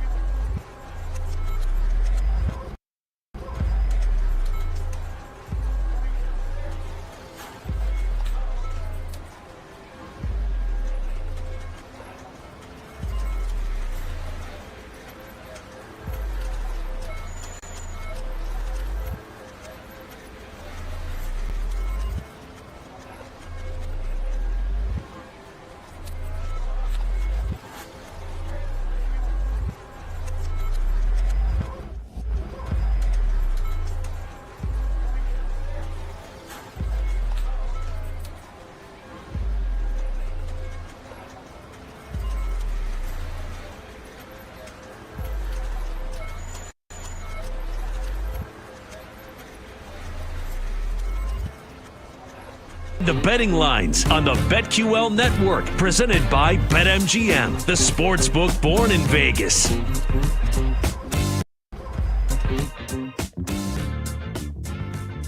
Live on the BetQL network. A little over 19 hours ago, the tweet that shook up the sports world hit the X app. It is ESPN's Shams Charania breaking. The Dallas Mavericks are trading Luka Doncic, Maxi Kleber, and Markieff Morris to the Los Angeles Lakers for Anthony Davis, Max Christie, and a 2029 first-round draft pick. Sources tell ESPN. 3-team deal that includes the Utah Jazz. 83 million views later, all kinds of reactions from players, fans, a mock funeral in the city of Dallas for Luka Doncic. It all goes down. The Showtime Lakers get a 25-year-old superstar. In my opinion, the Dallas Mavericks heighten their chances of going back to the NBA Finals this year. All this moving and shaking was done basically by one man. He is the Dallas Mavericks general manager. His name is Nico Harris. Here he is today breaking down why the Dallas Mavericks made this move. No, on a serious note, we definitely understand the magnitude of what just transpired. It's not lost on us. Definitely would like to thank Luka for his brilliance and, over the last 4 years since we've been here, what we've been able to accomplish, as well as, Maxi Kleber. When he got hurt the other day and I go in the back and check on him, and the first thing he says is sorry for getting hurt, but that just, kind of goes to the type of person he is. And then also Smooth, like he was such a great guy in the locker room. So I just want to, thank all those guys for their contribution to get us to where we're at. And then as we turn the page, I think it's important to know that Jay Kidd and I, we've had a vision in the culture that we want to create since we've been here. And the players that we're bringing in, we believe exemplify that. And, we think defense wins championships. And we're bringing in one of the best two-way players in the league. A lot of people don't talk about, what he does defensively and offensively. But, if you can name first-team All-NBA players that are also first-team All-Defensive players. That's a unique unicorn to try to find. And we're able to find that. And as well, you look at Max Christie. He was their starting two guarded all the top players in the league, and he's young and athletic and bouncy, and gets his hands on lots of balls. So we really feel that they're bringing in, they're adding into the culture that we're trying to create here. We feel that defense wins championships, and we're excited to go. We feel like we're built to win now as well as in the future. Interesting comments right there from the Dallas Mavericks general manager. And Sean, I will ask you this. There's two words that stick out in that soundbite.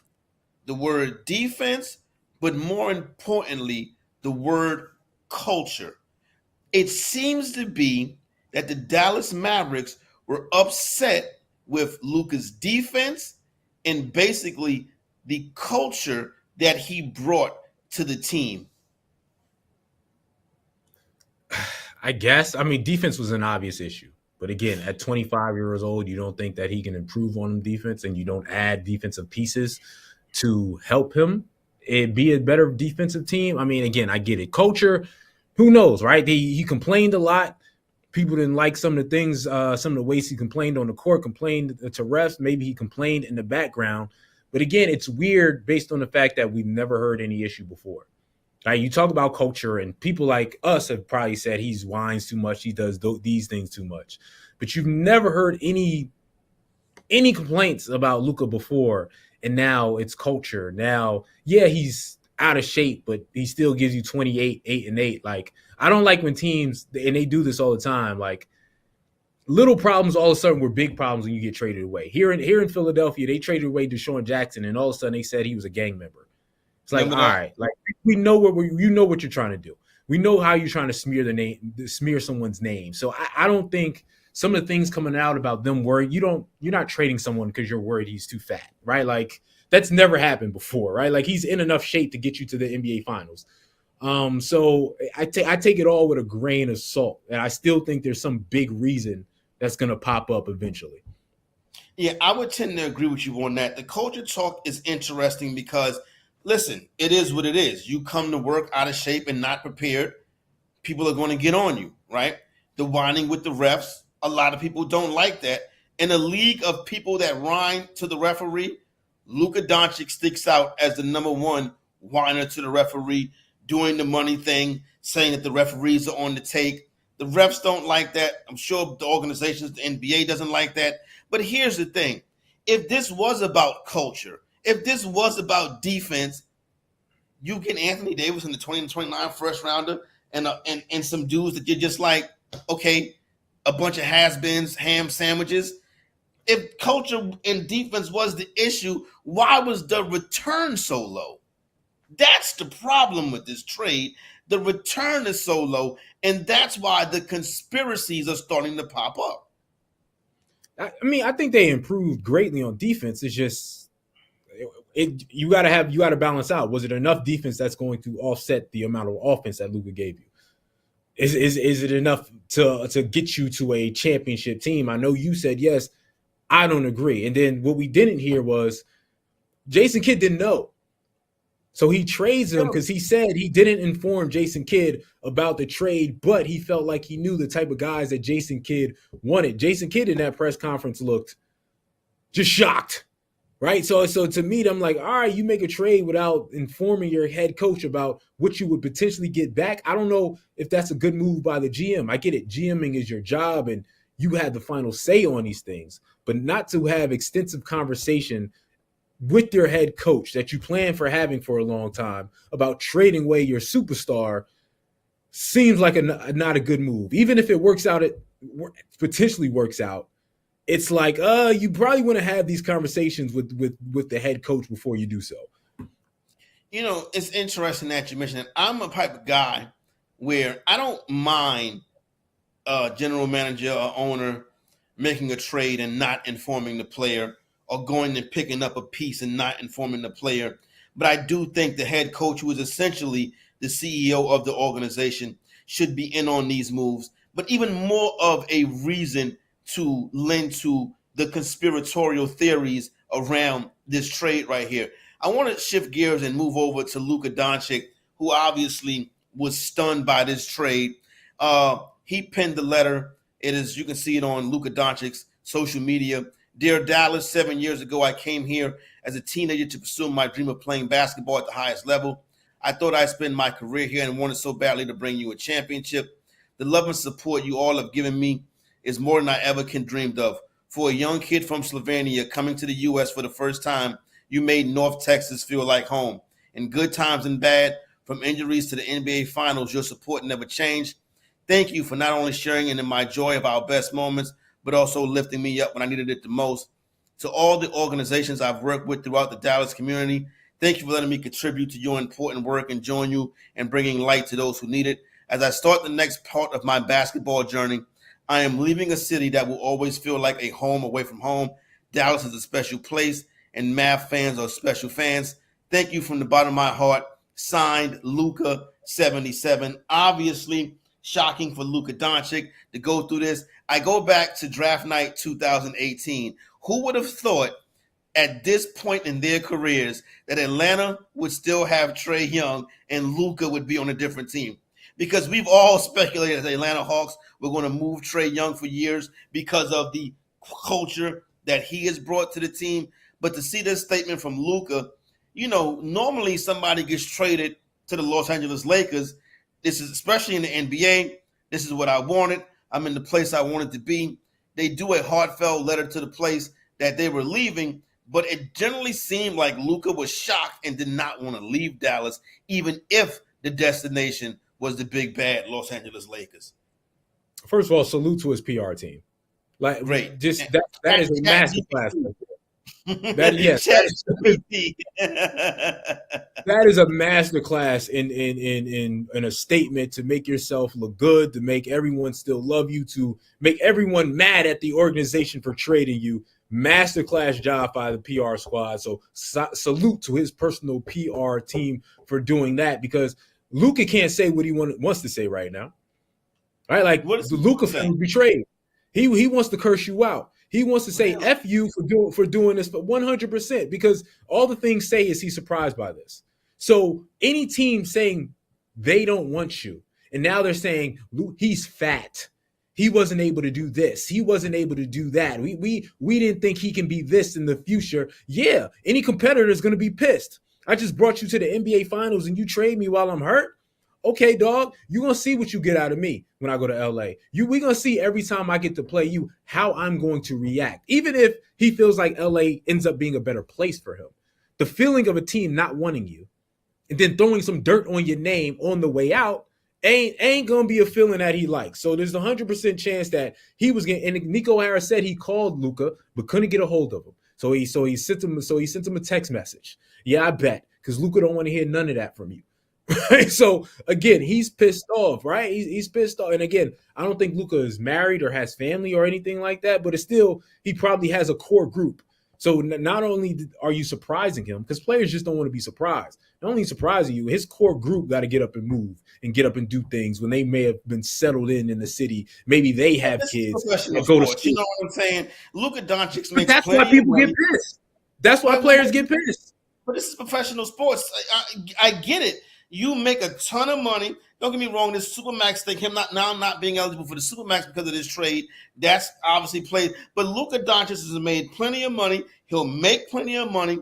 He's in the second most popular sports market in the country. He's with the big bad Los Angeles Lakers. I don't want to hear too much about, I got to uproot my whole life. You got plenty of money to do so.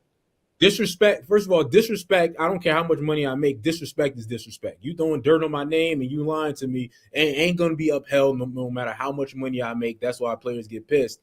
And the other thing, again, he doesn't have kids. So, but people who do have kids, like you can't, like I can't imagine if we have our own jobs, right? Like Odyssey goes, Sean, we trading you to Dallas or LA. Like, yo, I got a kid in school. I can't tell I don't, no matter how much you pay me, my kid is going to have a problem. Like, my kid is going to have issues. That's going to affect my kid. And that's what would make me mad. But again, Luka don't have to deal with that. But I'm more just talking about the disrespect of it all. Like, all right, like I'm fat and I'm this and I'm that. You throwing dirt on my, okay. I'm a competitor. Okay. I'll show you. We'll see. Teaming them, pairing them up with LeBron James may be the best thing for the future of Luka Doncic. I guess you'll kind of see if that, he's a competitor. Let's not say if he is a competitor. He is a competitor. And we've seen players before who were great players who had conditioning issues. Joel Embiid, Shaquille O'Neal, Zion Williamson come to mind immediately. Guys that had conditioning issues and guys that have kind of been disrespected. We've heard Joel Embiid talk about all I've done for the city, get him to the conference semifinals, if that's what he wants to say, all he's done for the city. But I do see where that disrespect can come from. But if that's the case and he feels that competitive fire, what does Luka Doncic look like at 28 years old? What does Luka Doncic look like at 30 years old? What does Luka Doncic look like when he gets to the twilight of his career? Does this change him, make him a better player? How does he make Dallas regret this? I mean, they're going to regret it by him just being him, because everyone talks about him being fat. Yeah, I was fat. Yeah, I was giving you 39-9, and I took you to the NBA Finals with a team that's not a super team, right? At 24 years old. So he's going to make them regret. Again, he'll probably be in even better shape, but he's similar to Shaq. Like, and again, they don't have similar builds or similar games, but Shaq came in and he still was going to be dominant. He was still going to give you 28, 12 in a block, 2 blocks, and he was still going to be in shape by the time the playoff came and be clutch and have big time performances. That was Luka. Like, it's not like Zion Williamson is fat and can't stay on the court and can't perform at the level he needs to perform at. Luka can. So whether you're 270 or 240, if you get me to the NBA Finals and dropping damn near a triple-double, what are we complaining about? No doubt about it. That same Dallas Maverick team today playing with a short roster, 43-point losers to the Cleveland Cavaliers. Rest of the NBA, Raptors took down the Clippers 115-108. Pistons knock off the Bulls 127-119. You had the Grizzlies and the Bucks. They're in action right now. Also, 76ers, Philadelphia, with a big lead over the Boston Celtics as those two teams plays in what should have been an Eastern Conference showdown. Right now, Philadelphia up over Boston by 22 points in that game right there. Still plenty of stuff to get to. Super Bowl week coming up. Let me turn the page and head to the next segment. I do want to discuss NFL coaching changes. A lot going on in the NFL coaching circles this week. You got a division that just got stronger with Hall of Fame caliber head coaches. But obviously, we got to talk about America's team, the Dallas Cowboys, and what they did. A lot of people not happy about it. I think I have a different opinion.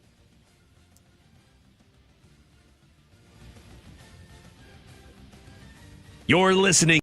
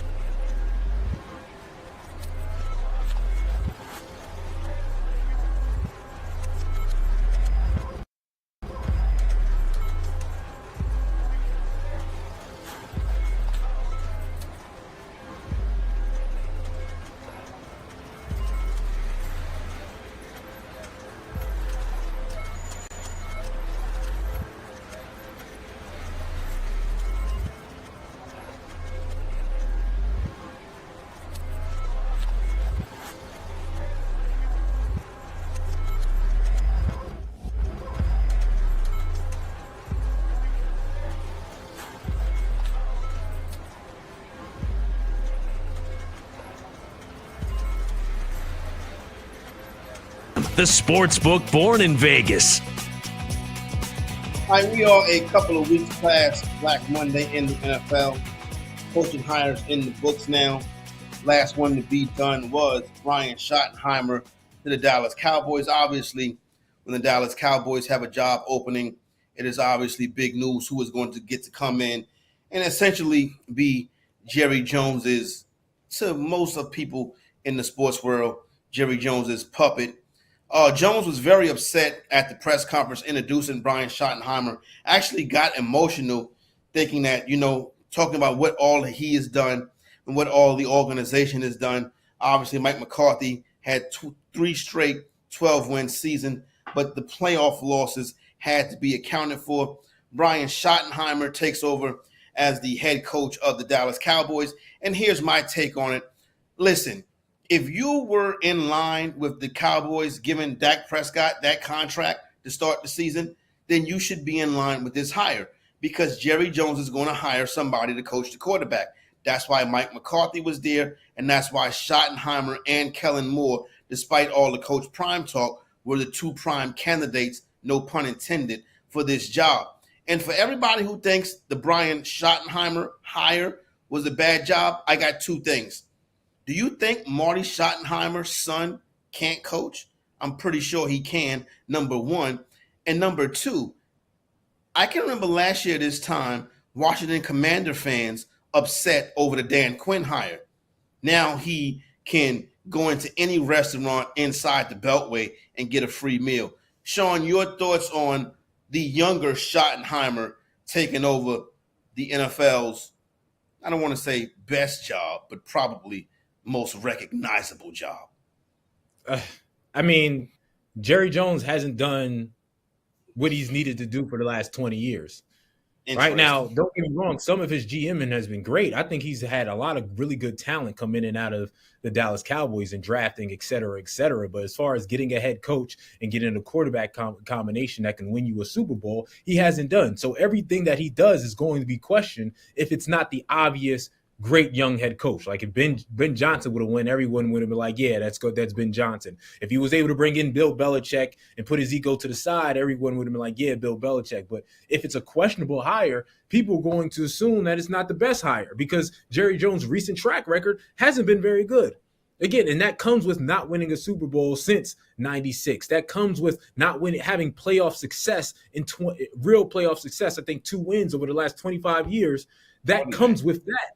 Right? Like Jerry Jones has taken a lot of freaking missteps. So no, Brian Schottenheimer doesn't sound like the greatest, and he could be. I don't know. We never know with these things. We know 75% of the time, anybody who gets hired anywhere usually ends up being the wrong hire when it comes to the NFL, right? That's just what it is. It's only 1 or 2 guys every coaching cycle that is, oh, that was a really good hire. But yeah, Jerry Jones has lost and it's been that way for some time. He's lost the benefit of the doubt when picking head coaches, when picking even quarterbacks. Although he's had a good quarterbacks. Now, I'm gonna take that back. He's had Tony Romo. Dak Prescott is better than what people think he is, I believe. But again, he doesn't have the track record of picking the winning head coach, picking the winning quarterback. So we're gonna doubt it. Let's move over to the AFC West, where the Las Vegas Raiders hired Pete Carroll to be their head coach. To me, outside of Bill Belichick or Mike Vrabel, this was the best hire they could have made because you coach in a division with Andy Reid, Sean Payton, Jim Harbaugh. Rolling Antonio Pierce out there wasn't going to cut it against those. Sean Payton's a Hall of Fame head coach. Andy Reid's a Hall of Fame head coach. Jim Harbaugh has a good shot at getting there, and Pete Carroll is now also a Hall of Fame head coach. You got 3 Hall of Fame head coaches in this division. I think this was the perfect hire despite Pete Carroll's age. It was just random as hell, right? Like Pete Carroll, like at his age, we thought that was over with. You know what I mean? Like I didn't even hear about Pete Carroll this coaching cycle, and all of a sudden the Raiders are hiring Pete Carroll. My thing is, Pete Carroll, you want to deal with the Raiders at this point, at your age? You want to deal with that headache? Because the Raiders is one of those franchises where it feels like no matter what coach you are, because I don't think Antonio Pierce deserved to be fired. I mean, they weren't great last year, but there's a whole lot of problems starting up top with the Las Vegas Raiders that doesn't allow their head coaches to be great. So again, Pete Carroll coming back at this age to a franchise, to me, that is one of the 4 worst franchises right now. Like you go the Jets. If you go to the Jets, it's going to be terrible. I mean, you go to the Raiders right now. The Giants, which oddly has been one of the best franchises my entire life, they're now one of the worst franchises. But it's for what, 5 or 6 years, right? Well, since they took that stupid pitcher on the boat, they've been terrible. Oh yeah, but I'm just saying how their franchises ran, I wouldn't say has been bad until the last 5 years. So it's just okay. It's just one of those. It's okay. I don't think it moves the needle whatsoever. I don't think the Kansas City Chiefs are worried. I don't think the Chargers are worried. I just think like, okay, Pete Carroll's with the Raiders. Maybe they're respectable. Well, I think Pete Carroll's a culture builder, and I think that's going to be important for a Raider team that really lacked culture. I think you saw the players rally around Antonio Pierce. He said all the right things. He went out there and got the job. It's for the most part, it was a dud. And don't get me wrong, the Raiders have plenty of made plenty of missteps. The organization is not well ran. But the truth of the matter is, so you bring in somebody who can run the organization. And I do believe that Pete Carroll is the perfect guy to do that. Let's move on to another guy who can build culture, another guy who you throw a whistle around his neck and he can get the job done. The first hire of the cycle, and the guy who I think is the best hire of this cycle, is Mike Vrabel to the New England Patriots. Vrabel's a guy, put a whistle around his neck, put 12 guys out there, and they're going to be competing for the playoffs. I mean, solid hire. I feel upset for Gerard Mayo because, again, they didn't fire him because he wasn't a good coach. They fired him because they wanted Mike Vrabel, which I understand there's a better head coach available. But Gerard Mayo, a young head coach that didn't have enough to win this year anyway, but didn't get a chance to build his culture, didn't get a chance to become a good head coach in this league. So I feel bad for him. But you're right, Mike Vrabel is a good head coach. Again, he did good things with Tennessee, although again they went downhill. It's a good hire, but again, I'm not sure if it's. I think he's going to build a good culture. I just don't think it's a earth shaker. All right, let's go to another guy who I think can be a culture builder in a team that needs culture. That is Aaron Glenn to the New York Jets. I like this hire a lot. Tough, defensive-minded head coach. You get the right offensive coordinators and staff in there. Probably need to bring Aaron Rodgers back for a season, but now you get somebody in there who can deal with Aaron Rodgers better than his predecessor could. I think what I like most about Aaron Glenn, he's a Bill Parcells guy. So he knows how to run organization. He knows how to build culture. I think it's a slam dunk hire for the Jets. It's another one. I'm like, dang, Aaron, I wish you would have picked somewhere else. You know what I mean? Like, another bad franchise that's used to making bad moves and has bad ownership. That's not good for a young head coach. So, again, I think Aaron Glenn, coming from having the mentors he has, Parcells, Belichick, and all those individuals, and again, he said he's not going to call the defense. So he's going to take on that type of role that Parcells, especially Parcells, had of just being the front man, being the motivator, being the Mike Tomlin type of individual, and bringing in a culture. But I don't know if that can be changed with the Jets. Again, up top, it starts with up top. No matter what you do with the head coach, if the GM and owner don't allow you to go in the right direction, then it's not going to go in the right direction. So it's, between the Raiders and the Jets, it makes me nervous for any head coach to go there. I want to talk about Ben Johnson because I think this one is particularly interesting because I think a lot of times when we get to these head coaching decisions, everybody wants to hire the hot young coordinator, the guy who can draw up the best plays, the offensive genius, the offensive guru. Outside of Sean McVay, it hasn't worked. I'm not sure it's going to work with Ben Johnson either. You need a head coach, not a play caller. The offensive coordinator job is to get first downs. The head coach job is to coach the team. We don't know that Ben Johnson can coach the team. Yeah, he can get in here and get into the film room and do the X's and O's and draw up great plays, but can he coach a football team? That's what the Chicago Bears needed, and I understand it's Johnson's time. It was his season. He gets the hotshot young quarterback in Caleb Williams, but can he build culture? Can he do the things that need to be done to turn the Chicago Bears around? I'm not sure if he's the guy that can do it.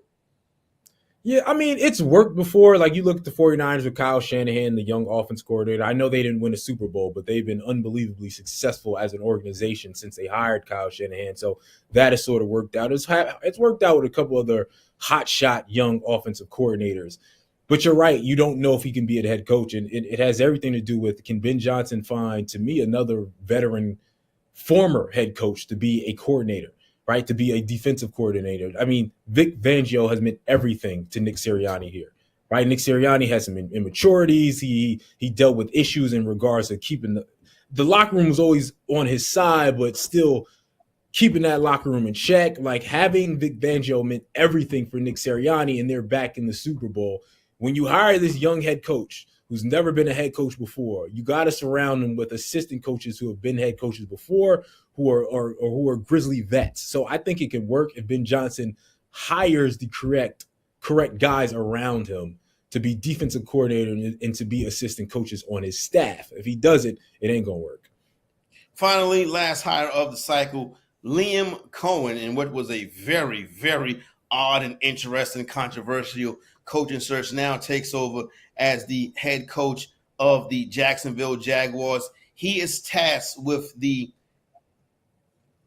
task of making Trevor Lawrence who we thought Trevor Lawrence was, making and helping Trevor Lawrence live up to the generational talent that we all thought that Trevor Lawrence could be. We've seen flashes of greatness from Lawrence. We've also seen flashes of inconsistency. One thing about the Jacksonville Jaguars, their players don't get better. But here's my issue with this. You know how you make Trevor Lawrence better? You make the team better. You make the offensive line better. You make the running back situation better. You make the defense better. I do believe that is the way on how you make Trevor Lawrence better. You make the team around him better. And yes, the coaching will play a part in a role, but you make him better as well. All right, when we come back, get ready for the final hour of the program. We're talking Super Bowl Sunday, plus the halftime show. I got an interesting take on that. I want to get my boy Sean Bell's thoughts.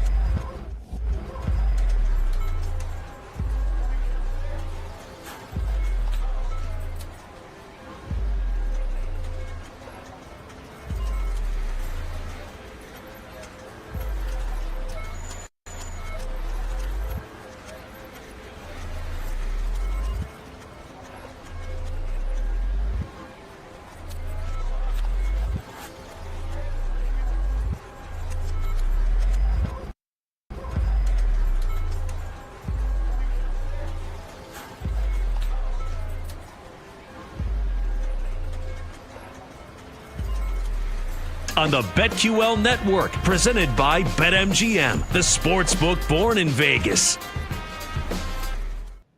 All right, what's up? Welcome inside, fourth and final hour inside the betting lines right here on the BetQL Network. Holding it down is your boy Corey Parson and Sean Bell. A lot going on in the world of sports today. Obviously, Super Bowl Sunday coming up in a week from now. You want to keep it right here on the BetQL Network, each and every day. Get your tickets ready for your props, your parlays, whatever you want to cook up for Super Bowl Sunday. We got you covered right here on the BetQL Network. Tons of guest interviews, the whole thing going down all week. We are your home for the big game. Obviously had the big trade that shook the sports world. Luka Doncic headed over to the Dallas Mavericks. The Dallas Mavericks trade Luka Doncic to the Los Angeles Lakers. In return, they get Anthony Davis. Going to have some fallout for that. Chris Miles from NBA TV was on the network a little bit earlier today. We'll hear some of his reactions from the big trade a little bit later on in the hour. But I want to start off the hour talking about Super Bowl Sunday. We're going to go through some bets and some props. Most of the people listening to us, hardcore guys, you want to get your props, your parlays, your tickets together. But there's also an entertainment aspect of Super Bowl Sunday. Obviously, the commercials play a big role in that. You want to fire up the grill, order some chicken wings, maybe get your favorite spread sandwich from your local delicatessen, or maybe you want to go to one of the big national brands. Whatever you want to do, however you choose to be cool on Super Bowl Sunday, go ahead and be cool how you be cool. But my good brother, Sean Bell, I would like to ask you a question about the halftime show. Because this year, I guess through a partnership with Rock Nation, Super Bowl halftime show this year is going to be Los Angeles rapper Kendrick Lamar, who has already won 3 Grammys tonight for the Song of the Summer, could say Song of the Year, Not Like Us. I will start off by giving you my take. Why on God's green earth would they pick Kendrick Lamar? Kendrick Lamar, in my estimation, and maybe I'm a little bit out of touch in this one right here, is not a big enough star to do a Super Bowl halftime show. We've seen Rihanna. We've seen Dre and Snoop. Snoop should do one by himself at some point. You get Beyonce, the biggest of the biggest. Kendrick Lamar had a hot year, but does he have the kind of playlist to entertain a Super Bowl audience? This is the biggest market that anybody will get this year. And it goes to Kendrick Lamar when you were right there in Noya, where Lil Wayne, who was a football fan, could have came out and rocked the house, tore the building down. It would have been another great Super Bowl performance. The NFL has been on a streak of great Super Bowl halftime shows, and in my opinion, they fumbled the bag with Kendrick Lamar. I'm going to say you out of touch with this one. Okay, I mean, I'm out of touch. Explain to me why I'm out of touch. Kendrick Lamar has a Nobel Peace Prize for his music. Like, does that mean he can make a hot jam? It means he has. Yes, it means he has classic. Can he rock the building? Yes, it means he has classic albums after classic albums that are wildly popular. They may not be popular for you, but they are damn sure popular for everyone else, for them to be classics after classics after classics that people consider. And I'm not even saying I consider, because I don't listen to Kendrick that much, but Kendrick has that for the people. Not only that is, he's been the hottest, not just rapper, artist this year. There's a reason like Not Like Us. Not Like Us, yes. Not Like Gibb. So that's part of picking it. Who's hot right now? Not Like Us is the hottest one album of the year. It's not album of the year, song of the year. But that's just song of the year. Don't forget Sit Down, Be Humble. Don't forget Poetic Justice. He has songs that people consider classics. Not only that is, again, most people now, like hip-hop people, rank him as a top 15 hip-hop artist of all time. Like that's how high he's listed because of how many albums and good songs he's dropped. He has that playlist. I guarantee you, when he's at the Super Bowl, and he has because the Super Bowl halftime show, I believe, is a 13-minute set, basically, or 13 songs, something like that. A lot of the songs, you're going to go, oh, yeah. oh yeah, he's been doing this since 2008. So he definitely has the catalog. Now, granted, Super Bowls all depending on who people like, right? Like J-Lo was performing with Shakira at one point. I didn't want to hear no J-Lo. Right? Like I didn't want to hear some of these artists. I didn't feel like their songs touch me, but guarantee it's going to touch enough people because he has the amount of songs. He has 13 minutes worth of songs to rock an entire Super Bowl. But not like Lil Wayne would have. Not like No Limit Soldiers. You bring the whole Know You out and they make them say, you know what I'm saying? Things that take you back, things that bring you to a moment. The moment Kendrick Lamar brings you to is this past summer.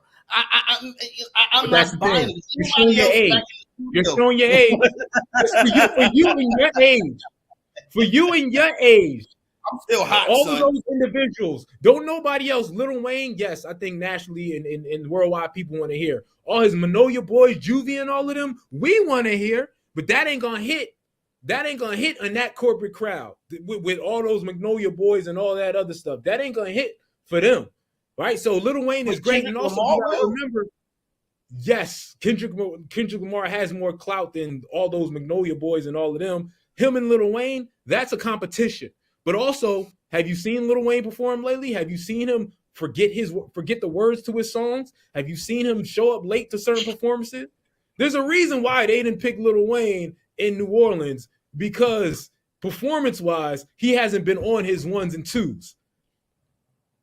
Interesting conversation. I'm sure it will continue throughout the course of the week right here on the let me ask you a question. Let me ask you a question. I'm all ears. You at least know about this, and this is what I've been asking people. What are the odds that Kendrick Lamar at the halftime show says A minor? Well, he's got to do that. Well, I don't think he does. I think he plays Not Like Us. I think he plays the chorus. I'm wondering, with all the corporate branding, if they allow him to actually say the words of the song that flat out says that Drake is a you-know-what. Well, I think, it's interesting. And like you said, but why bring him there if you're not going to do the hottest jam, in my opinion, that he's ever had? You know what I'm saying? So that's the way I look at it. Listen, great performance, great halftime shows are hard to come by. The NFL has had a string of success. I think I would have kept it going. Now, the guy who can rock the Super Bowl to the core is never going to get a shot to do it. I can't say his name, but he's from Chicago. And if he ever had a chance, they would never let him. The Shield would be the Shield, but he would be the ultimate halftime show. But that is neither here nor there. Kansas City Chiefs going for a three-peat. Philadelphia Eagles grease the polls. Right now, we are looking at Chiefs as a 1.5-point favorite on the spread. The total is 49. If you want to lay the money line with the Kansas City Chiefs, it's going to cost you $1.30. You want to come back and lay the money line with the Philadelphia Eagles, you're getting plus 110 odds. I don't want to put you on the spot a week away. So I'm not going to hold you to this. Okay. Mm-hmm. I'm not going to hold you to this. But how you feeling right now? I genuinely don't know. And I've said this on Philadelphia Airways, and they've cursed me out. I genuinely don't know. If I was to lean one way right now, I would lean towards the Kansas City Chiefs because they just know how to win big games. They won 12 one-score games this season. That's unheard of. They just know how to do it in the clutch, which is why I said earlier, you better blow them out. Because if you don't blow them out and it's a one-score game in the fourth quarter, Kansas City's going to get it done. Spags is going to get it done. Pat's going to get it done. Andy's going to get it done. So I'm leaning towards the Kansas City Chiefs with the experience they have. They have a Super Bowl routine. Like, how many teams can say, I have a Super Bowl routine? 99% of the players on this team have been to the Super Bowl and won a Super Bowl. We have a routine down to the very T of what we like to eat, what we like to drink, how many hours ahead, because they know the Super Bowl so well because they've been there so many freaking times. So that's why I'm leaning towards the Kansas City Chiefs. Again, I haven't made a decision, but I'm leaning towards them. It's hard to go against the Kansas City Chiefs in games like this.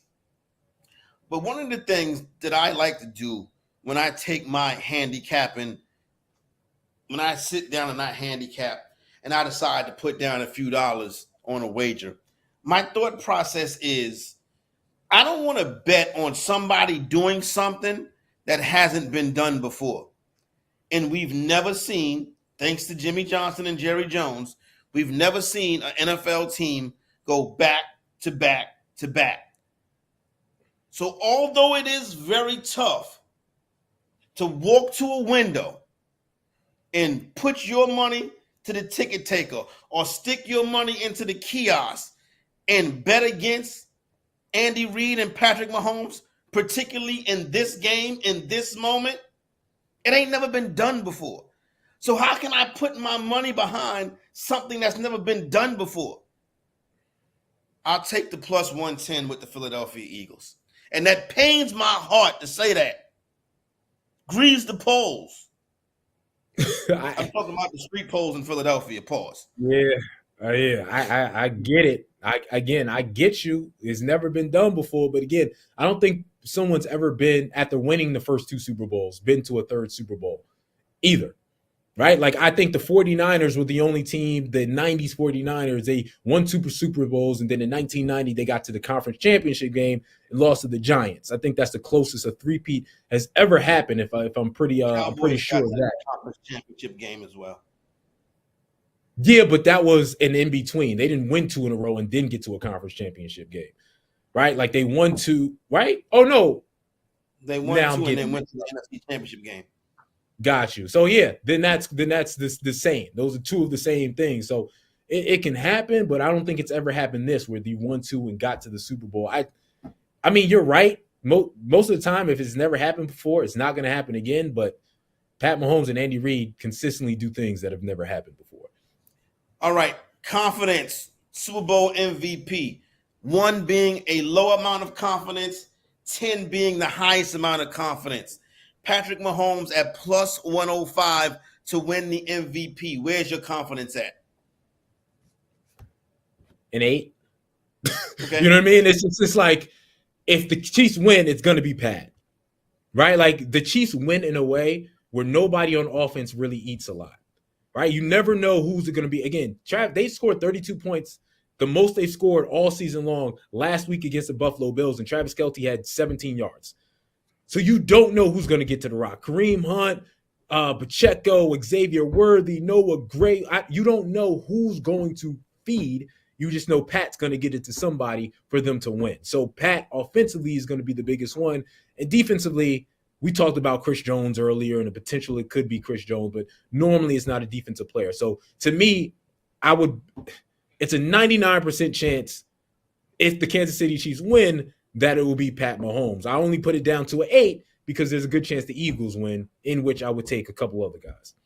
Saquon Barkley's second shortest betting odds at BetMGM at plus 240.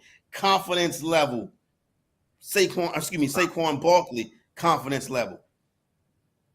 I'm going to go 6. Okay. I'm gonna go 6 because it's kind of like he's the best weapon, but Steve Spagnuolo should have a better game plan against him. So if I could see some play action situations with Jalen Hurts, and then you got to add in the tush push that always kills Saquon Barkley's numbers. What if they keep getting to the one and they keep pushing and he doesn't get the touchdowns, and all of a sudden, just like last week, Jalen gets 2 tush push touchdowns and another running touchdown. Now he has 3 touchdowns when really that should have been Saquon's. You know what I mean? Third shortest odds at BetMGM Sportsbook. Jalen Hurts at plus 375. 1 to 10 confidence level. 5. Okay. Again, I'm not a big Jalen Hurts guy in this game. I'm just going to split it between him and Saquon, right? Like, I just feel like Saquon, in order for them to win, Saquon has to have over 100 yards and have a big game. So that's but if he doesn't, it could be like the NFC Championship game where Saquon does have over 100 and he leads the offense, but Jalen Hurts also has a good game, has a couple touchdowns, and if you're going to lean towards one person, it's going to be potentially Jalen Hurts because they usually give it to the quarterback. So those are the 2 individuals I think have the biggest chance. So I'm sort of splitting in between them. BetMGM Sportsbook odds 15 to 1. Travis Kelce. Where's the confidence at? 3. Okay. Because for Travis to have a big game, who's going to throw him the ball? Pat. You know what I mean? It's just like, why wouldn't Pat get the MVP then? Because he's also going to throw it to other people. So it's going to be hard. It's not like Jerry Rice situation where I don't believe him going for 190 yards and then 2 touchdowns or anything like that. All right. There you go right there. Big trade in the NBA. Luka Doncic to the Los Angeles Lakers. Anthony Davis goes to the Dallas Mavericks.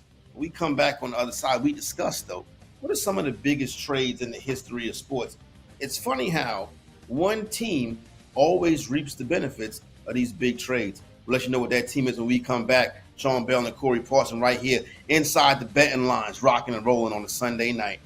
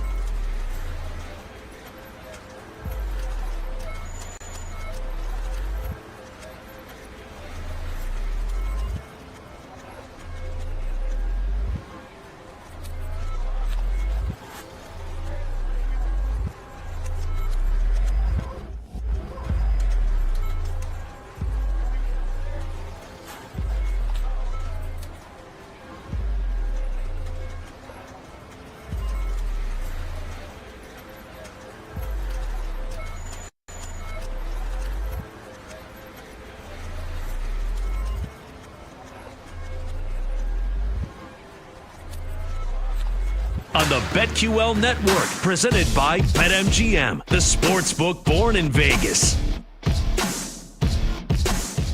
All right, still got plenty of racetrack to go right here inside the betting lines, Las Vegas. Corey Parson and Sean Bell holding it down, rocking and rolling on a Sunday evening. Thank you for checking us out, checking in on the check-in. Don't forget Super Bowl Sunday, 1 week from today. We will be doing the Super Bowl thing, having a nice conclusion to the NFL season. But just don't come back next Sunday. Come back all week long, all throughout the course of the week, right here on the BetQL network. The experts, the analysts, breaking it all down, helping you make your correct wagers for Super Bowl Sunday. So keep it tuned in right here on the BetQL network. Got plenty of NBA action on and off the court, obviously. Still got more time to discuss and break down fallout and reaction from the Luka Doncic, Anthony Davis trade. But right now, earlier today, we had the Toronto Raptors take down the Los Angeles Clippers 115-108. James Harden with 25 points in that one. Cavaliers and the aforementioned Dallas Mavericks beat down 144-101. Evan Mobley with 22 points, 11 rebounds for the Cleveland Cavaliers. The Detroit Pistons keep hanging around. Today they get a victory over the Chicago Bulls, 127-119. Jalen Duren with another big-time double-double, 21 points, 13 rebounds. You can play the Jalen Duren double-double every night. Still got another game left to tip off. Milwaukee Bucks hosting the Memphis Grizzlies. Shout out to Jaren Jackson Jr. He is an all-star this year. And right now we got high drama in the city of brotherly scrubs as the Boston Celtics have stormed back against the Philadelphia 76ers. A little over 2 minutes left to go in that game right there. Celtics up 110-109. 34 points from Jason Tatum, 33 points, from Jason Tatum to go along with 10 assists. Also, 34 points for Tyrese Maxey. We cashed that prop right here on Inside the Betting Lines. Also, had a little bit of women's college basketball action today. Take a quick look at that scoreboard.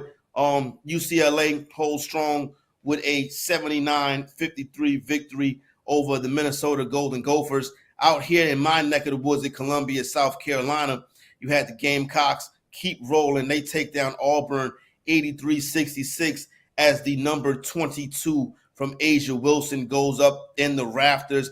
And a big-time upset today. Caitlin Clark was on hand in Iowa to get her jersey retired, and the Iowa Hawkeyes knock off Juju Watkins and the number 4 USC Trojans 76-69, 27 points from Juju Watkins to lead the game. Got some generational type talents playing college basketball right now. Juju Watkins being one of them. Cooper Flagg last night got his first taste of the Duke North Carolina rivalry as Cooper Flagg comes in and gets a victory. Duke kind of rolled coast to coast. Arkansas goes into Kentucky and get a win. And I wanted to tune into this one because I wanted to hear how the fans in the legendary Rupp Arena would greet one Mr. John Calipari. And it was done so, Sean, with a heavy slattering of boos for the former Wildcat head coach. Like, okay, but he did a lot for y'all. Know that. Like, it's not like, and y'all may not be great again for a while. So I get him the first time, and the first couple times he gets back, it's going to be a whole lot of boos. But eventually it will be a lot of love for John Calipari. At least it should be. I mean, I'm not in Kentucky, so I don't know the feeling with inside the city, inside the state, with inside all of that. But again, John Calipari I was holding y'all up for a little while, and I don't feel like you're going to get back to those heights again for at least for quite some time. The surprising thing was, again, USC going down to Iowa. I know it was Caitlin Kirk jersey night and all that other stuff, but again, Iowa they're okay, right? They're going to make the tournament. They're going to be blasted out of the round, probably the first round, while USC is a legit national title contender. Although I think they're missing one piece from really being someone that can compete with South Carolina, which they'll get next year because they got a lot of great recruits coming in for next year. but USC should not be losing to Iowa. But again, Caitlin Clark shows the magic that she has, shows that they were going to play over their heads. And USC was probably sleeping a little bit, right? Like Juju, there's no Caitlin Clark, so I ain't got to, although she had a good game, does what she does. I believe she had 27 points in the game because she does what she does, but disappointing loss. Again, they're number 2 team in the nation, right behind the other USC, the real US. I go back and forth with who I consider the real USC. Honestly, South Carolina is the best women's program, obviously. But when someone says USC, I always say that. When someone says USC, they're always referring to the one out in California, not the one out in South Carolina. So I can't give y'all that. I would say that, and I'll keep it 100% honest with you. Years ago, when Steve Spurrier, the old ball coach, was the coach of the Carolina Gamecocks, he had mentioned that Clemson was not LSU or Alabama. Well, Dabo Swinney shot back and said, yeah, we may not be LSU or Alabama, but we ain't South Carolina. And he also said, when you say USC, you're talking about Southern California. When you say Carolina, you're talking about Chapel Hill. So the Gamecocks, despite having the dominant women's basketball program, still got some growing to do. But shout out to Shane Beamer.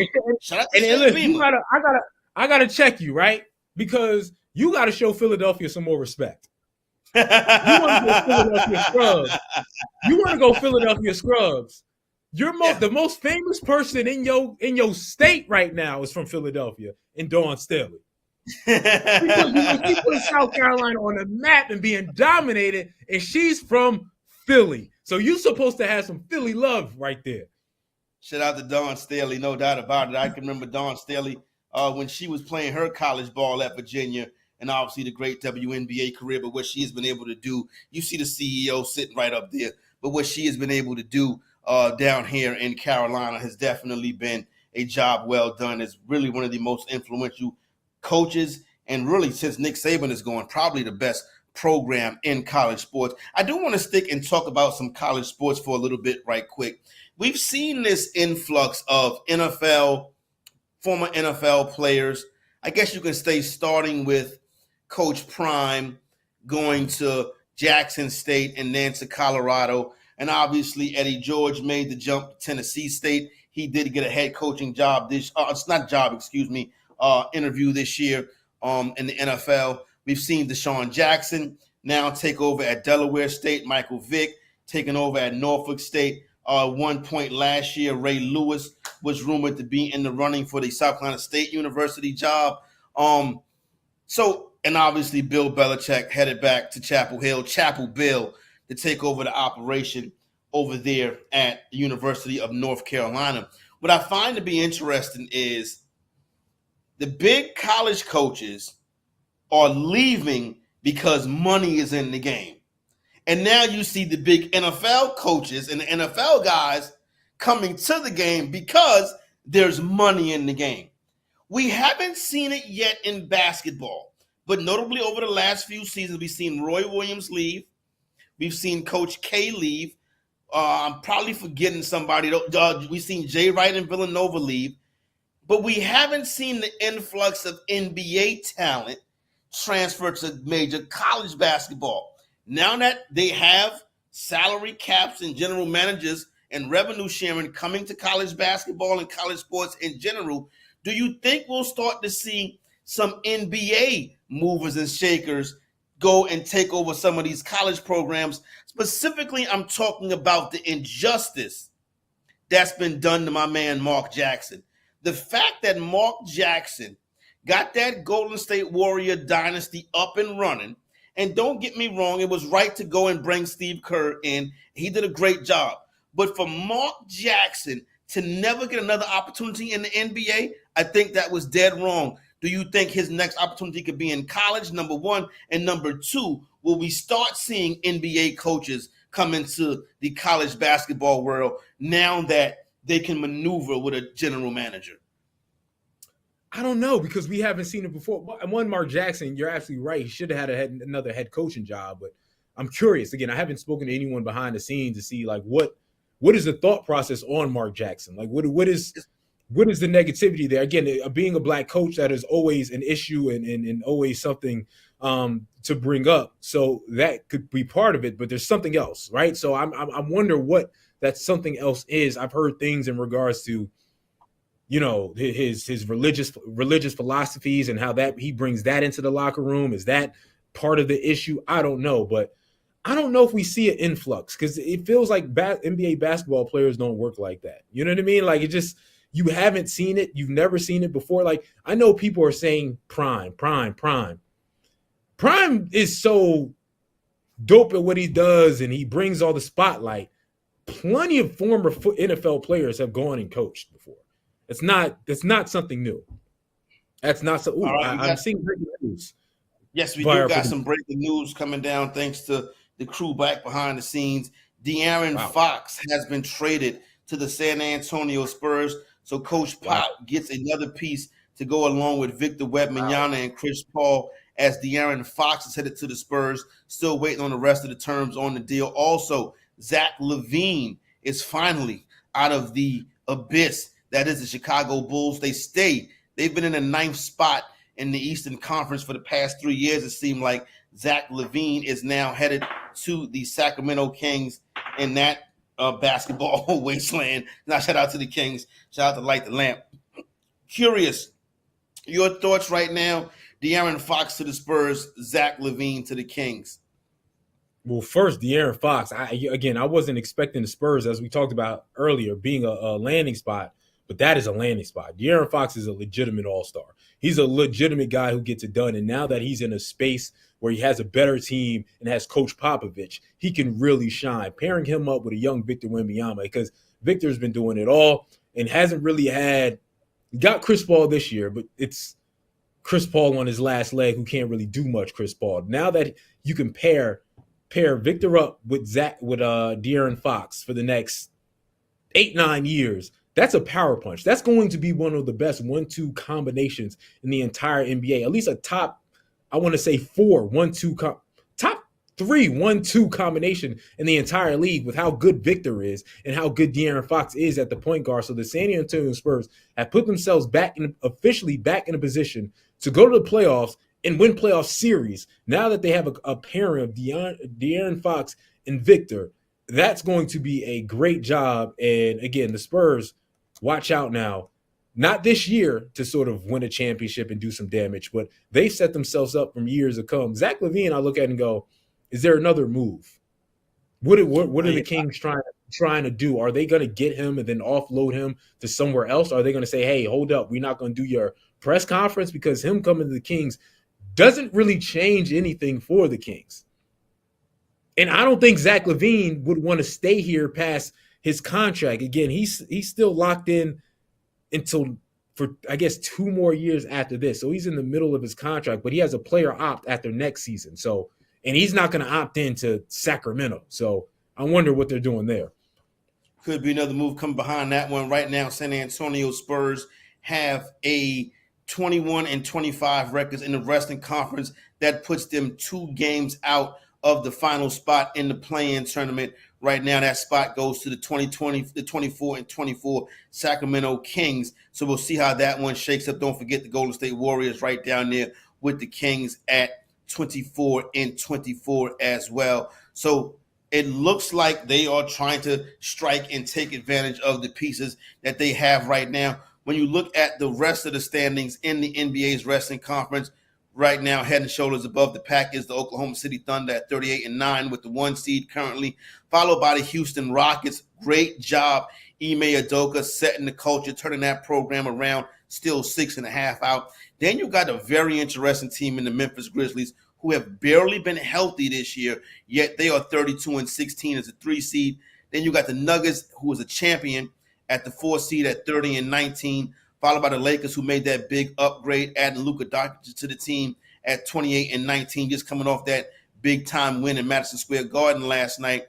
And then you have the LA Clippers at 28-21.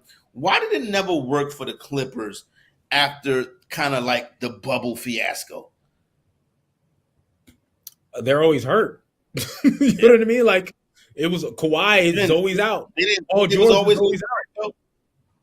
Yeah, and we knew that was going to be the case. At least Paul George, when Kawhi was out, led them to a Western Conference Finals by himself at one point. So he did his duty, but again, health never allowed that team to be anything. No doubt about it. All right, so still got some racetrack left to go on the big program right here. I want to look at some NBA conference odds. Obviously now things start to shake around and change. You might be able to go in there and pick off something at a good price on the BetMGM Sportsbook, and then we'll hear from Chris Miles from NBA TV. His thoughts and reactions on the big news of the day, Luka Doncic to the Los Angeles Lakers. You're listening to Inside the Betting Line.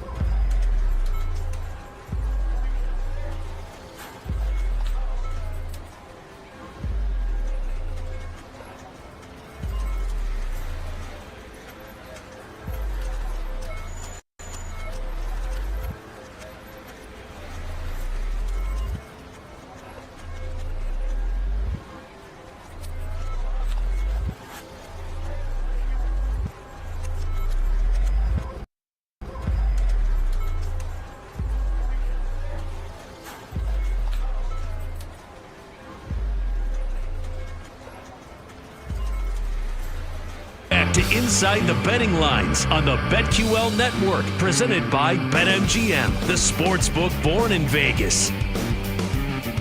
All right. A few more minutes left to go in the program. Inside the Betting Lines, Corey Parson, Sean Bell holding it down on a good old Sunday night.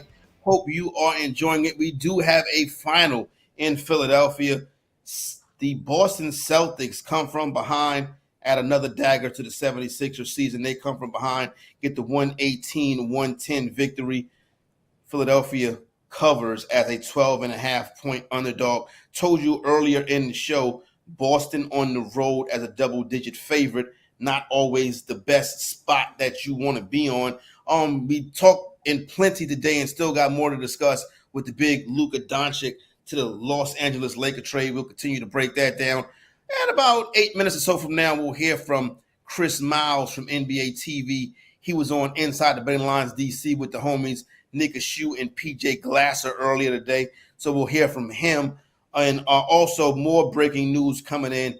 De'Aaron Fox has been traded to the San Antonio Spurs. Victor Wembanyama gets a running mate as they try to push their way into the play-in tournament. Zach LaVine from the Chicago Bulls has been traded to the Kings.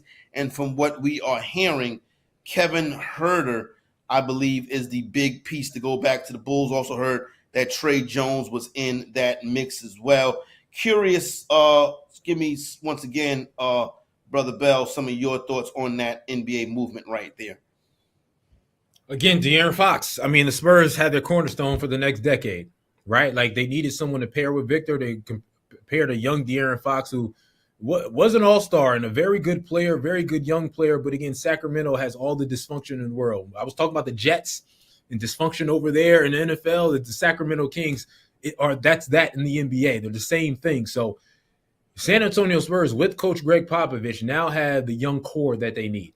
Now all the other pieces are going to be small pieces that they need in the way to developing this team, but they had their core pieces. This team will make the play-in game, and I believe they'll make it to an actual regular playoff series with these two matched together with the experience De'Aaron Fox has played in big games. Even his small playoff appearances, he's looked good. Now, Zach LaVine, Chicago, everyone's been begging them to blow it up for years, right? Like, blow it up, blow it up, blow it up, and they kept rolling out DeMar DeRozan and rolling out Zach LaVine. Now they're finally starting to break it down, but it's too freaking late, dog.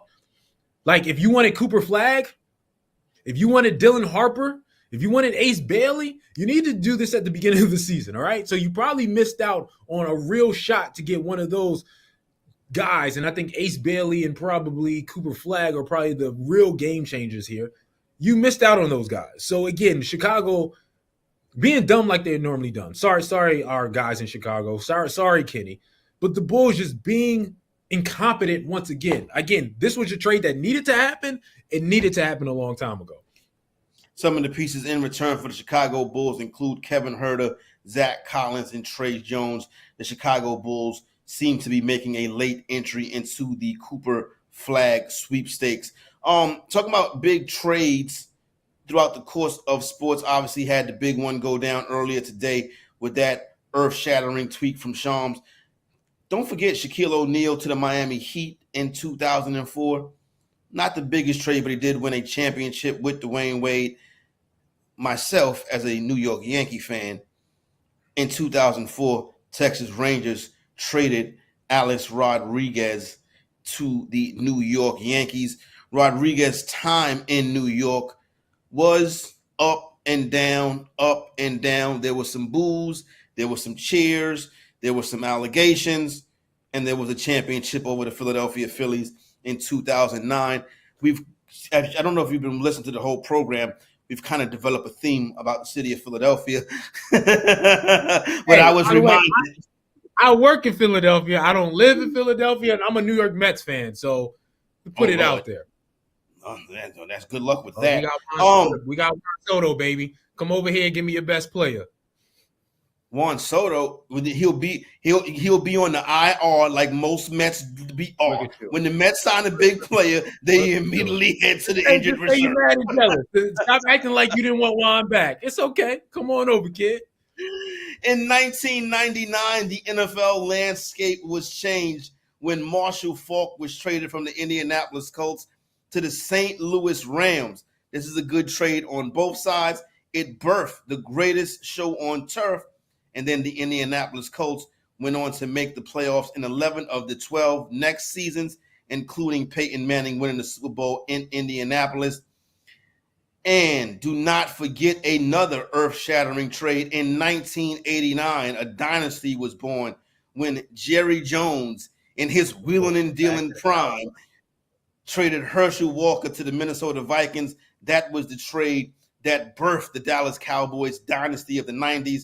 They have not seen that kind of success in almost 30 years now. And do not forget also, way back in the day, in the tender year of 1984, the great, the legendary, rest in peace to the great Ricky Henderson. He was traded from the Oakland Athletics to the New York Yankees. Those are just some of the biggest trades in the history of sports. And what took place a little bit earlier today, Sean, will go down as one of those trades as well.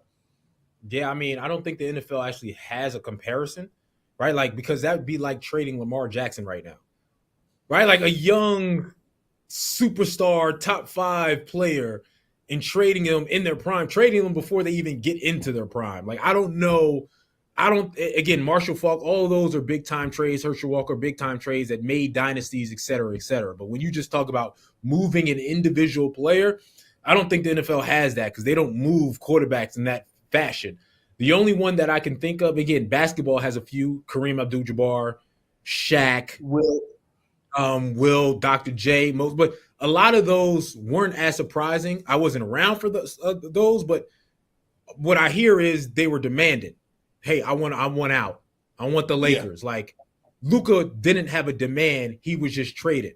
And so the only one I could think of in all the sports, and again, I wasn't around, but would be as much of a shock, was Wayne Gretzky getting traded from the Oilers to the Kings. Right? I won championship, best player of the game, best player ever of the sport, and he gets traded to LA. And again, this trade isn't as big as that trade, but that's what I think about as the biggest trade to ever happen. All right, a little bit earlier today on Inside the Betting Lines DC, the homies Nick Ashew and PJ Glasser got a chance to sit down and spend a couple of moments with NBA TV host and analyst, my homeboy from Harlem, New York, Chris Miles. Here they go right now discussing what was taking place inside the Dallas Maverick organization. Well, the craziest part, right? I think we can all say that this might be the most shocking trade in NBA history, right? Like in the sports landscape, one of the most shocking trades. I don't know. We could probably go across and have a debate on that. But here's the thing.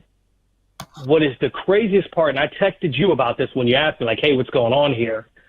If you've been around the Mavs, this has been kind of a thing. This Luka Doncic, who is he as a person, as the leader for the organization? Since the end of his rookie year, he has been a thorn in their side. And I think this season was just the end of it. You got to think he ran off their head coach, Rick Carlisle, right? You got to think every time they have a vocal leader in the locker room, he tells them, you're nobody, I'm running this ship, right? Like you hear about that from stars. And you've heard about that from guys like Kobe Bryant, for instance. But when the guy doing that also is the guy not listening to defensive schemes, not listening to the coach, showing up late to practice, kind of the Jimmy Butler thing that we all hear about reported, that has been the Luka Doncic thing for the last 4 or 5 years. It just hasn't been reported. I don't know why that's the case, but it's been circulated, especially since Nico Harrison took over of like, okay, we're going to do these things to try to appease Luka, and they made it to the NBA Finals that way. But I think at this point, if you're not going to listen to Jason Kidd, if you're going to tell Jason Kidd, like, essentially F off, then okay, the organization is going with, this is who we are. This is our culture. We can trade the best player if he's not willing to buy in. Interesting stuff right there. That was a mouthful from Chris Miles earlier today on Inside the Betting Lines DC with Nick and PJ. Hey, Sean, it seems like it never got out the building, but it seems like they were very upset with Luka. But my thing is still, the return didn't add up. Yeah, again, we didn't hear those type of things. We knew there were small little things about him playing defense and things of that nature. But again, like you said, and I said it early in the show, we didn't hear about any of these things. I guess they were out there. I still don't feel like you trade him. I don't try to get a veteran in there. Like the biggest thing that everyone knows, in order to win an NBA championship, you have to have I'll say top 10 player in the league. Right? There's probably only one team in the past 40 years that didn't have a top 10 player in the league still win a championship. That's the Detroit Pistons back in 2004. But every other team has had a top 10 player on their roster. If you don't have that, regardless of what else you have, you don't have a chance.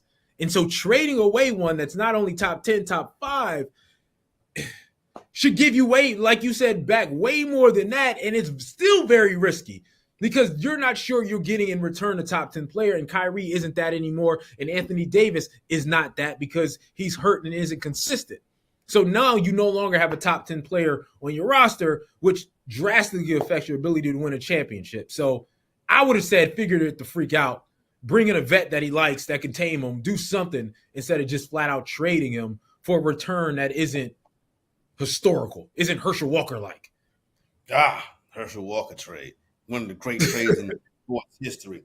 But when you go back to what you just said, that 2004 Pistons team that didn't have one of the top 10 players in the league, what did they have?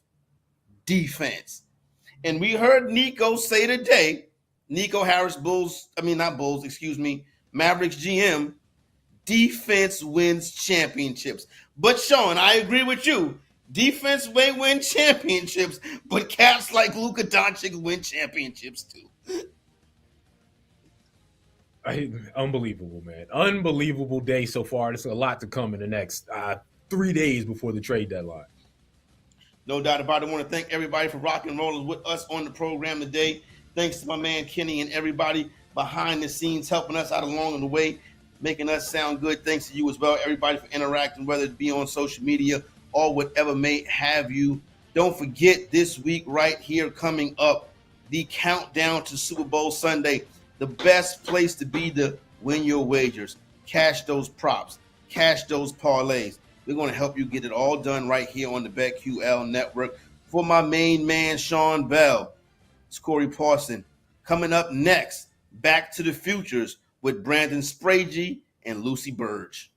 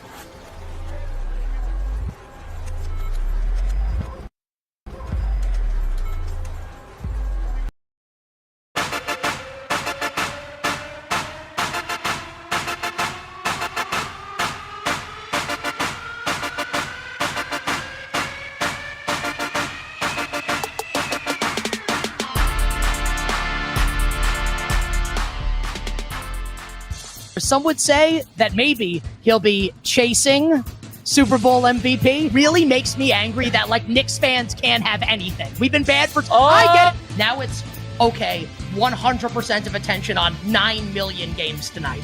It's a playoff game. We've seen this movie before, and we know how it ends, and it ends with absolute disaster. But I'll tell you, that's fun. But the most fun thing about betting on sports for me is this. Like, hey, there's no tomorrow. And now, come on, pick it in. Are you ready, sir? Start your engines. Let's go. Astros money line versus the Marlins. Johnny Cueto, no thank you. Yeah. Oh, my goodness. How does this affect me personally? Which is absolutely bonkers to me. If you do the middle school math, is 117 yards per game that you gotta post each and every weekend. I knew it. Who has the upper hand? Do we think it's going to be the offenses or do we think it's going to be the defenses? How about Saturday's game? Let's just throw a random game out here. Like, I don't want to put faith in NC State. There's a chance we'll lose outright. Who knows? Jinx is definitely not paying attention right now. He's just vibing to the music. Are you ready for the most interactive sports gambling show? Introducing BetQL Send It In with PJ Glasser. We want to hear from you. Send It In is about your picks, your trends, and your fades. Share your thoughts, predictions, and your best daily best bets with the Send It In community. Set your reminder.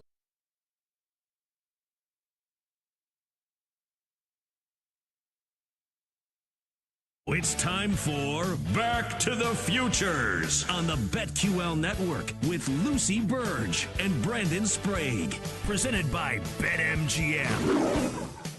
Hey, welcome in Back to the Futures. Back again here on the Odyssey app radio stations nationwide. Good evening. Another edition of Back to the Futures. Brandon Sprague. I'm out here in Portland, Oregon. My great co-host Lucy Burge over there in Boston, Massachusetts. We have quite a start to the show. It is a busy one for us as we lead into the big game next week.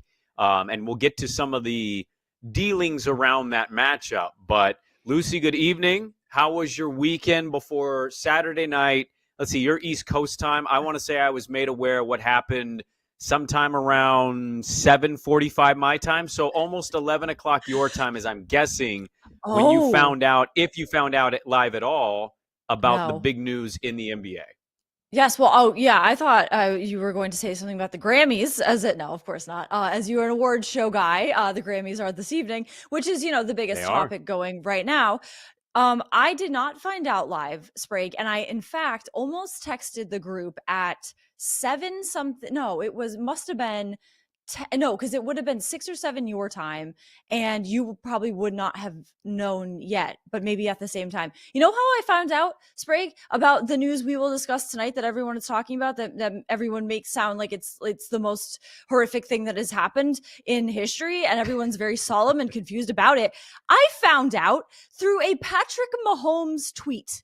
And I don't know how I did not get I received it, but did not see the ESPN notification, any notifications, probably CNN, even notification about this, or text or anything, because when I wake up, you put the passcode in your phone, because I just swipe up, and then I don't get the notifications as like push notifications that I receive overnight at first. I go into my phone, I do my phone time during which is 24 hours a day, but I go in and look at what happened overnight and notifications I've received, but I don't get the little one on an ESPN app or a CNN app. So I didn't see that. So I go to Twitter and I see Patrick Mahomes tweeting.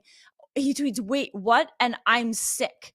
So first of all, I'm like, something horrible must have happened to a member of the Chiefs or an NFL player, or is he sick? And I have Chiefs money line for the Super Bowl. And I know he's not really sick, but it seemed as if something terrible happened. So of course I go to the comments, and that's where I find what happened. Nowhere else could you see it. So of course I had to investigate. It's not right in front of your face, everything that everyone is talking about.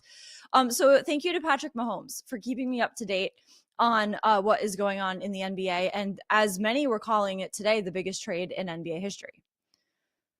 It is the biggest trade in NBA history. In fact, fun fact for you, no trade in the NBA has ever existed where two previous season All-NBA guys were traded in the season for one another. And the trade we're That's longing because it's to stupid. really just well, it doesn't happen often because usually teams with All-NBA guys are pretty happy.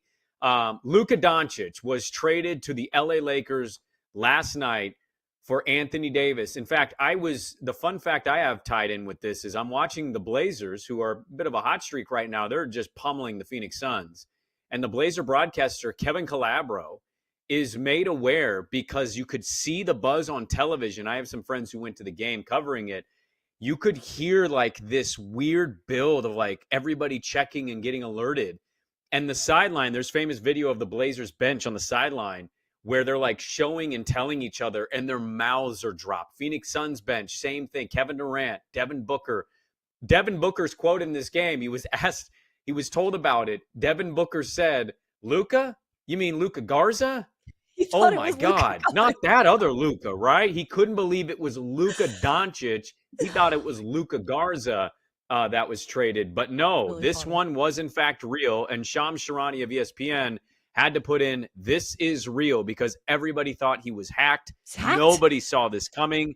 The Lakers trade Anthony Davis, Max Christie, and a Lakers 2029 first for Luka Doncic, Maxi Kleber, Markieff Morris. And then somehow, some way, the Utah Jazz and Danny Ainge get involved. Everybody had it leaked that Danny Ainge has been waiting to try to trade for Luka. Turns out that's not the deal. Danny Ainge and the Jazz jump in, and they get Jalen Hood-Schifino, who's not a bad little role player, and then a Clippers 2025 second and a Mavs 2025 second. So salary moved around, but the deal is Luka Doncic, Anthony Davis swapping teams in an absolute stunning NBA trade. This is the biggest trade of all time. This is the most puzzling trade of all time. This is a trade that not a single soul except Nico Harrison, shout out Nike, or Rob Pelinka knew was happening. And I believe that, by the way. I don't buy, everybody thinks LeBron knows everything. I legitimately believe nobody knew about this until it was basically at the finish line, except Rob Pelinka and Nico Harrison. Nico today at his press conference said not even Jason Kidd was made aware that this was happening. Well, they started talking about this, Lucy, a month ago. And Nico Harrison admitted out loud that when he broached the topic of this trade, Rob Pelinka, who many look at as a Rob Lowe doppelganger and kind of just a, what's going on? Kind of what this guy doesn't really know what he's doing. Rob Pelinka responded with, "Nah, you're serious?" He couldn't believe that it was real. And he was serious. So with that trade, Luka is now a LA Laker at the age of 25, and Anthony Davis is set to turn 32 and become a Dallas Maverick. Here's our BetMGM line movement. NBA championship. Lakers were 4,000 to 1. This move moves them to 1,400. The Mavericks were plus 2,000. This moves them to plus 3,000. So Vegas saying you got worse and you got better. Western Conference odds, Lakers go from 20 to 1 to 8 to 1, and the Mavericks go from 12 to 1 to 16 to 1. Nico Harrison said, quote, "I believe that defense wins championships. I believe that getting an all-defensive center and an all-NBA player with a defensive mindset gives us a better chance. We're built to win now and in the future." Stunning trade out of the NBA, Lucy. Absolutely stunning. And that kind of has been the common emotion by everybody who has talked about it today on TV, on the radio, in the, Jason Kidd in the press conference talking about this. Everybody seems shell-shocked that this happened. And to think that, and I texted you guys this because I couldn't believe that LeBron actually didn't know. And when a lot of things like this happen that are kind of odd, and you're like, wait a minute, that could be like Shams Charania could have been hacked. There, you break it down and you let it all kind of settle and you think about it and you're like, wait, is there some kind of like counterpoint to this where actually like, oh, it makes sense? Like this, no one has said that I've heard, where no one's actually saying, oh, you know what, maybe this kind of makes sense for the Mavericks, and this about Kendrick Perkins. Yes, but that's he's the only one. He said the Mavericks won this trade. Yeah, because he was probably bored seeing what everyone else was saying. And that it's just, I was like kind of craving someone to say that because you need that because everybody else was saying, how could they do this? How did they do this? And why? This is why it's baffling too, because it's surprising. But why? There's no reason to pinpoint to why. ESPN reported there had been significant frustration within the Mavericks organization about Luka's lack of discipline regarding his diet and conditioning, which team sources considered a major factor in his injury issues. They are making his weight has been put out there, which if that was me, mortifying, is 270 or whatever it is now, which is unacceptable to them. They are making this guy out to be Pablo Sandoval. He is not that fat, and that's not a reason. That's what they are making him out to fat be. Luka. And yes, that's what this is a fat Luka is what they're saying. That's not generally the reason to trade a guy unless there's something else going on, and especially a guy like Luka. So something else is going on. There's some fundamental at their core disagreement, or like you said before the show, they don't like each other, where Luka and the team there was no way to move forward with, and both sides were unhappy. And it felt like though Luka was not unhappy, but this move, the way he responded to it struck me as odd, because in his statement saying goodbye to Dallas, he didn't thank the team. He didn't mention the team. It was all to the community. And he said, I wanted to play for this team my entire career. So he seemed like he was unhappy with this, which kind of makes you think that it's the team that was mostly unhappy with him, and it wasn't something that he would have been willing to compromise on or negotiate something about his weight or it's probably something that they came to him and said, hey, you need to get better with conditioning. You need to take this more seriously. And he said, no, like, I don't, there's something that is missing. There's a piece of this reasoning that is missing for why this is happening. Then you have on the other side, LeBron, who did not know. He was at dinner when he found out that this happened. He is tweeting about the Grammys this evening. Nothing about this. So he, I would think, is very unhappy with the fact that this happened. First, they traded his guy and that he didn't know about it. And they made a decision without him knowing. So there's that side of it where I think potentially both sides, the players or the team themselves on both sides, there's some unhappiness with this happening. And I think shell shock is probably how a lot of people on both sides feel about this. Well, we also have, as the show is just about to start, some breaking NBA news as well. The trade deadline, which many speculated would be pretty boring and uneventful. About all we had in our minds was maybe Jimmy Butler. And then just recently we had De'Aaron Fox of the Kings request a trade.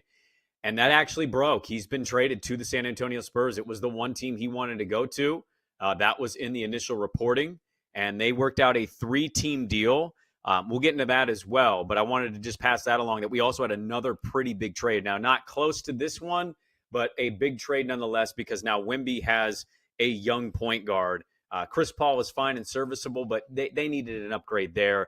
And De'Aaron Fox is certainly a better option for them. The thing about the Luka thing, and I feel like this is going to carry over a little bit. We'll get to some Super Bowl stuff. But the thing about the Luka stuff to me is I've listened to every possible podcast, Mav-related, Laker-related, National-related. All the ones I've listened to, not a single one thought this was a possibility.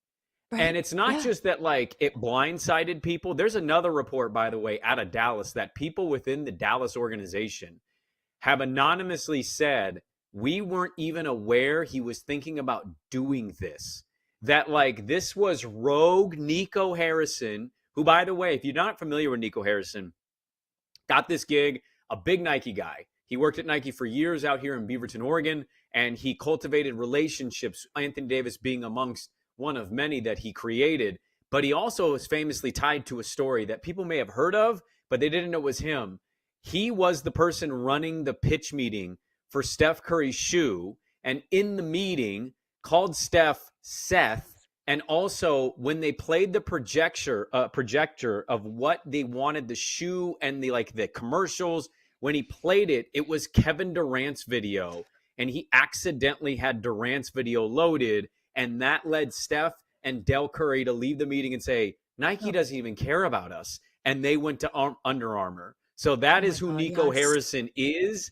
Now, he's got a lot of good relationships. I would say so far he's done an exceptional job of team building, to his credit. This deal, Anthony Davis is a really great player. This deal, you got one draft pick, one first-round draft pick for Luka Doncic. Mikal Bridges got 5. Rudy Gobert got 4. De'Aaron Fox got 3.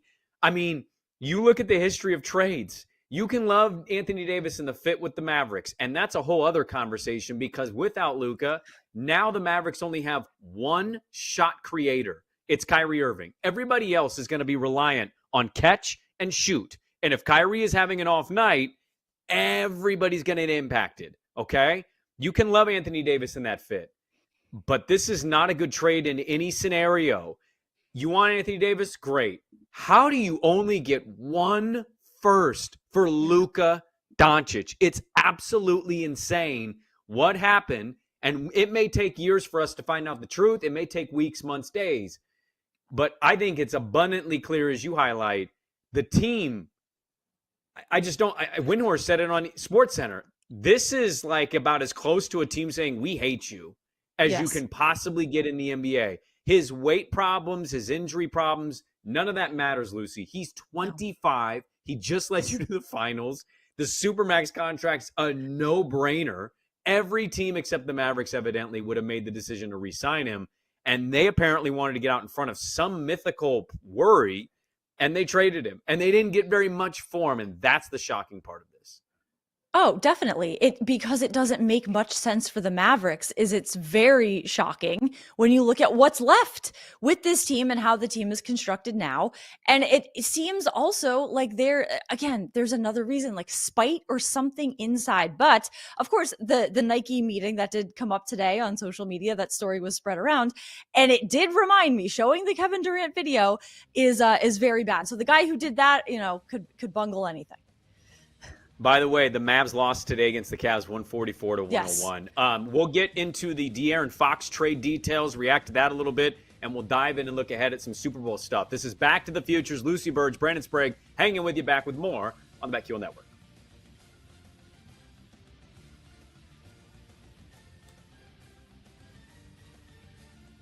Back to the Futures. We'll be back with Lucy Burge and Brandon Sprague. Presented by BetMGM, the sports book born in Vegas. Download the app today. Please gamble responsibly.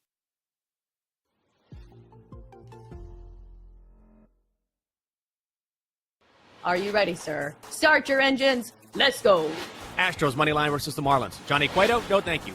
Yeah. Oh, my goodness. How does this affect me personally? Which is absolutely bonkers to me. If you do the middle school math, is 117 yards per game that you gotta post each and every weekend. I knew it.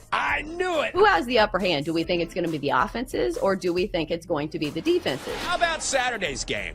Let's just throw a random game out here. Like, I don't want to put faith in NC State. There's a chance we'll lose outright. Who knows? Jinx is definitely not paying attention right now. He's just vibing to the music. Are you ready for the most interactive sports gambling show? Introducing BetQL's Send It In with PJ Glasser. We want to hear from you. Send It In is about your picks, your trends, and your fades. Share your thoughts, predictions, and your best daily best bets with the Send It In community. Set your reminders, mark your calendars, and get ready to send it in on weekday afternoons at 1 Eastern on Twitter, YouTube, and Twitch. On your home for wagertainment, the BetQL Network, presented by BetMGM. Go for the betting cycle on BetQL with Cody Decker. Cody Decker, former professional baseball player, turned professional smartass on the radio. Sports handicapper Rob Brown. When Penix Jr. plays USC, he's getting 400 yards. Cycling all the top plays. And Cody Decker, I think Florida can cover today. And one outrageous show parlay. 1, 2, 3. Oh! Let the chaos begin. It's Bet for the Cycle on the BetQL network, presented by BetMGM.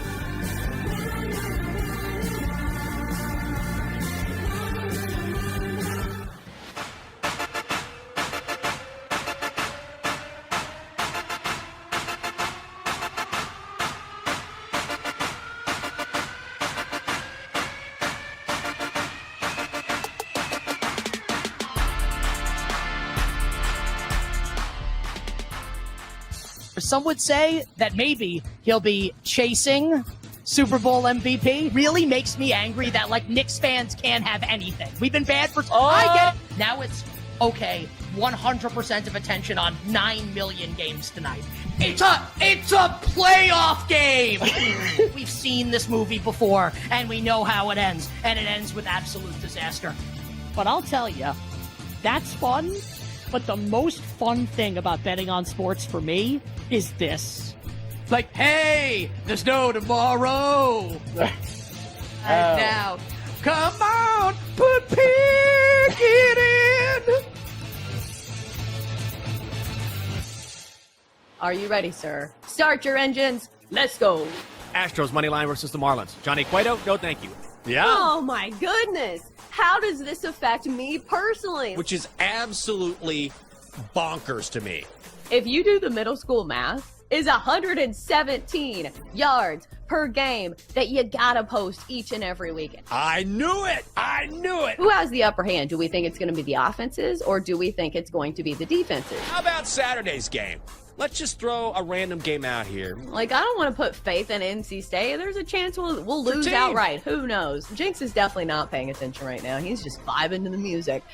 Are you ready for the most interactive sports gambling show? Introducing BetQL's Send It In with PJ Glasser. We want to hear from you. Send It In is about your picks, your trends, and your fades. Share your thoughts, predictions, and your best daily best bets with the Send It In community. Set your reminders, mark your calendars, and get ready to send it in on weekday afternoons at 1 Eastern on Twitter, YouTube, and Twitch. On your home for wagertainment, the BetQL network, presented by BetMGM. Some would say that maybe he'll be chasing Super Bowl MVP. Really makes me angry that, like, Knicks fans can't have anything. We've been bad for... I get it. Now it's, okay, 100% of attention on 9 million games tonight. It's a playoff game! We've seen this movie before, and we know how it ends. And it ends with absolute disaster. But I'll tell you, that's fun. But the most fun thing about betting on sports for me is this. Like, hey, there's no tomorrow. And now, come on, put it in.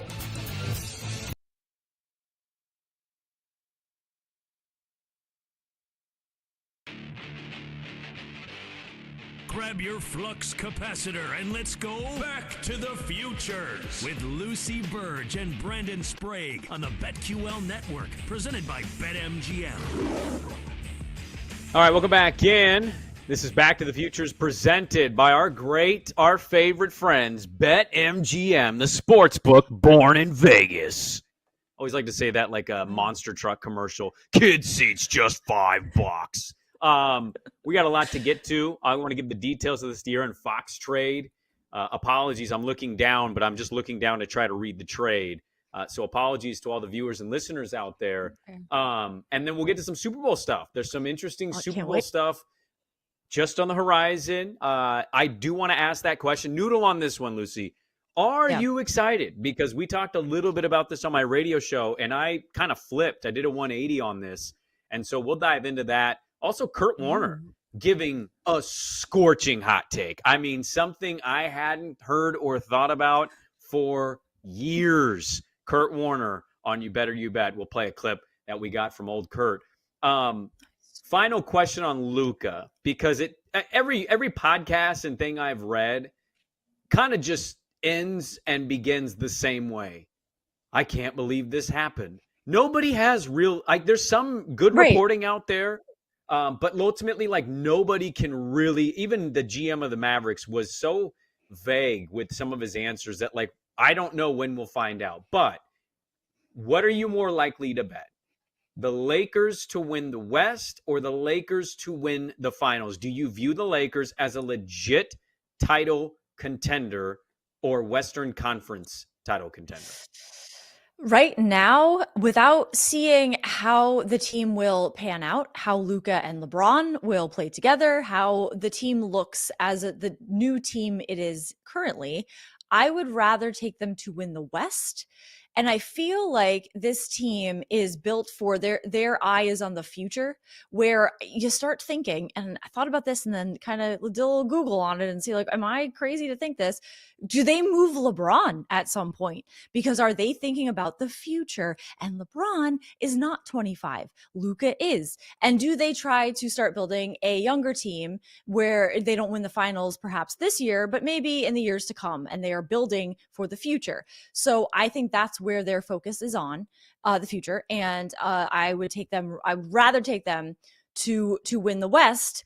But that really is the theme of everything everyone is talking about. There was a group of just being in disbelief. There was a group of fans, of Mavericks fans, who held this elaborate funeral for the team today. And you see this video and you're like, wow, they put that together, first of all, very quickly. They had a casket, they had flowers, they were playing music very fast. They put this together as if did they know something. But you see that and you're like, wow, that's really overboard. That's very elaborate. And then you watch what happened to the Mavericks today. And they lost to the Cavaliers by 100, or 44. But what's the difference? It doesn't seem that elaborate. It seems like every fan should have been doing the same thing because this team is cooked. So I would just to put a pin in that, but I would rather take the Lakers to win the West than the finals, though, because their eye is on the future. Though it's a little tempting. It's a little tempting to think that maybe the Lakers could win the finals, though I do think it could be the Cavaliers this year. That's why I would take the Lakers to win the West. So I like the Lakers getting a little, even though they went in their, the favor of the Lakers, I still think the Lakers have value. They need to add a big here. That's abundantly clear. Jackson Hayes is not going to be their solve all at the big spot now without AD. By the way, I do love the narrative of, like, I don't know if LeBron and Luka will make it work. Like, Charles Barkley had this take with his big ass glasses of, like, yeah, I don't know if this is going to work. This is a bad move for the Lakers. I'm like, Charles, you literally called Anthony Davis street clothes. Like, now all of a sudden Anthony Davis is amazing to you. Just publicly admit you hate LeBron James. Like, just publicly admit that you've said LeBron cannot be the GOAT, and he's continued on for a decade since you said that, being one of the best players in the league. I just would really rather these old heads say that than try to act like LeBron can't figure this out. I think LeBron's going to go Olympic mode. He's going to set screens. He's going to be a flasher, a cutter. He's going to play a role of better Draymond Green, I think, for the Lakers. But they need to solve their big spot. Robert Williams out here in Portland is going to be had for who knows what at this point, because I don't know what trade value means anymore if Luke is going for one pick. But the Lakers they still have a first. They trade one first for Rob Williams. I think they could get him. So if they solve that big spot, I think there's really good value on that. And on the LeBron front, I'll give you one quick take, and then we'll get De'Aaron Fox here.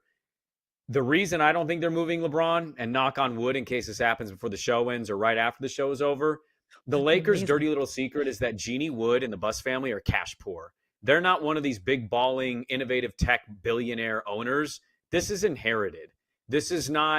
They are not super flush this way. So what they need to do is they need to have a reason for people to keep buying merch and for people to keep buying tickets. And Luka's certainly a great future piece. But I think the draw of LeBron and the idea of playing Bronny in garbage time, like, that still makes them money. And so that's why I think they can work on the court because they're both very smart basketball players. LeBron's loved Luka since he saw him play at like 17. But also the Lakers are cash poor. So they need to always make as much money as they can. LeBron makes them a ton of money. Let's get to the De'Aaron Fox trade, and then we'll get to some Super Bowl stuff. This came out just before the show. The Spurs, the Kings, and the Bulls were in a 3-team trade. Here's how it breaks down. The Spurs will receive De'Aaron Fox and Jordan McLaughlin. The Kings will get Zach LaVine, Sidi Kosoko, 3 first-round picks, 2 second-round picks, and the Bulls will receive Kevin Huerter, Trey Jones, Zach Collins, and a 2025 Spurs pick, which, if that's the Spurs pick, it may be a lottery pick, but we'll see on that one. What does De'Aaron Fox do for you in this conversation? As I look now, I don't know if we have any live odds on the Spurs, but what does De'Aaron Fox with Wemby do for you in terms of San Antonio? And what do you make of this trade? Yeah, I think this is not as crazy as the previous trade we saw today. It's not as jaw-dropping, but it would make me look a little bit more at the Spurs futures, because I don't have, as I watch these trades happen, I don't have a clear-cut pick to win the finals.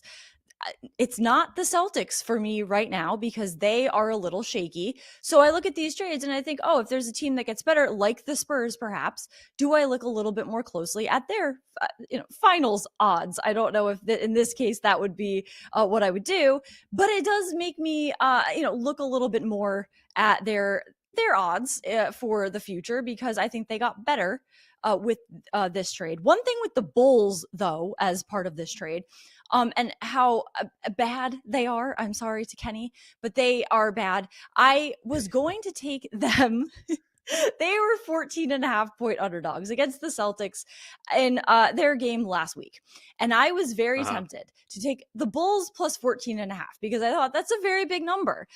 But the Celtics beat them by 22. So the Celtics are good, but they're not as good as last year. And it's a high bar. And they beat the Bulls by 22. So that is the Bulls I'm just out on, no matter kind of what happens to them. But with the Spurs, I think they got better in this trade. Without a doubt. This is actually the one that I'm glad Kenny asked it in the chat here. So the Spurs to win the West is 80-1. The Spurs to win the finals is 151. Those are not two bets I'm interested in. Look, I love Wemby. I do. He's going to be generational. It's not even a debate. Fox isn't. It's an outstanding addition. It was a no-brain move, and it's the first player publicly to find out, like, San Antonio doesn't matter as a market. I've been there. It ain't great, but he don't care. He gets to play with Wemby, and that's the draw. So this is the first big domino in the NBA of a guy saying, I want to play with that alien. And I've seen Wemby in person this year. He is absolutely worth the price of admission. He is a crazy player to see physically, like, move, on the court. This is the question. And I think, okay, never mind. So we got it solved. Kenny was going to ask, what are the odds to make the playoffs? Initially, I saw Spurs plus 390 to make. Turns out it's minus 550. I wouldn't bet that. If we can find out, like, the odds of them to win the first round series, and I know they're in that play-in territory, but this is a team that I might be willing to take some action on to win in the first round, to pull like a 2-7 upset if they get the right seeding and whatnot. It's a dangerous combination. That pick and roll with Wemby and De'Aaron is going to be nuts. I'm looking forward to it. So I do believe the odds are plus 390 to make, minus 550 to miss, plus 390 I'm so to confused make. with our chat. Our chat looks like it's countering themselves. It's the trade Is it today. plus 390 to make? Because if it's plus 390, Lucia, give me that all day. I would take that. That is a fantastic bet. I would take that great value. all day. Yes. Because minus 550 to make, why would you do? But plus 390 to make the playoffs, minus 550 to miss them, plus 3, especially after this trade today, plus 390 to make the playoffs. I get that before it changes is what I would do. By the way, Kenny saying that to probably get past the Suns to make it. Yeah, I've seen the Suns play. Kevin Durant, Devin Booker are great. They cannot stop Wemby, and De'Aaron Fox would be a nightmare for them to defend. As Phoenix is trying to offload Bradley Beal. So good move. I think we could agree on that one. Not as crazy as the Doncic trade. So good stuff there. Let's dive in a little bit, and then we're going to carry it over, obviously. But there's a big game happening next weekend. A week from right now, we will have a new champion, or we will have our first three-peat in NFL history. Yes, it has never happened in the NFL. If we want to cue this one up, Zach, Kurt Warner had this to say this week on You Better You Bet about if the Chiefs win the Super Bowl, he thinks this.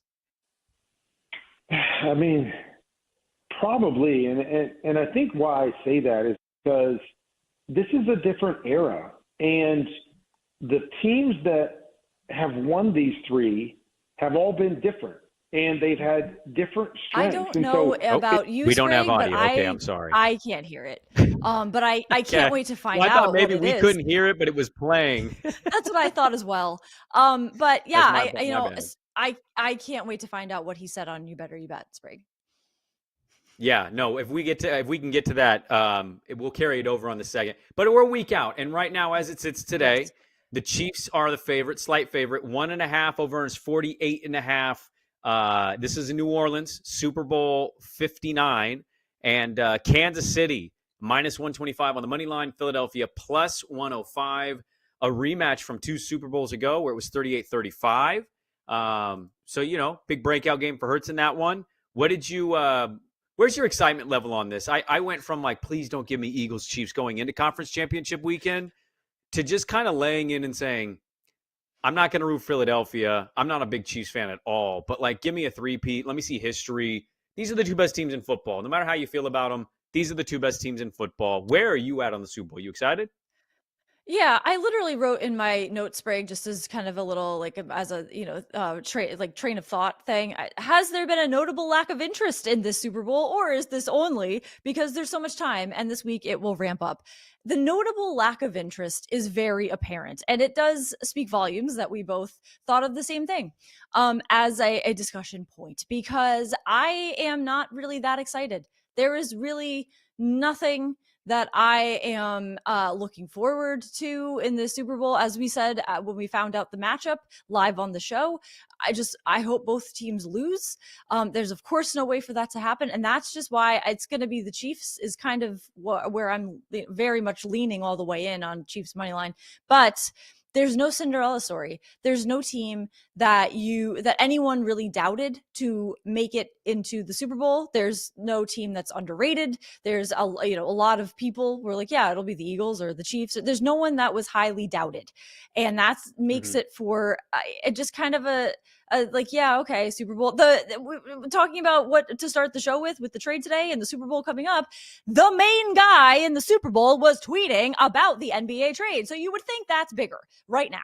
The Super Bowl is kind of on the back burner. You did not see a single thing about it except for Taylor Swift at the Grammys wearing Chiefs red, but that's even kind of died down. No one really cares about that either.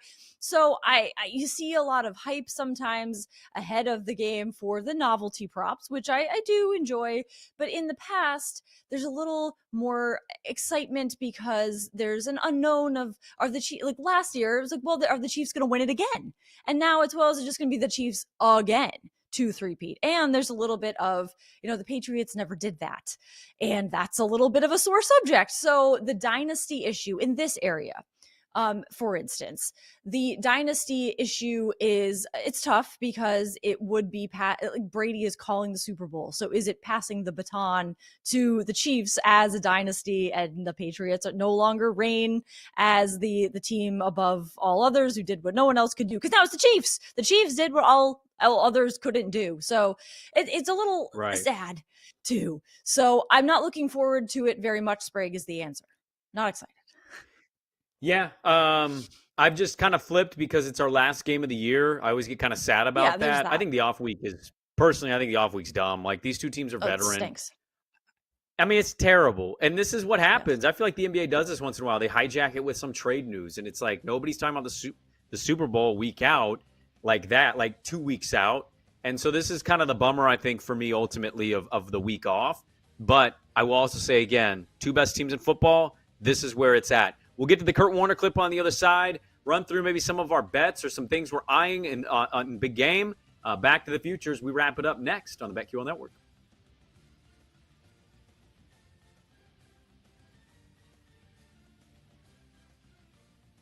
Back to the futures. We'll be back with Lucy Burge and Brendan Sprague. Presented by BetMGM, the sports book born in Vegas. Download the app today. Please gamble responsibly.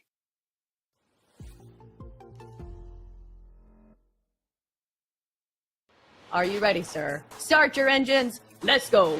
Astros money line versus the Marlins. Johnny Cueto, no thank you. Yeah. Oh, my goodness. How does this affect me personally? Which is absolutely bonkers to me. If you do the middle school math, is 117 yards per game that you